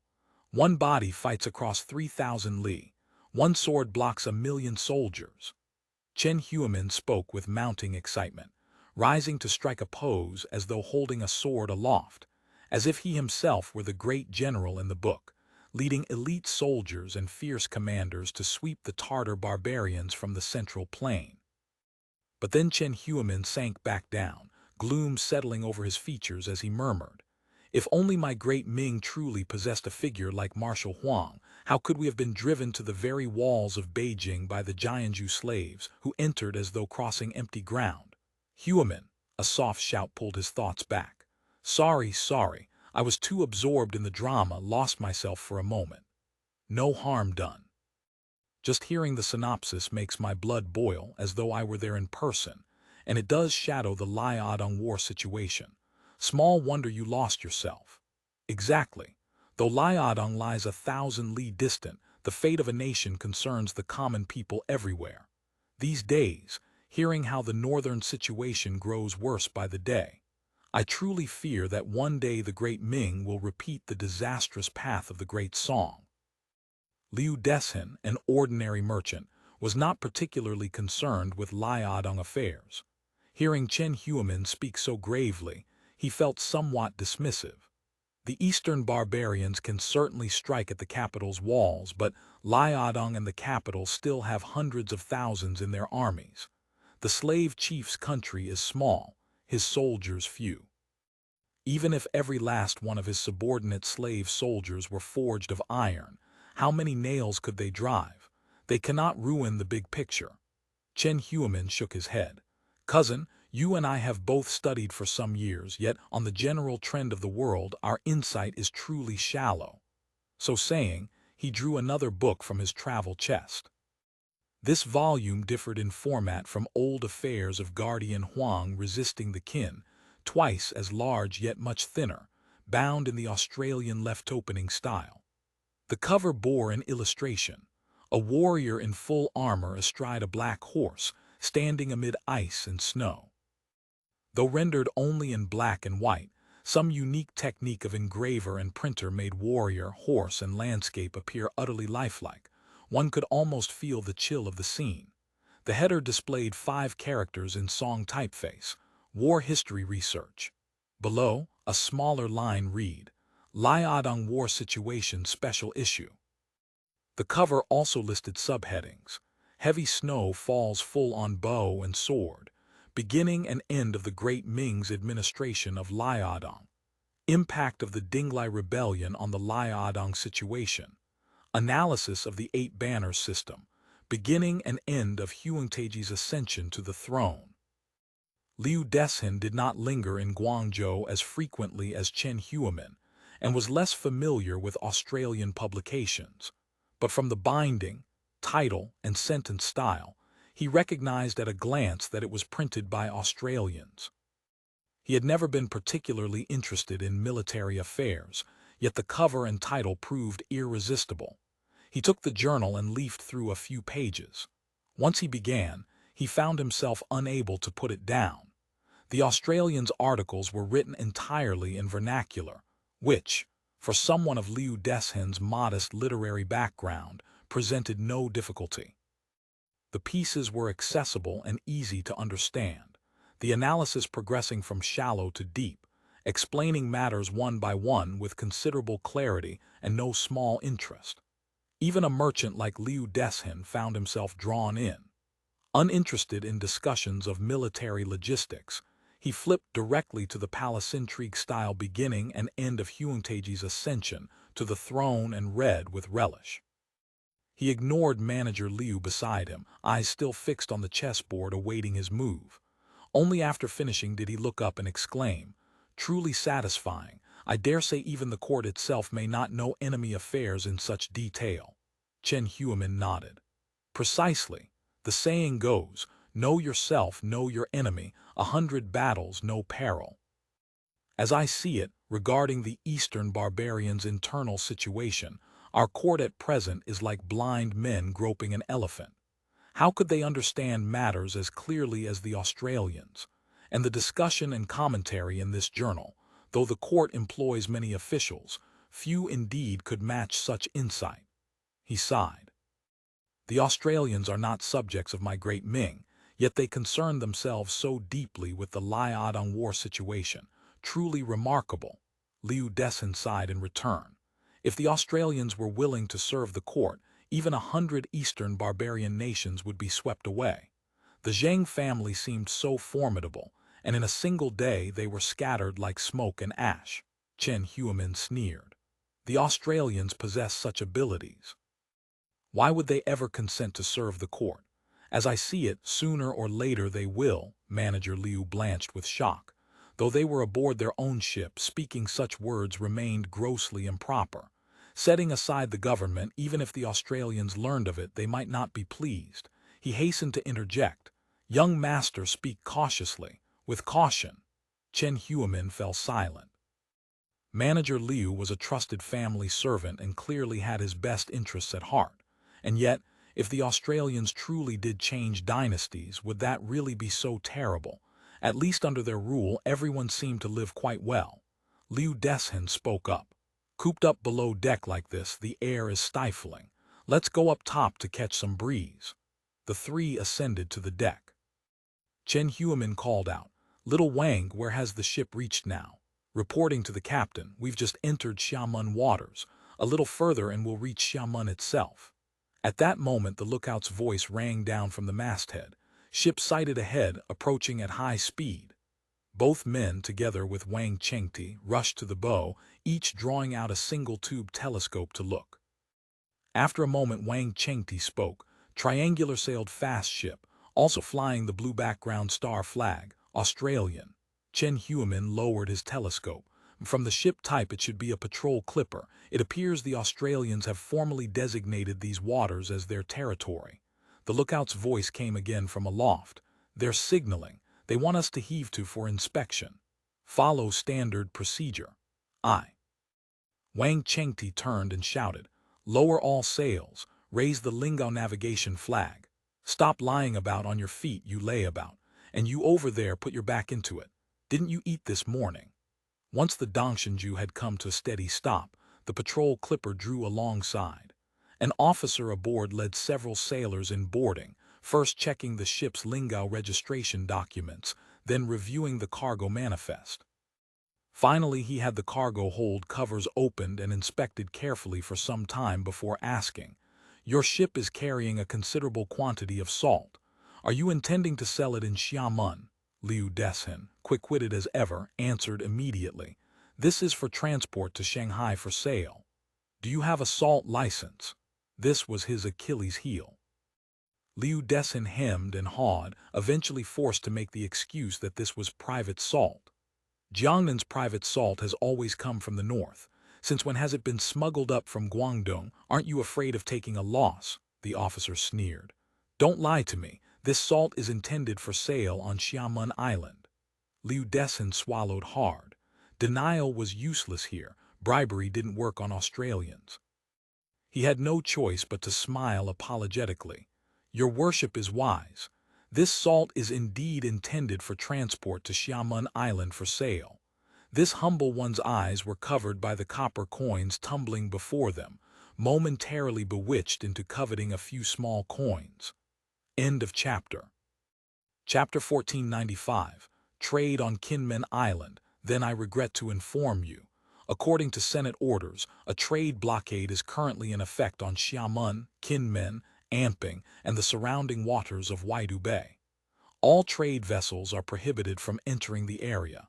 Considering that you were unaware of this decree, no penalty will be imposed this time. Proceed immediately to another port. Should you be intercepted a second time, your ship and cargo will be confiscated. He glanced at the navigation permit. You've held this permit for some time now, and your record is clean. You should understand how the Senate operates. Liu Deshen could only assent repeatedly. His hope of making a small fortune in Waidu Bay had been dashed, but selling salt was incidental business, possible, excellent, impossible, no great loss. The patrol ship officer delivered a few more instructions, then returned to his own deck. Sailors were preparing to cast off the lines when a gray-uniformed officer suddenly emerged from the cabin and whispered a few words into the naval officer's ear. The officer nodded, reboarded the Dongshanju's deck, and led them to the stern cabin. You may go to Waidu Bay to trade. He spoke to the suspicious-looking Liu Deshen and Chen Xiamen. However, this humble one dares not. Liu Deshen rushed to defend himself. I dare not violate a Senate decree, the officer laughed. If I tell you to go, then go. What is there to fear? Only, upon your return voyage, you must report to the Hong Kong Maritime Trade Bureau what you saw and heard. Liu Deshen's legs went weak. They wanted him to act as a spy. He silently cursed himself for coveting small profits, for the idea of sailing to Xiamen to sell salt and purchase foreign goods. If the Zheng family caught wind of this, not only would ship and cargo be forfeit, but his very life as well. Handled poorly, even his cousin and the subordinate managers and sailors might be implicated. That would be a great sin indeed. Anxiety set his scalp prickling with sweat, and his speech grew incoherent. This humble one is not going, the officer spoke. What a pity. Anyone willing to go will receive a free 12-month extension on their navigation permit or a free upgrade to a Class A permit. Currently, the Dongshanju held a Class B permit, which authorized sailing and trading only at various Chinese coastal ports, extending no farther than Taiwan, Kaohsiung, and Jeju Island. To reach Japan, Ryukyu, Manila, or beyond required a Class A permit, whose usage fee was naturally much higher. Hearing about the free upgrade to Class A, Liu Deshen was instantly energized. His speech suddenly became clear. Since it is a Senate order, this humble one will certainly serve with utmost sincerity. Not even 10,000 deaths could make me decline. Manager Liu stood anxiously nearby. How could they possibly touch spy work? He was about to speak up and demur when Chen Xiamen pulled him back. Once the two finished speaking, Chen Xiamen posed a question of his own. If Zheng family people inquire about Australian affairs, whatever you see, simply report it. No need to conceal anything. They watched the patrol ship sail south until it vanished in the distance. The Dongshanju rehoisted her 3 main sails and continued northward. In the cabin, Manager Liu complained ceaselessly. How could they undertake such a thing? Liu Desin himself felt somewhat rash. Chen Huimin, however, was unconcerned. The Zheng family is now fractured. Whether the situation in Waidu Bay will last through next year is anyone's guess. We're simply going to do business. No need to pry into anything specifically. Just observe and listen. The free upgrade is a minor matter. Helping the Australians with this small favor now means sea trade can only grow easier in the future. That's true enough. The Australians are unfailingly honest in their dealings. Liu Desin nodded vigorously. Serving the Senate means one never comes out the loser. Manager Liu remained uneasy. He conferred with Wang Chengti and instructed the clerks and sailors to maintain strict secrecy. The Dongshan, who sailed north for over 2 shichen before finally arriving at Waidu Bay. Chen Huimin stood by the ship's rail, staring wordlessly at the expanse before him. In former days, ships had entered and exited here constantly, sail shadows visible everywhere, every port a forest of masts. Now only an empty stretch of sea remained. Apart from a handful of fishing boats still working the waters, they had sailed for some time without sighting a single large vessel entering or leaving, nor were any ships moored along the shore. Wang Chengti asked, Captain, where do we drop anchor? This stumped Chen Huimin. In the past, ships engaged in coastal trade all sailed to Zhangzhuasuo or Amping, but conditions had changed entirely. He already knew from the Australian price current that Zheng family power in Waidu Bay had splintered. Amping, Kinmen, Zhangzhuasuo, and other key points were each controlled by various Zheng relatives and former generals. They did not communicate with one another. Though the crisis had prevented open conflict, relations were clearly anything but harmonious. Liu Desin, by contrast, had already formulated a plan. He directed the helmsman to sail straight for Kinmen Island. He intended to do business with Zheng Zhaifeng. Zheng Zhaifeng remained the most powerful faction among the Zheng remnants, considerably stronger than the Zheng Kai and Zheng Lion brothers, and stronger even than Zheng Sen. But Zheng Sen enjoyed government backing, while the Zheng Lion-Zheng Kai brothers held Xiamen Island and controlled the Jiulong River estuary region, giving them relatively convenient access to goods supplied from the interior. By comparison, Zheng Zhaifeng controlled only the 2 Kinmen Islands, Greater and Lesser, and faced considerable difficulty acquiring merchandise. Each faction in the bay, seeking to expand revenue and suppress rivals, had established checkpoints along major traffic arteries in their respective territories, levying transit taxes on passing goods sold by their own side. Fujian was a land of many mountains and little arable ground, with few roads passable for bulk goods. With land routes choked by rival toll gates, Zheng Zhaifeng's commodity costs ran far higher than his competitors. Since his current strength was limited, and Australian forces eyed them covetously from without, fighting among themselves was hardly sound strategy. Zheng Zhaifeng had therefore focused his attention on coastal trade as a source of goods. To this end, he spared no expense sending agents to various regions to publicize his offer. He was willing to attract shipowners engaged in coastal trade to Kinmen, paying premium prices for their cargoes. As the Dongshan, who drew ever closer to Kinmen, the desolation pervading Waidu Bay became increasingly stark. Small islands they passed, once home to settlers, now lay in rubble.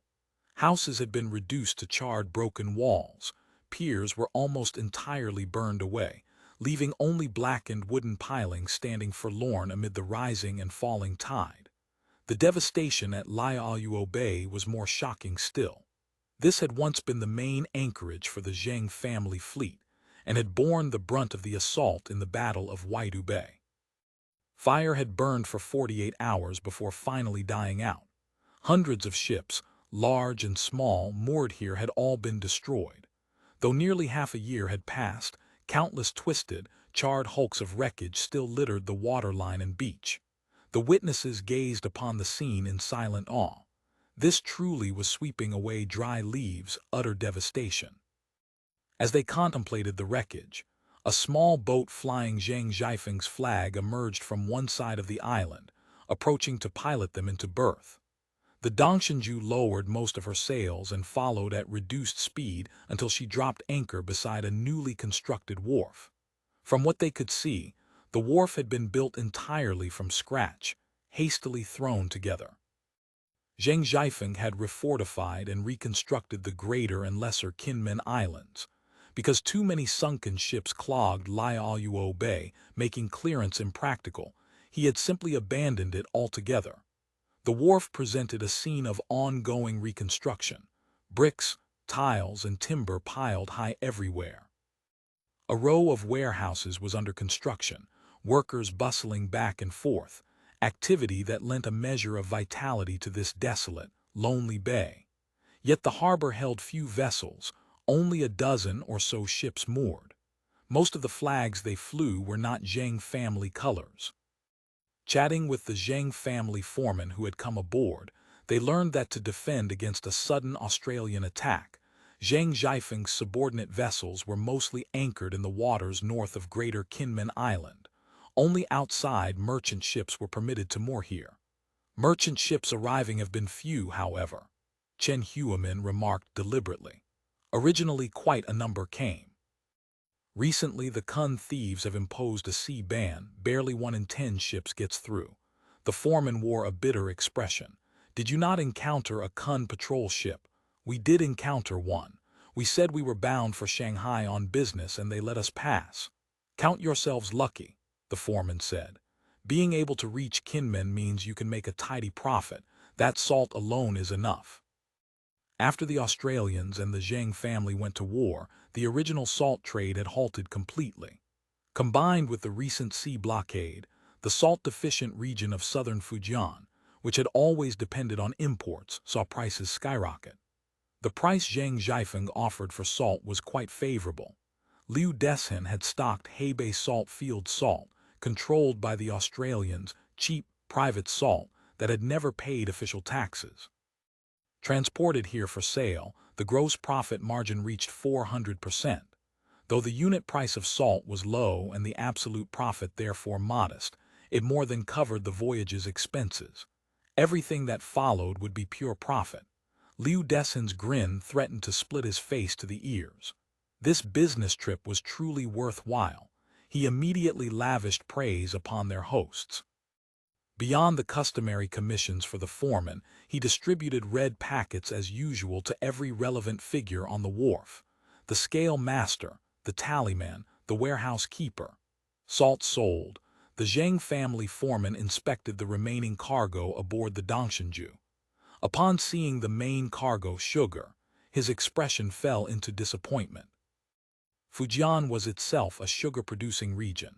Zhang Zhaifeng already held large quantities of sugar in inventory and had no need for more.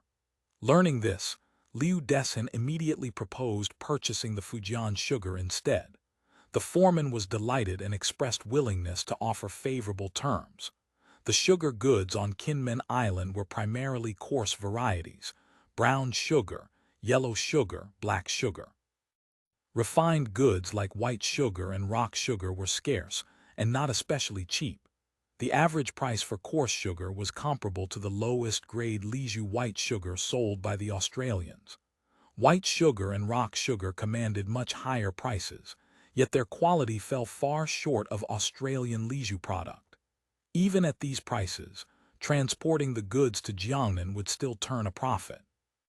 At worst, shipping them to Taiwan to sell to the Dutch would also yield returns. The Dongxinju's salt cargo had sold out. Using the freed-up hold space to carry extra sugar was simply incidental business. End of chapter. Chapter 1496.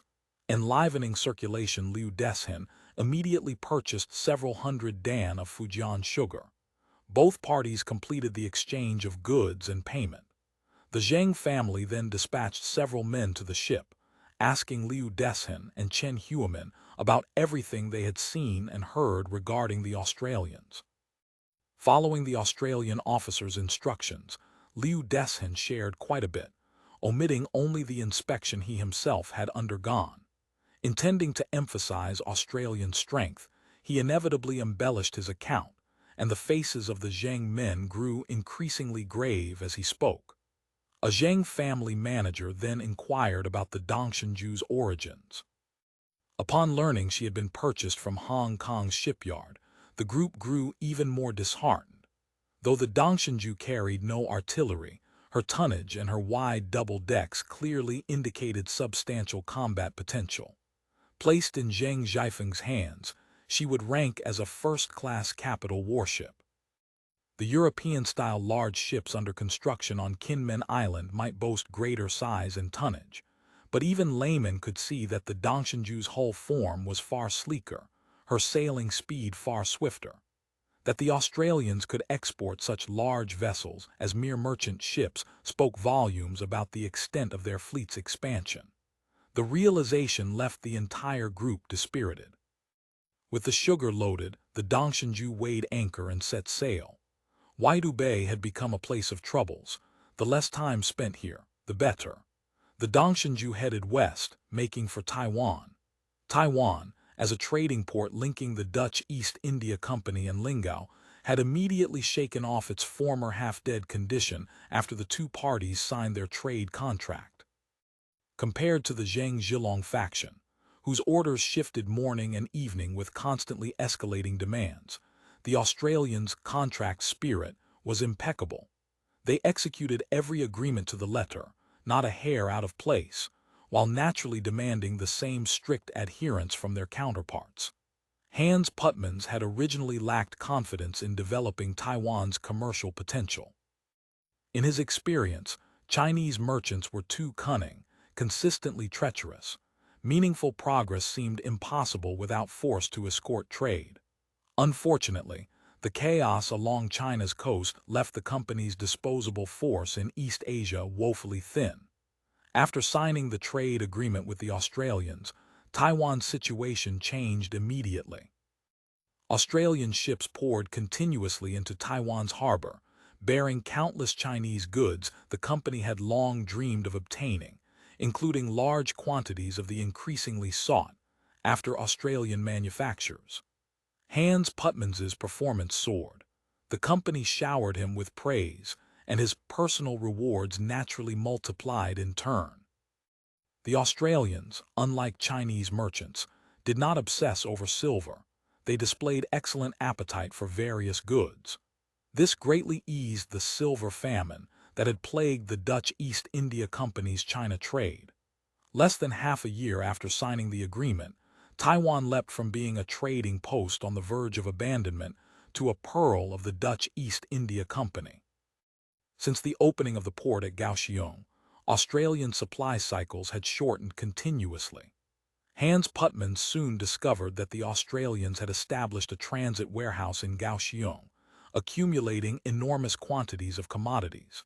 He had briefly entertained the idea of seizing Kaohsiung in a surprise raid, not only to claim rich spoils, but to add another brilliant jewel to the company's crown. Compared to Taiwan, which possessed only a single castle and a handful of forts, Kaohsiung was beginning to resemble a genuine city. After witnessing the Lingao fleet stationed at Kaohsiung with his own eyes, this arrogant notion evaporated immediately. When merchant Traudenius, stationed at Jiangsu Bay, returned to Taiwan bearing news of Zhang Zhilong's destruction, Putmans immediately began considering how to preserve Taiwan for the company, not, of course, through force. Construction of Zealandia Castle continued. After all, the company had already invested substantial sums into the fortification, and abandoning it midway was inconceivable. Moreover, presiding over construction projects invariably meant opportunities for graft. But His Excellency, the governor, had lost all interest in strengthening Taiwan's defenses and went through the motions of whatever the company instructed.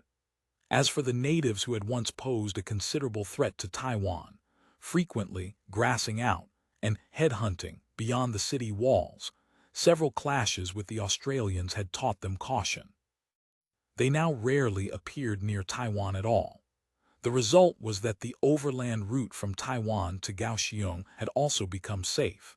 The Australians had even begun constructing a proper road between the two settlements, entirely unbothered by potential opposition.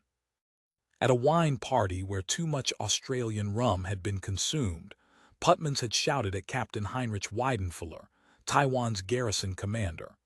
"You think Taiwan remains in company hands because of those 400 tubercular wretches holding matchlocks under your command?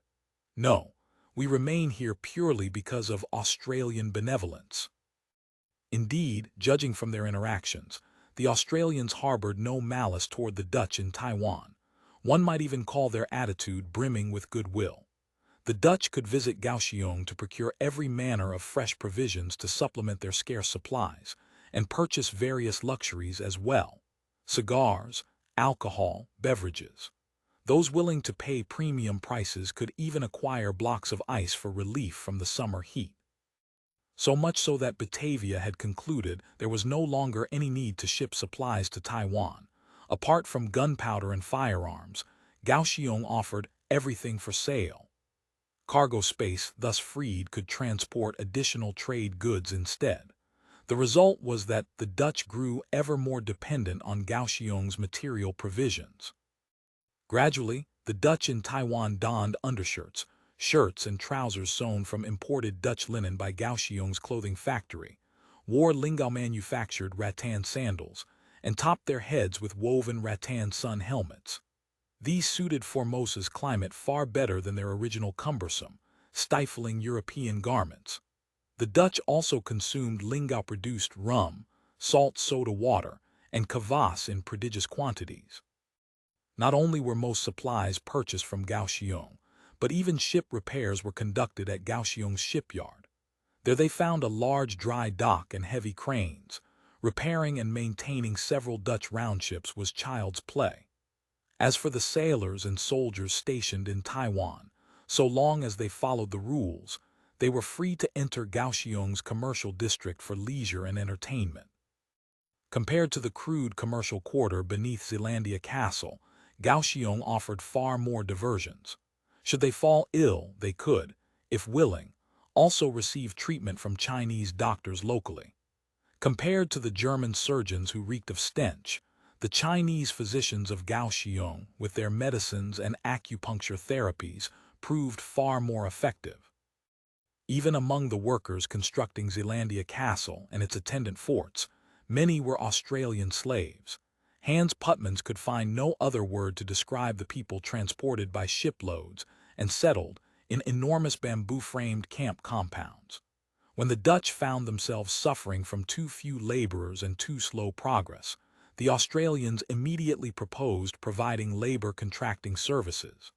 Putmans had little choice. The results proved that these Chinese slave laborers under Australian management worked with remarkable diligence and extraordinary efficiency. Under their contributions, the castle's progress could only be described as transforming day by day. Hans Putmans was a shrewd and capable merchant. Even amid this excellent state of Dutch harmony, he did not for a moment believe the Australians truly loved peace. Their deeds at Waidu Bay demonstrated beyond doubt that they could be merciless when they chose to act, ruthless, even.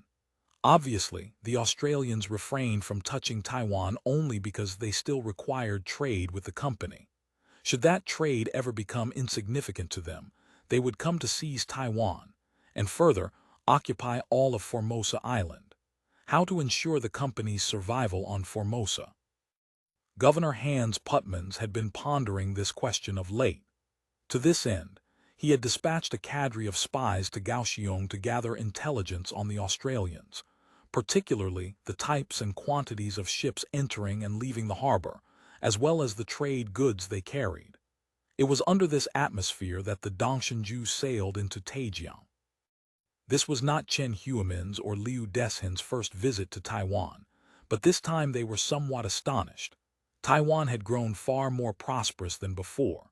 With trading volume climbing sharply thanks to Australian commerce, the Dutch East India Company now dispatched several times the number of ships compared to earlier years. The Taiwan market flourished accordingly, with facilities expanding to match. Zealandia Castle, once perpetually under construction, never completing even its first terrace, had now risen from the ground. Scaffolding forested the brick and stone walls. One tower already stood tall. Several others were half complete, visibly nearing completion. On the opposite side of the harbor, east of Taejiang, the once small and crude fortress had become a compact but formidable bastion. North Line Tail Island in the harbor was also under construction for a new fortress. Ships ferrying construction materials and workers flowed through the harbor in an endless stream. Beyond the Australian trade vessels, the destruction of Zhang had shattered the old monopoly on Fujian to Taiwan trade. The number of great Ming merchants arriving to trade in Taiwan had increased substantially. Ships of varying sizes crowded around the wharves, save for a handful of Dutch vessels. Most were Chinese craft, Guangzhou ships, Fujian ships. Consequently, around the wharf before Zealandia Castle, rows of new buildings had sprouted, fresh warehouses and yards with goods awaiting shipment piled like mountains. Incredible that Taiwan's commerce has grown so prosperous. Liu Deshin nodded in appreciation. I'd originally expected it to be quite desolate. What are you saying, cousin? The Taiwan trade was monopolized by Zhang Zhilong. Ordinary merchants dared not trade here.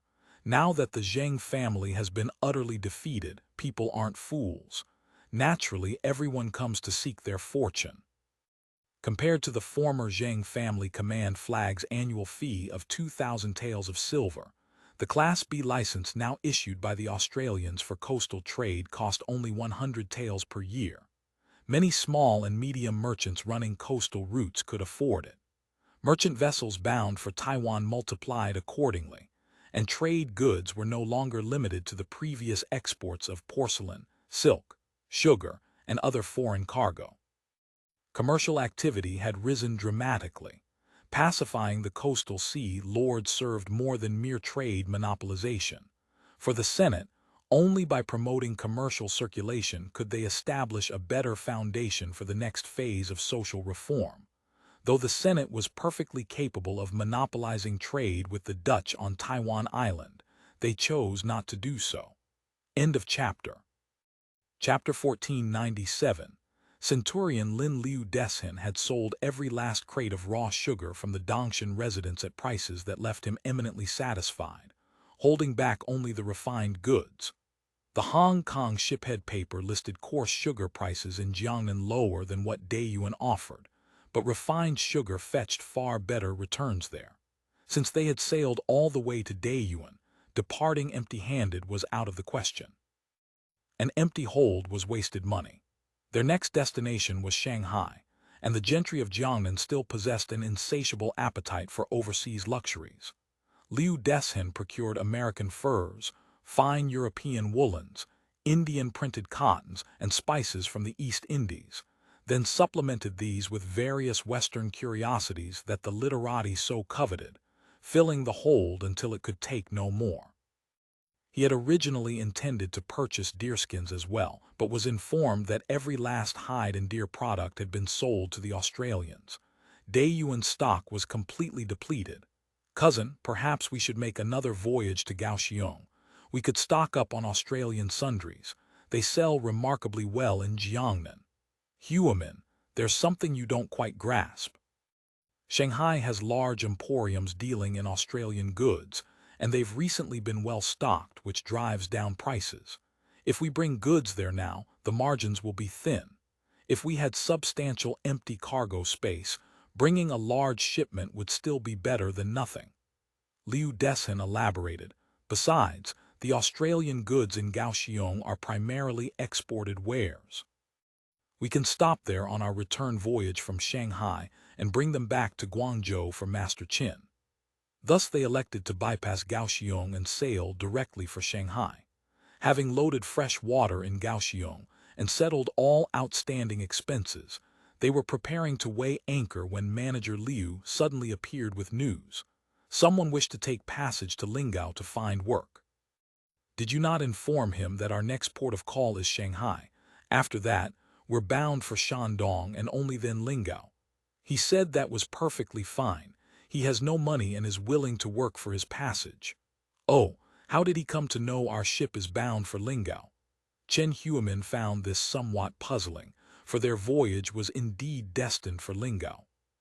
He and Liu Deshen had already agreed that after returning to Guangzhou, they would visit Lingao to assess the situation and scout for promising new trade goods. "That's hardly a secret," Manager Liu said. "He told me himself that a single glance at this ship reveals it to be an Australian vessel, and Australian vessels are invariably bound for Lingao." "A discerning fellow," Xiamen laughed. "But we're not Australians, and this isn't an Australian ship. He only got right the part about going to Lingao." Liu Deshen asked, "What sort of man is he?" "Early 30s, and his manner and speech suggest an educated background. I detected a Cantonese accent in his speech, and when I exchanged a few words in Cantonese, it was clear he's a native of Guangdong." "A scholar, can he actually work?" "His build appears sturdy enough, not one of those frail, bookish types." Manager Liu continued, "He doesn't strike me as a villain, more like the dissolute scion of a once wealthy family. Can such a man truly pull his weight? He came to Kaohsiung as a deckhand, then onward to Daeyuan. That captain is someone I know, an old acquaintance from Guangzhou. He vouched that this man boarded in Guangzhou and proved himself honest and capable." Manager Liu pressed on, "We're already short-handed as it is. Adding someone who can read and reckon wouldn't hurt, especially when he's asking for no wages." "Fine, bring him along." Liu Deshen was always most persuaded by the words "no wages required," and he made his decision on the spot. "My infinite thanks to the two masters for this great kindness." Lin Ming kowtowed with practiced ease. "I shall work diligently and repay your beneficence." "No need for kowtowing. I hear from Manager Liu that you're literate, a civilized man, will address each other as equals." "That I dare not presume. The two masters are the owners. How could I violate proper decorum? Come now, the ship is cramped and we don't stand on ceremony here. Since you're literate, can you work an abacus?" "Yes, yes." "Then work under Manager Liu." Xiamen observed that the man's bearing and manner of speech indicated at least a middle-class educated background, yet he stood before them in rags, willing to labor aboard the ship in such a subservient fashion. He could not help but feel a pang of sympathy and instructed someone to fetch a fresh set of short garments. "Long robes aren't practical for work aboard ship, so make do with these for now." "Yes, many thanks, master." Lin Ming bowed and hurried after Manager Liu into the hold. The old manager had someone bring him a brand new set of blue cotton trousers and jacket. "Young fellow, you'll sleep in this cabin tonight and keep this old man company with conversation and chess. For now, change your clothes and come help me take inventory in the cargo hold." Lin Ming kept smiling and agreeing to everything. This was his do-or-die gamble. Ever since his sister-in-law had vanished in Macau 3 years prior, he had expended tremendous effort, mobilizing nearly every connection he possessed in Guangdong, in a desperate campaign to rescue Li Yongsun. But Lingao had become an iron fortress of the cropped-hair pirates, and the Australians' methods bore no resemblance to those of the Ming.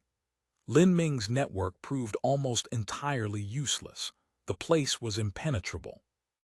Most people, upon learning the matter involved the cropped hairs, avoided it like the plague, no matter how capable they claimed to be. Since the Australians had burned down the 5 Rams courier station, their influence in and around Guangzhou had swelled with each passing day. Nobody wished to oppose the Australians over a mere brocade guard Centurion. Lin Ming had expended great effort and amassed considerable intelligence on the cropped hairs, yet regarding his sister-in-law's actual whereabouts, there was still no word. These past few years, he had eaten without tasting, lived in dull misery. His wife gave him no pleasant looks, understandably so, given that she had lost her maternal relative's child under his watch. It was already quite courteous of her family not to storm over and make a scene. Fortunately, Li Yongsun had run away from home to Guangdong on her own initiative, so the main responsibility did not fall squarely on him. Otherwise, Lin Ming would truly have considered throwing himself into the sea. Li Yongsun had vanished on his watch, and he had to bear that burden. After years of fruitless inquiries, Lin Ming finally steeled his resolve. If you don't enter the tiger's den, how can you catch the tiger's cub? Since the cropped hare's lair was in Lingao, his sister-in-law was almost certainly there as well. He would have to go in person, infiltrate the Australians' ranks and discover Li Yongsun's fate. Dead or alive, he owed his wife an answer. Li Yongsun was merely a child. The cropped hares probably would not kill her, but having fallen into their hands, her fate was all too predictable. Whenever he dwelt on this, Lin Ming would sigh with regret, that delicate flower, plucked by the cropped hares. If only he had taken the initiative first. Should he actually manage to rescue her, the girl would no longer be pure, and there would be no prospect of finding her a proper husband. He might as well take her into his own household to keep his wife company. Naturally, Lin Ming could not share these ruminations with his wife, but she strongly endorsed his plan to travel to Lingao and rescue Li Yongsun. Because of this affair, she had not even dared return to Nanjing to visit her family. Every letter from her maternal home inquired after Qianqian's whereabouts, leaving her at a complete loss for words. Better a sharp pain than a dull ache. Instead of floundering about asking everyone for scraps of news, it's more proper to go yourself. Madame Lin was also from a brocade guard military family and supremely practical. If you can find her whereabouts, there will always be a means to rescue her, and if her fate is truly bitter, at least we'll have closure. At worst, we'll fulfill her filial duties to her parents on her behalf. What you say is right, Lin Ming nodded repeatedly, but you must take care of yourself. I hear the cropped hares have their own depot as well. The song called it the Palace Interior Bureau.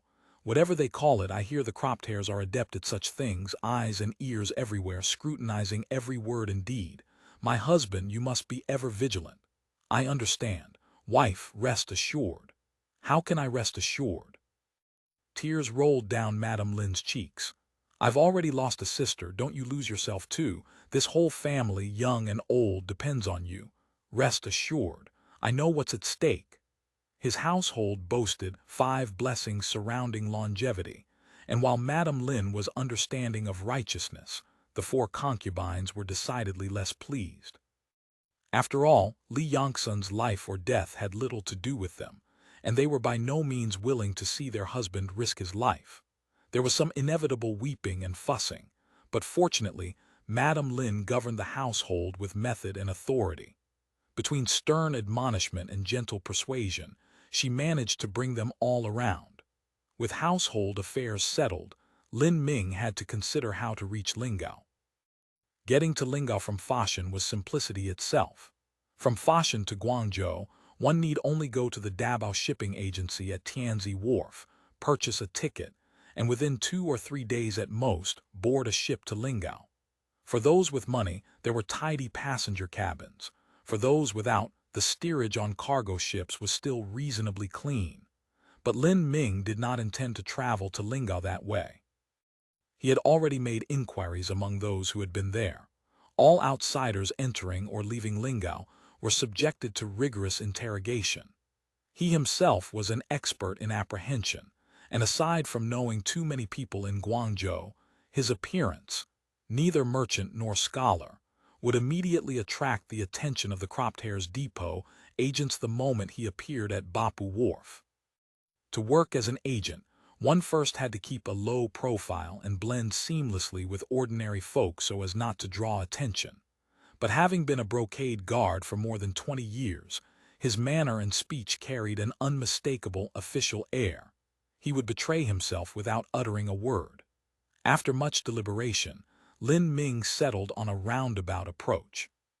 Specifically, he would not depart from Guangzhou but set out from somewhere else entirely. He decided to travel first to Kaohsiung, a newly opened Australian territory overseas. He had heard it was a place where all peoples mingled freely. He could easily conceal his identity there, then take a ship from Kaohsiung to Lingao.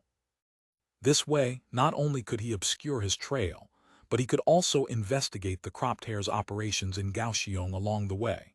Since the cropped hares had defeated Zhang Zhilong and swept Jiangsu Bay, interest in this force had grown immensely, at court and among commoners alike. Lin Ming estimated that within 3 to 5 years, the court would inevitably clash with the cropped hares in another great battle. The intelligence he gathered would be precisely the thing for advancement and fortune. His plan set, Lin Ming committed himself completely. Disguised as a destitute scholar, carrying only a modest sum of silver, he slipped quietly into Guangzhou alone and boarded a merchant ship bound for Kaohsiung as a hand, specifically handling accounts and paperwork. He worked diligently aboard, and despite constant seasickness, and despite not being a true deckhand, he threw his heart and soul into helping with whatever was needed. He earned the captain's high regard. Chapter 1498. Origins. Lin Ming's perilous journey could justly be described as an exercise in enduring humiliation for the greater good. In fashion, he was merely a probationary centurion of a minor 100 household office, barely qualifying as an official, at the very bottom of the Ming military hierarchy, scarcely worth mentioning had he been an ordinary military household. Fortunately, the title Brocade Guard still carried considerable weight in the late Ming. It earned him 3 measures of deference from everyone he met. This time, he had posed as a common hand aboard ship, and rather than sail directly to Lingao, he had taken this circuitous route precisely to ensure safer infiltration. He had immersed himself utterly in the role, not only scrambling to perform the hardest labor but also sparing no effort in flattery. His face had darkened from the sun and salt spray, his skin roughened. Gradually, he had worn away the official air and young master's manner that had clung to him like a second skin. After months of shuttling across the seas on various vessels, Lin Ming judged the time ripe. He informed the captain that he wished to go to Lingao to seek his fortune with the Australians, a desire that was no longer unusual in Guangdong and Fujian. A considerable wave of active migration to Lingao had already emerged, with people crossing the sea every day to submit to the crop tears. After settling his wages, he disembarked in Kaohsiung. His choice of Kaohsiung was carefully calculated. He had visited more than once, had grown quite familiar with the situation, and had gained a general understanding of the crop tear's ways. Moreover, many ships plied the route between here and Lingao, and Dayuan lay close by as well. Both places attracted numerous Ming merchant vessels, and these ships typically recruited additional crew before departure, making it easy for an unobtrusive man to slip aboard. Now below deck on the Dongshan residence, his eyes gleamed as he contemplated his next move. "Young fellow, what are you thinking about?" Manager Liu returned bearing the evening meal. Nothing at all." Lin Ming dissembled quickly. Seeing that the old man had already brought dinner, he hurried to stand. "Manager Liu, I should have fetched that. You've only just arrived and don't know your way around the ship.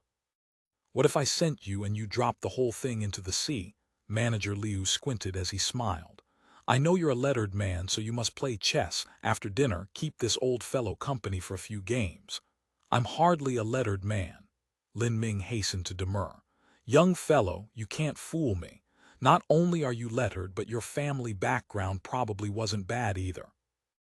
Manager Liu opened a cupboard and retrieved a wine pot and cups.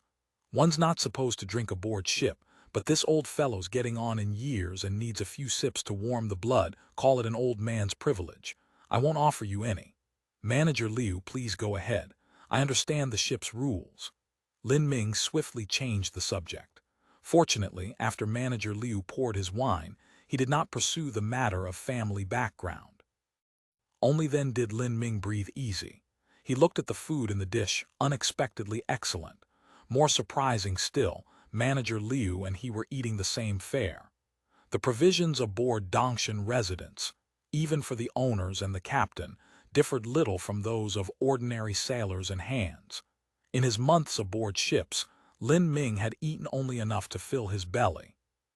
At first, the course fare had been nearly indigestible, and it had taken considerable time to accustom himself. But the provisions on Dongshan residence proved remarkably good. Not only were the vegetables fresh, understandable since they had just left port, there were even fish and shrimp. Throughout all these months, despite spending nearly every day aboard ships, Lin Ming had rarely eaten proper fish or shrimp, only salty, foul-smelling dried fish and pickled shrimp, portioned out so stingily he could scarcely imagine where those captains had procured them. "How is it?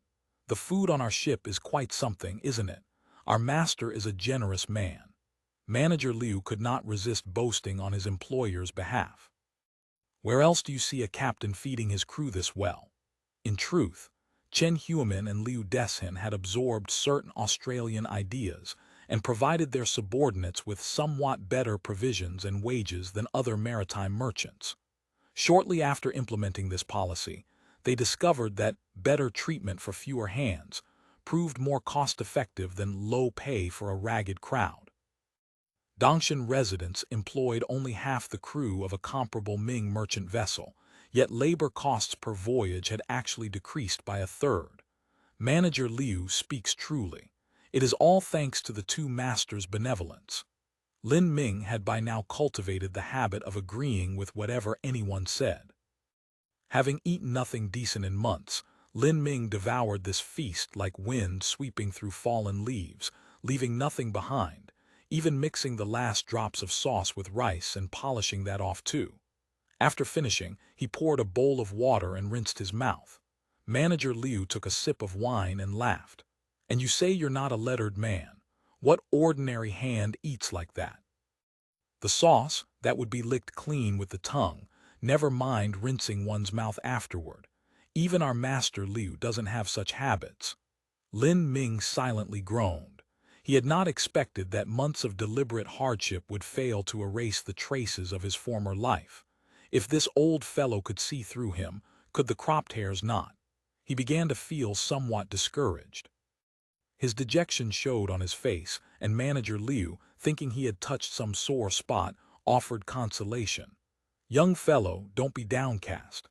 You're still young and have strength in your arms. Now that the seas are peaceful, if you work hard, great riches may be hard to come by, but making a modest living should still be possible." Lin Ming suddenly had a flash of insight. He realized that no matter how he tried, the traces of his former life could never be completely erased. Lingao was nothing like this ship. Sailors and hands came and went freely, a motley gathering where nobody pried into others' affairs. But the cropped hairs, he had heard, loved to dig into backgrounds. Every clue would surely be noticed. Manager Liu's words, though seemingly just an old man's rambling kind-heartedness, also carried the unmistakable intent of sounding him out. If he could not give a satisfactory answer, he would never earn their trust. This ship had been built in an Australian shipyard. The captain's relationship with the cropped hairs was surely deep. If upon reaching Lingao, word were whispered to the cropped hairs, Lin Ming would die without a burial place. It was clear that this evasive pose of a pauper would not suffice. He needed to fabricate a plausible background to deflect suspicion. Thinking thus, his mind was made up. His brain worked through several turns, and he already had a script prepared. Sighing deliberately, he said, "Manager Liu, your eyes are sharp indeed. I won't hide it from you. My family did once have a modest property. Though not wealthy, we wanted for nothing. But my parents passed away early."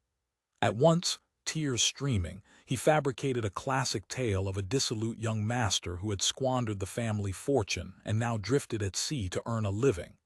Though the tale was hackneyed, it was far from uncommon in those days, and easy to tell convincingly. Lin Ming possessed another advantage. Having been a local dragon in Fashion, he was intimately familiar with local circumstances and could easily find families with similar stories. The family he chose as his model had a young master who, after falling into ruin, had died in Guangzhou, something others did not know, but Lin Ming did. He promptly adapted this family's history to fit himself, and at the touching parts even pretended to wipe away tears as though weeping bitterly. Thus, even a worldly wise fox like Manager Liu was taken in. Seeing his distress, the old man offered a few words of comfort. "Originally, seeing that you can write and reckon, I thought to keep you aboard as a clerk. But since you want to go to Lingao and submit to the cropped hairs, I won't mention it." Manager Liu said, "I hear the Australians have many opportunities there. Many who had no means of survival went there to seek a living and are now doing quite well. You're young and literate. As long as you're willing to work, you'll surely be valued in the future.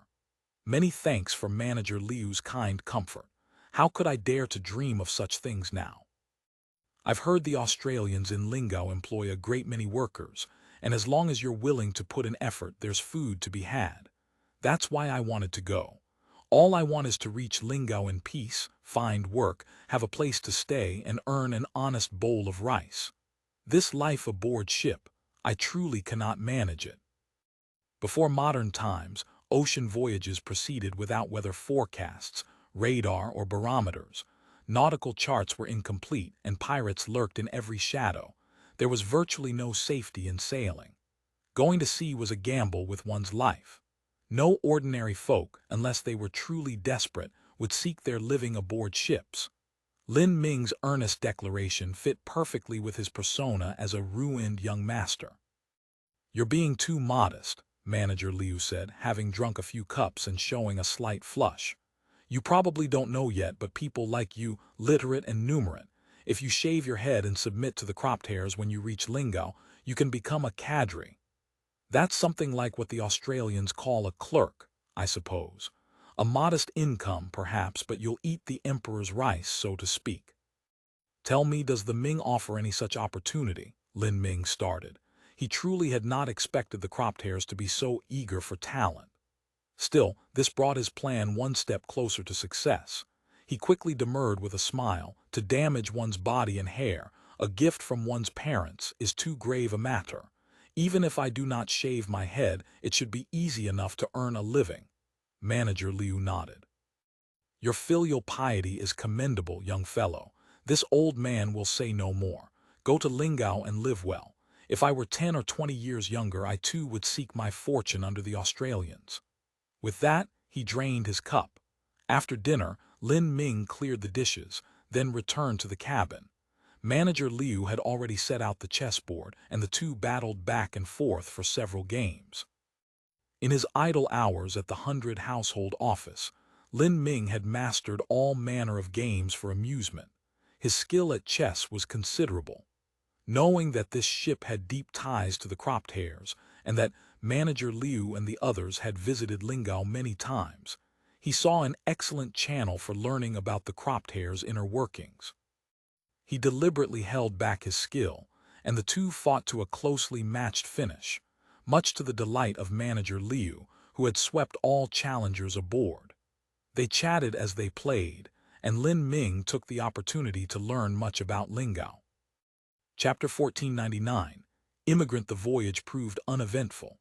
Dongshan residents departed Kaohsiung for Shanghai, where they sold a portion of the cargo and purchased large quantities of cotton cloth and grain, then proceeded to Longkou. After selling goods there, they turned about and sailed south again, stopping at several more ports along the way. By the time they finally arrived at Bapu Port in Lingao, it was already late January 1634. Though Lin Ming had kept Lingao in mind for years, paying constant attention to every scrap of news from there, this was his first time actually setting foot in the place. Standing on deck and watching the harbor draw closer, he saw the stone jetty stretching into the sea as broad as a main boulevard, the towering cranes, the self-propelled carriages belching smoke and fire as they hauled wagon cars along rails. And finally, the cropped hairs' great iron ships. He had thought these sights would no longer shock him. Over the years, he had heard far too many people speak of these marvels that could only be attributed to ghostly powers, and he had even secretly observed the construction site of Guangzhou's Great World, catching glimpses of similar things. Yet when this port under cropped hair rule appeared before his eyes, he stopped breathing altogether. The scene was a world utterly beyond his comprehension. Chimneys great and small belched black smoke into the sky. White steam erupted with low metallic clangs and drifted over the docks like wisps of cloud.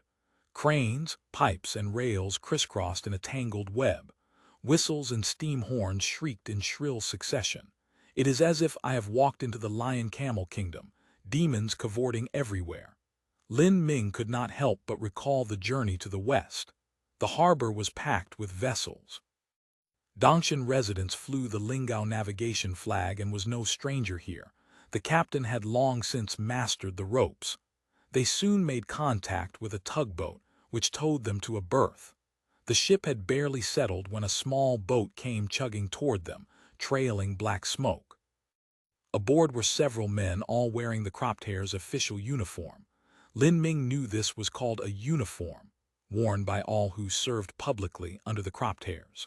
They were here on official business, but this moment also represented his first trial. If he could not pass even this hurdle, any talk of infiltrating Lingao to find his sister-in-law and gather intelligence would be empty words.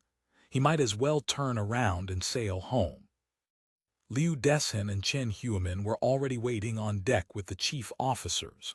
Lin Ming stood near the mast, pretending to work, watching the proceedings on deck from the corner of his eye.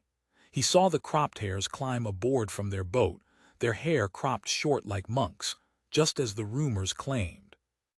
Perhaps thinking a bare head unseemly, those in public service all wore some manner of headwear, some woven of rattan like an upturned soup bowl, others simple cloth caps with a long brim jutting out over the forehead. To Lin Ming, they looked indescribably bizarre. Their clothes, too, were snug and belted at the waist. Though clearly all made of cotton, not a thread of silk, let alone insignia or embroidery, they lacked even the embellishments worn by the runners who stood at Xiamen gates, who at least sported a feather in their caps. For ornamentation, these men had only small colored cloth patches on their collars and a row of stitched numbers on their chests, Arabic numerals, Lin Ming recognized, with 2 Chinese characters beneath. Harbor Services. As for their belts, though made of leather, they were not fine fur but ordinary cowhide. Everything about them exuded a shabby air, yet the triangular leather holster on each belt with its black curved handle looked quite imposing. Lin Ming knew it contained the cropped hairs, revolving self-priming hand musket, one of the most fearsome weapons in all the realm. That such powerful firearms were casually worn at the waist by these minor, public servants, the cropped hairs were extravagant indeed. Since joining the 100 household office, the arms issued by the court had proven utterly useless. Some swords had blades and hilts so loosely fitted they would come apart with the slightest knock, worse than decades-old stock moldering in the armory. Fashion was fortunate, being a peaceful place.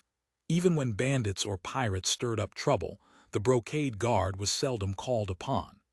The rare times they went on duty required neither sword nor spear, but his colleagues in the north all complained that, when duty called, they had to purchase their own weapons or risk catastrophe when things turned desperate.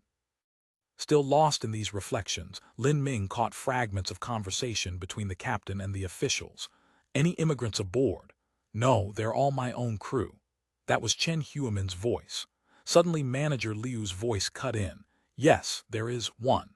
Didn't that young fellow who boarded in Daeyuan say he wanted to make a living in Lingao?" Lin Ming knew they were speaking of him and silently cursed his luck. He had intended to slip quietly off the ship and blend into the crowd unnoticed. He had not expected Manager Liu to expose him so directly.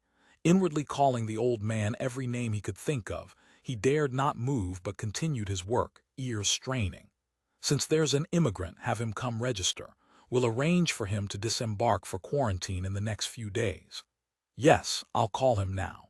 Manager Liu raised his voice. Young fellow, Lin Ming could not pretend deafness. Affecting a bewildered air, he hurried over. "Manager Liu, you called. Young fellow, didn't you come to Lingao to make a living? Go ahead and register with these gentlemen. Once you're registered, you're officially an immigrant. The Australians provide food and lodging." Manager Liu smiled. "This," Lin Ming groaned inwardly. He already knew the cropped hair's routine. Once registered, the next step was entering some purification camp. Head shaved clean, bathing, having one's rear end spread and examined, and then at least a month or 2, perhaps even 3, without freedom of movement. How could that possibly be acceptable? Not to mention that with his head shaved, how could he ever return to fashion? That would be ironclad evidence of having submitted to the cropped hairs. He quickly put on a smile. "Sirs, please understand. My body, hair, and skin, gifts from my parents, I dare not shave. I only wish to earn a living in Lingao. One of the cropped hairs cut him off. I understand your meaning. Rest assured, our Yuan elder court doesn't force anyone to shave. But if you won't shave, you can neither join the military nor be recruited for work. From your manner of speech, you seem to be a scholar, Manager Liu interjected. Your honor has a keen eye. This young fellow is well-read, literate, and numerate, and plays a fine game of chess. The harbor official nodded. You're an educated man with culture. Come to us, and within a few months you could become a cadre. Why waste yourself as a laborer or peddler over a few strands of hair? It's not worth it. Lin Ming put on his finest performance, wiping at his eyes. Your honor speaks kindly, and I know every word is golden advice, but I dare not violate the sage's teachings. My parents passed away early. Please grant this humble one's filial wish. At that, he even began to sob. His sincerity proved convincing and moved them. The official waved his hand. You're a grown man, what's with the crying? Since your filial piety is commendable and you don't wish to shave, then don't. It's all voluntary here anyway. I just think it's a pity. Lin Ming quickly bowed his head. Thank you, your honor, for honoring this humble one's filial heart. However, even if you don't wish to shave, you must register and obtain documents, otherwise you cannot make a living in Lingao. The official opened his folder and produced a quill pen. Register first. Name, Lin Min. Age. The official asked basic questions: name, age, place of origin, point of departure, recorded them all, then had Lin Ming press his fingerprint. Finally, he tore off a slip of paper and handed it over. After the quarantine period ends, come within 3 days to the customs building. He pointed toward the tall clock tower by the harbor. To the immigration registration office to register for your documents. Be sure to come on time. Yes, I understand. Lin Ming nodded and bowed as he accepted the slip, which read Temporary Identity Certificate Application Form at the top, with printed fields below. A string of Arabic numerals and his name already filled in, along with information about the ship on which he had arrived. From the large official seal across the perforated seam, he could tell this was a 2-part form. The counterpart would certainly be retained by the so-called harbor services. After dealing with the immigrant matter, the officials inspected the ship's weapons and powder to verify they had been properly sealed, then spot-checked cargo against the manifest. Though Lingao had a customs office with very low tariffs and zero duties on many goods, smuggling checks were not particularly strict. Afterward came the usual routine of spraying disinfectant, but since none of the port's Dongshan residents had reported disease outbreaks, the quarantine process was relatively simple. As the harbor officials departed on their boat, Manager Liu sauntered over, shaking his head. What a pity, truly a pity, they thought highly of you. I really cannot bear to. I know, Manager Liu nodded. To each his own. Since you can't disembark yet, you'll have to keep this old fellow company for a few more days. Your wages will be settled when the time comes. Only then did Lin Ming learn he could not yet go ashore. They had to endure several days of quarantine. During this time, no one could leave the ship. Each day they reported crew health to a patrol boat, and if anyone fell ill, they had to report immediately. The shore would dispatch a doctor to examine them. These Australians are truly kind-hearted, even providing medical care. Manager Liu chuckled. Young fellow, what do you know? They're afraid of plague spreading. That's why no one may leave the ship. If someone really does fall sick, we all get sent to the purification camp. Then never mind your filial piety. Everyone gets their head shaved and bathes daily, eating gruel for months. They might even tow the ship with all its cargo out to open sea and burn it. Lin Ming started. Is it truly so serious? Indeed. Lingao now sees such constant coming and going of people, yet plague rarely spreads, all thanks to this system. Though it may seem harsh, it proves remarkably effective. Chapter 1500. Successful Infiltration. Lin Ming remained aboard Dongshan residence for several more days until the quarantine period expired. Only then did he settle his wages, pack his meager belongings, and take his leave. Manager Liu naturally offered a few parting words of sage advice, which Lin Ming received with the appropriate murmurs of agreement.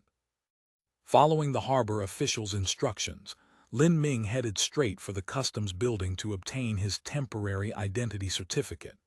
Hailing from a powerful enforcement agency himself, he understood perfectly well that this was the cropped hair's equivalent of a travel permit or waist badge.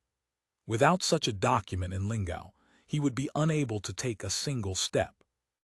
He had learned from merchants that even short-term businessmen visiting Lingao were required to obtain a temporary certificate. Otherwise, upon reaching shore, they could neither lodge at inns nor survive a roadside inspection by the cropped hair's agents. Without anyone to vouch for them, they would spend a night in the lockup, and if no witness came forward, they would be dispatched to dig sand at a river works project for months. Though the wharf bustled with traffic and the roads wound in complex twists, the signage was clear enough. For someone literate like Lin Ming, navigation proved straightforward. He soon arrived at the entrance of the customs building. Although it bore the name Customs, the customs building was in fact the comprehensive administrative center for the various departments of the Bapu port complex. Because the Yuan Elder Court maintained near-free trade tariff policies, actual customs business was negligible. The agency and its staff had been correspondingly streamlined, occupying only a handful of offices. For administrative efficiency, Lingao's Port Authority incorporated the functions of various modern border crossing institutions, all except customs and police. And among the duties of the Lingao police, foremost was issuing documents to every person intending to stay. The National Police might not sound as impressive as the General Political Security Bureau, but in practical operation, it served as the bedrock of every enforcement agency. Most technical investigative programs were controlled by the National Police, which also handled fundamental population intelligence on behalf of all enforcement organs. After the comprehensive land survey of Hainan was completed, the National Police had begun deploying police stations and launching a complete household registration campaign. This effort commenced with the more populous and prosperous northern counties of Qiang, then advanced southward. By late 1633, the entire island's formerly Ming-governed Han, Miao, and settled Li populations had been surveyed, registered, and issued identity documents. The rough numbers for Hainan's total population, age composition, and gender ratio were now in hand. Building on this foundation, starting in 1631, the National Police had established temporary identity registration points at Hainan's main points of entry in response to the growing influx of outside merchants, seasonal laborers, and intentional migrants to Lingao, Qiangshan, and elsewhere. Thus was born the system of documented short-term residence.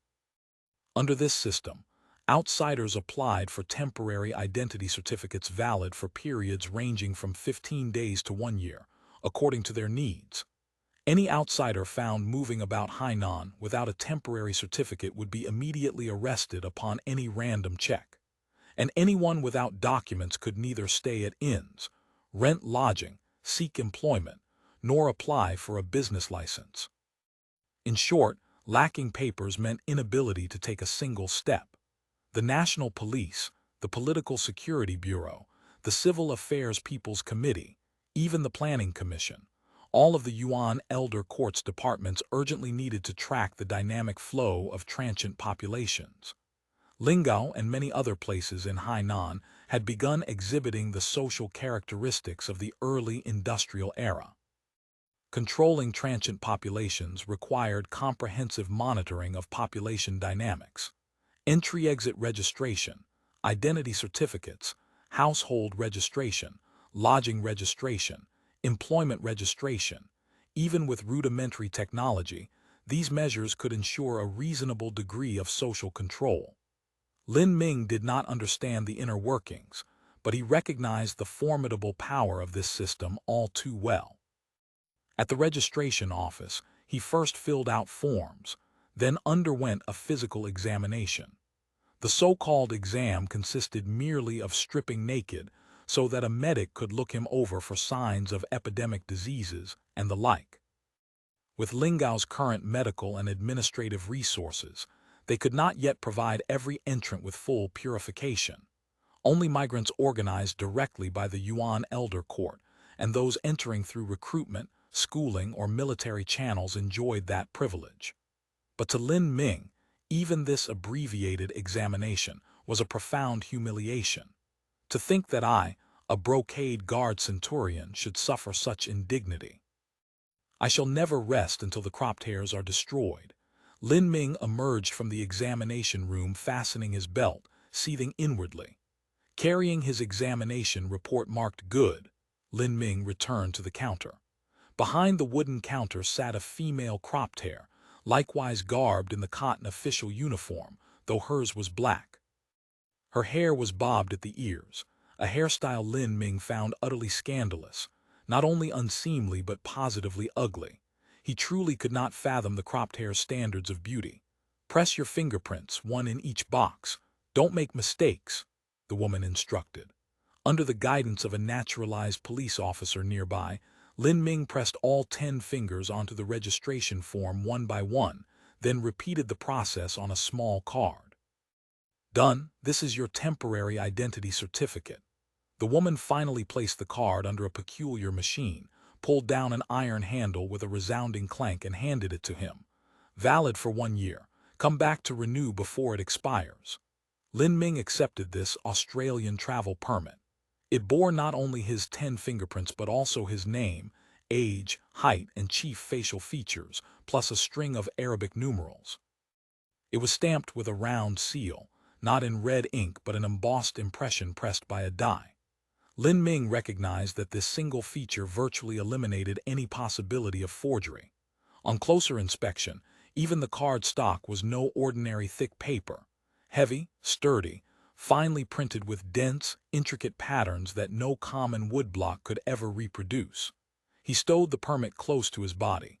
This was now his most essential document. Without it, he could take no steps in Lingao. Following the woman's instructions, he exchanged some money at the DeLong counter for circulation vouchers. Gold, silver, and copper coins were entirely banned in Lingao. He was about to step outside when a middle-aged woman behind a desk by the door immediately came toward him with a beaming smile. "Young fellow, you've just arrived in Lingao, haven't you? Do you have any relatives or friends here?" "No, truly alone in a strange land. You don't look wealthy. Getting started in a new place is bound to be difficult. But I can see you're a fine, handsome fellow, literate and numerate. Why not join the vocational training program run by our Civil Affairs People's Committee? Study for 3 months and we'll arrange all sorts of assignments, factory work, military service, and if your final grades are good, you can become a cadre directly. Shave your head. Shaving isn't dying. Hair falls out and grows back, and without it you're cleaner, no head lice, and bathing's easier. Serve the Yuan Elder Court and you'll eat well, have a place to live, and even get a wife. Hey, don't leave. This wonderful opportunity is right before your eyes. Don't miss it." Lin Ming fled from the female cadre's barrage of eloquence. Still, he noted how highly the cropped hairs prized educated people. The focus on recruitment bordered on the obsessive. That alone made rebellion worthwhile. Leaving the customs building, he resolved not to linger in this area. The place was crowded and swarming with guards. With his keen eye, he easily spotted plainclothes operatives moving about the port area. As the saying went, a great hermit hides in the city.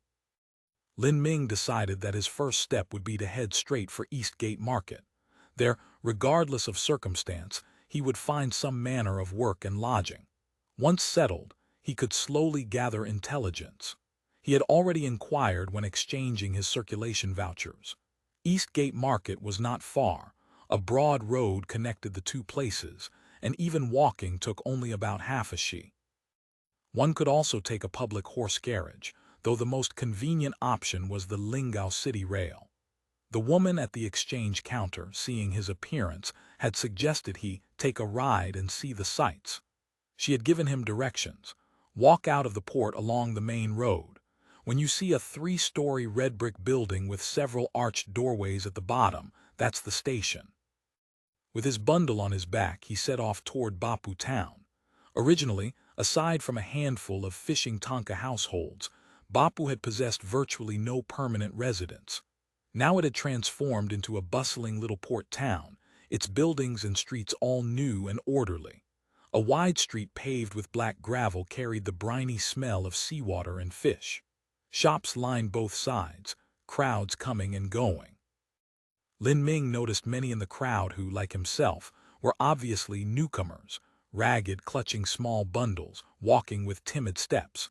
This reassured him somewhat.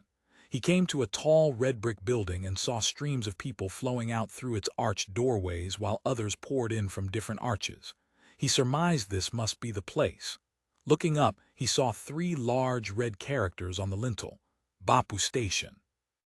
Though many newcomers to Bapu had received similar recommendations, most possessed no conception of a train, let alone any experience entering a station. Many hovered at the entrance, too timid to venture in, merely peering through the doors. Fortunately, the station's blue-clad attendants proved quite enthusiastic, constantly beckoning and guiding people inside.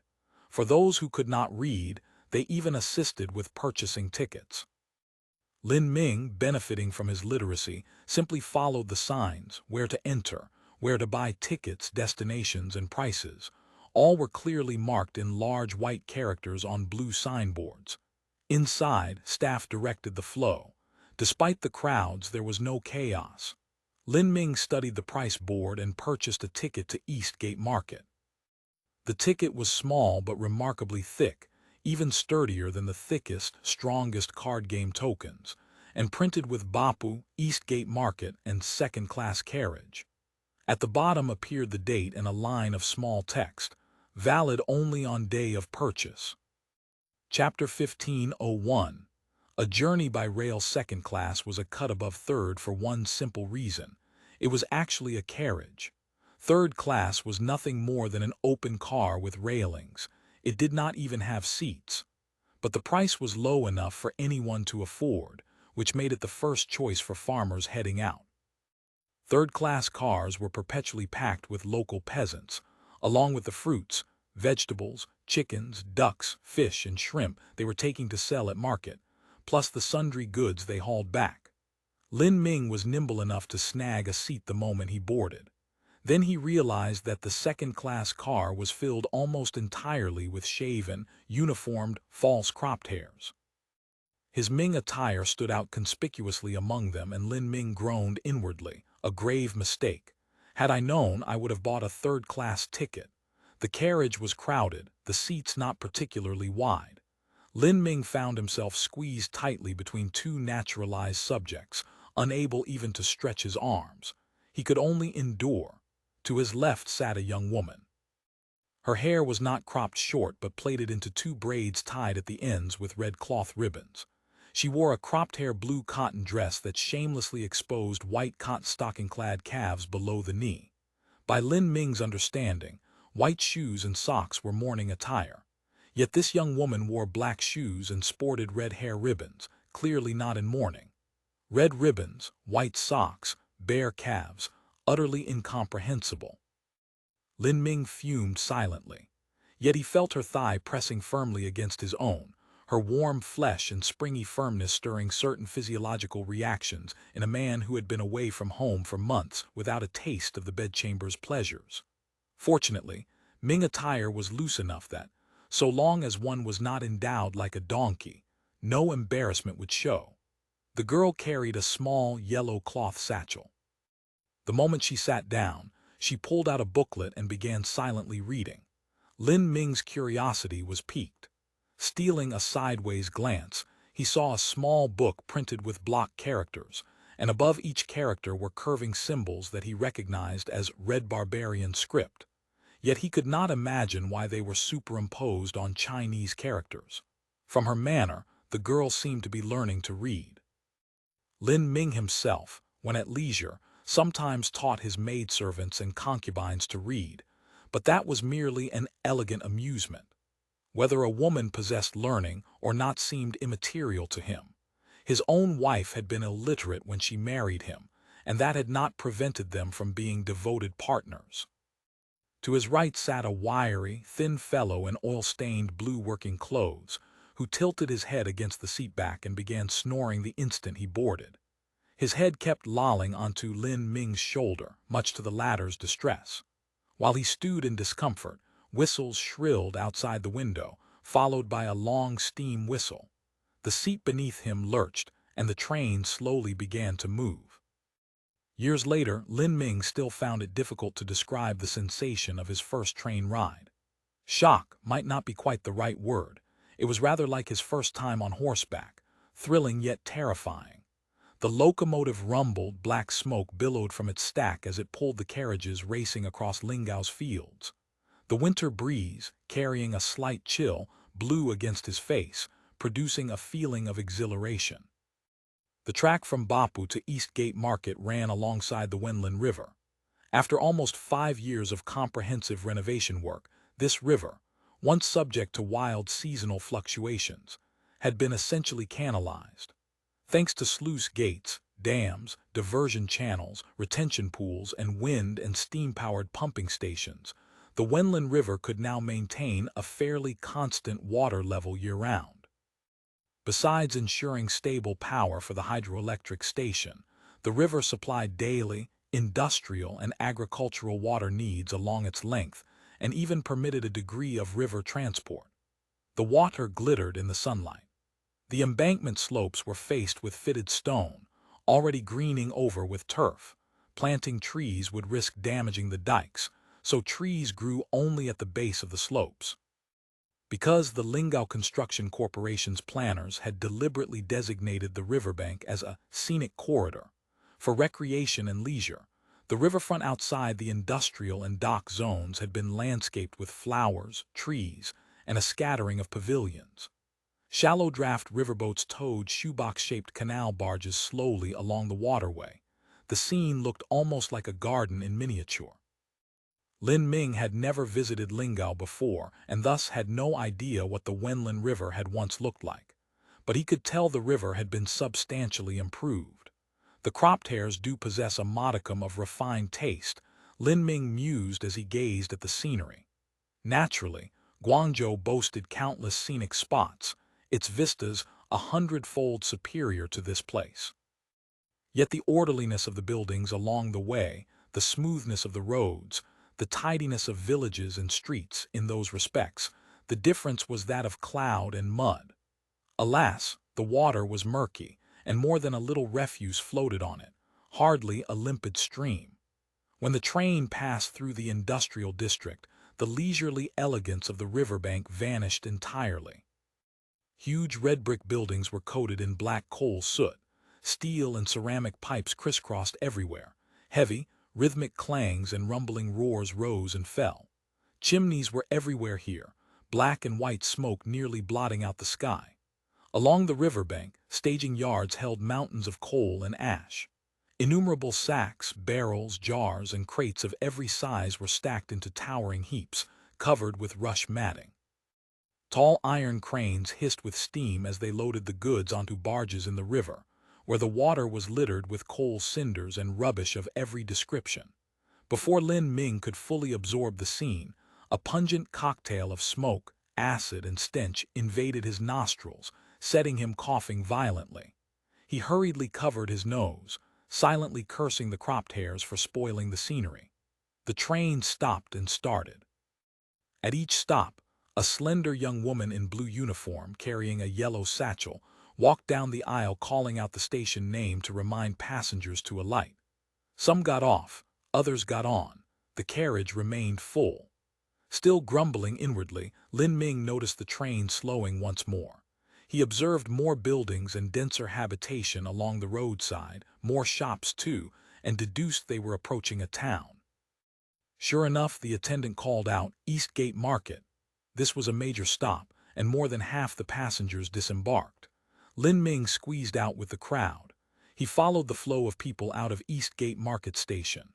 The exit opened onto a broad, well-paved plaza where horse carts, hand carts, and rickshaws stood waiting. Around the plaza gathered vendors, attendants, and porters, making a lively scene. As a large batch of passengers emerged from the station, those who had been squatting and chatting or dozing against posts all perked up and swarmed forward to drum up business. Lin Ming slung his small bundle over his back and formally set foot in this bandit's lair he had long anticipated. He had learned in advance that Eastgate Market was the largest and most prosperous town in Lingao. More importantly, it lay within arm's reach of the cropped hare's stronghold, Barren City, and many true cropped hares frequented Eastgate Market. Thus, it was the optimal place for gathering intelligence about the cropped hares. His sister-in-law was almost certainly trapped somewhere within that barren city. If he could establish himself here in Eastgate Market, both gathering intelligence and mounting a rescue would become far easier.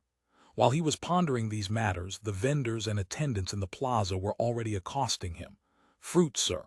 Fresh Australian-bred snow pears, 5 fen per gin. Australian ice cream. New fruit flavors. Lodging, sir. Ministry of Commerce 3-star inn. Linens changed for every guest, no fleas, no bedbugs, and there are girls for massage, licensed ones. Going to the county seat 1 fare, leaving immediately. Budget in special offer, pay a month in advance, stay a month and a half." Amid the clamor, Lin Ming reflexively guarded his bundle. Wharves and stations were notorious haunts for rogues. Robbers, pickpockets, and swindlers all liked to ply their trade in such busy places. Though he carried little money, losing it here would make life exceedingly difficult. Yet despite the crowds, he saw no sign of such disorder. Vendors and attendants shouted their wares, but nobody overstepped. Lin Ming elbowed a path out of the throng and saw the reason why. In the center of the plaza stood a wooden stage with a gallows-like frame from which hung 3 or 4 bodies in various stages of desiccation, slowly swaying. At the 4 corners, wooden posts held iron-chained prisoners who had been flogged bloody. Dead or alive, each wore a placard inked with, presumably, the crime. 7 or 8 cropped hair public servants stood around the plaza, chests out, bellies thrust, watching the scene.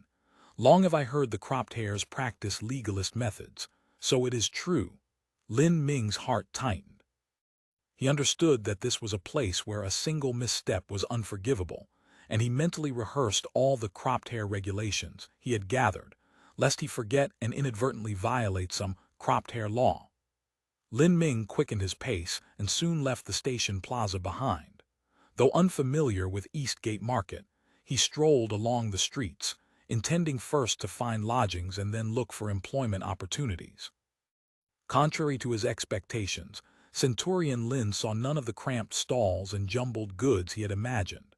Instead, neat stone-paved streets were lined with shop fronts, inside and outside of which crowds surged, prosperous indeed. The streets were broader than those of Guangzhou. Down the middle ran a carriage lane reserved for horse carts, hand carts, rickshaws, and livestock. The raised pavements on either side were for pedestrians.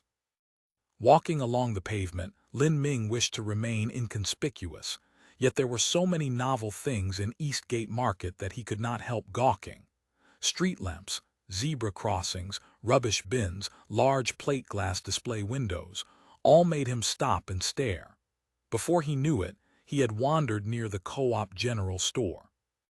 The Co-op General Store was the largest building in the vicinity, and its Art Deco architectural style was utterly unlike anything around it. Even Lin Ming, who had frequented foreign enclaves and seen European buildings, felt an immediate, powerful impact. Seeing the glass dome rising from the center of the structure, he froze in place.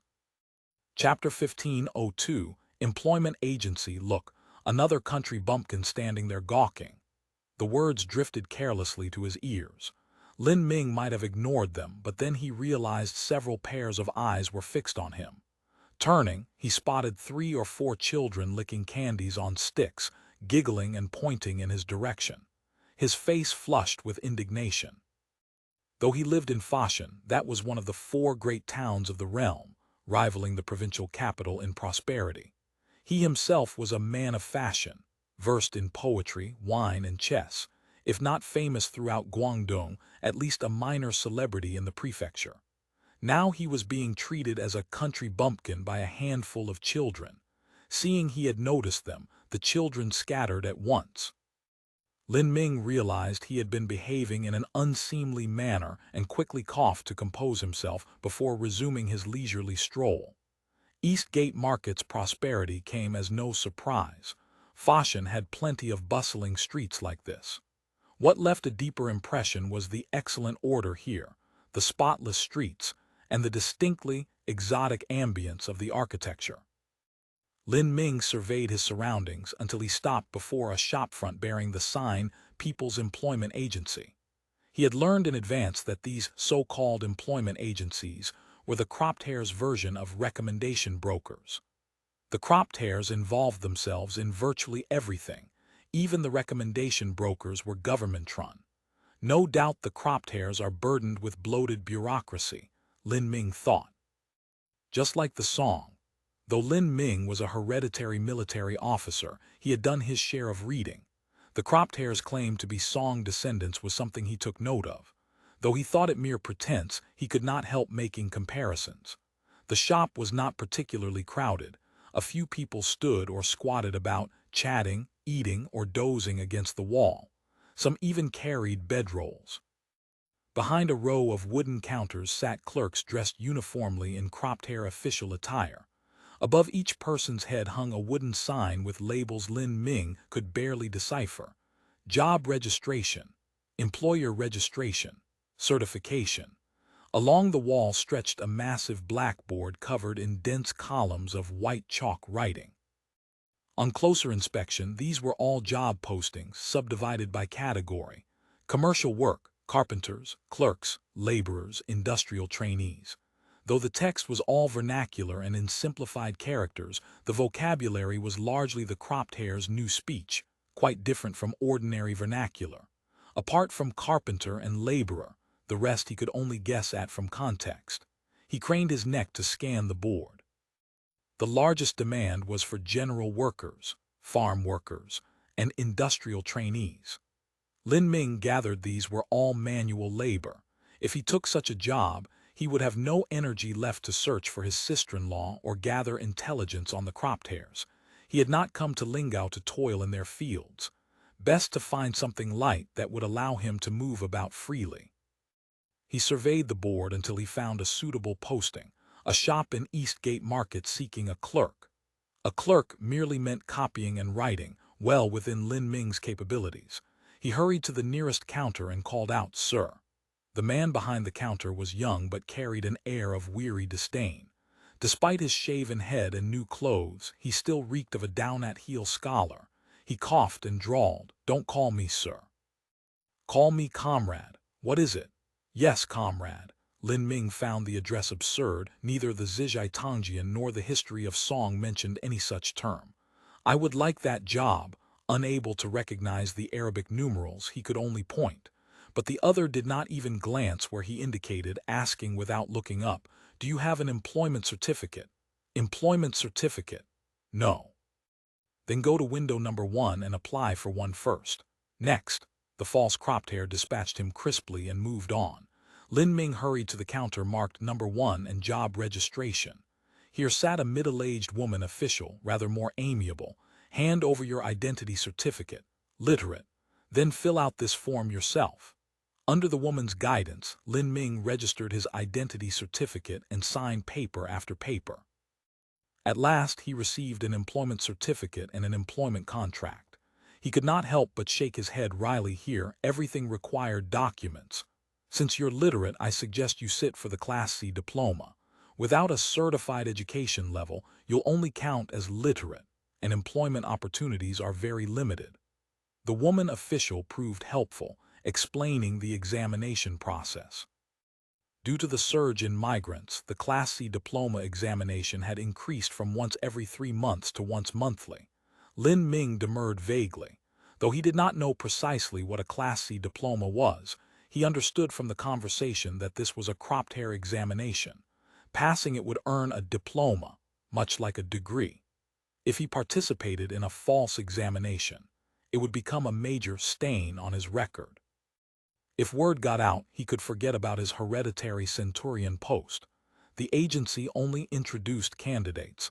Whether Hastings store actually hired Lin Ming was for its manager to decide. The agency simply instructed him to go for an interview at the shop. You say you can read and reckon, so it should be fine. If you're hired, have the manager stamp this form and bring it back to register. If not, come back anyway to register and we'll find you work. Understand? The official reminded him. Yes, I understand. Thank you, comrade. Having concluded the employment matter, Lin Ming asked another clerk to recommend a long-term stay in. Xiamen Inn, she suggested, also government-run, specifically serving new self-directed migrants. It was located in the alley directly behind the agency. Out the back door, practically next door. Following the official's directions, Lin Ming walked halfway down the lane before spotting a 3-story red brick building. Its exterior was plain, a rectangular box. The walls, however, had many windows, all fitted with glass. Such extravagance no longer stirred Lin Ming. In Lingao, glass was the most common of things. A large doorway stood atop 3 stone steps. Above it hung a plaque with white letters on black, Xiamen Inn. The door stood open. As Lin Ming stepped inside, a complex odor struck him, a peculiar blend of tobacco, grain spirits, sweat, and ragged clothing. Such odors were common in cheap inns, but here mixed into it was a sharp, pungent smell, disinfectant. The lobby was well lit. Behind the front desk sat another blue-clad woman official, surrounded by thick guest registers. Behind her, a large board bristled with keys. On the wall beside it hung a horizontal notice. No entry without identity certificate. Below it was a woodblock print in black and white depicting several public servant cropped hairs seizing a shifty-eyed man in Ming attire, a shaft of white light upon him and a caption in the beam, "Guard against spies." Lin Ming's whole body shuddered at the sight. He steadied his nerves, produced his identity certificate, and approached the counter to register. "Dormitory bunk or private room?" the woman asked after recording his certificate. Lin Ming hesitated. "May I see them first?" "Of course. First and second floors are dormitories. Third floor is private rooms. Private rooms cost a bit more." The first and second floors consisted of long dormitory halls lined with double-decker bunks, 10 beds per room, sleeping 20. Lockers stood against the wall, 1 per person, for storing luggage and belongings. Though the rooms held many beds, the windows were large, the ceilings high, and ventilation good. Despite the number of occupants, the smell was tolerable. It was daytime, so most workers were out, though a few shift workers slept. Each bunk had a curtain. When pulled closed, it formed a private space. The walls displayed large painted characters reading "Quiet," along with numerous posters. Lin Ming did not bother to examine them. One glance told him the dormitory was unsuitable, not because conditions were poor, but because he needed to arrange rescues in Lingao without his every move being watched. The cropped hairs reportedly had spies everywhere, who knew if some of these lodgers might be their eyes and ears. "I'll take a private room." "Very well, follow me upstairs." The third-floor rooms were tiny. A single bed occupied a third of the floor space. A desk, chair, and wardrobe of the simplest design completed the furnishings. The ceiling was low. The third floor was really a second and a half. But the window was bright and everything appeared clean and orderly. "This will do." Lin Ming noticed that one could climb out the window onto the roof of an adjacent 2-story building, a potential escape route if the need arose. He agreed to rent it, deciding on 3 days initially. If Hastings store did not provide lodging, he would extend. Washroom and toilet are at the end of the corridor. For bathing, use the shower room on the first floor. The woman explained, "Hot water only from 6 to 8 in the morning and evening, cold water all day." "Thank you, comrade." "Don't mention it," she replied matter-of-factly. "Your attire isn't practical for life and work here. I suggest you get a haircut and change your clothes." "Well, it's no trouble." "If you want to eat, turn left out the door. The public canteen is in the second lane. There are street stalls and small eateries there too, all readily available." Chapter 1503. The mountain goods firm Lin Ming saw the attendant off, closed the door, and finally exhaled. A rare feeling of ease washed over him. Since leaving Fashion and blending in aboard the merchant ship, he had never truly been alone, every waking moment spent in careful disguise. This cramped, Spartan little room was a small world unto itself. Once the door was shut, he could temporarily drop his mask. Out of caution, he first inspected the room thoroughly. Black inns had existed since ancient times. Even along major highways, travelers had been murdered for their money, some even butchered to make meat buns. Lin Ming himself had handled such cases. As a frequent traveler, he naturally paid close attention to inn safety. Xiamen Inn, being run by the cropped hairs, was no black inn, but it remained a den of dragons and tigers. He had to be utterly careful. Lin Ming checked beneath the bed, inside the wardrobe, then meticulously inspected the door and windows to confirm there were no peepholes or hidden mechanisms before unpacking his bundle. In truth, there was not much to unpack. A few changes of clothes and 2 pairs of shoes, brought from Fashion but barely worn, since one did not wear shoes aboard ship. There was also an inkstone box. To conceal his identity, Lin Ming had brought as few telltale items as possible. Even the dagger he never parted from had been left behind. He carried little money. Most of what he brought ashore had already been exchanged for circulation vouchers, with only a few silver coins kept close against emergencies. After tidying up, Lin Ming went downstairs to shower, changed into clean clothes, and prepared to visit Hastings' store for his interview. From his observations, he knew how tightly the cropped hairs controlled vagrants. From Bapu all the way here, there had not been a single beggar or itinerant performer proof enough. He had also heard that patrols often swept up drifters. Anyone caught without identity or employment papers would be sent to quarry stone or sift sand for months. Without stable employment, operating in Lingao would prove extremely risky. The employment contract included the shop's detailed address.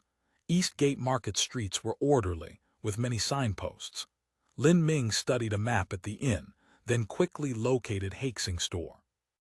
Its storefront was modest, only 1 bay wide, though the signboard was large, with bold gold characters, rather mismatched with the narrow frontage, like a child wearing an adult's hat.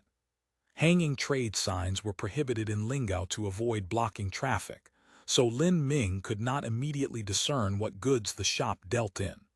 Only after entering did he realize it was a mountain goods business. Above the counter hung price lists for various local products and sundries. An attendant came forward to greet him. Lin Ming explained he had come for an interview and was led to the back office. Only then did he discover that shops in Eastgate Market were all narrow at the front but deep inside. The manager was a Cantonese named Kian, who spoke Cantonese Mandarin. The two struck an instant rapport. From his time in Guangzhou, Lin Ming had acquired considerable knowledge of commercial houses. One glance at the shop's decor and the manner of the manager and staff told him that Hastings' store's retail front was merely a facade. It was actually a wholesale trader. The owner behind this firm must possess deep connections in both the cropped hair domain and the Ming. "Since we're countrymen, naturally I'll look after you while you seek a living here," Manager Kian introduced himself. He had been entrusted by the owner since youth to trade mountain goods and local products with the Li people on Hainan, a veritable Qiang expert. "Since you're literate, you'll work in my accounts office as a clerk." "Many thanks, Manager Kian. Think nothing of it. I can see your bearing is respectable. You were probably a scholar's son once, fallen to this state for some reason. But here with the Australians, no one asks about your past or rakes up old affairs. Work diligently, and a modest livelihood is not hard to come by." "Yes, I am entirely in Manager Kian's hands. The Australians here are strict with their laws. Surveillance is like a net. Anyone who breaks the rules cannot hope to escape their grasp. Mind yourself at all times and don't run afoul of their statutes, or even immortals cannot save you." "Yes, I understand. Have you found lodging yet?" "I'm staying at Xiamen Inn, a crowded, mixed place. Once you sign the contract, move here. We have spare rooms, that will save you rent. Lin Ming agreed readily. Manager Qian stamped the contract, gave him one copy, and instructed him to return it promptly to the employment agency. On his employment certificate, the manager wrote the date of hire and stamped it, then called an attendant. Take Mr. Lin to the police station to register his household. Household registration existed within the Ming's Bayagia system, as well Lin Ming was familiar with it. He followed the attendant out. The attendant leading him was young, perhaps 16 or 17, but gaunt and sallow, as if recovering from a prolonged illness. Lin Ming recognized this would be a colleague henceforth. To smooth future dealings, he naturally set out to cultivate a rapport, striking up conversation. But the boy could not understand his Cantonese Mandarin. Lin Ming switched to official speech, which the boy did understand. Being cooped up in the shop must have been dull. The young man proved quite talkative. Before long, Lin Ming learned he was called Wang Xinglong and had joined Haxing's store as an attendant only the previous year. Brother Wang speaks official speech, you're not Cantonese. Wang Xinglong's face darkened. To tell the truth, I'm from Leizhou Prefecture in Shandong. Leizhou. Lin Ming had only known of Shandong in vague terms until the Great Mutiny at Dengzhou and Leizhou 2 odd years prior. Then the name Leizhou had burned itself into memory. You mean? Indeed, the place ravaged by mutineers 2 years ago. Wang Xinglong exhaled deeply. Unspeakable horror. In the official gazette. Lin Ming caught his slip. Commoners did not read such things, and quickly corrected himself. I heard someone say the gazette carried much news. The rebel soldiers were formidable, nearly laying waste to all Shandong but for former Dengzhou Leizhou Governor Sun Yuanhua, who led the gentry in a desperate defense of Leizhou. Sun Yuanhua.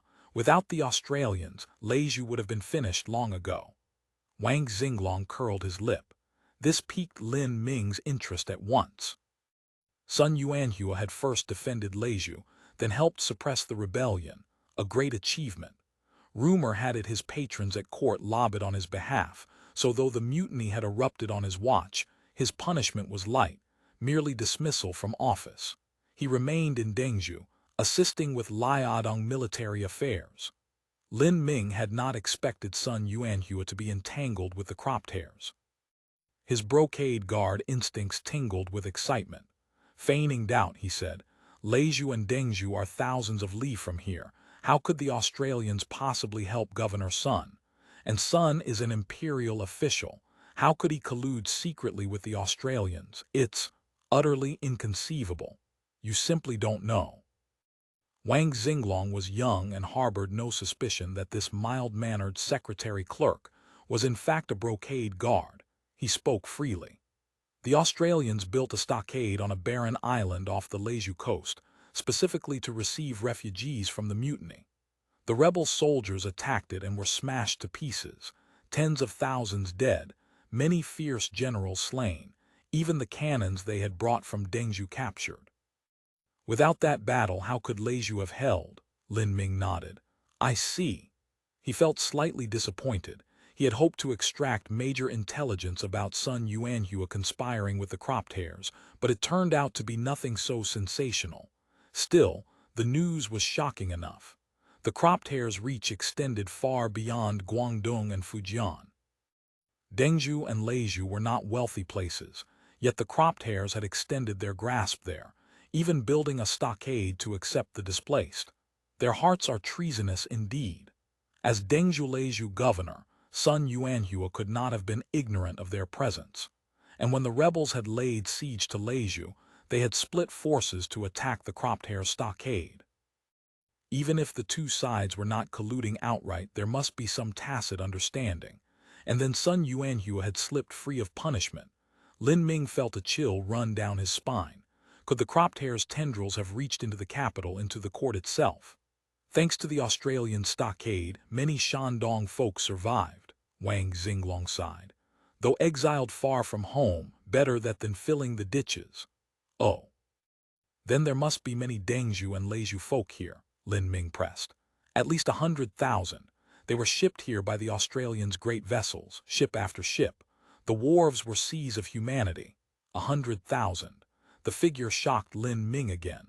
What did the Australians want with 100,000 Shandong peasants? Through their conversation, Lin Ming learned that Wang Xinglong was only 18 this year. He had originally come from a middling merchant family in Leizhou Prefecture. He had studied, practiced the eight-legged essay, topped the local juvenile examinations each time, and been a hot prospect for the Ziyukai degree. His family had possessed modest property, but the Dengzhou Leizhou mutiny had reduced everything to ashes. Though Leizhou city itself had not fallen, his family's shops and estates had been mostly outside the walls. In the vicious fighting, all was destroyed. Parents and kin died or scattered. Only he and a younger cousin, a girl, had escaped together. He had not come to Lingao by ship but had walked west from Leizhou, fleeing to Jinan Prefecture, where his father had relatives and business partners. But when those relatives saw the family ruined, they offered no assistance. Wang Xinglong, seeing that kin proved useless, thought of the few Lingao-connected merchants he had encountered previously. He had shown interest in Australian curiosities and Australian goods. They had once invited him to visit Lingao. Since the Australians had built a stronghold in Longkou to receive refugees heading south, they obviously needed labor. His family was now ruined. Remaining in the Ming, he would surely starve or freeze. Better to head south and submit to the cropped hairs. He had heard Lingao was a land of peace. Whether in trade or as a shop attendant, he could support himself and his cousin. Chapter 1504, Brother and Sister. I hadn't imagined the journey to Lingao would be so difficult. Since childhood, I had traveled no farther than Jinan Prefecture and Tianjin. Apart from knowing Lingao lay somewhere in Qianzhou Prefecture to the south, I knew nothing of the route. Wang Xinglong was quite chatty, and with Lin Ming's skillful prompting, he rambled on freely about his journey.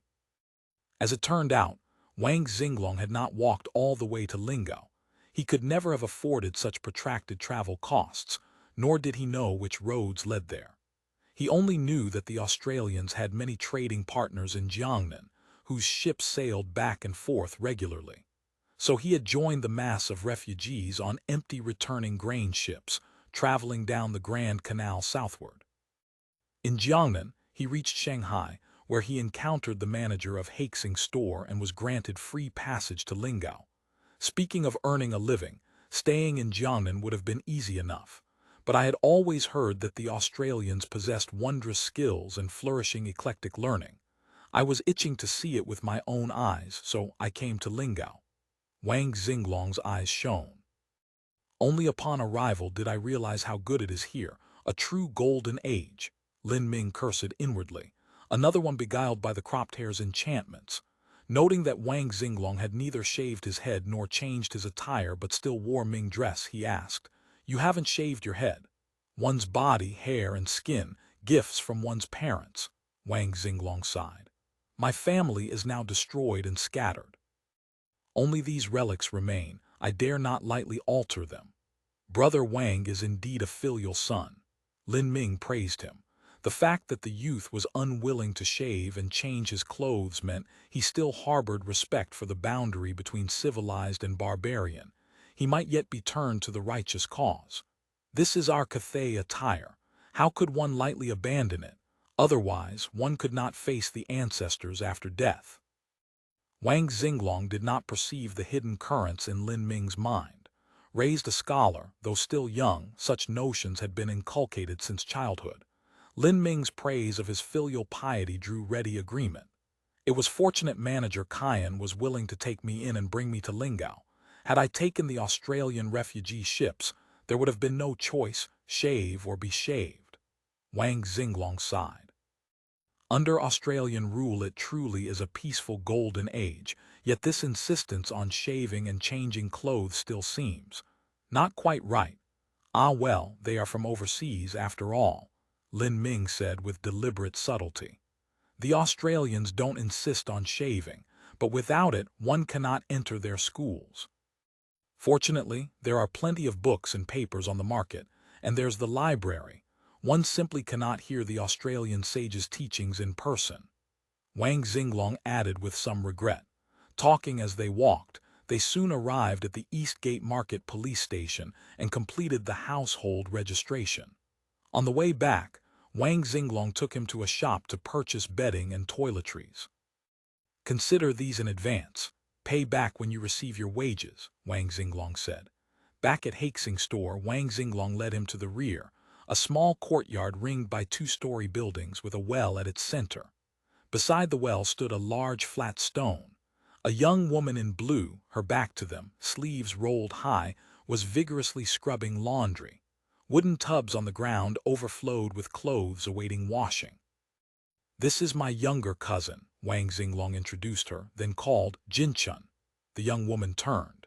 Seeing her cousin with an unfamiliar man, she showed no alarm, merely dried her reddened hands on her apron and offered a curtsy.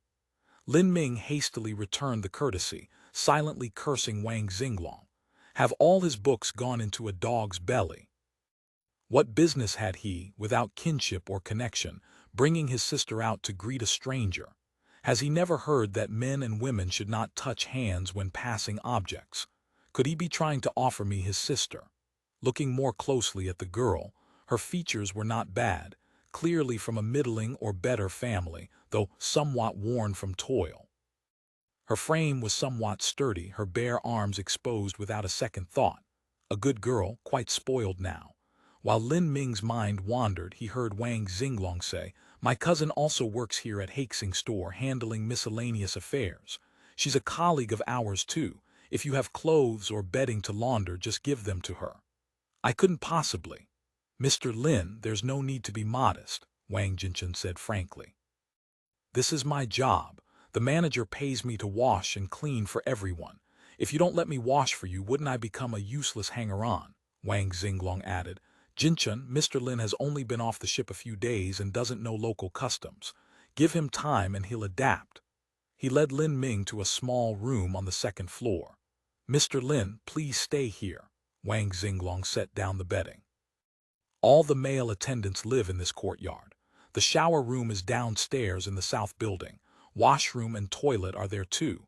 Very convenient. There are female attendants here." Lin Ming noted the room was nearly identical to the one at Wyman Inn, same simple furniture. In Ming and Qing commercial establishments, female employees were unheard of. Even managers were expected to leave their families behind. Hiring women was considered scandalous. "Indeed, my cousin is one, and there are 3 or 4 others," Wang Xinglong laughed. "Mr. Lin, you've just arrived and don't know Australian customs. Many women go out to work here. Some even toil in Australian factories. Not just work, some even become officials." A shrill female voice preceded Wang Jinchun through the door. In one hand she carried a tray bearing a teapot and cups, in the other a large wicker-cased bottle. "If my brother hadn't forbidden me to purify, I'd have become a cadre long ago. Purification means shaving? Absolutely not." Wang Xinglong shook his head like a rattle-drum. "Utterly improper, utterly improper." The girl paid him no mind, continuing to grumble. "You yourself praise the Australians to the skies and insist on coming to Lingao, yet you refuse to go along with local customs once you're here. Now you can only be an attendant. Look at Mr. Liu, who came with us. He shaved earliest and is already a section chief." Wang Xinglong only smiled without retort, saying, "Have you finished the laundry? I'll help you hang it up later." He fished out a towel. "You never dry your arms after washing. Your arms will ache when you're old." Taking Jinchun's arm, he wiped it carefully. Lin Ming cried inwardly, "Breach of propriety, breach of propriety." Yet Wang Jinchun seemed unconcerned, letting him wipe her arm, her eyes soft with affection.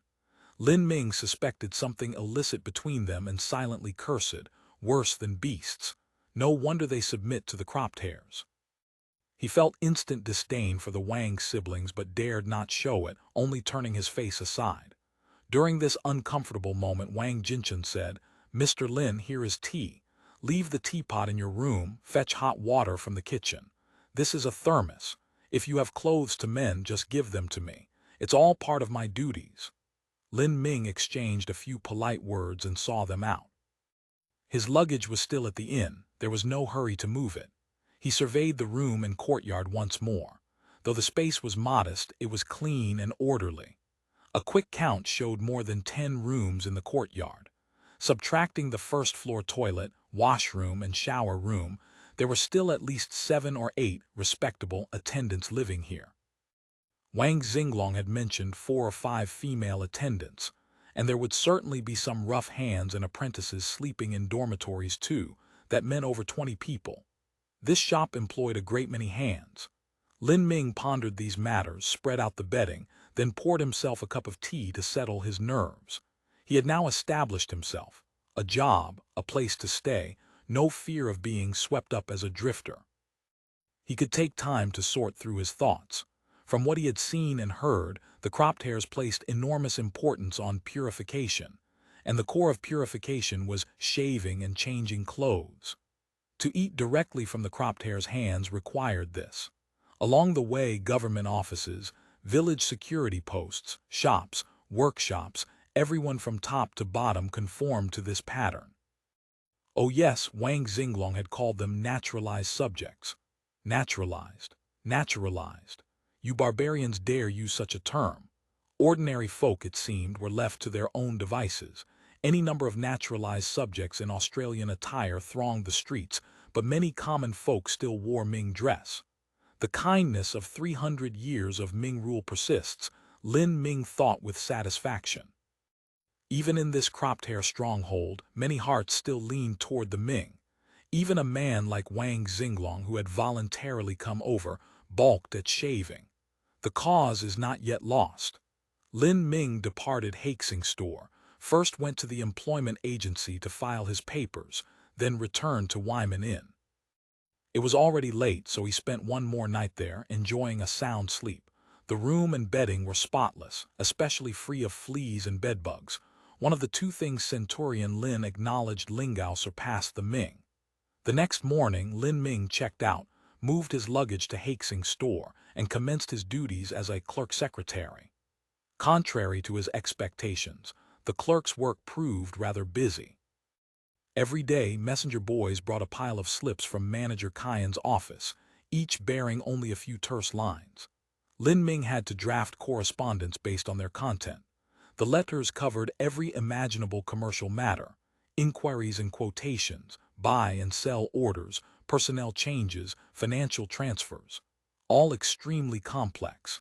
Though Lin Ming was an old hand at official documents, he had never encountered this sort of thing. Fortunately, Wang Xinglong was on hand to guide him, and before long he had grasped the essentials, writing with considerably greater speed.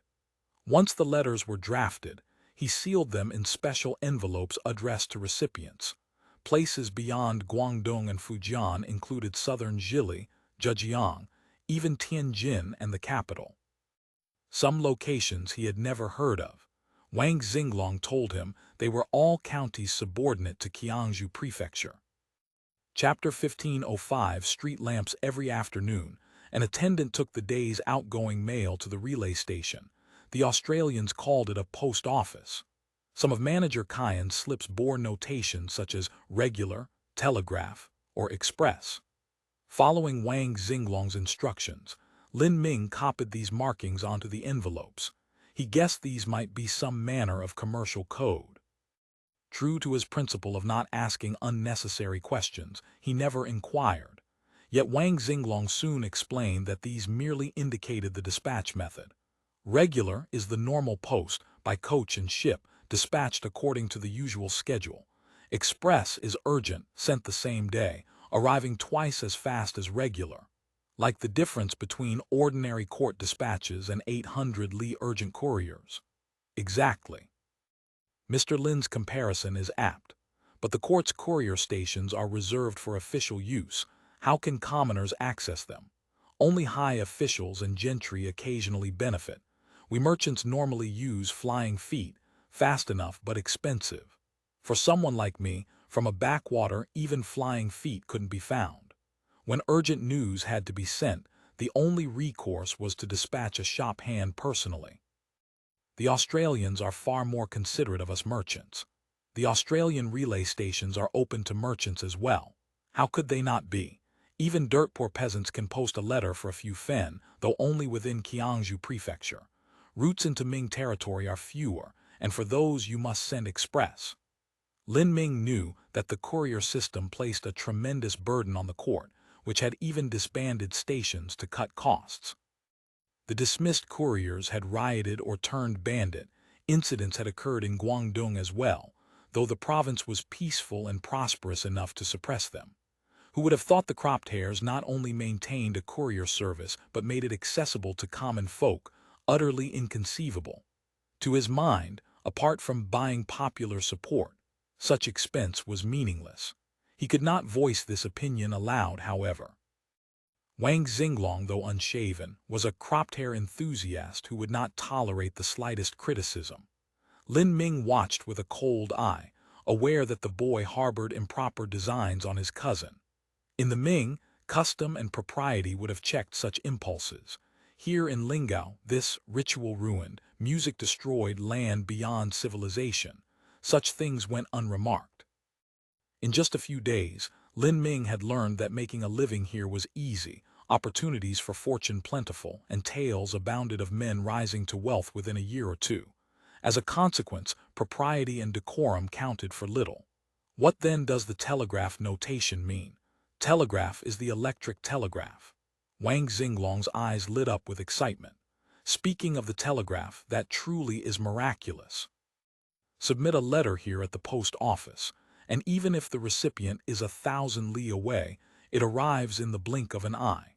I have no idea what technique the Australians employ. He explained that much of Hastings' store's thriving business depended on this telegraph. The head office in Guangzhou exchanged market information with Lingao via Hong Kong's post office. What was rising in price in Guangzhou? What was in high demand? What was overstocked or declining? Within a day or two, Manager Qian would know, and could instruct branch managers across Qiangzhou to buy or hold off accordingly. Even financial settlements can go by telegraph, far more convenient than bank drafts or exchange notes. Lin Ming shook his head repeatedly, utterly unable to believe such a thing existed in the world. Mr. Lin doesn't believe me. Next time I send a telegraph, let's go together, Wang Xinglong laughed. It will open your eyes. Lin Ming remained half doubtful, half believing. Since arriving in Lingao, there had been far too many novel things, all exceeding his imagination. While they chatted idly, another attendant delivered a box of incoming mail. This was Wang Xinglong's responsibility. Every day, Hastings' store dispatched stacks of letters and also received large quantities. Wang Xinglong opened and read each one, then drafted summaries based on the key points. Manager Qian was far too busy to read every letter himself. Some letters reported price fluctuations. Those did not even require summaries, only figures to be entered on special lined forms, tables, as Wang Xinglong called them. The two stopped chatting and busied themselves with work. With only the two of them in the office, silence descended. They worked until noon when an apprentice arrived, as usual, bringing wash water for face and hands before serving lunch, meat and vegetables, modest portions but rice aplenty. Lin Ming, accustomed by nature to fine fare, had eaten poorly for months. Now his appetite was keen and he ate his fill. Wang Xinglong ate sparingly. He finished the dishes but took only one bowl of rice. Seeing Lin Ming's appetite, he laughed. Mr. Lin's appetite is more like a warrior's than a scholar's. Lin Ming started. To tell the truth, I haven't had a proper meal in years, Wang Xinglong said. When I first came to Lingao, I too ate as though reincarnated from a starving ghost. I wolfed down white rice without even touching the dishes. Back in Leju, even our family couldn't afford rice at every meal. He shook his head, seemingly overcome with emotion. I never imagined such a place could exist in the world where even porters and day laborers eat their fill of rice and noodles. Lin Ming had noticed this too. At Xiamen in the night before, he had eaten at a public canteen. Behind a long counter under glass covers sat great platters heaped with food, vegetables, tofu skin, noodles, meat, pickles, seafood, rice, steamed buns. Diners took a plate and helped themselves to whatever they wished. At the end of the line they paid. The cost was modest, Yet one ate well, and the meal concluded with a bowl of broth garnished with a few vegetable leaves and a film of grease. Though unfamiliar with the local exchange rates, Lin Ming roughly estimated what similar fare would cost in fashion under Ming rule. His conclusion: people of comparable standing in the Ming could not afford it. For grain and vegetables here to be so inexpensive meant production must be extraordinarily high. Yet the cropped hares encouraged industry and commerce, freely permitting peasants to relocate to towns for work and trade, with no apparent anxiety about abandoned fields or unworked land. The cropped hares must possess some secret technique for farming. If he could obtain this secret and present it to the court, would that not be a tremendous achievement? Lin Ming was lost in thought when Wang Xinglong excused himself. He was going out to stroll the streets with his cousin. Stroll the streets? Lin Ming was startled. In the Ming, most cities closed their gates after dark and street barriers were locked. Curfews were common. Because there were no street lamps, night travel was unsafe. Except during festivals like the Lantern Festival, few ventured out after lighting time. He hastened to warn, "It's already lamplighting time, it's pitch black outside, and you're taking a woman along." Wang Xinglong laughed. "Mr. Lin, you don't know, the night here is quite lively and night walking is perfectly safe. Come out to the street and see." Lin Ming followed him out, half believing, half doubting. Though dusk had not yet fully fallen, the iron posts along the street, whose purpose he had wondered about, were already lit. Bright flames leapt behind glass shades, casting a glow that far outshone oil lamps or candles, even surpassing the finest Australian wax candles. Lamplight stretched along the street as far as his eye could see, bathing the road in daylight brilliance. One could read or write in the open, let alone walk. Lin Ming clutched Wang Xinglong's arm as if his very soul had fled. "These are street lamps."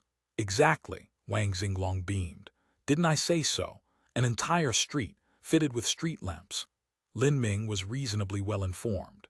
He knew that within the palace in the capital and in the mansions of great lords, stone lanterns lined long corridors and were lit at night, already an extreme indulgence. He had suspected that these iron posts with glass shades might be street lamps, but could not believe the cropped hares would possess such resources to spend on lamp oil. And besides, what use was street lighting at night? Not just this street. All of Eastgate Market, Bapu, the county seat, every market town has street lamps burning throughout the night. Quite a few shops do business until the third watch or even through until dawn. The street where Hastings' store stood was not a busy thoroughfare. By now most shops had closed and pedestrians were few. Yet those who passed strolled at ease, evidently unconcerned about any curfew. Lin Ming steadied himself and was about to speak when Wang Jinchun emerged from the shop's side door. Her attire differed from the day before. Pink silk ribbons on her double buns, a blue cotton dress of the Australian type over which she wore an embroidered silk vest. Her hem reached only to her knees, exposing calves in white stockings, on her feet black cloth shoes. She carried a woven grass handbag. Lin Ming exclaimed repeatedly to himself, "Outlandish costume," but Wang Xinglong had already gone to meet her with a face full of smiles. "Cousin, is Mr. Lin coming with us?" "No, no, Mr. Lin is not coming. He's just stepping out to see the night scenery." Wang Xinglong did not mince words. Lin Ming cursed inwardly, dissolute lecher, but aloud said, "I have long heard that Lingao's night scenery is like a painting. I'll merely take a look." "Please go about your business." Wang Xinglong, no longer inclined to small talk, was about to lead his cousin away, but Wang Jinchun proved more helpful. "Mr. Lin, if you like the bustle, why not take a walk along Eastgate Avenue? Go east from here, turn left at the second intersection. That's the liveliest place with so many shops. Even if you don't buy anything, it's pleasant simply to look around." Lin Ming thanked her politely. Wang Xinglong was already pulling his cousin away. Seeing them actually holding hands as they walked, Lin Ming cried inwardly, "Scandalous! Scandalous!" Chapter 1506, Night Market. Lin Ming returned to the shop, found manager Qian, and asked permission to go out for a stroll. Since Lingao had no curfew, he might as well venture out at night to scout the roads and gather intelligence. You don't need to ask permission to go out. Once the shop closes, you may come and go as you please. Just be back before the great bell strikes 10, or you'll make the doorman wait up for you. Manager Kyan reached into a drawer and produced a folded paper. You've just arrived and don't know the roads. Here's a map of Eastgate Market that our shop printed. It's not highly detailed, but the main routes are clear. Take it along. Thank you, manager. Lin Ming was delighted. He had intended to case the ground himself over the next few days. He never expected a ready-made map. Unfolding it, he was secretly pleased. The map was finely printed, roads and shops clearly labeled in minute characters, easy to read at a glance.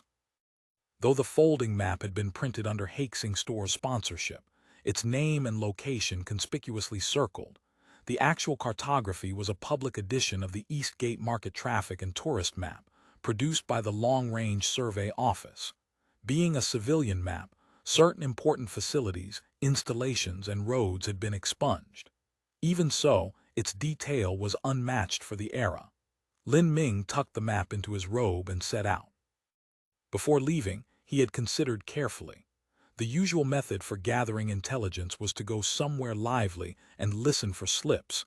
Tea houses and wine houses were places where all manner of folk gathered to gossip and brag, and useful tidbits might slip out. But he was not entirely confident in this approach. Li Yongsun had been taken to Lingao over 2 years ago. By now, the locals had long lost any sense of novelty about her. Nobody was likely to mention the matter. Still, he had no other recourse and could only try his luck. Moreover, he had heard that some true cropped hares liked to frequent market haunts. If he could approach one, perhaps befriend him, he might glean useful information or even secure assistance. If rescue proved impossible, perhaps he could abduct a true cropped hare and force an exchange. He had planned to ask around about which streets were liveliest and which tea houses or wine houses were famous. Now, with a map in hand, he glanced at it and saw that various establishments were labeled in detail. Even that inquiry could be spared. Lin Ming followed the direction the Wang siblings had indicated. He wanted to see for himself what this night prosperity truly looked like. After one turn, he saw the distant lights blazing brighter still. Though several alleys lay between, waves of clamor reached his ears, and he quickened his pace. The streets were well marked. Eastgate Market's roads and buildings had all been laid out on virgin ground, without a labyrinthine old quarter. Main avenues and minor lanes ran in a grid, neat and square. Apart from a few named arterial roads, the side streets bore numbered designations like longitude 3, latitude 7, making them instantly identifiable. At each corner and alley's end stood signposts, making navigation effortless. As he walked, the crowds thickened. Men and women, old and young, some in cropped hair attire, others in Ming dress. Some hurried, others strolled idly. Lin Ming could discern that though their clothing showed differences of rank, none were in tattered rags or abject want. Their faces and complexions appeared healthy. Clearly, ordinary folk here lived well. Halfway down the street stood a 3-bay, 4-pillar stone memorial arch. Lin Ming found this puzzling. Eastgate Market had only sprung into existence since the cropped hares arrived, originally just wasteland along the Wenlin River with no villages or towns. Whence this arch? There would certainly be no chastity memorials or degree honorifics here. Drawing nearer, he realized it was newly constructed. Atop the lintel, 3 large characters in song-style script proclaimed, Eastgate Market. Past the arch, stalls and peddlers suddenly multiplied. A half-grown lad with a large tray slung from his neck by a cloth strap called out, cigarettes, Australian matches, osmanthus candy. Then several children clutching sheaves of paper shouted, latest shiphead paper, Guangzhou, Shanghai, Manila, today's freshest quotes. Soon a man beside a handcart fitted with a boxy contraption cried, picture shows, picture shows. Latest from Tokyo, all new titles you haven't seen. Then, takoyaki, takoyaki fresh off the grill. If you don't try it, you haven't been to Lingao. Lingao rice noodles, authentic Lingao noodles. Big meat buns, white skin, plenty of meat, one bite and the juice runs down. As for the fixed stalls and storefronts lining the street, they were beyond counting. The shops here did not close for the night. Each blazed with light, illuminating the street like day. Goods and wares were displayed in dazzling array. Some merchants even set up stalls before their doors to hawk their wares. Lin Ming felt his eyes were insufficient to take it all in. He had thought Guangzhou unsurpassed as a marketplace of the world's wonders, yet compared with this place, it was not even a fraction as impressive. The street-side snacks and tidbits alone included many he had never seen. The aromas set his mouth watering. Yet because his purse was thin and he did not know what expenses lay ahead, he dared not spend a single fen. He noticed many young women in cropped hairstyle dress, in groups of 3 or 5, eating snacks and laughing boisterously, utterly unself-conscious. He marveled, women out strolling at night was already outrageous, and without a single man to accompany them. What if they were accosted or swindled? Looking again, unaccompanied women were actually quite numerous, some even walked alone. Lin Ming clicked his tongue. Public order here must be excellent indeed, but what manner of customs allowed women to be so bold? Even the song could not have been like this. Truly overseas barbarians, Lin Ming silently lamented. Make way, excuse me, excuse me. From behind, a call came rapid fire. A wiry, stocky fellow, pulling a jingling vehicle, brushed past him and sped away, already 10 zhang ahead. By this hour, cargo-laden horse and mule carts had grown scarce. In their place were numerous Australian carts. A curved chair fitted with a cloth seat between 2 wheels, with long shafts in front for the puller. A stackable bamboo-framed canopy was folded against the backrest. The pullers wore blue short jackets with strings of Saracen numbers painted on their backs, weaving through the crowd at a run, their bells jingling incessantly. Eastgate Market had virtually no sedan chairs or bamboo pole litters. The streets were filled instead with these Australian carts, here called rickshaws. Among them, a few were elaborately adorned, with a great gold 5-pointed star on the seat back and unfamiliar but brilliantly shining lamps on either side. Amid the rickshaw traffic, a handful of 2-wheeled Dongfeng carriages, drawn by Mongolian ponies, trotted proudly down the street, their cloaked drivers standing at the rear to handle the reins, a sight that amazed Lin Ming. As he wandered the streets, night deepened. He estimated the hour past Su, around 8 p.m., yet the bustle showed no sign of slackening. In the Ming, even the liveliest pleasure quarters would have few pedestrians by now. Patrons seeking entertainment had either retired into the inner chambers of courtesan houses for feasting and music, planning to stay the night, or had already headed home. Lost in these reflections, he suddenly noticed a 4-wheeled carriage halted at an open space by a crossroad. 2 blindered Mongolian horses stood beneath the street lamp, munching fodder from nose bags. The carriage was large and oddly decorated, painted black at both ends, white in the middle, with 2 large song-style characters on its body, police. At the front were 2 lamps, one red, one blue. A cropped-hair constable in a conical hat and black jacket belted at the waist stood on the running board, scanning in all directions. From the carriage roof emerged the upper body of another, telescope in hand, periodically peering into the distance. Lin Ming followed the direction of the rooftop observer's telescope and saw, not far off, a tall tower, 4 or 5 stories high.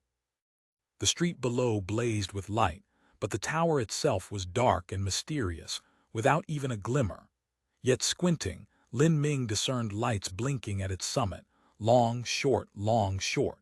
He watched for a while and largely understood. The varying blinks were signals. Atop that tower, there were surely officers of something like the Australian City Patrol Commanderies, directing constables to maintain order and control the streets. The cropped hairs truly are resourceful. As Lin Ming gazed upward, a fragment of words drifted to his ears. Someone, resisting arrest, send backup immediately. Lin Ming's body shuddered. It was a woman's voice, and it was unmistakably that of his sister-in-law Li Yangsun, the voice that had haunted his dreams for years. He spun around to look. The carriage had already set off. Someone aboard was ringing a bell furiously, and amid the urgent clanging, pedestrians and vehicles parted to make way. Lin Ming took a few quick steps, about to follow and investigate, when 7 or 8 black-clad, conical-hatted police came running down the street, some wielding short truncheons, some carrying muskets, all heading in the direction the carriage had gone. From the look of things, a major case had broken out. Lin Ming immediately changed his mind. At such a moment, there would likely be a citywide sweep. If he rashly followed, he might be detained for questioning. His papers were all in order, but still, the less contact with the cropped hair's authorities, the better, no sense revealing any slip. Chapter 1507 Night Patrol. Reluctant though he was, Lin Ming wheeled around and walked briskly back the way he had come, his heart hammering against his ribs. He had not seen her clearly true, and the words had been spoken in the so-called Australian official speech. But that accent was unmistakable. He was 90% certain. The speaker had been Li Yangsun, his sister-in-law. Joy and worry warred within him. Joy because she was alive and whole. If she served the Australians in their constabulary, then clearly she had not been reduced to some cropped hair's concubine or sold at public auction as another man's wife. And as a constable, she would enjoy considerable freedom of movement. Yet that very fact fed his worry. Having thrown in her lot with the cropped hairs, she was no better than one who acknowledges a thief as her father. Worse still, she had enlisted in that most despised of professions, the Xiamen runner's trade. It was true that military households did not rank especially high, but Xiamen runners were genuinely base people, their social standing equivalent to entertainers and courtesans. If word reached the Ming that his sister-in-law was now an Australian constable, her parents might die of shame. Even he and his wife would be tainted by association. She had evidently held this post for some time, yet she had neither seized an opportunity to escape nor sent word home. The conclusion was inescapable. The Australians had bewitched her. Lin Ming knew their talent for bewitching hearts. Once someone fell under their spell, 8 oxen could not drag them back. The only recourse was to appeal to reason and sentiment, above all, to family bonds. Fortunately, Li Yangsun and his wife had always been close as sisters, and in Nanjing there were still parents and kin. Surely she had not become entirely heartless. If he could persuade her to return to Fashion, then, by soft words or by force, once she was safely in the hands of her own parents, his burden would be lifted. As for those daydreams about half a claim on her affections, Lin Ming had long banished such fancies. Lingao was a dragon's pool and a tiger's den. There was no room for romantic notions here. Lost in thought, he missed a turning and found himself in an unfamiliar alley. Silence enveloped the lane. A few shops and stores lined the street, but all had already shuttered for the night, and the cobblestones were deserted. Lin Ming knew he was lost, but the street lamps burned just as brightly here, and signposts stood at the corners. He pulled out his map, consulted it under the lamplight, and quickly located his position. Seeing how far he had strayed, he realized that retracing his steps would mean a long walk. Glancing ahead, he noted that the Wenlin River was not far. A thought struck him. Why not proceed to the riverbank, survey the terrain, then loop back? His mind made up, he continued along the alley. He knew this was no commercial district. The buildings lining the street were mostly residences, the ideal place to observe ordinary life under cropped hair rule. In these side lanes, pedestrians were scarce, and even rickshaws seldom passed. Yet even the most secluded, remote alleyway was lit by street lamps. The roads were mostly paved with stone slabs and remarkably clean, even at night. No garbage, no filth, not even puddles. At every alley entrance stood a public toilet, and midway along ran a communal well platform. The convenience was undeniable. The towns the cropped hairs built were truly well-ordered. No wonder so many people were willing to shave their heads and change their garb if it meant joining them. As he marveled silently, he noticed that the shops and residences had all closed their doors. Few windows showed even a glimmer of light. Most households had clearly retired for the night. This is true peaceful living, he thought. If everywhere were as bustling as Eastgate Market at all hours, that would actually seem abnormal. Footsteps suddenly sounded ahead. Lin Ming focused his gaze. A squad of short-jacketed, false-cropped hairs was approaching from the opposite direction. The leader carried a blue lantern. Seeing they looked like public servants, Lin Ming considered ducking into a side alley, but the street lamps were too bright. To hide now would only arouse suspicion. Resigned, he adopted a nonchalant air and walked toward them. After all, he had his papers and he carried nothing forbidden. Sure enough, the patrol blocked his path. The lead constable brought 5 fingers together and raised his hand to the side of his head while snapping his heels together with a sharp clack, apparently some manner of salute. Night patrol, papers check. Why did they have to stop me? Lin Ming groaned inwardly. He was quite nervous but struggled to keep it from showing. Wearing a smile, he respectfully produced his identity certificate and handed it over. The false-cropped hair took it and examined it carefully under the lamplight. Lin Min temporary certificate, new arrival. His voice carried a note of suspicion. The lantern was immediately raised close to Lin Ming's face, apparently to study his features. Lin Ming's expression grew strained. By now he could see clearly. Apart from the leader in black police uniform and conical hat, the others wore cropped hair garb with different insignia colors, evidently not all public servants, but everyone wore a red armband reading patrol. A night watch. Even though the cropped hairs imposed no curfew, their night patrols were thorough. No wonder there were no night watchmen or guardhouse soldiers in the alleys. Yes, I arrived in Lingao only 3 days ago, Lin Ming replied hastily. I work at Hastings store. He quickly produced his employment certificate as well. This one bore stamps from Hastings store, the employment agency, and his temporary household registration. Manager Kyan had said this certificate was sometimes more useful than the temporary ID. He had thought to slip a few circulation vouchers from his sleeve along with the papers, but he did not know the going rate here. Bribing officials required finesse. Too much or too little could both cause trouble. Besides, he had heard the cropped hairs governed their subordinates strictly, and most false cropped hairs dared not accept bribes. The lead policeman muttered something to several of his companions, then turned the papers over and over, examining them from every angle. Apparently finding nothing suspicious, his expression softened slightly and he handed the papers back. Where are you headed? Back to Hastings store, Lin Ming said hastily. You're going the wrong way. The false cropped hair policeman's face regained its suspicious look. If you keep going, you'll reach the Wenlin River. I've been busy at the shop all day and came out for a walk to get some air. I thought I'd stroll to the river, loop around, then head back to sleep. The policeman was about to say something more when another patrolman whispered a few words, apparently guessing Lin Ming's true destination. He suppressed a laugh as he spoke. At once the policeman's expression shifted to sudden understanding. He stopped his questioning and merely cautioned, "Security hasn't been great lately. Robberies happen now and then, there've even been assaults. Be careful walking alone at night." He added, "Don't go out too late." Yes, yes. Many thanks for the warning, sir." Lin Ming was already breaking out in a cold sweat. He did not know the other patrolman, much less what words had stopped the interrogation. But he had no time to dwell on it. He hurried forward, and only when the footsteps had faded behind him did he finally exhale in relief. Before long, the alley came to an end.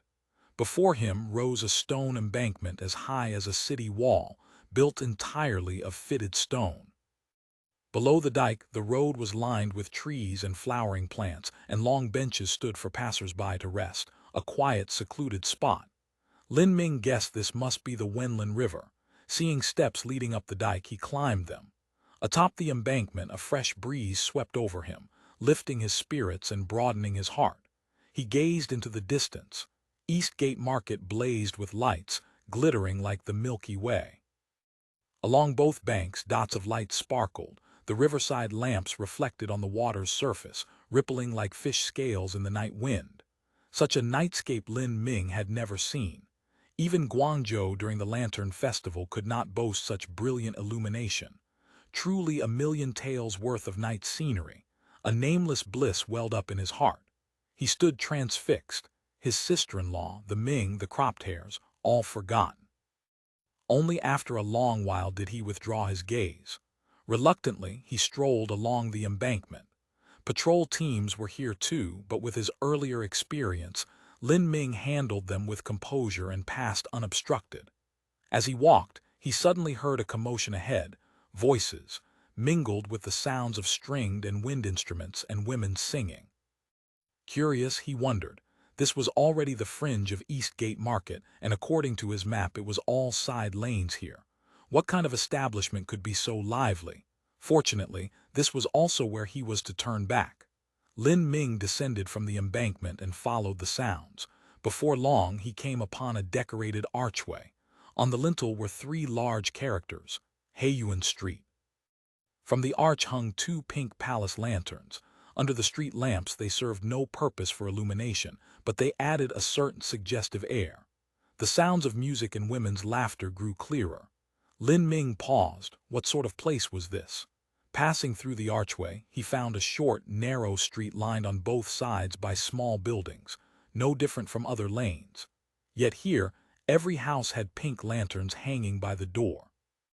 The entire street was bathed in rosy light. Few pedestrians walked the street. The music and voices came from within the houses. Lin Ming was no innocent. In a flash he understood. This was Lingao's courtesan quarter. No wonder the patrolman had looked at him that way. The route he had been walking led right past here. They must have assumed he was seeking pleasures. Lin Ming smiled bitterly. In the old days, he would not have minded sampling this cropped hair delicacy, tasting these Australian pleasures.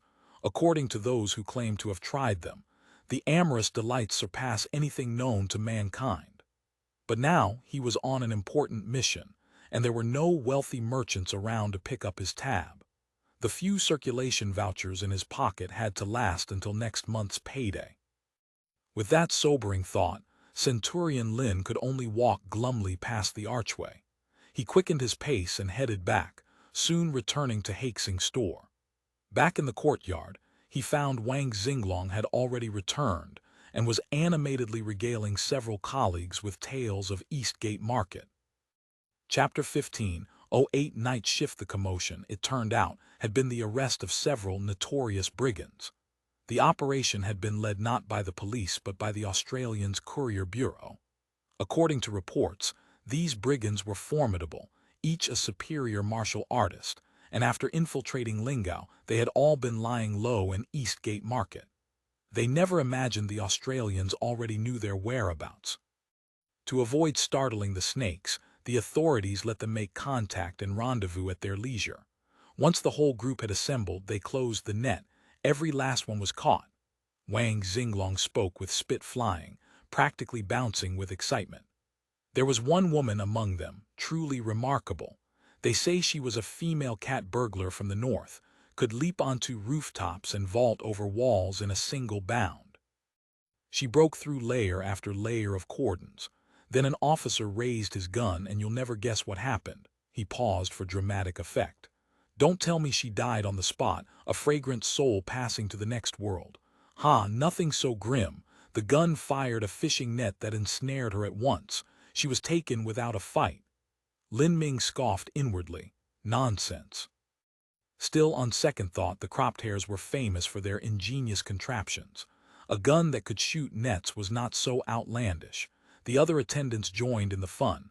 What did the woman look like? Being a cat burglar, she must have worn tight-fitting clothes showing off her figure. I couldn't see clearly too far away. The streets were all cordoned off. No one was allowed near. Besides the police and courier bureau, the militia and garrison were mobilized too. I heard a Japanese in the garrison cut down one of the desperados and got scolded by the pursuing officers. Scolded for killing a brigand. You don't understand. A mobilization this large means a major case. They need live prisoners for interrogation. What use are dead ones? The one who got hacked by the Japanese was unlucky. These brigands and burglars, falling into the courier bureau's hands, that's what I'd call a fate worse than death, Wang Xinglong continued with animated enthusiasm. Could they be court agents? One attendant asked. Maybe the brocade guard. I hear they specialize in espionage. Perhaps the court is planning to move against the Australians. Lin Ming's heart tightened. From what he had observed along the way, the cropped hairs in Qiangzhou had become virtually a hostile state, establishing their own government, drilling their own armies, registering every household.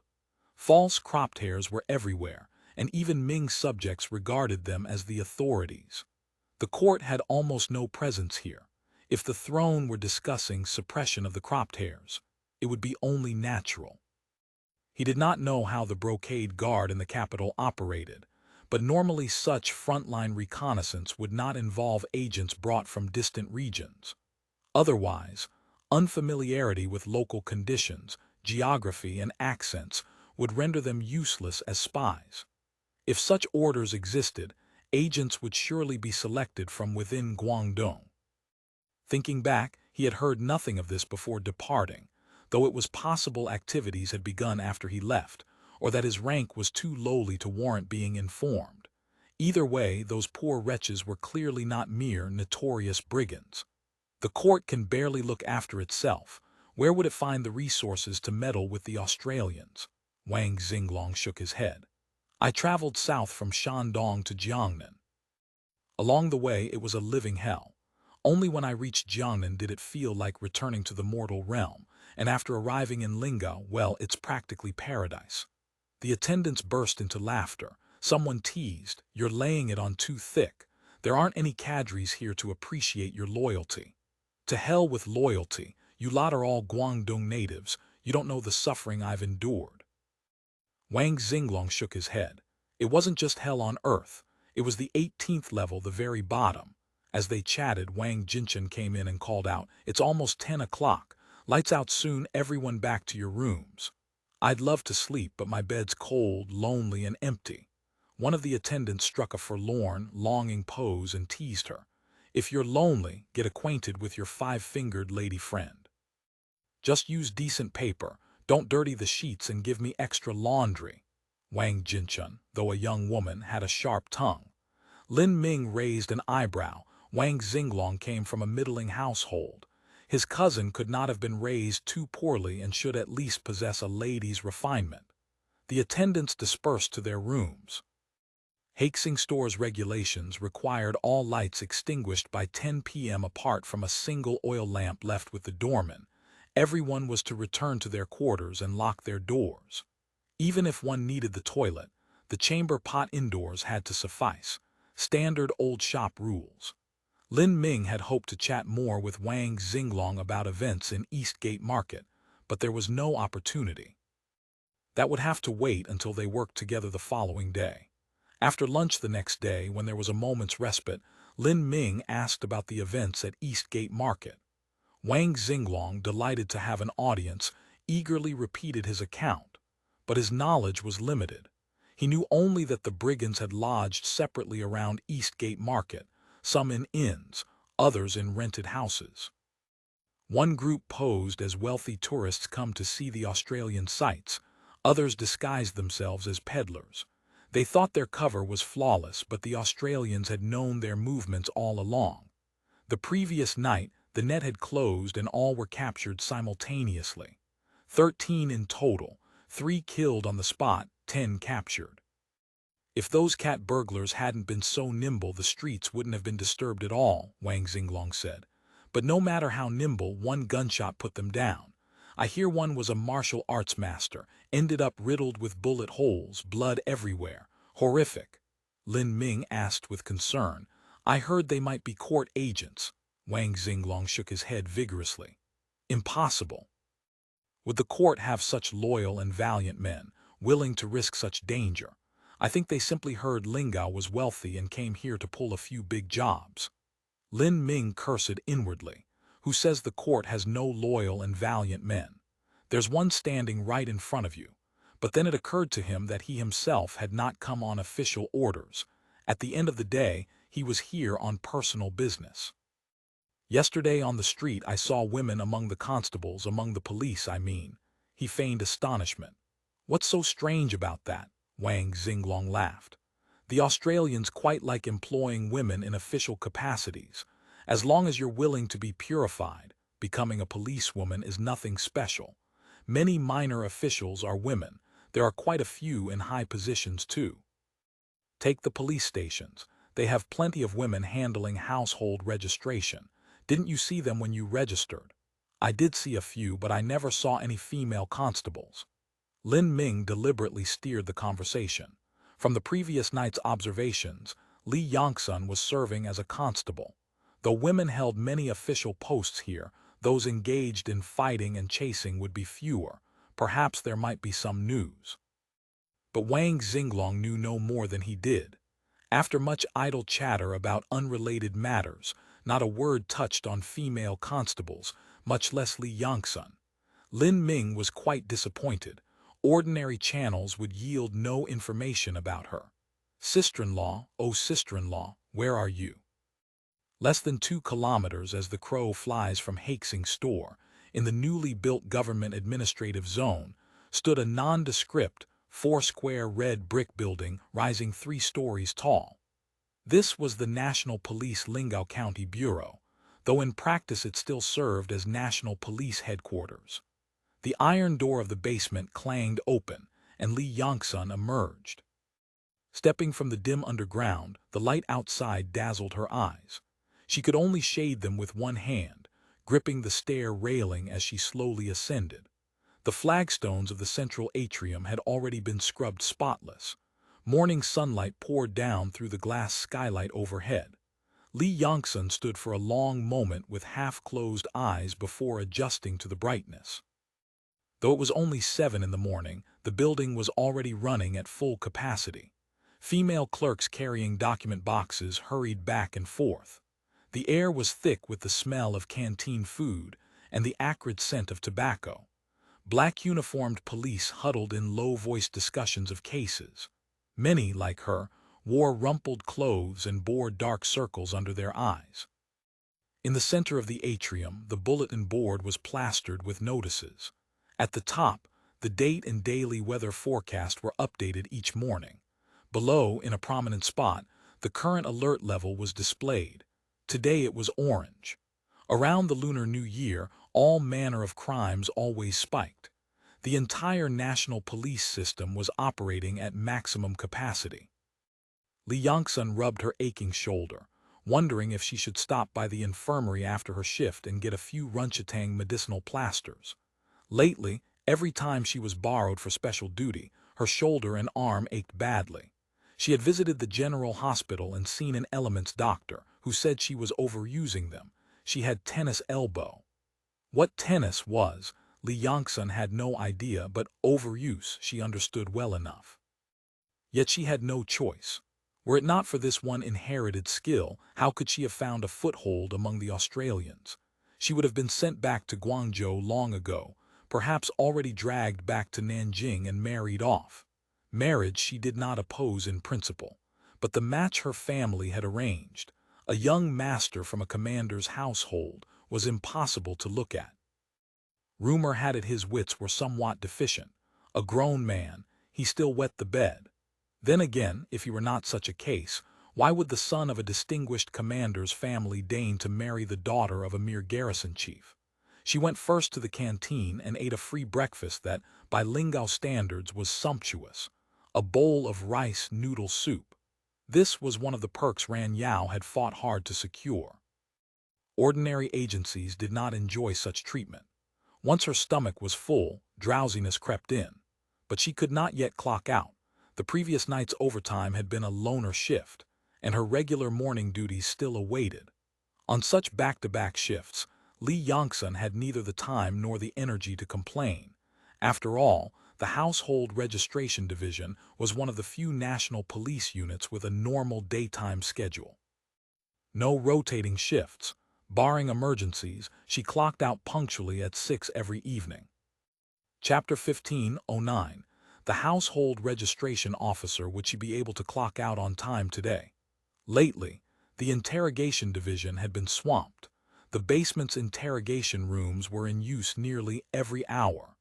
This month she had already been loaned out several times, and the previous night another special case had broken.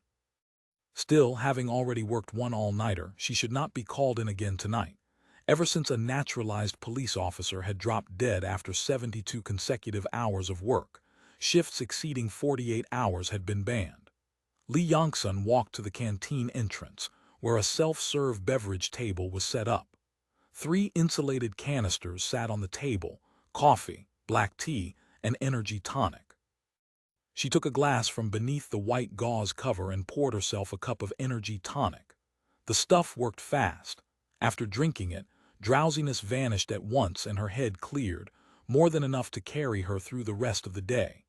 She placed the glass in the wicker collection basket and went to the washroom beside the canteen, where she splashed water on her face. Then she studied herself in the mirror. The young woman in the glass wore a black jacket, a black skirt, and a black round-brimmed cap with white piping. This appearance could no longer be connected to the girl who once wore Ruquin and Bijia. The daughter of a brocade guard garrison chief was nowhere to be seen. Only the pair of coiled buns atop her head retained a trace of the past. Every time Li Yongsun looked in the mirror, she felt an unreal, dreamlike sensation. Who am I? Where am I? What am I doing? Such nameless questions flickered through her mind. Her former life, though only 2 or 3 years past, seemed to belong to another lifetime. Li Yongsun even felt she had forgotten many things. She adjusted her cap and smoothed back a strand of hair that had slipped loose at her temple. There was no time to fix her hair properly here. That would have to wait until after her shift. Li Yongsun returned to the Household Registration Division, a vast open office, almost a hall in itself. The room was packed with rows of sacred ship Type 16 data desks, mass-produced by the Lingao Furniture Factory. These desks featured special racks and small drawers for inserting forms and ledgers. Work began at 7, and some 50 or 60 National Police household registration officers were already seated behind these desks, beginning the day's tasks. Due to the personnel shortage, the division had lately been supplying floating staff to other departments for night shifts. Most people in the office looked sleep-deprived, faces pale, shadowed with dark circles. Smoking was prohibited indoors, so everyone, men and women alike, had a cup of scalding strong tea on their desk. To save time on brewing and serving, this was handled by rotating female interns who pushed a small cart through the room every half hour, refilling cups on request, tea or coffee, as one pleased. For anyone feeling hungry, dried sweet potatoes and sugar cubes were provided free of charge. The Household Registration Division employed more women than any other national police unit. 2/3 of the staff were female. So when Li Yongsun walked in, apart from a glance from the deputy director at the front desk, no one paid her any attention. She returned quickly to her seat. The desk had been tidied. Unfinished work was stacked neatly in the pending tray. Disappointingly, she noticed the pile had grown considerably. Heavens, I want to be in the courier bureau, not stuck here as a paper pusher. By comparison, being loaned out was far more interesting. Alas, Li Yongsun sighed, picking up a sharpened pencil.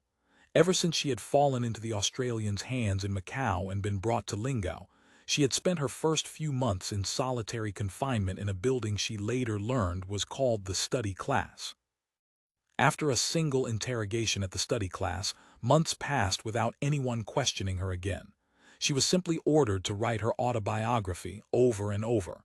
She had written it no fewer than 20 times. Each version was returned with the same comment: "Too brief." "What do you want me to write?" she once complained to Ki Yun, who had come to deliver materials. "I'm just a young girl, my experiences are limited," she pleaded. "Please just tell me clearly, don't keep me dangling like this. You've lived in this world for 15 years, surely you've seen plenty. Write whatever comes to mind, no matter how trivial. Domestic gossip is fine. You can write about how many dogs your family kept, or about getting spanked by your parents as a child. Anything you remember you may write." Ki Yun was unmoved by her complaints. "Only when you pass this stage will there be a next step. So Li Yongsun had no choice but to continue writing her autobiography in the little room of the study class, day after day, sun and moon blurring together. Over more than half a year, to avoid being left in this inexplicable limbo, she racked her brains, eventually scrounging up even the most trivial details. Sometimes she thought the cropped hairs had no intention of reading her autobiography at all. What possible use could it be to them that her family had kept so many dogs, or that a certain Chen Dayu, a strong man in the Nanjing Brocade Guard, was a distant relative? They were merely wearing her down, but she was powerless to resist. With her life in others' hands, waiting for a verdict of life or death, or perhaps something worse than death, the days were unbearable. Li Yongsun knew all too well how wretched the fate of women who fell into the hands of state instruments of violence could be. Compared to the Ming, the cropped hairs treated female prisoners quite mercifully. Though she had not been subjected to torture or violation, even if the case were closed, her prospects were dire. According to Ming custom, even if she escaped death, her fate would be either delivered to official matchmakers for sale or sent to the Directorate of Music. The former offered slim hope, whether bought as a wife or a maidservant. If she could contact her elder sister and brother-in-law in Guangdong, they might be able to ransom her. But if she ended up in the cropped hairs' Directorate of Music, Li Yongsun could not bear to imagine. After nearly a year of being ground down in this way, just as she was on the verge of losing her mind, Qi Yun appeared at her cell, but this time without the ever-returned autobiography. Li Yongsun realized at once that the Australians must have made some arrangement for her.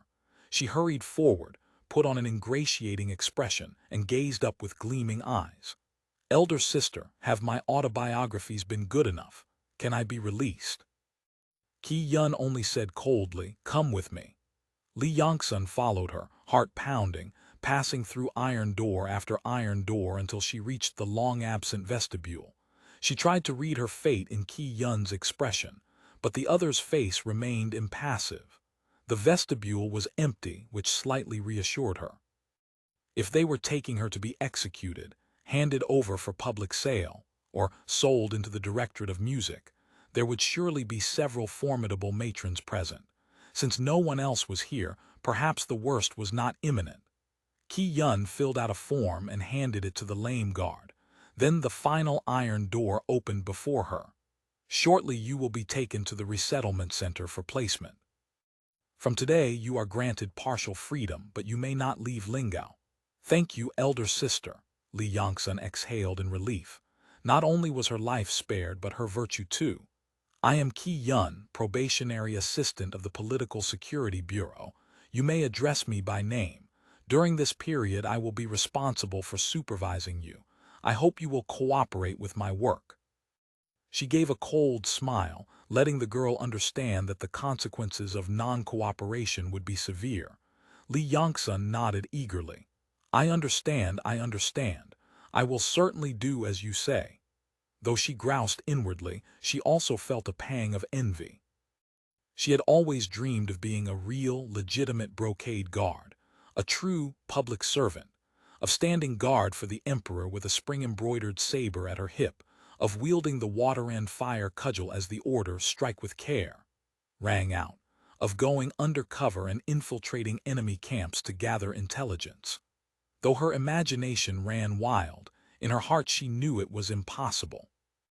Not only was she a girl with no hope of inheriting a post, but her father, uncles, grandfather, great-grandfather, they had mostly frittered away their youth in idleness, never once doing the things she dreamed of. Yet the young woman before her, only a few years older, was a genuine public servant, probably some sort of junior official. The air of authority about her was unmistakable. Even if the Australians only controlled a corner of Hainan, they at least had a proper regime. Qi Yun, serving under them, held a real official position, far better than herself, waving around a stolen brocade guard badge that nobody believed. Lost in self-pity, she heard Qi Yun say coldly, "You had best not think of escaping. Otherwise, writing autobiographies will be the least of your worries." Yes. Li Yongsun nodded repeatedly. And don't try to send letters or pass messages. Ki-yun smiled, pointing to a tall building in the distance, scaffolding still around it. Know what that is? Please enlighten me, elder sister. Li Yongsun was the picture of meekness. That is Ximing Tower, yes, a branch of the one in Guangzhou. It's under construction. They're in need of lively, pretty girls just like you.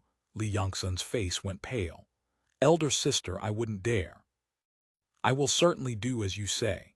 Ki-yun smiled, a more normal smile this time, no longer laden with unspoken threats. She led Li Yongsun onto a carriage and took her to the resettlement center. The resettlement center was essentially an inn, run, however, by the Political Security Bureau. Its residents were all subjects slated for monitored employment. Though deemed potentially usable, their backgrounds were problematic, and they required a period of supervised evaluation before their rating could reach the level permitting monitored employment. Chapter 15:10. Ideals. Li Yongsun spent a month at the resettlement center. Her main task was study and observation.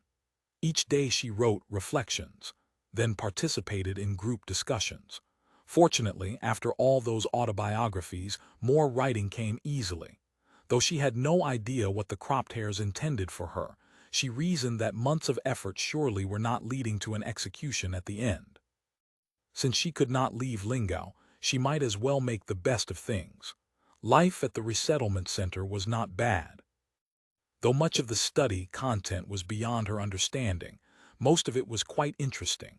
Recent political changes in the Ming Central Court, Ming foreign relations since the late Wanli era, a study of Ming governance, analysis of the Liaodong campaign. Li Yongsun was a girl who had originally had no conception of the court or government. Her world had been the tiny plot of ground before her eyes. Sometimes she heard her father and elders discuss court affairs and state news, but she had not been very interested. To her, the court meant the emperor, especially the current sovereign, who had ascended the throne as a young man and purged the Wei Zhangxian clique with legendary flair. This romantic hero had captured the imagination of young Li Yongsun, who, at that tender age when she had few opportunities to meet outside men, had secretly fallen in love with her vision of the handsome, heroic Prince Xin. The study class's first aim was to dismantle the authority of the Ming as the legitimate regime, but it could not do so through crude denial, which would only provoke resistance. The subjects here were mostly people with some status or property under Ming rule, essentially vested interests. Ideological reform could not be as blunt as with poor commoners and refugees, who could be told directly that Ming rule and the traditional social order were rotten.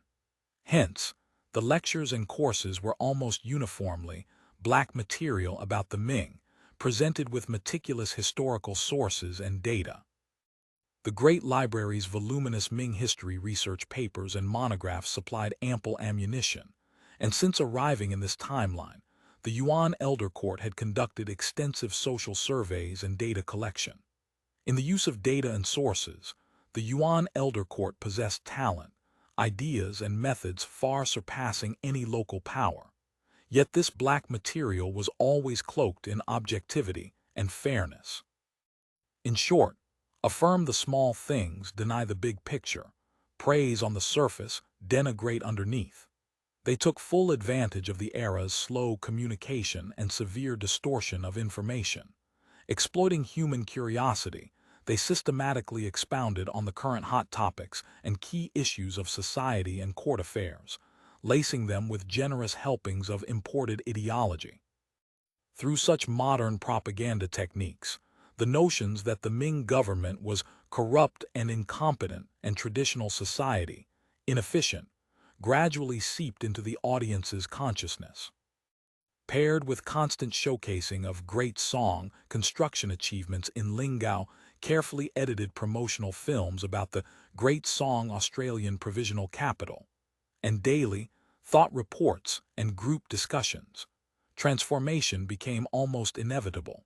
Li Yongsun was young, a girl from a hereditary military family who had absorbed little traditional indoctrination.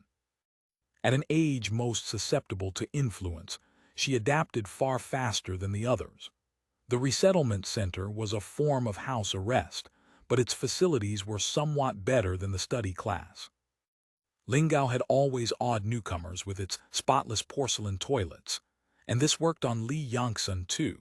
No more dry latrines heaped with filth and crawling with maggots, no more cesspit planks caked with waste that wobbled underfoot and threatened a deadly plunge, no more stinking chamber pots. Bathing was no longer in a wooden tub crusted with layers of old grime that could never be fully scrubbed away.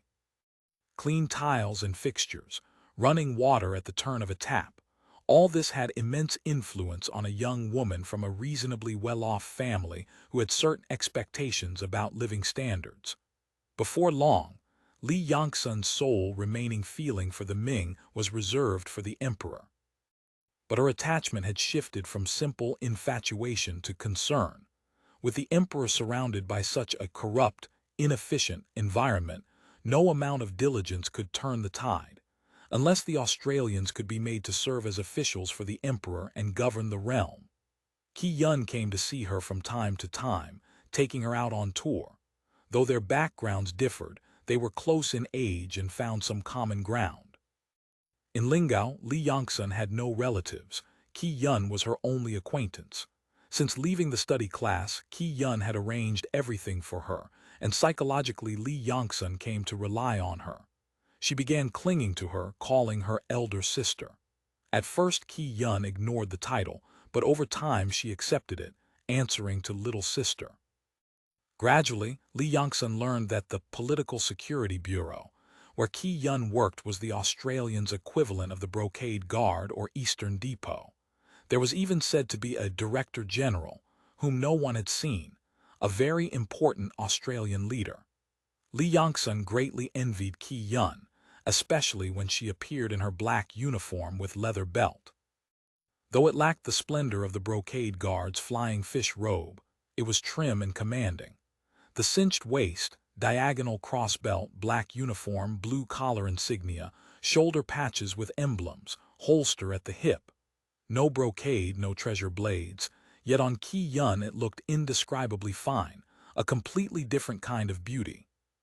To think that she herself, for all her Brocade Guard fixation and Ming fandom, her burning loyalty to throne and court, could not even wear a flying fish robe because she was a girl. When she secretly tried on her father's, she was caught and scolded. She had to content herself with a miniature spring-embroidered saber. Here was someone else, a real great song Brocade Guard, wearing official attire, even carrying a 7-star revolver. I pledged my heart to the bright moon, yet the moon shines on the ditch. Li Yangsun, amid her envy, grew resentful toward the Ming. To think that her wholehearted desire to serve the court was thwarted simply because she was a girl, reduced to idle fantasy. The injustice rankled. One day she confided her feelings to Yun, saying how much she envied her. "You were a proper young lady, at the very least a respectable maiden from a modest family. Why would you envy me?" Yun laughed. "Don't you know that people like us were pulled back from the bridge of the underworld by our superiors? Such a debt of gratitude could only be repaid with our lives." "You're repaying a debt of gratitude. I just want to do something worthwhile. Being married off and done with it is so dull." Li Yangsun hastened to explain. "If I were you, if I could have lived peacefully married and been done with it, I would never have come to serve the Australians." Yun smiled ruefully. "But in the Ming you could never have been a Brocade Guard." "Exactly." Li Yangsun deflated like a punctured ball. "Would you like to stay in Lingao and serve in an official capacity?" "Yes," Li Yangsun answered without hesitation. "You don't want to go home." "I do, but will your superiors let me?" Li Yangsun knew perfectly well that she had seen what she should not have seen. The Australians had already been generous in sparing her life. Whether they killed her or released her, there was no need to detain her for half a year and expend so much effort. Yun laughed. Just as her superior had said, this little minx was clever. "I want to work at the Courier Bureau, like you, elder sister." Yun said nothing. How to handle Li Yangsun had been decided shortly after her capture. The Political Security Bureau had carefully studied her situation. The simplest and safest option was, of course, secret execution. Li Yongsun was no important personage, and her value as an intelligence source was limited. The Bureau's initial recommendation was to dispose of her. However, considering Lingao's gender ratio, outright killing a young woman seemed wasteful. Moreover, she bore the Yuan elder court no blood feud and she was literate. That alone was useful. At the very least, she could solve a naturalized citizen's marriage problem. Of course, releasing her outright was impossible. She had, after all, witnessed the abduction of Inspector General Gao. Local placement seemed the appropriate solution. Kept in a naturalized community with a controlled use tag, the Decuri would monitor her. After a few years, once circumstances changed, such surveillance would no longer be necessary. The decision to locally resettle Li Yongsun was thus finalized.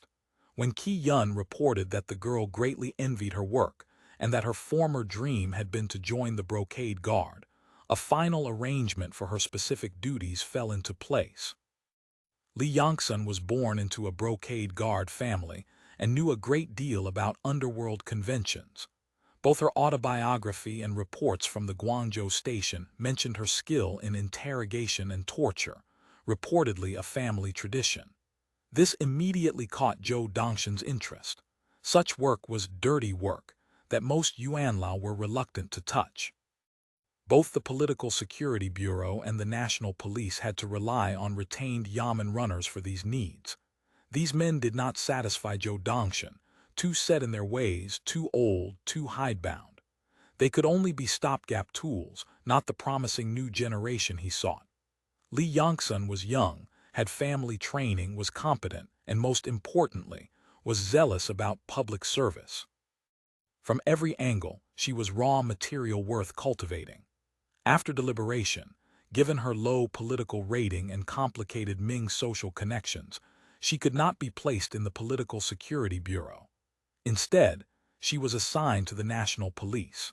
Since the National Police was also a critical enforcement organ, Li Yongsun's position had to allow for easy control while enabling her special skills to be deployed at any time. After much consideration, Ran Yao assigned her to the Household Registration Division. The division was labor-intensive and required many hands. Placing her in this female-majority department drew little notice. The work was mostly clerical and easy to monitor. Moreover, division staff worked a normal 10-hour day shift, freeing evenings for loner overtime. Chapter 15:11. The new job learning she had been assigned to the National Police initially left Li Yongsun dispirited. She had seen the police on the streets of Eastgate Market, conical hats, black uniforms with leggings, white truncheons hanging at their waists. They handled not only theft and robbery but even petty quarrels, littering and spitting. They meddled in more affairs than dogs. In terms of their responsibilities, they were essentially Xiamen constables, base servants through and through. "You don't understand," Qi Yun said, seeing her gloom and guessing her thoughts. "The National Police is not a county Xiamen's constable squad. It's a genuine enforcement organ directly under the Yuan Elder Court. Police are not base people. Our great Song Australian Provisional Capital has no such thing as base people. This position is not one just anyone can hold. Countless naturalized citizens are scrambling for it." "Then, do police count as officials?" Li Yongsun asked pitifully. "Of course. After you join, you'll be commissioned as a probationary sergeant. After 3 months, you'll be promoted to second-class sergeant. That means you're formally enrolled, a proper cadre under the Yuan Elder Court. You'll receive a monthly salary and various allowances and uniforms issued every year. Tell me, do Ming Xiamen runners have any of that?" Xiamen runners, apart from the squad leaders, were either registered on the books, runners, or unofficial hangers-on doing public work. Far from being officials, they did not even count as established clerks. As for wages and benefits, the Xiamen never considered such things. Li Yongsun was swayed. Official status was immensely attractive. Even a sesame seed official was still an official. She had long envied Qi Yun's uniform and the grave, composed, authoritative manner she displayed when on duty, an entirely different dignity from Ming officials. Her own flying fish robe, spring-embroidered saber and waist badge were, in the end, mere play, not to be taken seriously. A police position in Lingao was solid, real, genuinely official, genuinely public service. Besides, even if she were unwilling, what choice did she have in this Australian lair? Ki Yun's remark about Xiamen Tower needing staff still echoed in her ears. But I wanted to be at the courier bureau like you, elder sister. Li Yongsun sighed, gazing at Ki Yun's black uniform. Ki Yun smiled. There's plenty of time, take it slow. And so Li Yongsun formally became a policewoman. First she completed a civil service entry registration form. Then she was sent to the police administration study class at Fangzhou Dai. Because the national police was then undergoing expansion and the policing system was being overhauled, large numbers of personnel were urgently needed. Li Yongsun was already literate and numerate and had family training. Hence, rather than the 3-month police short course, she was enrolled in the year-long police administration program. During her studies, the thought of writing home or to her elder sister in Fashion crossed her mind several times, but remembering Ki Yun's warning, she shrank back. Besides, how would she even send such letters? The postal service was in Australian hands, and she knew no one here to entrust with messages. The matter was set aside. A year of study at Fangzhou Dai changed her greatly.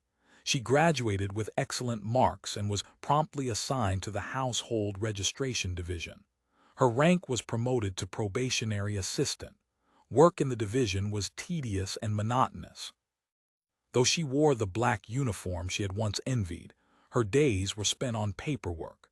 Because the Central Administrative Council had begun building an island-wide household registration system, torrents of census data flooded into the division. Merely compiling the household files kept the entire division drowning. Originally, Ran Yao and others had hoped the yellow registers, the household census books seized from county and prefectural Xiamen archives, might provide some reference. The result was just as the great library staff had predicted. After consulting them, were even more confused. Compiled up through the 10th-something year of Tianqi, the yellow registers offered no detailed census data whatsoever. They were, in fact, a book of the dead, filled with citizens listed as 150 years old. After sampling the yellow registers, Li Yongsun's already dwindling affection for the Ming shrank further.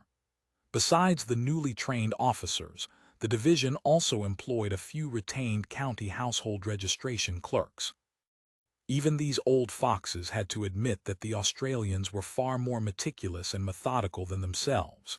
In a word, the system the Australians had brought and implemented was leagues beyond the ancestral secrets passed down by oral tradition that they had treasured as arcane lore. Though Li Yongsun had complaints about her work, from childhood she had absorbed the principle that in officialdom, one rank higher meant life or death. A year of rigorous police training had instilled in her a habit of obedience. Moreover, though Ki Yun no longer appeared as often as before, she still visited every week or two to chat clearly. Her supervision had not ended. If Li Yongsun did not take care to blend into the Australian system, Xiamen Tower still awaited her. Amid the monotony, there were small diversions. At the police administration school, Li Yongsun had been required to take the course Interrogation Studies, taught by Zhou Dongshan himself. After graduation, she began part-time service at the Interrogation Division. This part-time work was not daily. When a messenger silently delivered a temporary overtime notice, Li Yongsun knew she would be busy that night. Li Yongsun's part-time work was interrogation, or to put it plainly, torture. The interrogation division was located in the basement beneath the atrium. The thick leather-padded door was always closed. To enter, one rang a bell. A small hatch in the door would open, revealing the guard's scrutinizing eyes. Unauthorized personnel could not enter. Even Li Yongsun, who regularly came for part-time work, could not enter without an overtime slip. Beyond that door lay another staircase, spiraling down to the basement. At the bottom was an iron-barred gate guarded by a sentry. While waiting for it to open, One sometimes heard piercing screams, otherwise only the hum of ventilation ducts. Past the iron gate was a long, vaulted corridor, lit day and night by gas lamps. The floor was terrazzo, with drainage gutters along both sides. The walls were tiled. On either side were doors padded with thick leather and fitted with peepholes. Following the instructions on her notice, Li Yongsun entered one of the rooms to begin her assisted interrogation work. The subjects included both men and women. Women were one thing. Li Yongsun's family tradition included the brocade guard's secret techniques of women's torture, specifically designed to torment and extract confessions from female prisoners. But torturing men had taken some getting used to, especially when they were stark naked. Though uncomfortable, she did not hesitate when working. Her father had always said, "Work is work, no need to think, do as your superiors command." Director Zhou, who had lectured her, put it differently: prisoners have no gender. Li Yongsun worked diligently. With family training and modern refinement, once she got the hang of things, her techniques improved rapidly. Not only were her fundamentals solid, but she had a psychological edge. In a deeply patriarchal society, being stripped naked and tortured by a young woman was a profound humiliation for many. Their breakdown came all the faster. She soon earned a modest reputation in the basement. Even the retained constables from Qiangzhu's prefectural and county Xiamen, old hands at the work, regarded this girl with new respect. She really did have a knack. Some had already guessed she must be from a public servant family. Those special skills she occasionally displayed were not something ordinary folk possessed. Following Qi Yun's orders, Li Yongsun never breathed a word about her origins or family. The sense of accomplishment from night overtime provided small relief from her tedious daily duties. Overtime was exhausting, but it came with a perk: bonus pay 50% higher than regular overtime. For Li Yongsun, who had once had no concept of money, this had become quite important. After officially joining the National Police, Li Yongsun moved into the dormitory zone for single officers. There was no rent, only water and gas bills. Police headquarters also issued meal vouchers based on shift schedules, so food costs were minimal. As a single woman with no family to support, she should have been well off. Yet every month she scraped by. Li Yongsun, like all young people who had left family supervision and begun independent life in a big city, had quickly lost herself in Lingao's prosperity. Her hometown Nanjing was, of course, also a rare and magnificent metropolis of the age, but in material abundance it could not compare with Lingao. Here, delicious and amusing and useful things glittered in every shop window, and the social atmosphere that allowed women to roam and spend freely lured her ever deeper into the consumerist trap. Having never wanted for food or clothing, she lacked any anxiety about money. With no family in Lingao to support, she was careless with her purse. First came perfumes, cosmetics, and trinkets, then all manner of food she had never tasted. Then she developed a fondness for buying various magazines. Lately, it was clothes, though she wore her uniform nearly every day. Being a woman, she had an inborn passion for fashion. In the past, Eastgate Market's ready-made clothing selection had been sparse, mostly work uniforms in various styles. Later, to liquidate war spoils and recirculate currency, the Lingao garment factory began intentionally producing and releasing modern-style fashions. Some adapted from contemporary patterns, others improved Hanfu, designed by Hanfu enthusiasts. And so Li Yongsun became one of Lingao's Moonlight Clan, spending every cent of her paycheck each month. Basement overtime had become an eagerly anticipated supplement to her income. Chapter 15:12 Evening Entertainment. The Moonlight Clan was rare in Lingao. Whether naturalized citizens or locals, the vast majority came from poor backgrounds. Those with families to support were one thing. Even those on their own tended to scrimp and save, hoarding every fin of their circulation vouchers. Truthfully, life in Lingao was not easy. The Yuan Elder Court's wage levels, by old timeline standards, were quite stingy. Only because most people in this timeline barely scraped by did Lingao seem so superior by comparison, almost like paradise. Li Yongsun's life followed a pattern, glamorous in the first half of the month, frugal in the second. Qi Yun always appeared near month's end, just when pay was about to arrive but funds were running low. She would treat Li Yongsun to a good meal and take her out for a stroll.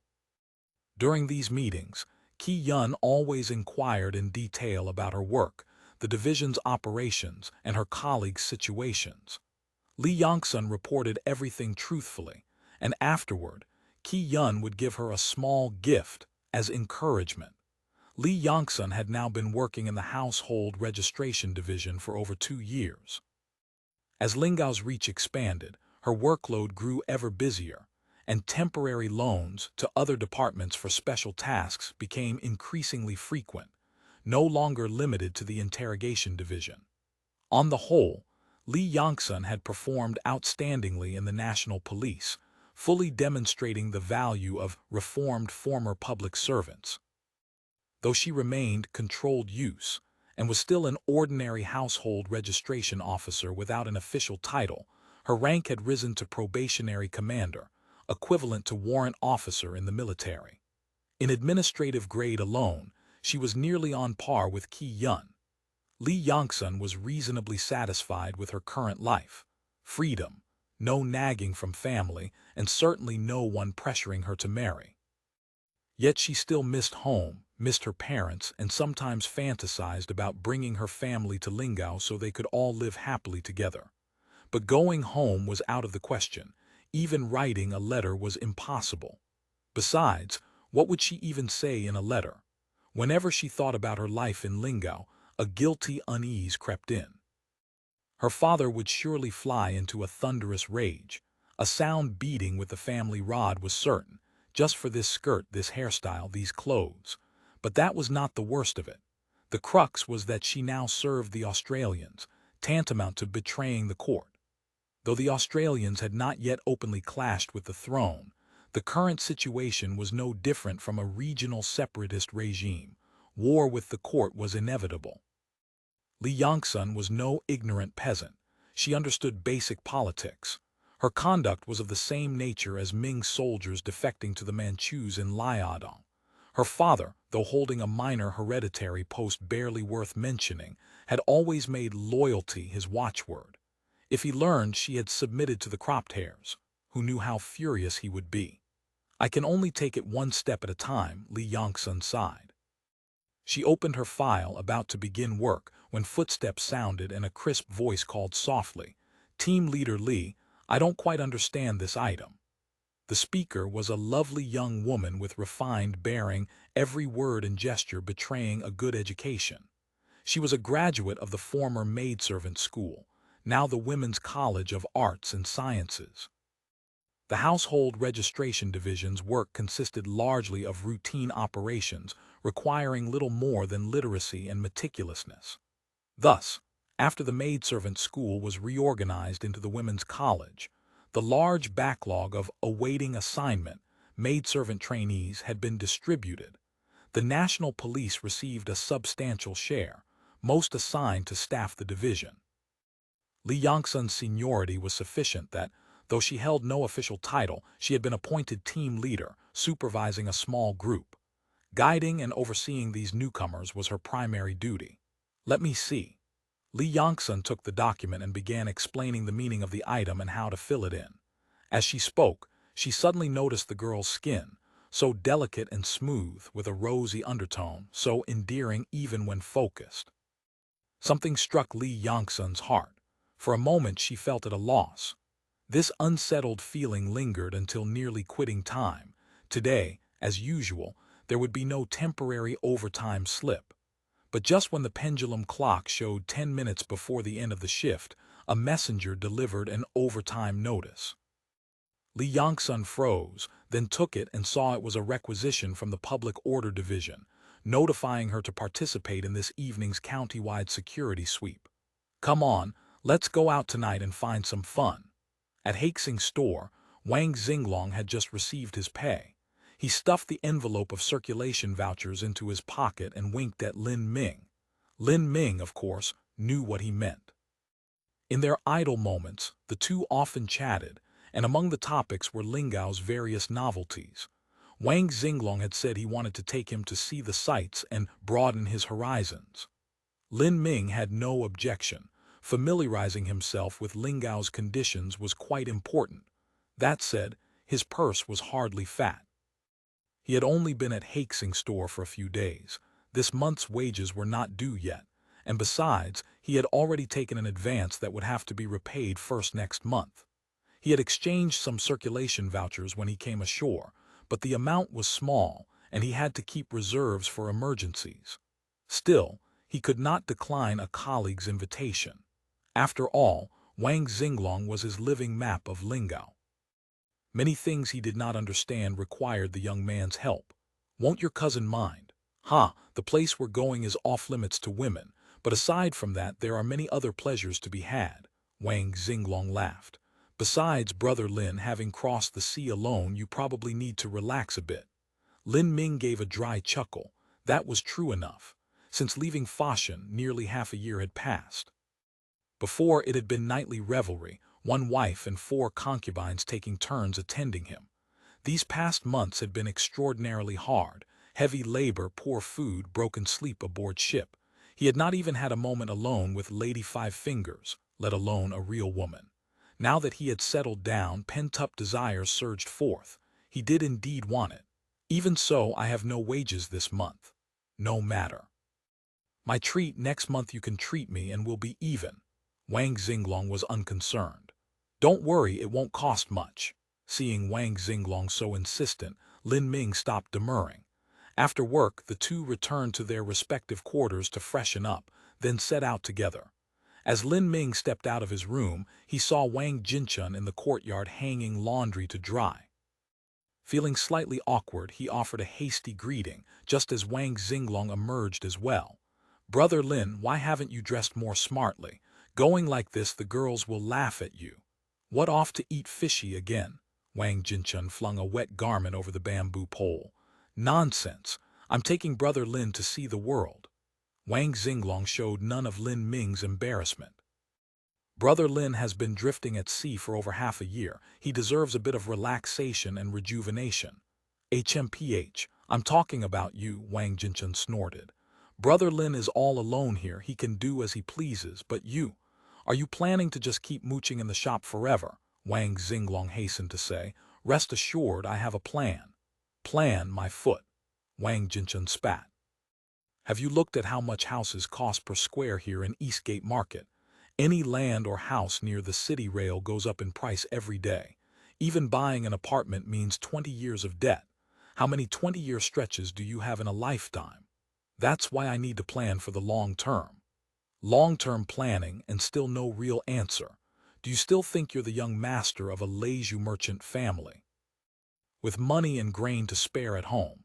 The two of us are here with not a tile over our heads, not an inch of land beneath our feet, living an utterly rootless existence.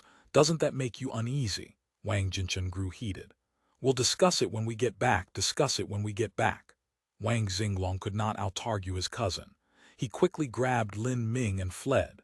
Lin Ming, equally embarrassed, followed. The two practically ran out the door. On the street, Lin Ming said uneasily, "Perhaps we should not go tonight after all." "No matter, no matter." Wang Xinglong wiped sweat from his brow.